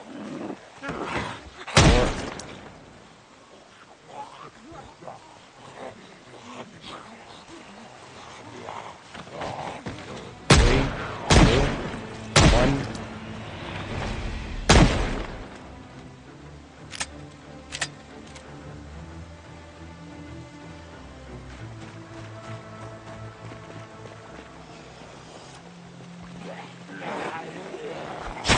Hey! Longblade level 8. That's actually kind of a shame, because we don't have the next book.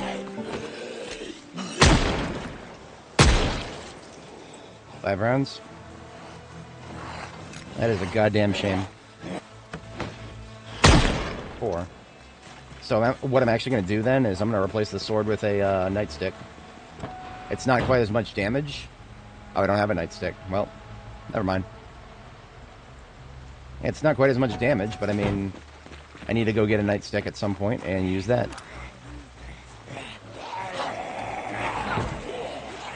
Jesus fucking Christ, I fucked my footwork up there very hard.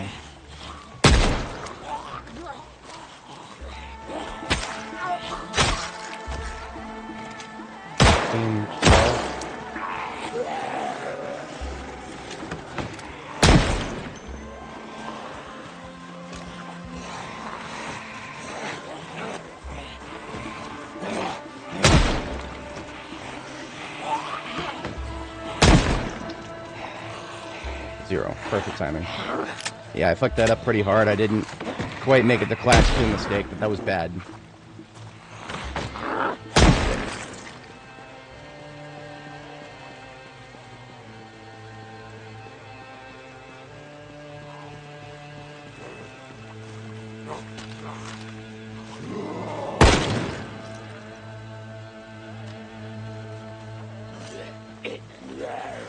Wait until they're very, very close because of the rain. It's silly as that sounds.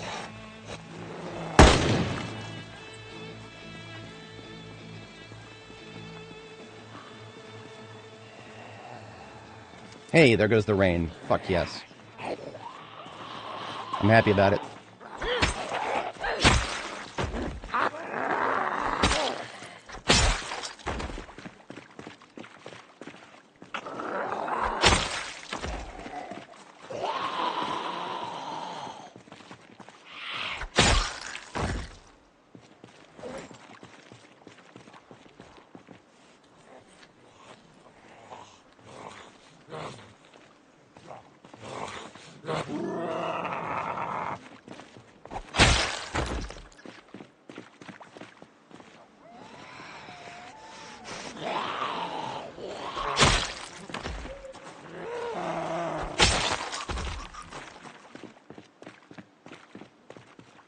I saw somebody going in this direction with a purpose. Look at this bitch.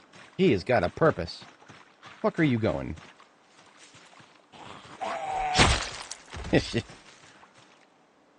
Sharpen.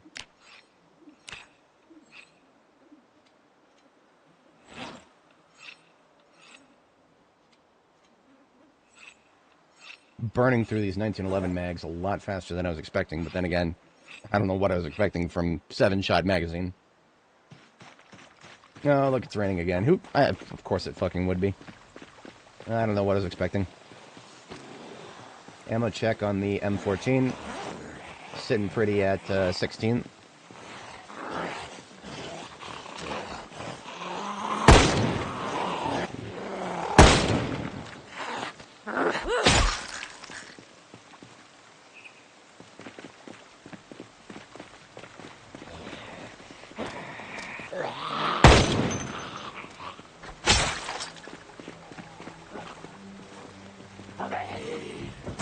Over here, bitch. Where you going?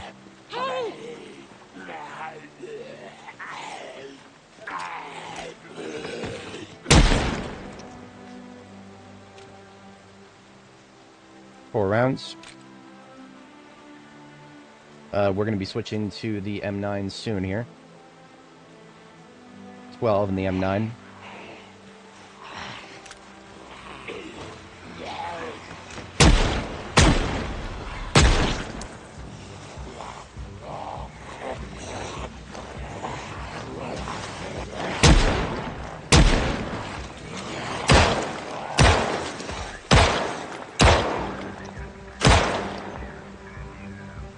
Somebody's still here? No. I don't know what's going on there.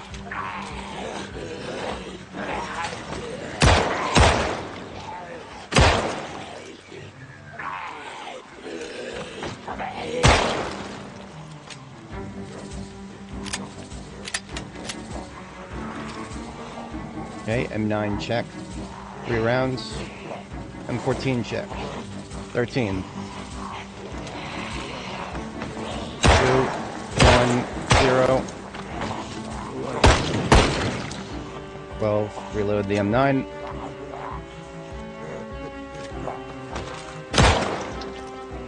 Is that it? Most excellent. For the moment, at least. So we're doing in good and everything. Well, we're half capacity on the sword is actually starting to go, too. Not unexpected.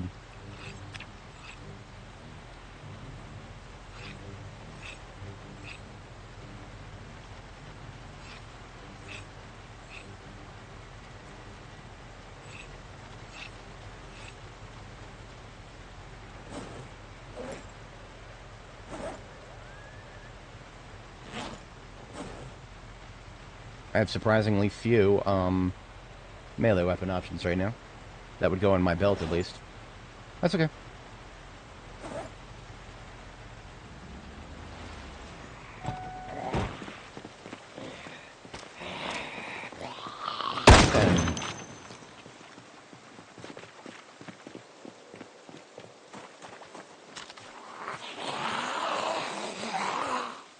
Time.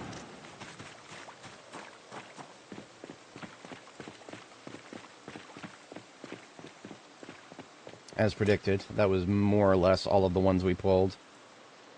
That's why fast shamblers were overrepresented.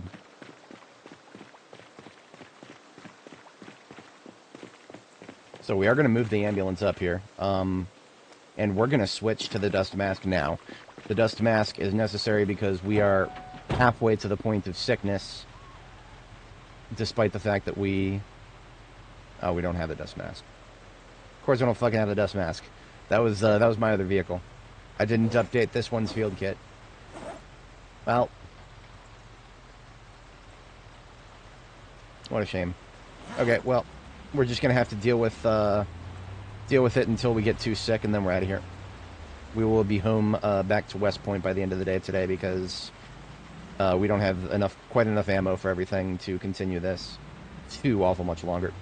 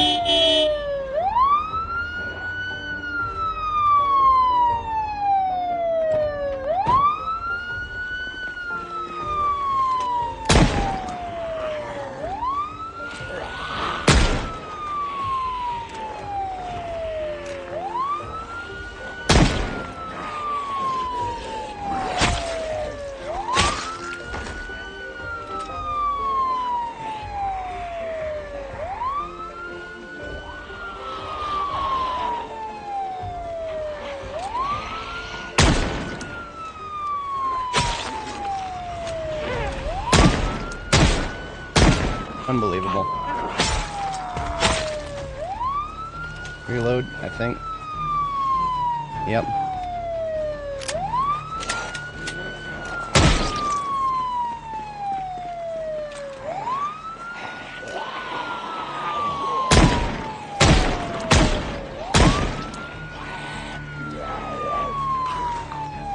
I hit the button too early.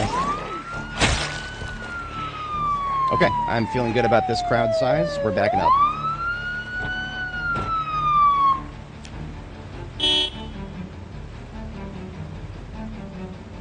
Remember, we're just biting this. We're taking a chunk out of it.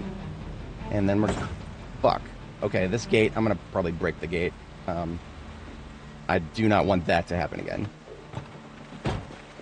Okay. It's fighting time. 1911's got 1 round. Now it's got none round.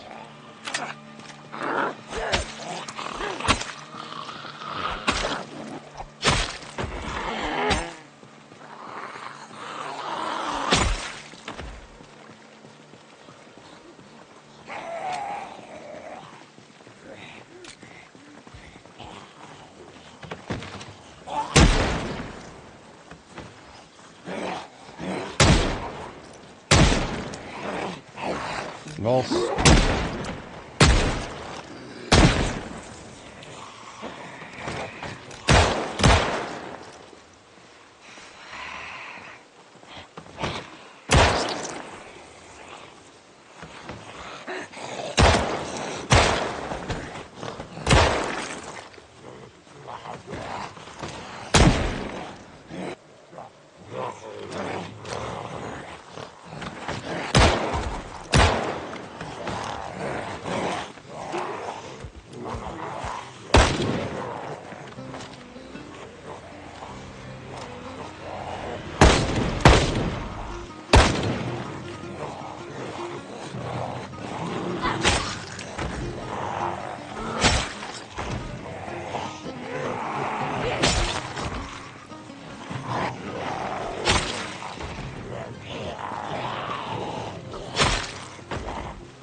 Still alive here. You. No longer alive. Unbelievable. 3 rounds in the M14. Ammo check in the M9. Oh shit, on our 6, too much. Backing up. That's way too much for my 6. I have sorely underestimated how many more are still to the right there. So we are gonna pull them further back.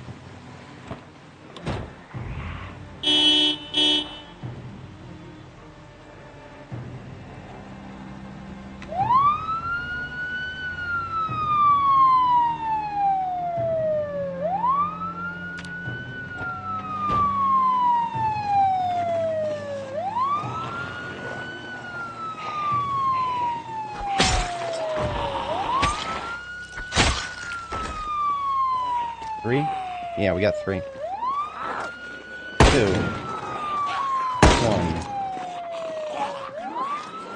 0.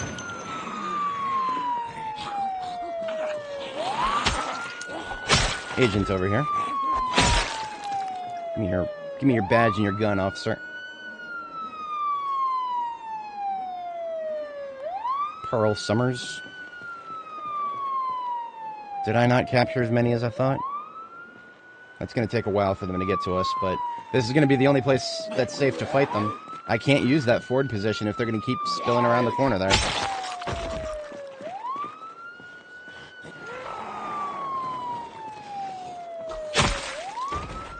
Do I need to reload? M14, yes.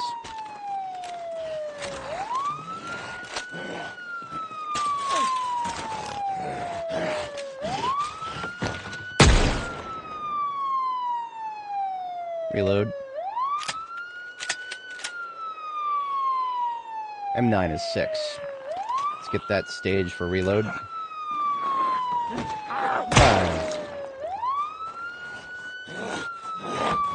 4. 3.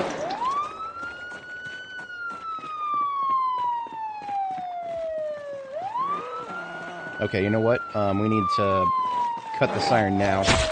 The population's a little too much now.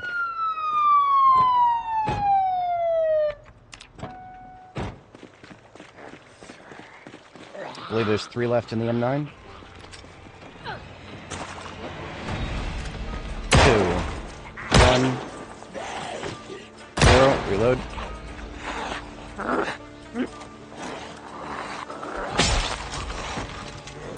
14, 13, 12.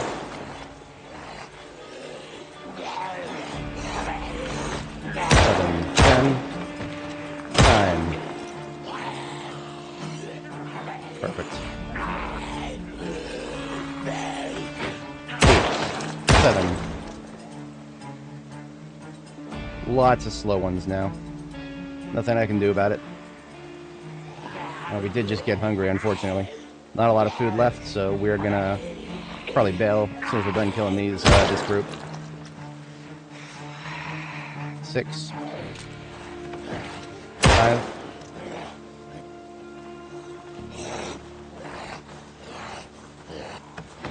4. Try to split this group up.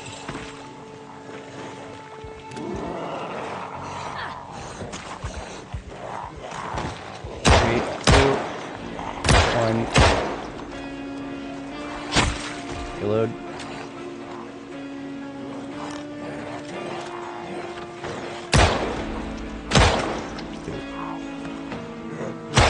12. Did I hit that too early? Nope, I counted it right.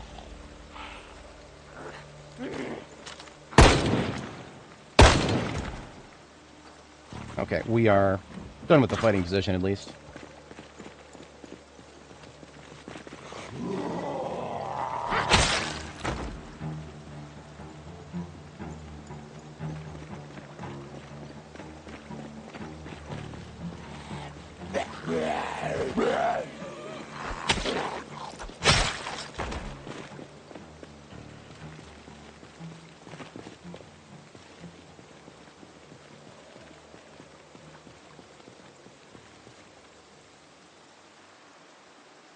Okay. There's, like I said, lots on this side for some godforsaken reason. I'm guessing that there's a lot getting stuck over there and they're not knowing how to path to me except this way. That's one of the reasons I left the sledgehammer there. I can give them a better path. Let's give them a better path.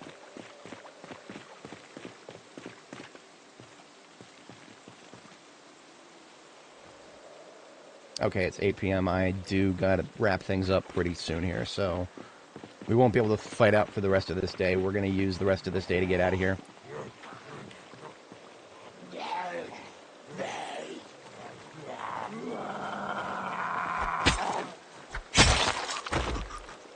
How are we on? M9's good, 1911 is alright. How about the M14? 18. That's whatever. I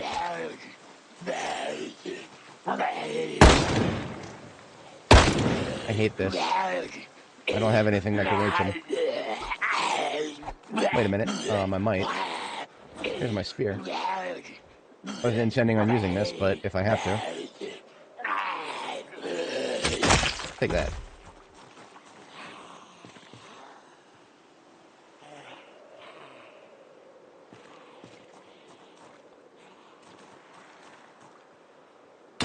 There's one coming up behind me, but finish this.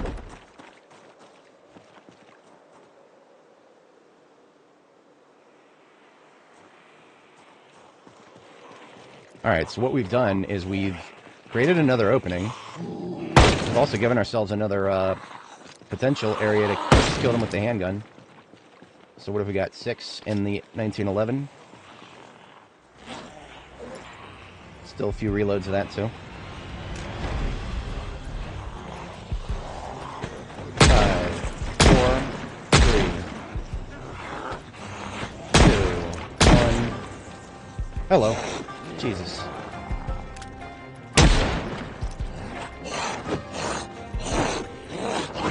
Oh, can't hit him.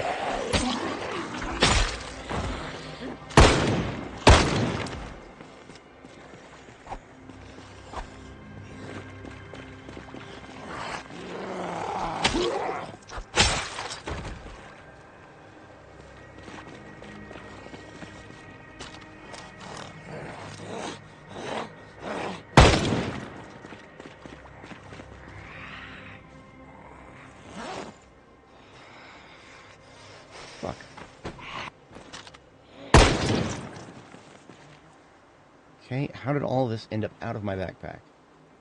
I thought I put that in my backpack.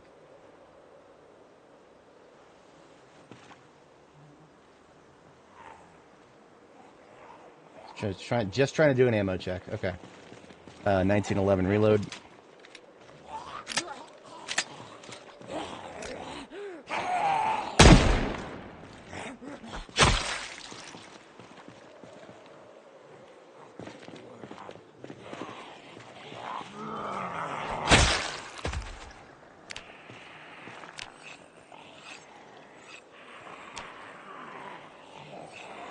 Normally I'd fast forward, but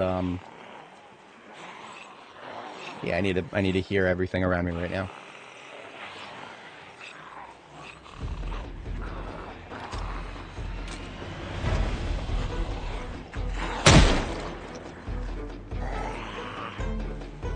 See, all these guys would be going around down to the south and flanking us if they didn't have this route, so.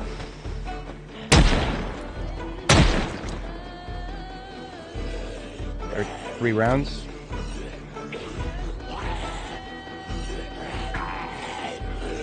One, 2, 3. Perfect.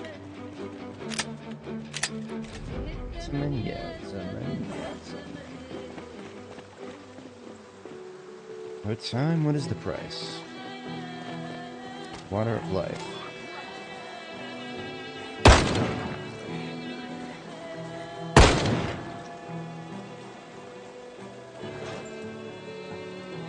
Eight rounds. We're looking good. There's a generator over there. Never found a need for it here, but kind of cool.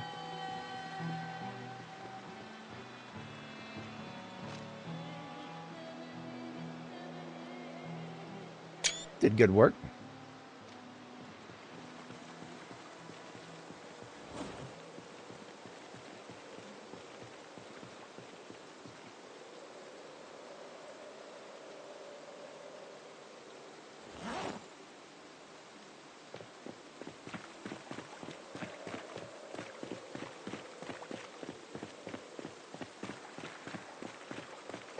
I'm gonna go ahead and eat some chips. I do still have some food. Not supposed to be the food I normally turn to, but yeah, I'll go ahead and eat some chips.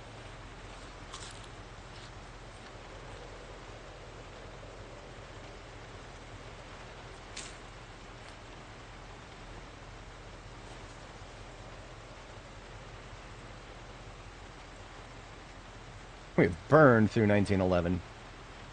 But that's what happens when there's only 7 in the mag.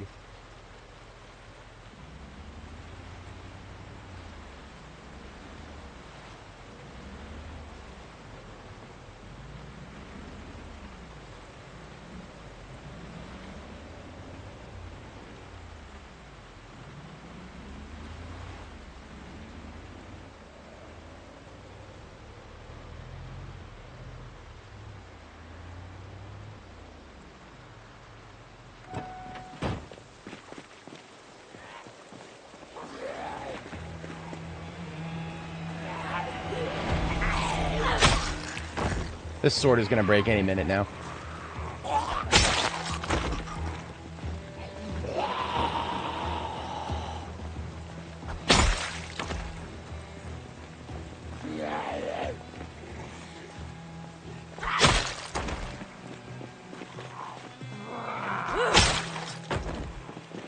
Okay, here we go. Waiting for that.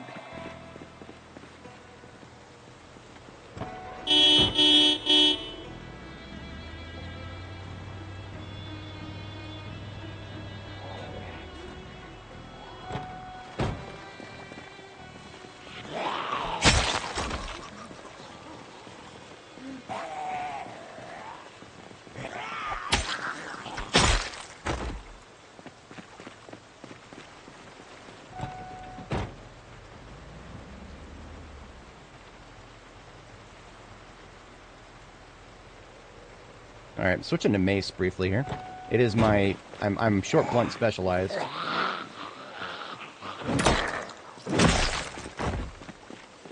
It is best in slot for short blunt, but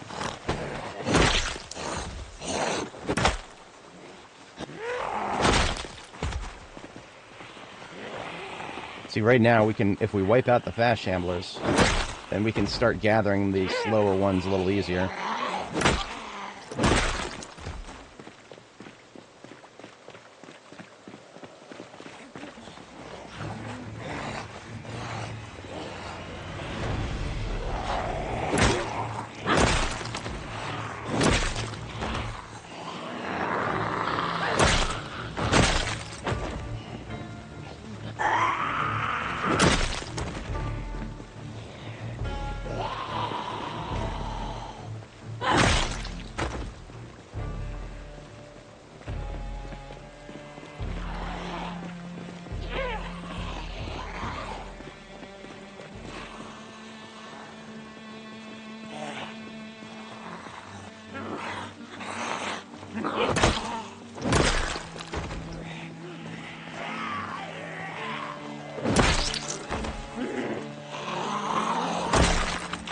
This all you can muster, Saruman? Waiting for the explosion.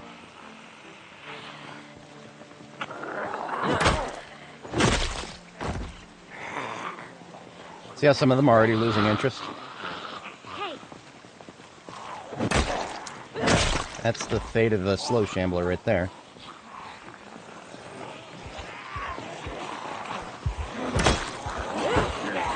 Okay, not good.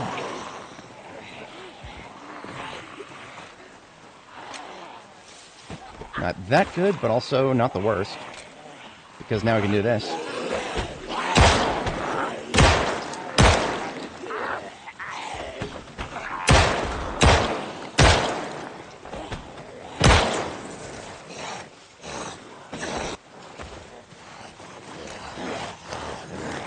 Backing up.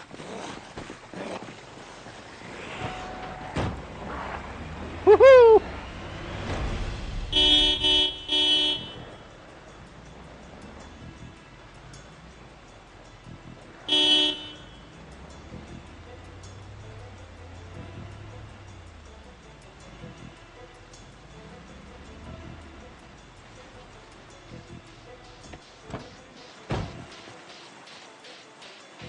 Five rounds.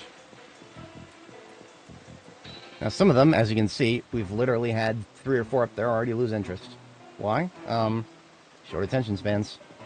Those are the Zoomers, I guess. Or the people who would be Zoomers if they were born in 1993.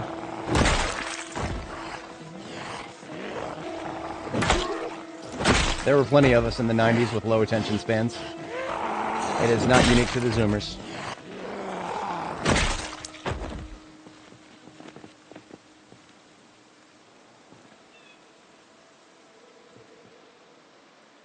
Okay, we are moving up and M14ing.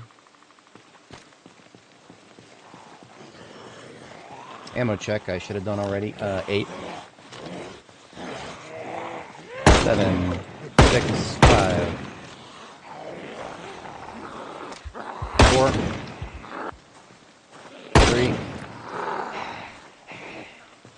2. Fuck, that's not good.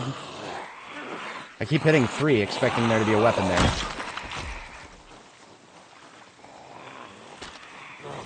Two, 1, 0, reload. And in fact, that is it for the M14. We don't have any more reloads in the form of a full magazine. So the mace goes on the back, and the M14 goes in the backpack. And we are sidearming and meleeing from here on out.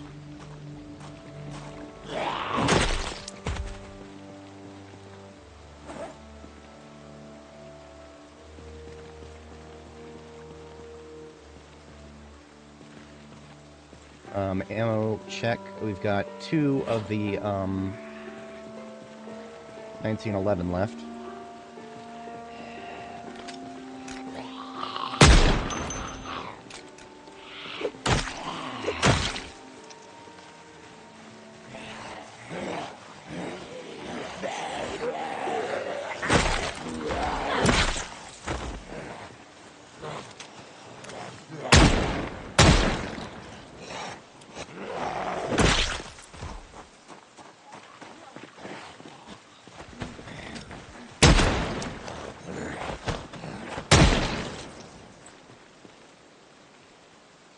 2 rounds.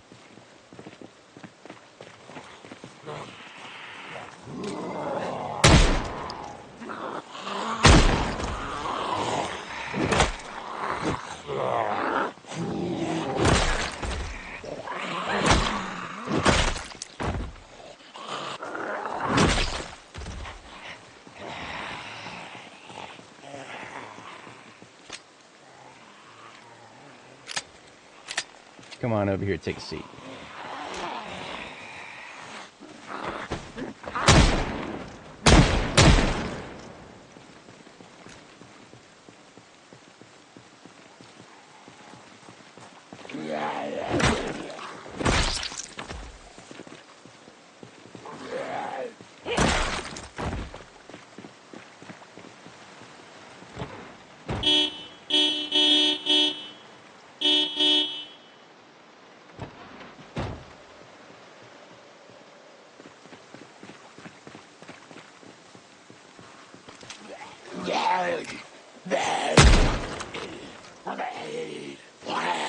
Three, 2, 1,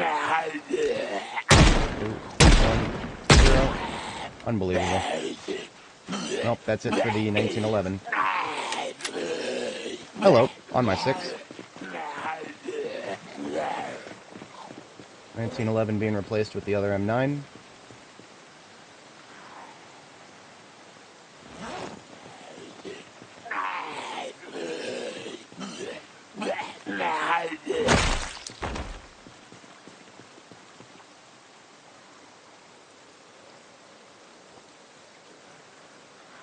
M9 Alpha has 5.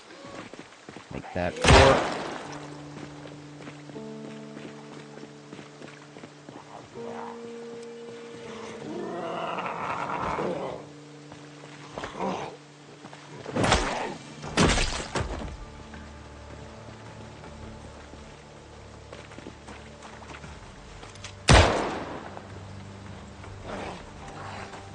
That 3.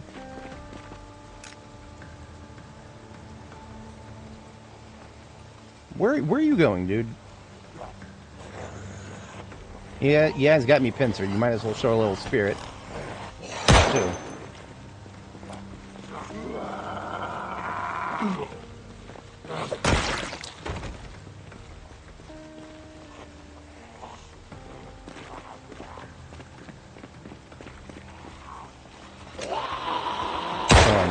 Girl.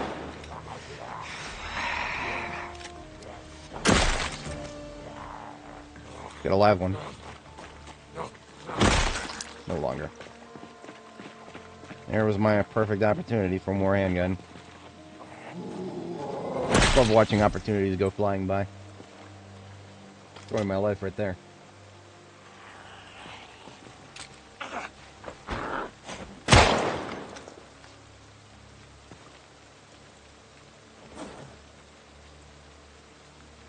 Four more M9 magazines.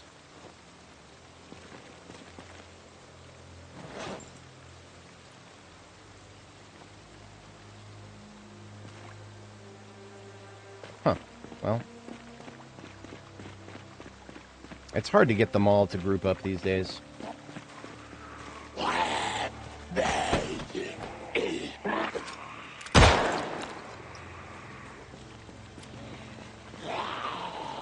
And there's the sickness. I think that's as good a time as any to call it. We're not doing another major pull with the ambulance right now. Clean up the stragglers and get out of here. Now, I want to confirm, is there anything in these crates? I get the distinct feeling there's probably nothing in these crates. Toilet paper. Candle, matchbox. Yeah, this is civilian crap. Civilian supplies.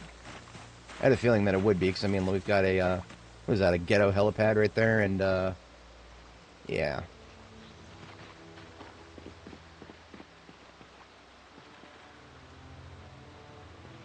I suppose I'll get the ones that are still seem to be fixated and moving in this direction.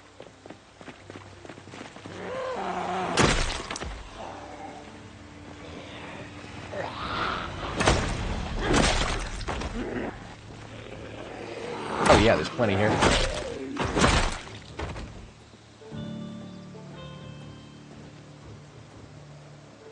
Interesting. I'm going to have to whip out the spear for this. You're not going to have them line up that many of them up against the fence and not have me take advantage of that. Fucking conga line here.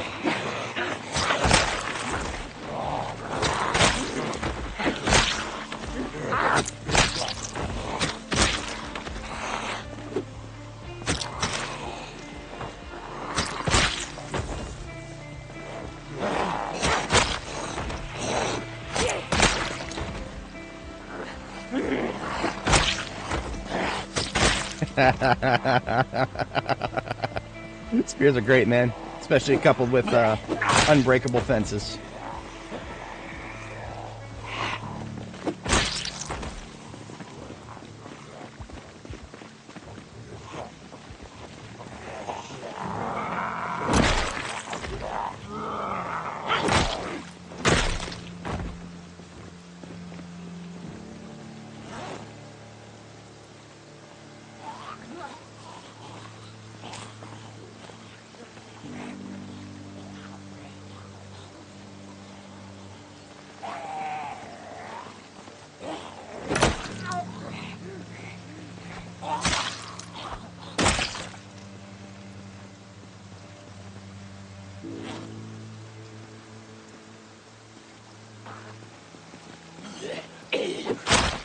The best part about this is I'm still combat effective despite being tired. That's the glory of the spear right there. It will be nerfed any day now for sure.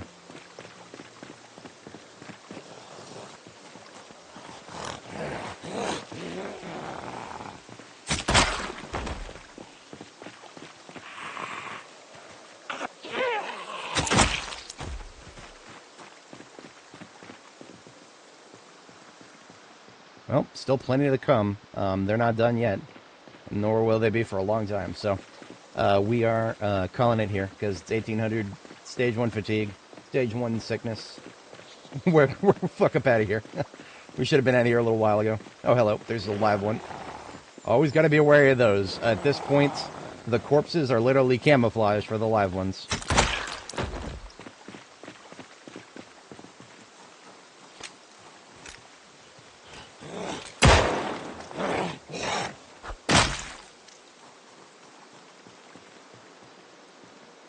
Okay. Dunzo.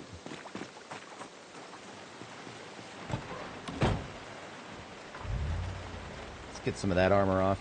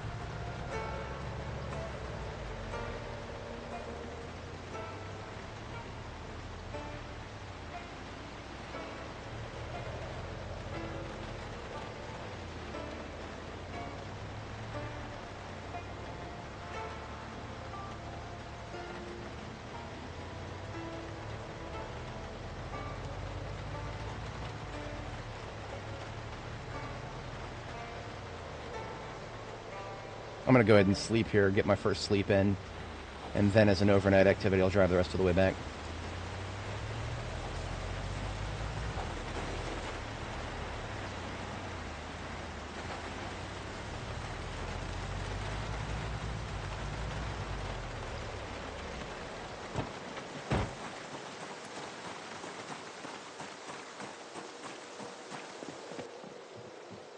Alright, fully loot this place.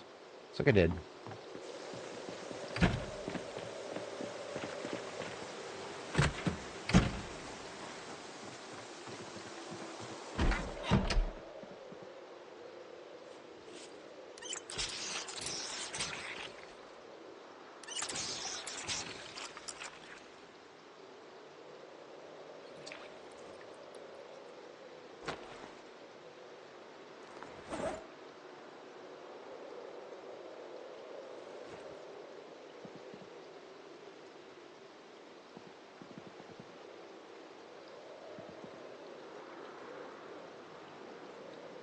I'm gonna eat all these oats because I'm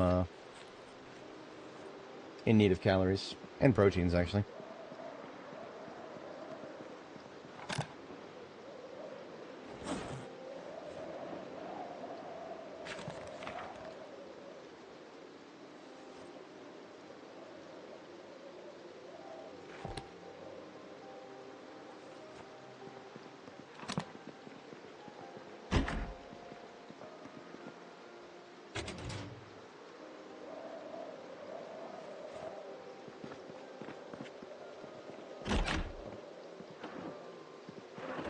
Why am I still uncomfortable? What did I forget to take off?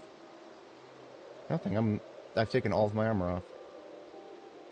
Right? I've taken all of my armor off. I should not be that uncomfortable. It's probably because I'm hot.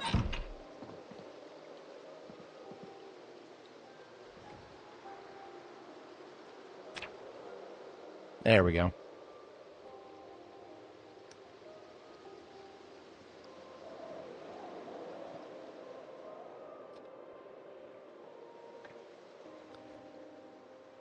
I thought the rain would go away, but no such luck.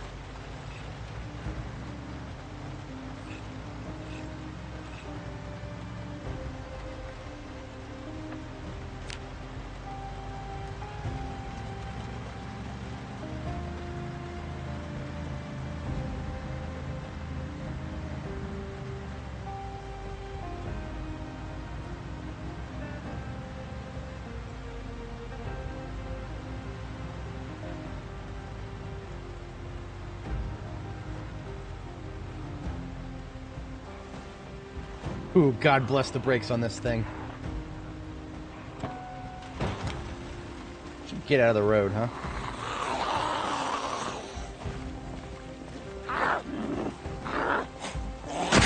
Fast Shambler Francine over here.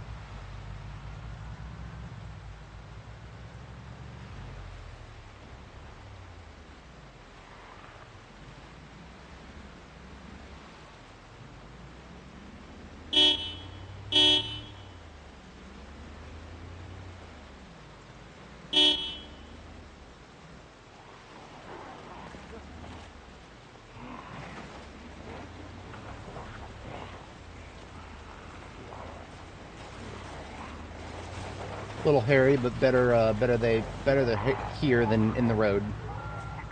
In fact, hello. I'll lead them this way as best I can, then return to the road.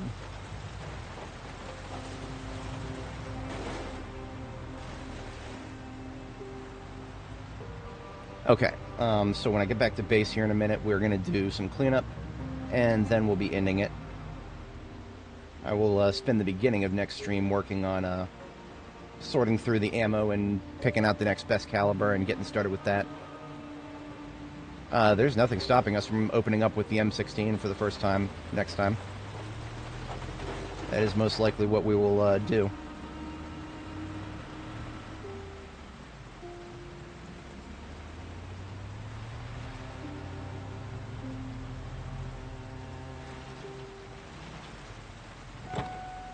Hello, Hassan. We've been at this all day.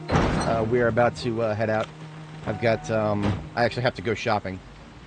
It's 9 p.m. here, so I do need to.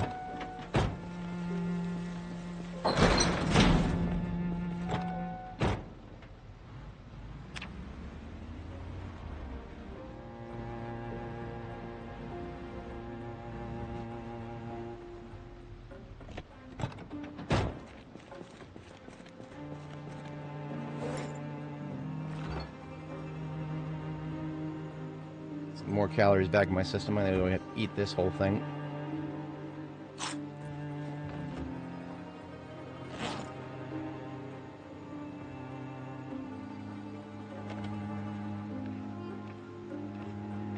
Meaning to replace the battery in this, so toss that out.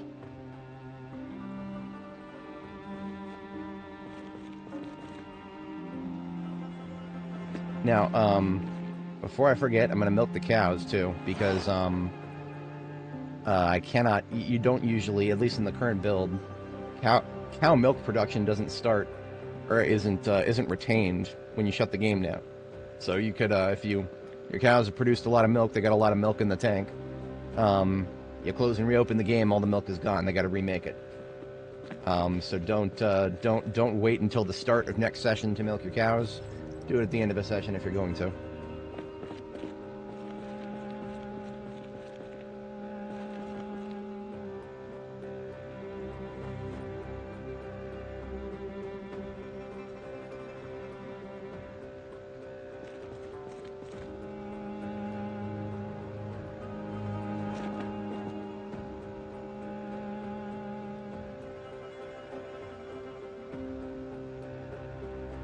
Take the crate at the top here, use that as a memorabilia pin.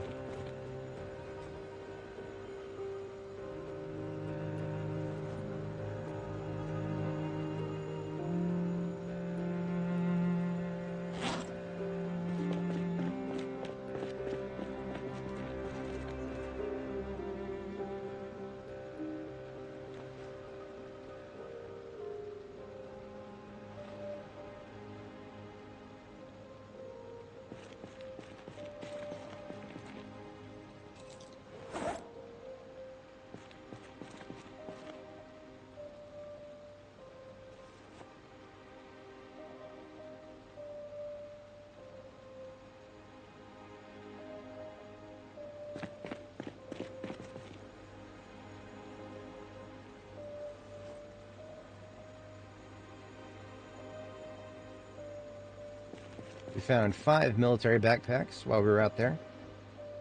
Looks like multiple in each color too. All 3 of the colors available to us. Olive drab, forest camo, desert camo.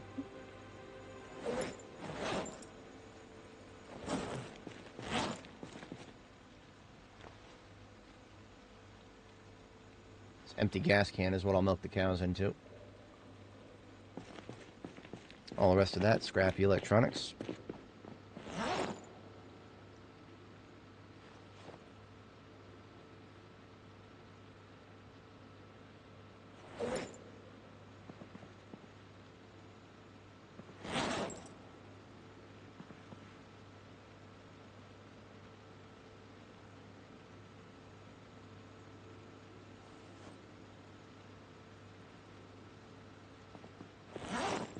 Gonna put the welding torch straight into the trunk here.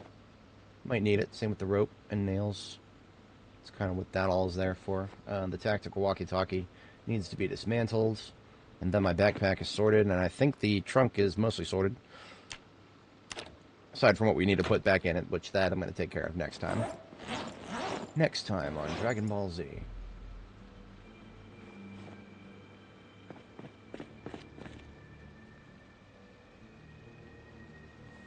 Is that 148 M9 magazines? Can't even fit anymore. Ah!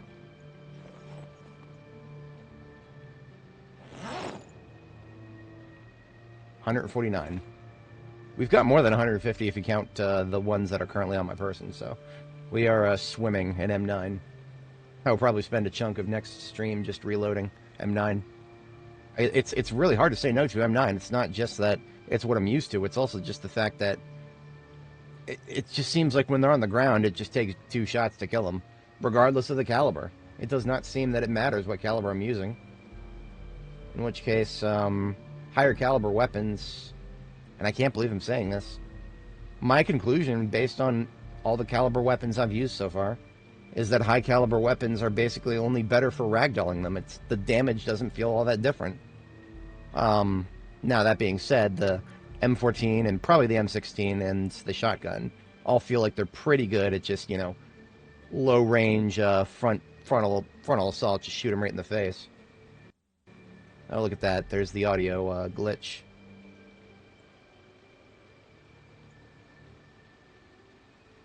Was waiting for that. Okay, we're going to milk the cow, and we're out of here. That is a perfect time to come hither, Athena. I require your gifts.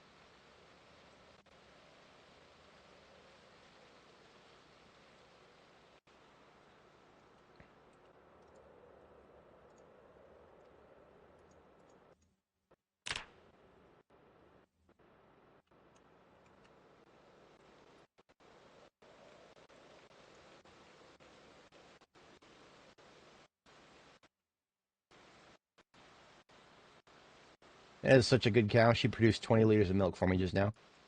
Very, very good cow. The best cow. Big, beautiful cow. We're going to have the best cow. We're going to have the best butter. It's going to be great.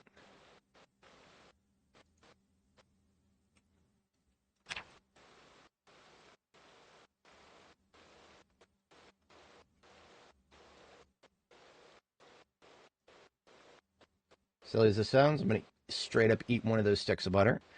And the rest of these go in here. And there's my weight gain completely taken care of. It's so silly that the game incentivizes you to do that, but it really... Whoa, shit. Come on, come back. Come back. Don't tell me I was just going to pet a cow before going to sleep. Yeah, the memory buffer overflow is pretty bad here. Just let me pet the calf and then fix my happies, and then I can go to sleep. And then we close the game, we're done.